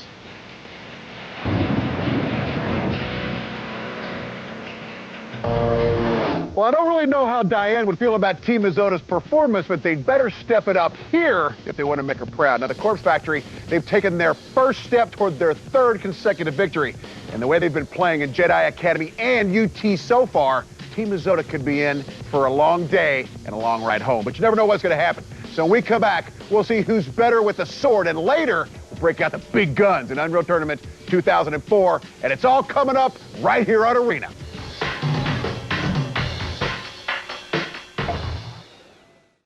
Welcome back, everyone, to Arena. Now, before the break, the Corpse Factory, our defending champions, mind you, smacked Team Minnesota around so hard it would make Clever Lang smile. So let's keep the fur flying and head to the proverbial galaxy far, far away, where Kevin is not so far away, but he's waiting to get it going. Kevin! All right, thanks, Lee. Jedi Knight Jedi Academy. It's set in the Star Wars universe, and it features all of your favorite characters. Now our teams will go at it in hot, sweaty 2-on-2 action, and the weapon of choice, of course, it's a Jedi's bread and butter, the lightsaber. Today's map is Rift Sanctuary, a wide-open level where you can run, but you sure can't hide. So grab onto your lightsaber, and let's get to the action of Jedi Knight Jedi Academy. 1. In Unreal Tournament 2004, Jedi Knight Jedi Academy. What am I saying? All 4 members going at it. They've branched off, and they're got their little one-on-one action going on now. The Force Grip and Force Lightning going at it. And the Corpse Factory emerges victorious from that skirmish. Yeah. But that 2-0 victory in that first battle does not a round win. Foboy 79 retreating into the other room momentarily. And Juju comes in with some well-placed saber shots and takes him down cleanly. Executed shots. And brilliantly, you see the Corpse Factory turning and running as a team either to run away or to find their opponents again. These Corpse Factory team members really know what they're doing here, Kevin. I'm Howard Dean, bitch. And Howard Dean takes them down Rick James style. 3-1. Our newcomers might be mounting a comeback. Oh, and there what was the Force Pinata move as Foboy gets mowed down. It's 5-1 in favor of Corpse Factory. Come on, take him out. And we've seen it time and time again, Kevin. Corpse Factory just systematically destroys their opponent. And now we've got a 2-on-2 matchup. All 4 members throwing down in the same room, lightsabers everywhere. I don't think the head-on is working really well for you, man. And the first casualty from this skirmish is Howard Dean 2.0 as he goes down, and well, Foboy joins him shortly thereafter. It's 7-1, and Corpse Factory is running away with Jedi Knight. They've adopted the hook me strategy, and they're getting slammed on every orifice by every lightsaber on the map, even a team kill there. And it looked like Foboy was taken out by Howard Dean 2.0. We've now got an 8-0 match on our hands. Minnesota running the wrong way on the scoreboard. Howard Dean 2.0 in full retreat. Watch that behind you, Howard Dean. The governor sees all. He's going to California and Texas and anywhere. Yeah! Nasty runs into both members of Team Minnesota calling for some backup. Let's kill this guy and he walks. It is a furry ass, so I will miss that. What does he care? He jumps into the fray and starts tussling with the boys. Heaven forbid that something crazy happened in my tournament. Lord, Nasty gets downright dirty and destroys both members of Team Minnesota. Nice. Well, the scoreboard tells a tale 11-0 in favor of the boys in blue, our returning champs, the Corpse Factory. Yeah. 2. Oh yeah, get a shot of Lee putting his diseased wad of gum on the control room counter. Hey, look, we're in round 2. Jedi Knight Jedi Academy round 2 is underway, Kevin. We're seeing some action right off the bat as Dexter and Spectre run right into Winzen and Yojimbo. And they use their force powers very well there, actually force grabbing the opponent and throwing him off the ring. Oh, he's doomed. We should try that. Let's go to the one-on-one overpass. I'll push you off. See how you do. Pinata. Oh, and there's the force pinata tactic as Boba Fett falls down to the ground, and it's 2-0 for the boys in blue, our returning champs, the Corpse Factory. And they grabbed me. And time again, we see the tag team of Spectre and Dexter using that force grip and following it up with a saber to the back. 3-0, they're running away with round 2 already. And most importantly, these two never get out of each other's sight. Why can't we be that close? Why are you always running? I'm just not sure who I am anymore. I hate you. You love me. Sometimes. You're only 21, you idiot. Maybe we should make it more. Winzen and Yojimbo got to put some points on the board, not only to stand a chance here in the Xbox Jedi Knight round. Did you get a retainer from Xbox? I know. Bill Gates comes over, we go swimming. My apartment complex spa. And they're squaring off one-on-one, no double teaming just yet. And that 3-0 lead quickly goes to 4-0. That's one down. Get the other. And Dexter and Spectre are now ganging up on Yojimbo. Yojimbo, come here. I got a saber for you, buddy. Oh, yeah. Squeal like a Jedi. And Yojimbo's playing Mario, leaping from head to head. Get the guys back. The members of Team Corpse Factory, and finally, it's a 2-on-2 battle, but down goes Yojimbo. 5-1 on the strength of a team kill. Way to go, newcomers. You guys suck. Sometimes you feel like a nut. Is that what that was? Sometimes you don't. Arenas hosts are nuts. Come on, Z, where are you? Yojimbo running around like crazy, trying to put some points on the board, leaping from head to head of the members of Corpse Factory, gets caught in the force grab. Getting killed. A flurry of sabers, but he doesn't go down. Someone's going to drop any minute. I sense the intergalactic teabag. And a quick bright spot for Mazzotta. Oh, but it's quickly eclipsed by yet another team kill, 6 to -1. He's good. Put the commentary on autopilot. Let's go have a coffee. And his Jedis are better than yours. You're damn right, he can teach you. They're better than yours. 12 to -1. And Team Mazzotta might be lucky enough to beat on Filter the top 10 teams that suck ass. Of course, our home audience will never hear that. 13 to -1. These guys suck. 13. All right, at this point in the game, I'm having a hard time telling if Corpse Factory is really that good or if their opponents have they just been that bad. But our champs have become connoisseurs of the force pinata technique, which has become their signature move. But right now, we're going to go down to Flo, who's standing by with the dynamic duo of Spectre and Dexter. Kevin, now they're double teaming me. Help! But I think I like it. You know, you guys, that was like shooting fish in the barrel. So easy, right? Yeah, it was pretty easy. We, in the last episode, had a chance to perfect our force pinata technique. They didn't know what was coming, so... You just killed him! Oh, slaughtered. Are you going to keep that up in UT? You know, so far UT has been our hot box, and so why not stop now? I'm so not going to reference the hot box. Lee? Well, we have 3 orange shirts on, so I'll come over there. We'll triple team you to be a triple hot box. It's clear that the champs are filtering out the chumps, and Team Mazzotta fits squarely into that group. Now, if you thought their last performance in Jedi Academy was impressive, this time around, they simply decimated Team Mazzotta by a combined score of, get this, 24 to -1. So our challengers face a serious uphill battle as they've got one more game to prove that, like Charlie in a box, they belong. Now, while our teams get their strategies set for Unreal Tournament 2004, head to our website where you can catch a glimpse of the Hall of Champions and check out your favorite team's profile. And our final game, you won't want to miss it. It's coming up right here on Arena.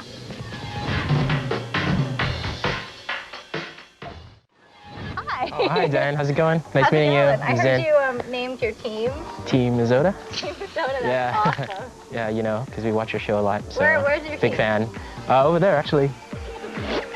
Are you guys ready to, like, beat these guys in the last round? Heck yeah. Oh, and that's some excitement. There we go.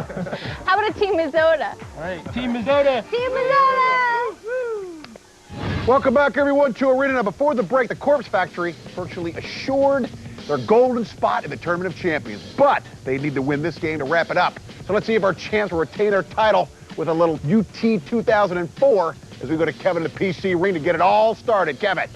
Thank you, sir. Our third and final game today is Unreal Tournament 2004, the latest in the squad-based first-person shooter series. Now, the mode for today's game is going to be Assault, where one team tries to meet assigned objectives, and their opponent, get this, Rareman, they try to stop them. Wow! Today's map is Convoy, a moving environment set on the back of huge, futuristic big rigs. So let's see who will emerge victorious in Unreal Tournament 2004. 1.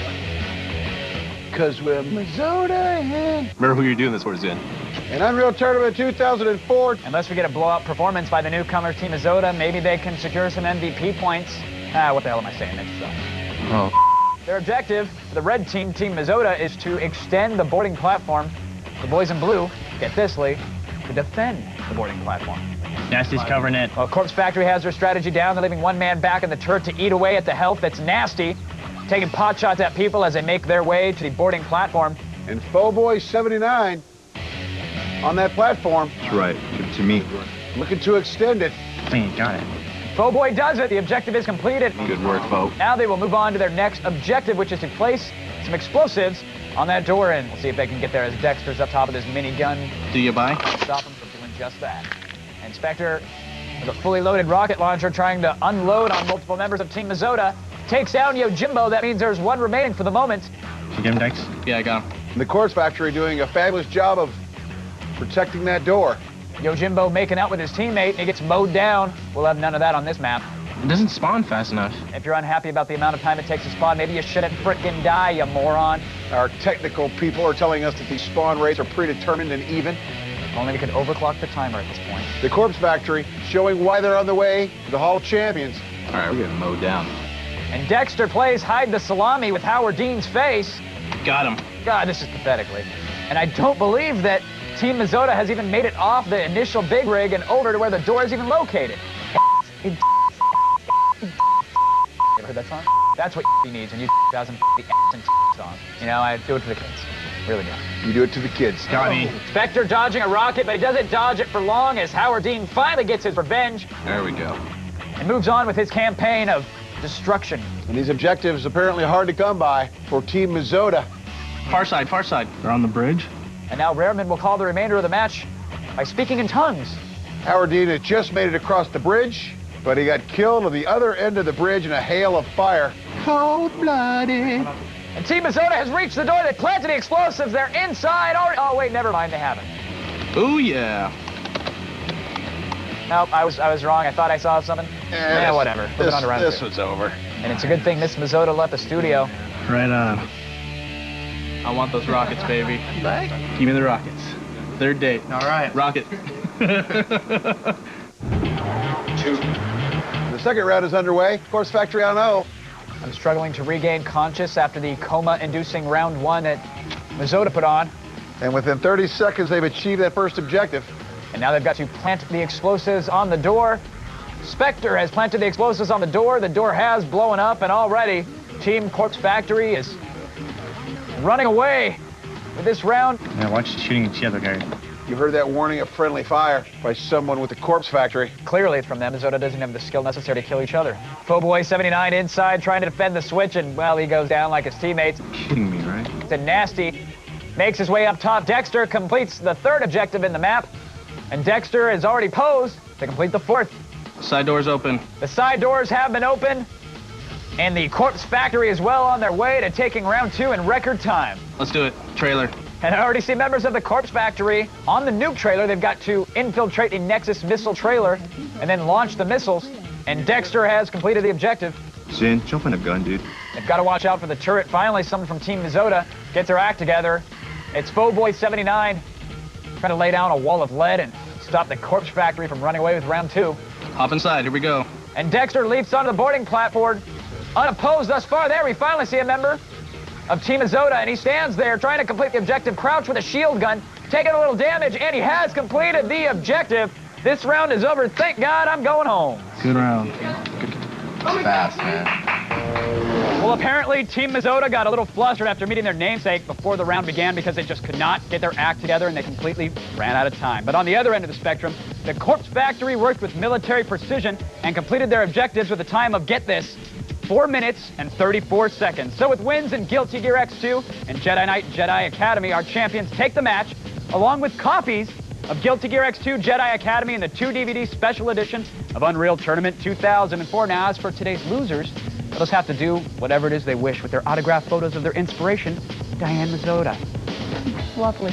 Taking home MVP honors with dominant performances all across the board. Yeah, it's Dexter. Let's go to Flo, who's standing with the champ. Yes, champion! You guys went booty! Good job. You're moving on to the Tournament of Champions. Do you know anything about your competition? We've heard of Team Kaizen, so we say bring it on. Excellent job, you guys. Congratulations. You say bring it on. Be careful what you wish for. Now, it wasn't a lock before that round began, but after their impressive showing in UT 2004, the Corpse Factory won the match and claimed the fourth and final spot in our Tournament of Champions. Now, the competition is fierce in the Hallowed Hall, especially with a trip to Hawaii on the line. You can almost smell the sunscreen. Now we're closing in on Destination Vacation, so next time our teams are going to let it all hang out in our round-robin semifinals, where they're going to only play one game.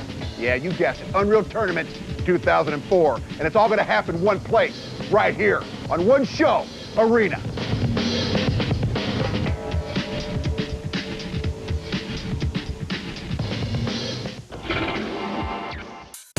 Four teams move in, but two are going to get kicked out. We'll find out who's got the goods and who's hitting the wood on the Tournament of Champions qualifying episode of Arena!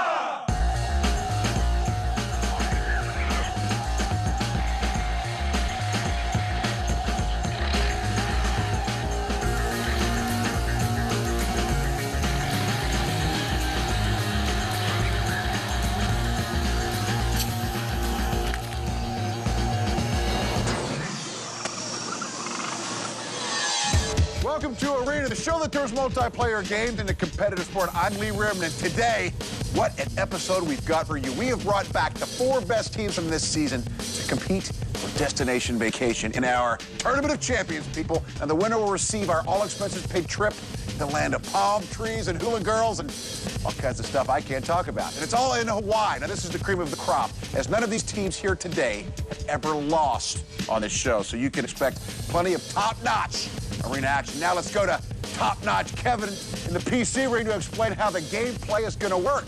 Kavina.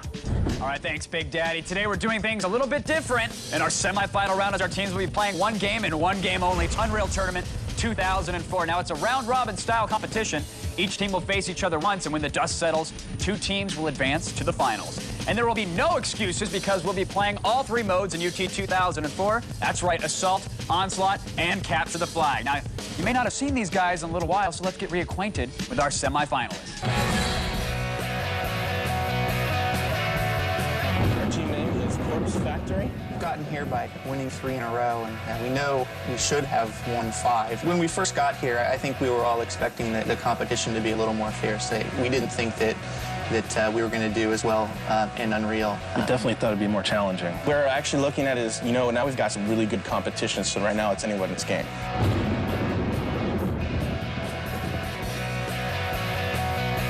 We came up with the name Rednecks because that's pretty much what our town is like. Someone's got to represent the Hicks. We've seen Kaizen play on previous shows, and they look a lot goofier in real life than they do on TV. They'll probably be the ones to beat in qualifying. Team Kaizen, Team Rednecks, and overall, Team Rednecks. Without a doubt, I know the finals are going to be between the Rednecks and Team Kaizen. We didn't win 5 times during the season to come here and lose.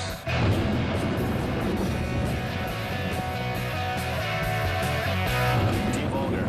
This is the most delicious, rudest thing you've ever actually encountered. People on the post, on the boards of G4 Arena, if you want a piece of us, bring it on, because we'll kick your ass. There's only 4 of us that are in this TOC. I see we could be there. I don't see any problems with it. I don't see us really losing to anybody. Team Kaizen has actually made us really hate them, so we like that. Professional, amateur, whatever you want to call yourself, you still got to win the game. Just talking about it doesn't get you anywhere.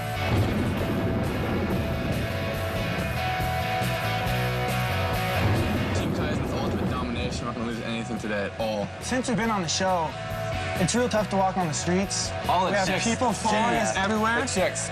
Wow. We have to carry sticks to beat them Arena off. polls, I'll tell you what. We do have a cocky reputation. People hate it when everybody wins all the time. Everyone always likes to root for the underdog, so if you're winning, you might as well be cocky. So no one's rooting for us. Nope. And we like it that way because we don't need you to root for us. At all. We're like North Korea. Mishka Barton's so hot. So, Mishka, if you're out there, we'll be gunning for you. We're going to win. Hands down win. I want SOCOM back, please. Wow, it looks like our teams have locked those pesky twins' modesty and humility in the closet, but that's part of the reason that they're all here. So when we come back, the gloves are going to come off and we'll let the fragging begin, and we'll also have a special guest commentator from last season's champs on the Tournament of Champions qualifying round of Arena.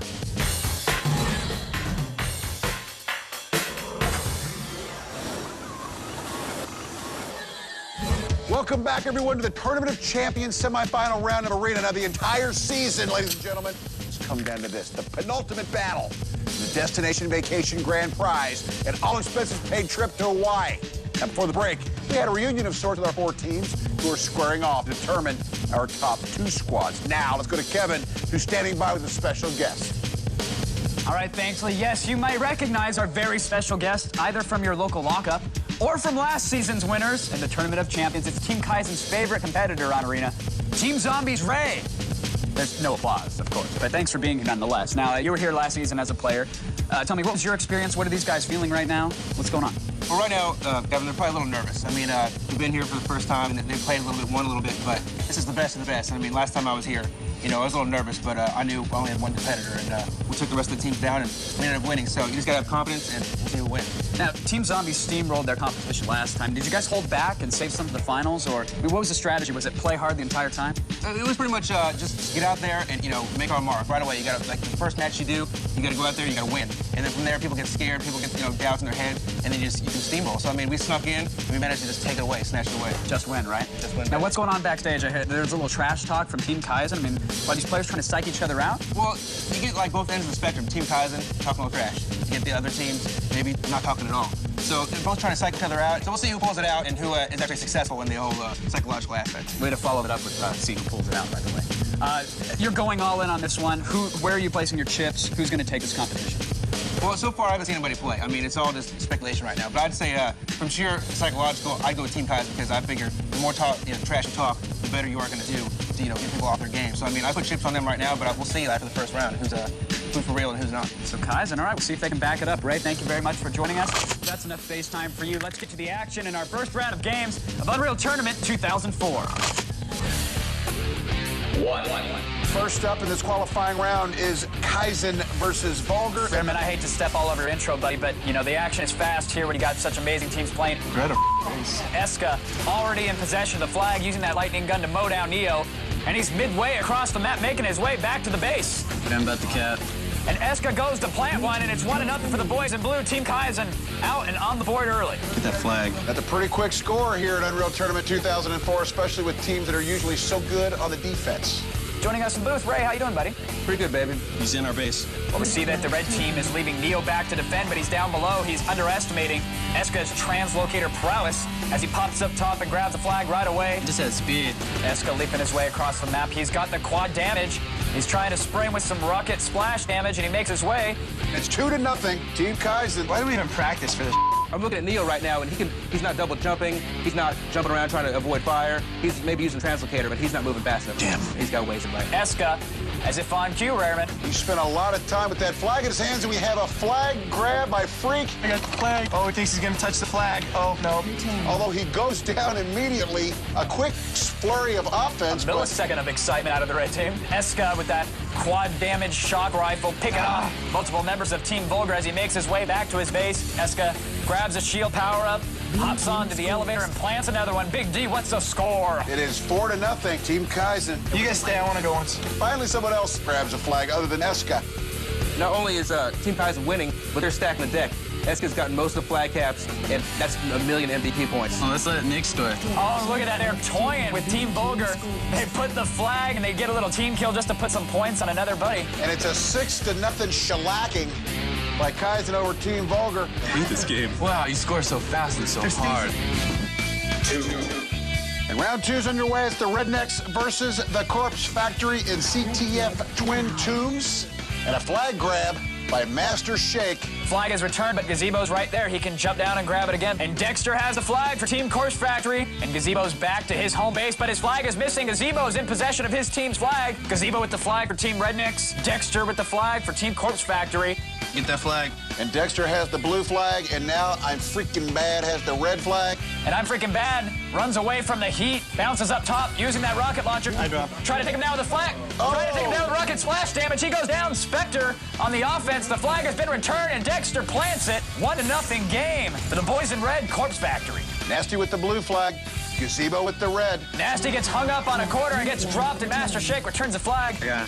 Gazebo will have a chance to cap it if he can manage to make it back inside his own base. Oh, I'm sorry, I freaking blew your face off. And Spectre didn't even see what hit him. Gazebo was behind him with the flag. That could have been the frag that really cost them this round as we were all tied up. Let's go. And it's Dexter, once again, with the flag, making his way back. And look at Gazebo using the stealth adrenaline power-up. Doesn't even see him. Invisible. Gazebo's covered some good ground, nice and fast. Give that back, you little. Oh, last minute. And he almost plants it, but Dexter sneaks in there and leaps across the gap. He gets dropped. The flag gets dropped. Gazebo goes down as well. The red flag is returned. The blue flag is still loose inside their base, though. Nasty grabs the blue flag, but goes down. It's really getting interesting here now. That was incredibly closely. We almost saw the boys in blue Team Rednecks pull ahead. Come on, guys, we can't get that close and lose it. And both flags are missing as Spectre worms his way in, grabs the flag, and Master Shake defends it, returns it himself, and he's going to plant it, making this 2-1. Oh, last minute, Nasty took it. Oh, Nasty sneaks in there from behind. Oh! All hell is breaking loose inside the blue base. Now we're in overtime with a 1-1 tie. It will last for 3 minutes, after which we will base the victor on points. Did you hear that ad-lib, Ray? Rearman just arose. Got a napkin? Use my sleeve. Actually, it's on your sleeve. Master Shake goes in unopposed, grabs red flag. Nobody around him. Master Shake unopposed, but he goes down. Just that quick. Inspector returns it. Now we see Dexter try to make his way in. And he comes in. Oh, he drops down to his own death. Did it again. Dexter had the right idea, but unfortunately he failed to execute it. Get that flag back. Dexter with the blue flag, Gazebo with the red, 1-1 tie in overtime. Oh, and I see the head popping out. This could be the final push. And he's made his way back in, but Nasty with a last-second snatch. Got it. Grabs the flag, and he's making his way out of the bottom of the base. 15 seconds left on the verge of a stalemate. Drop the flag, did Oh, my ass hurts still. And time ticks away. It's anybody's game. Rehrman, tell us about the damn scoreboard. The Rednecks taking an overtime on points, 121 to 118. Perhaps one of the closest matches we've ever seen in arena history. I'm losing my hair. And now we're underway. Guys, there's a great bottleneck right there, right in that tunnel. They're not letting anybody through there. One's down. Next one. But the barricade has been dropped. The third objective for the red team, Team Corpse Factory, is to destroy those locks on that gate. There's 2 of them. And that's Tet offensive up top in the turret for Team Kaizen. Trying to mow him down as they take the high road, but that turret's almost dead. He's gonna have to switch to his link gun and repair it, but he doesn't. That could be a serious mistake. The gun's dead. Damn, I'm right. Keep going, keep going. Corpse Factory seems to be having their way here. Although it does appear that Corpse Factory is having a little trouble with these locks here. Well, Dexter's doing a good job as he chips away at the lock on the left-hand side of your screen. One's down. And there it is. The left lock explodes. Both locks explode, and they're moving on. Subway, baby. Team Kaizen has to defend the command center. Hey, this is where we make a stand. After an early flurry and success for the Corpse Boys, hit a bit of a snag here. Spectre on the left-hand ramp as he takes down Tet offensive, but is unable to make it to the command center. We're halfway through the round with the Corpse Factory on offense, Kaizen on defense. That's a multi-kill. Who can get an ultra kill first? And Lee, one thing I think we're seeing here is that the strategy that Corpse Factory had earlier, the teamwork, has all but fallen apart. They seem to just be rushing in. Multi-kill. Ah, there's a multi. Our seasoned vets showing why they deserve to be here in our Tournament of Champions. Time is ticking away, but they have chipped away at the health of that one command center. Some of the explosives have been planted, but it's going to take just a bit more if they want to stand a chance at actually taking this round of assault. Go, go, go. And Kaizen now takes the reins on offense. Get that barricade down fast. And almost immediately, the barricade is seriously critical on health. Matt completes the objective. Only a minute into the round, and Kaizen is moving all over the map. Already, the right lock blows up with 0 problem. Both locks destroyed. Matt completes an objective. Kaizen has to get in there and get that command center. This one should be easy. They seem confident. They do have 7 minutes to do it. Well, they should be confident. Woobs just completed one of the objective. And Kaizen, in short order, dispenses of Corpse Factory. Hey, that was quick, guys. Nice job. 4. The Rednecks versus Vulgar. The Rednecks are 1-0, Kevin, and Vulgar is 0-1. And we see Master Shake bringing all the boys to the death. Ultra kill. And Inano up top, crouched with that sniper rifle, trying to pick off spawning members of Team Vulgar. We see Neo with the mini cannon there, trying to unload on the turret, trying to chip away at the health there. Bad Lieutenant respawns inside. They still have yet to take down that turret, and that's costing them on health. And the objectives are not falling by the wayside for Team Vulgar because of great defense by Team Rednecks. Freak is right near the objective, but he didn't bother to step on it. Get across, Freak. Finally, a teammate extends the boarding platform, and now we've got 2 members of Vulgar finally making some headway. And they both get mowed down while jumping across the gap there. Multi-kill. You gotta get across that bridge. Finally, someone from Vulgar reads the top of their screen. Oh, they have to get across the bridge. All eyes on Dokafel. Nope, he continues with the just suck strategy. Yeah, we hear you, stupid.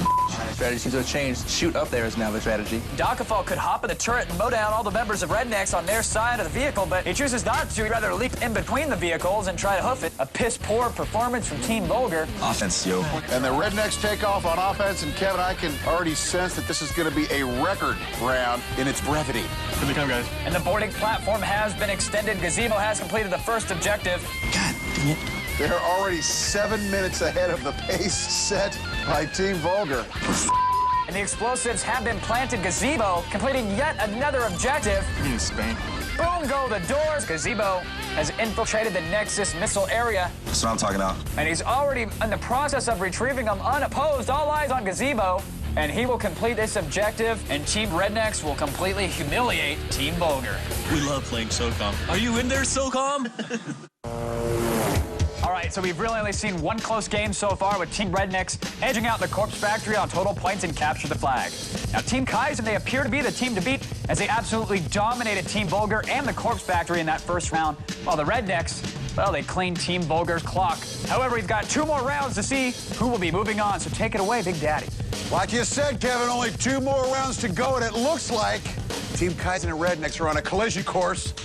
for our tournament finals and that trip to Hawaii. But, as we all know, here in Arena, things can change in a hurry. So when we come back, it'll be the last gasp for the Corpse Factory and Team Vulgar. And it's all coming up. And you know where? Right here on Arena.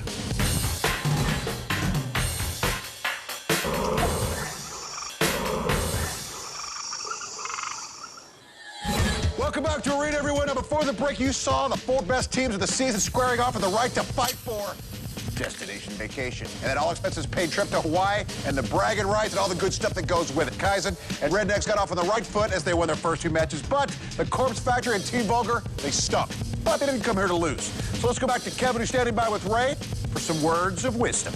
All right, thank you, camp counselor Rareman Ray. It looks like your prediction is coming true. Can anybody stop Team Kaizen? I'd say at this point, Kevin, it's not going to happen. I mean, they got the confidence, they got the skills, they're backing up with their play and their talk.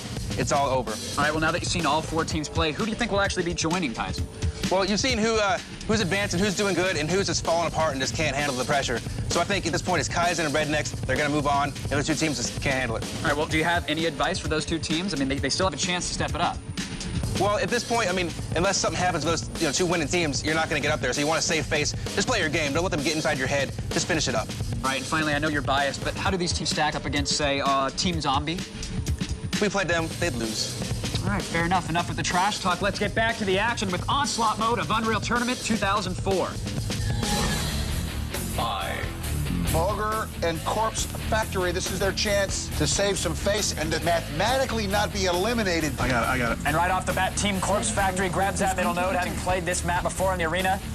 They know exactly how important a quick assault is, and they are already taking away some power from the red team's power core.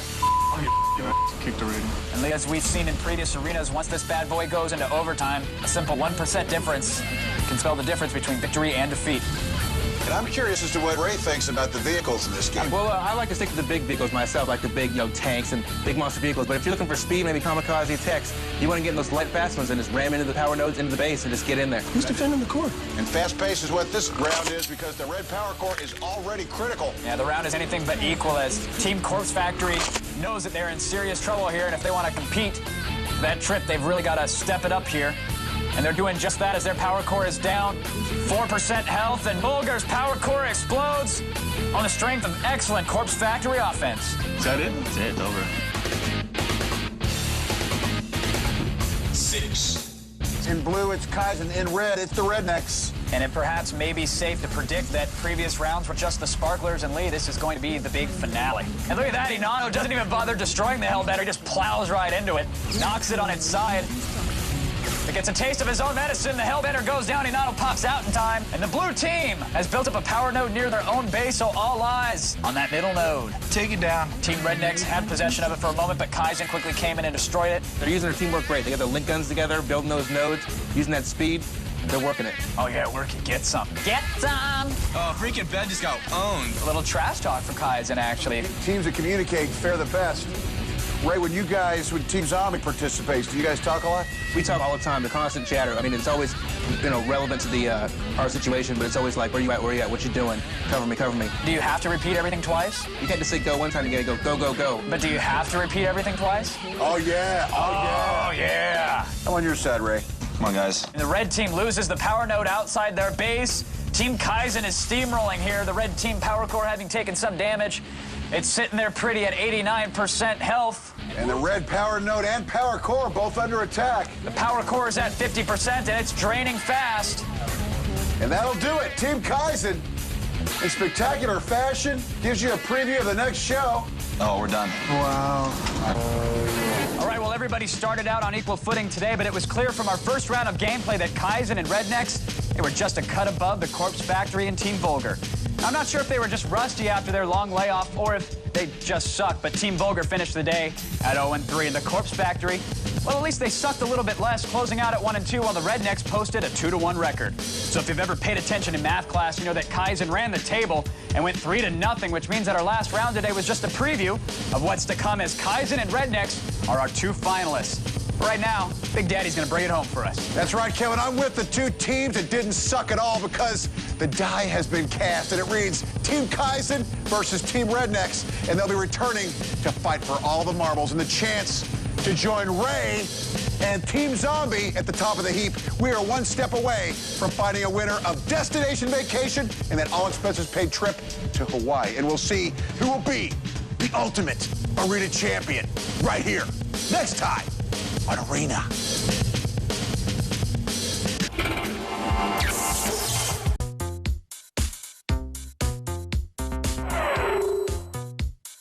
Two teams remain, but only one wins the game. We'll find out who's got the goods on the Tournament of Champions final episode of Arena!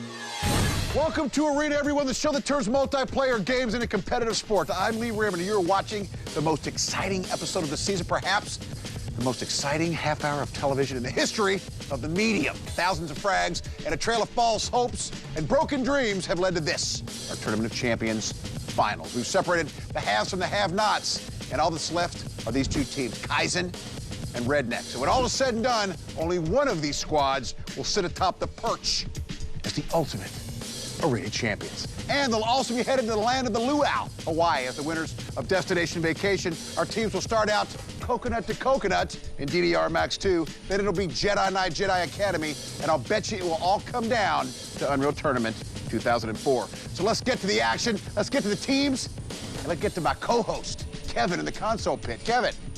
All right, thank you, Mr. Bojangles. Now, these guys may be in the finals, but that does not mean that we can't embarrass the hell out of them because we're getting things moving along today with DDR Max 2 on the PlayStation 2. Now, Rhythm is the name of this game, so it goes without saying that this should be pretty damn interesting. Each player will get a chance to shake his moneymaker on the dance pad, and the team with the highest score wins the round. But enough talking, let's get you the boogieing. That's my boogie, bitch. I'm Rick James. 1. Divas, a close relative to D's nuts. See you every day, just around the way. I'm gonna know the lyrics by the time they play the song. And here we go, Kevin. DDR Max 2. Eska had established a slight lead, and then a quick flurry by both players puts them dead even. How is it possible to have a quick flurry when the song moves slower than my bowels? Well, the thought of your bowels moving will haunt me to the end of the show. And Eska pulls away here. On the split jump. Both teams missed a split jump, but Kaizen gets it on the second attempt. Excellent job, buddy. And we got a little combo going on for Inano. He's up to 8, but he misses it on the up-down Watusi. And they're holding hands, at least, to show off good sportsmanship. Oh, and out come the tongues. That's disgusting, boys. So are we. I saw Raymond dancing to this song at Good Hurt one time. Half naked, electrical tape over his nipples. It's quite a sight. And it was Eska for Team Kaizen taking the first round of DDR 2.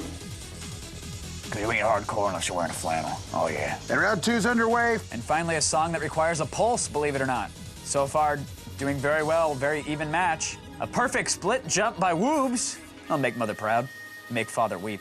I was interviewing some of these players earlier prior to the championship, and Woobs says that because they had DDR in their last game, they've actually been practicing, Kevin. Yeah, that's a good excuse. Just like, oh, because I saw a boy once, that's why I practiced tongue-kissing man. Never mind. They're playing DDR! Men don't play DDR. And Woobs with some fantastic point totals. And then practice pays off as a stellar performance by Woobs. 3. Is there such thing as good boy band tryouts? And Team Kaizen can wrap it up here, Kevin. I'm getting a kick watching Gazebo. Looks like he's stomping cockroaches. $5 says he falls flat on his ass by the end of the song. Apparently forgetting that he has 2 legs, Gazebo just using the right foot to tackle all the notes. Well, guys, he is actually ahead on points. Well, that doesn't bode well for Ted offensive dancing skills. He looks like Yao Ming at the first day of Houston Rockets training camp. These dance animals are dead even. And here's a split jump, Gazebo. Oh! Gazebo pulling a little extreme DDR move. He mixes it up a little bit. They need to insert a bendy guitar note there. Wow! You can't get any closer than this, ladies and gentlemen. These point totals are almost identical. Gazebo's tapping away with it. Oh, perhaps one of the most even matches in DDR we've seen. 20 points is going to make all the difference. And Gazebo dancing around like he belongs on the Domination Creation Station Nation team. 4. Last round, DDR Max 2. Mac, who apparently is going shoeless or has borrowed a team member's shoes as he started the day in flip-flops. Track name is Sugaru. I drive one of those. You're only 21, you idiot. And this is a tough one. It takes patience to nail that one. And you that can massive note, Mac did not get it. You can steal another man's shoes and you can steal another man's dance moves, but you can't do dance moves in another man's shoes. Mac doing an excellent job of keeping up with the fast tempo of this song. Misses the left one and he catches it on the right. Mac is running away with this. Apparently you can dance in another man's shoes, but you shouldn't sleep in another man's bed. Looks like he's having an allergic reaction to a swarm of bees.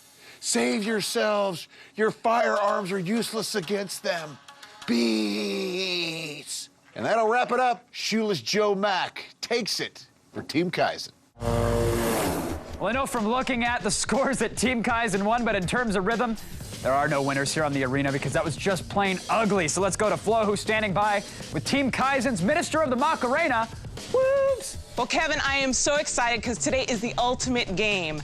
But you know what? You didn't seem too happy. You looked actually like you're going to have a little hissy fit there. What was going on? Well, they set the difficulty to light, and that's just way too easy for me. I mean, standard heavy would have been way better for me. Well, you're feeling pretty cocky today, aren't you? Well, because I know I'm going to win. Oh, okay. I can't wait to see this.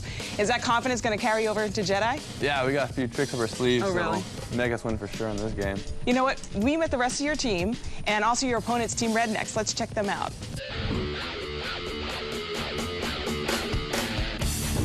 When we first entered this tournament, our opposition, they really weren't that good. We just knocked them down one by one by one. But then as we got to the harder people, we figured out it won't be such a cakewalk, and we'll have to work our plans out and our strategies for each game to come out victorious. When we went up against Kaizen in the Onslaught, we knew they were going to be good because we've seen them play before. So we didn't want to show them what we're going to do. We didn't want to play too hard, and we wanted to see what they would do. And they work really fast, and they have good aim. So hopefully they'll try to take us on easily, and we'll surprise them with something. When we win our vacation to Hawaii, we'll set up our computers in a way so that we get a nice tan, and maybe have a view of the beach while we play. Rednecks round up! That was so awesome.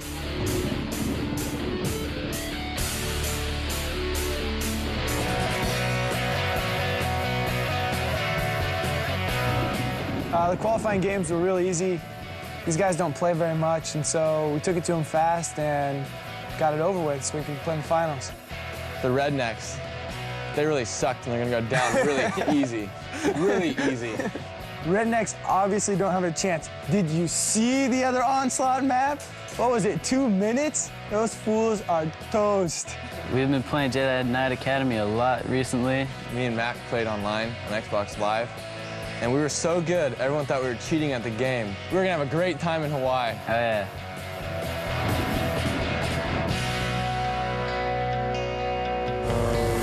Wow, I guess Kaizen has never been accused of being humble, but at this point, they're bordering on downright arrogant. We'll see if that attitude comes back to bite them in the ass later. Now, our teams look like the Star Wars kid on the DDR pads, but that could come in handy in our next game, Jedi Knight, Jedi Academy. And later, they're gonna lock horns in the game that I bet you will decide it all. Unreal Tournament 2004. It's all coming up in the Tournament of Champions Finals here on Arena.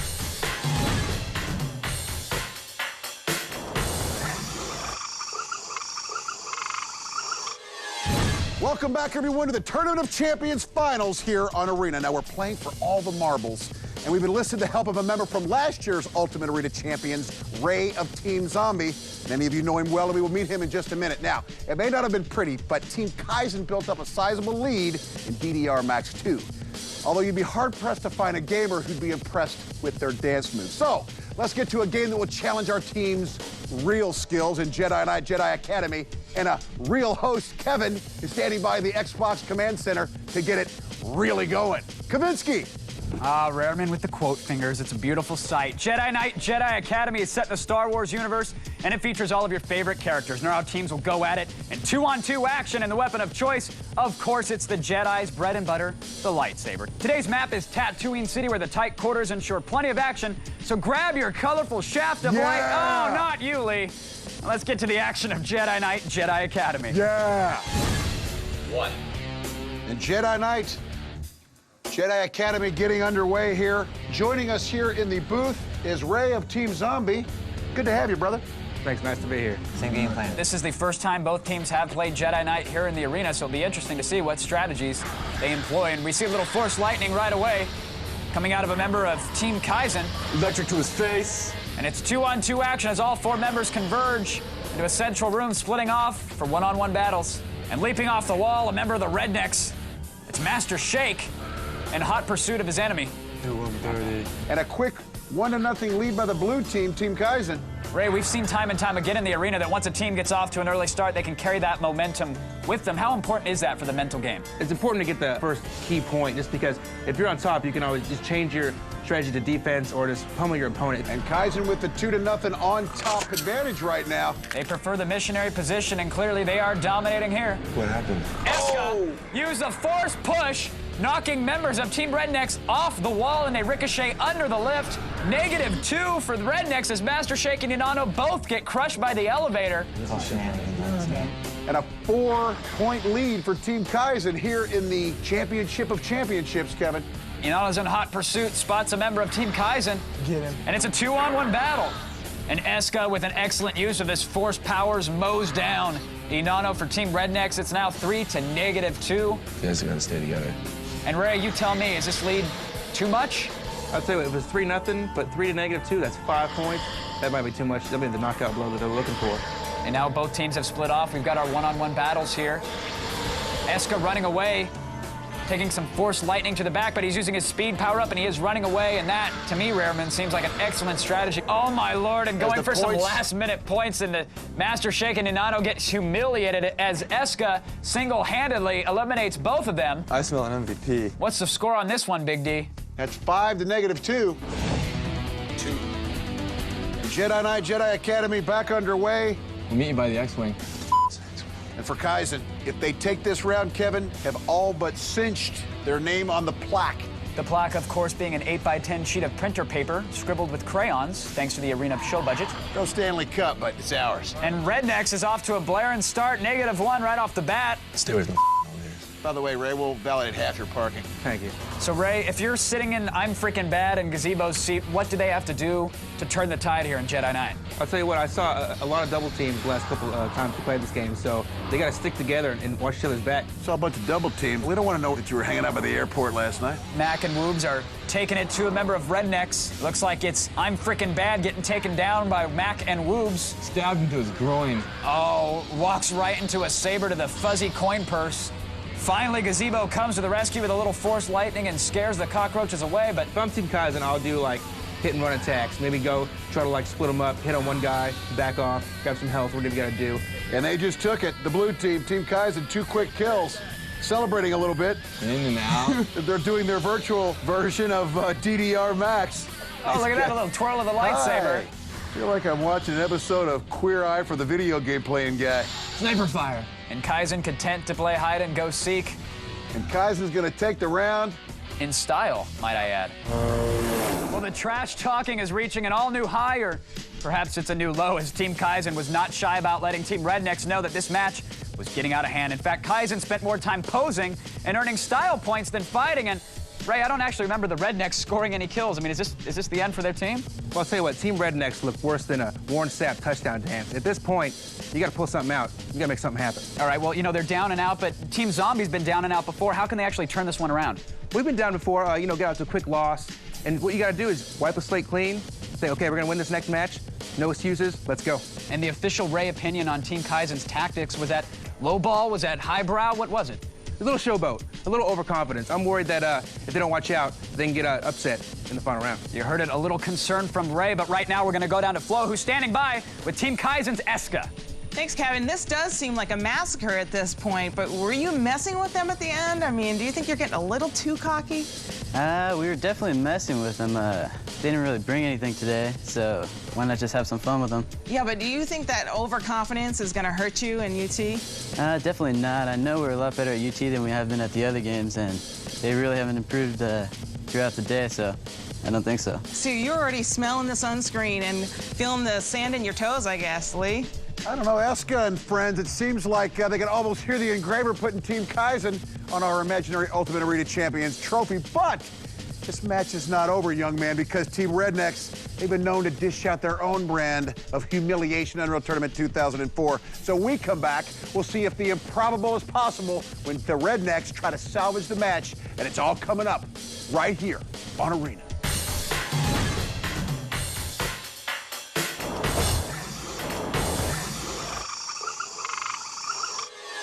Welcome back, everyone, to Arena. Now, before the break, Team Kaizen moved within one round of winning Destination Vacation and the title of Ultimate Arena Champion 2004. But still got a little work to do before they start packing their bags for Hawaii, because Team Rednecks, they're no slouches when it comes to Unreal Tournament 2004, our last game of this season. So let's see who will emerge with the crown in that final game as we go to Kevin for a final time in the PC ring. Kevin.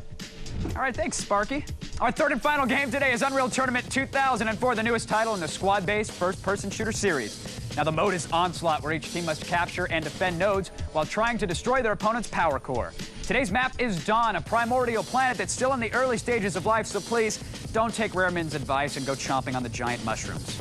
All right, let's get to it and see who will emerge, score the PC points, and take the title as Arena Champions in Unreal Tournament 2004. 1.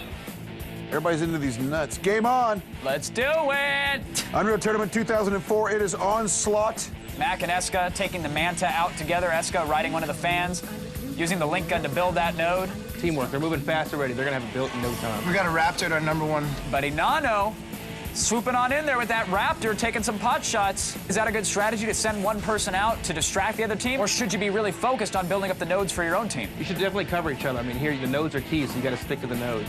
Be focused on these nuts. Thank you, Raymond. I love you. Bring the big. And Gazebo in the Goliath. And Gazebo's taking some serious damage, and that Goliath hops out in time, and he's trying to use that shock rifle to take down Eska and the Raptor. Eska hops out, goes on foot, and with a single flat cannon blast, mows down a member of Team Rednecks. And Inano's trying to get a little roadkill there, and that cost him as he bounced around in that little node area and finally got taken out by a shock rifle to the ass. Right now, it's a lot of melee. Just, get in the only vehicle you see, jump around. Well, as soon as it gets blown up, jump out of it. Just try to get that node. Who's at 3 right now? And both teams are attacking each other's power nodes right now. We see Eska and the Manta trying to take down one of the red team's nodes. They'll be unable to spawn there, and that's an important strategy here, Rareman. Overtime. The red team, Team Rednecks, their power core has taken some damage, and because of that, it's all but over for their team as Kaizen is going to run away with this round. He's going at #3. And we challenge Team Rednecks to come in here and not lay down and die. They did just that. They sent this first round into overtime, but... Our seconds left are precious. Should we start making out now, or do you want to wait till the after party? You can make it now. Okay. Oh, awesome. Kaizen takes the first round of Unreal Tournament 2004. We did pretty good. Destination Vacation, huh? Spread the chocolate starfish. And round 2 is underway. This is the last chance for the Rednecks. I ran all more of myself, I guess. Ray, thanks for being here, buddy. Happy to be here, guys. Now, how has being an arena champion changed your life? I know you did a book signing at JCPenney's, but other than that... Well, after the endorsement deal settled down and, I got my life back together, I, reevaluate for a little while and, get to know some people that were close to me. And did you finally secure a sexual preference? Ray, anything you'd like to say to your American Idol, Cliffy B? I think the fans want to see a Zombie Ray skin in the next Unreal Tournament. Oh, yeah. Modeled in 500,000 polygons, and that's just from the waist down, baby. Get it up. Use some bump mapping for down below. Oh, yeah. These guys are still playing. Oh, are they? Inano, peeking through the crack in the rock, takes out a power node. Now he's running on foot. Gazebo's there in the Goliath to defend it. I got it. I'll tell you what, I hear Team Kaizen talking to each other, just talking, getting that teamwork down. I haven't heard a peep at a Team Rednecks. Mac on a Goliath. Let's roll together. Gazebo on a Goliath for the Rednecks. It's hot Goliath on Goliath action. Backstage at a Gladiator show. Oh, yeah. Did you have groupies on Gladiators? Yeah. Seriously. You just bang the snot out of something? Ray, did you ever get any groupies outside when you were done with your arena matches? I got a lot of groupies online. I got a Zombie Junior fan club. We had some things happening. Oh, and a Redeemer Blast takes out a node in a single shot, and Ted Offensive swoops in on a Raptor. That is excellent communication and excellent teamwork. Got it back. And it's a little unfair. I mean, we heard Kaizen come in talking about how they are professionals. They've earned, I think, upwards of $750, maybe $10 on a good week. This is going to OT again. And we're in overtime. This is really interesting here, Lee, because Neither power core has really taken any damage, but oh, just as I open my mouth, Team Kaizen sticks a little sausage in it, doing a little damage to the red team's power core. And as we've seen in previous arena matches, a single shell is all that can spell the difference in overtime. Kaizen takes rounds 1 and 2. Oh, bank smokers. Nice game, guys. That was crazy close. All right. It was really just a formality because for all intents and purposes, the match was over after Jedi Academy. But hey, at least Team Rednecks took Kaizen to overtime in both rounds of UT. Now, Ray, you picked Kaizen before the semifinals even started. I mean, what stood out? Well, I've talked to a couple of them on the boards, and I like their style. You know, they got confidence, and I think confidence is the first step to being the Ultimate Arena Champion. Now, did you see any flaws with Team Rednecks, or were they just overmatched? I think they were outclassed here today. They need to brush up on some old Team Zombie episodes, see what they need to do next time, so maybe they can come in here and recompete. Nice. So Kaizen is one of those rare teams that can talk the talk and walk the walk as they completely dominated the match from start to finish. Now, even though Team Rednecks got shut out, they are not walking away empty-handed. Oh, no. They get copies of Ray, help me out here, buddy. DDR Max 2 on the PlayStation 2. What else? Little Jedi Academy. How about that, Lightsaber Boy? And the 2 DVD special edition of Unreal Tournament 2004, and that only leaves one more award after leading his team to victory with his consistent play all day. Today's MVP is... Say it, Ray. Mac. Let's go down to Flo with the Ultimate Arena Champions. Aloha and congratulations. You guys are #1. It's awesome. Cool. So walk me through today's match. How did you do it? Well, we started off dancing, been practicing a lot, kept our momentum all the way through and brought it home. Well, it all worked for you. So what are you guys going to do in Hawaii? Oh, I don't know, get some sun, scuba dive, I don't know, I've never been there. You got any room in your luggage for me? Probably not. Oh, okay, talk to the hand, Lee. Well, here is a copy of their boarding pass. We finally reached the end of the road on our journey to Destination Vacation as we've crowned the new 2004 Ultimate Arena Champion. Team Kaizen, they're going to the land of the luau, while Team Rednecks, they're kind of going to the land of the lost. But congratulations to not only our champs, but to all the teams that have competed on the show. For Kevin Pereira, for Flo, thank you to our special guest, Ray. I'm Lee Rehrman, and we'll see you next season when we start down a new road in the hunt for a new Ultimate Champion. Right here on an old favorite, Arena. Yeah, get some.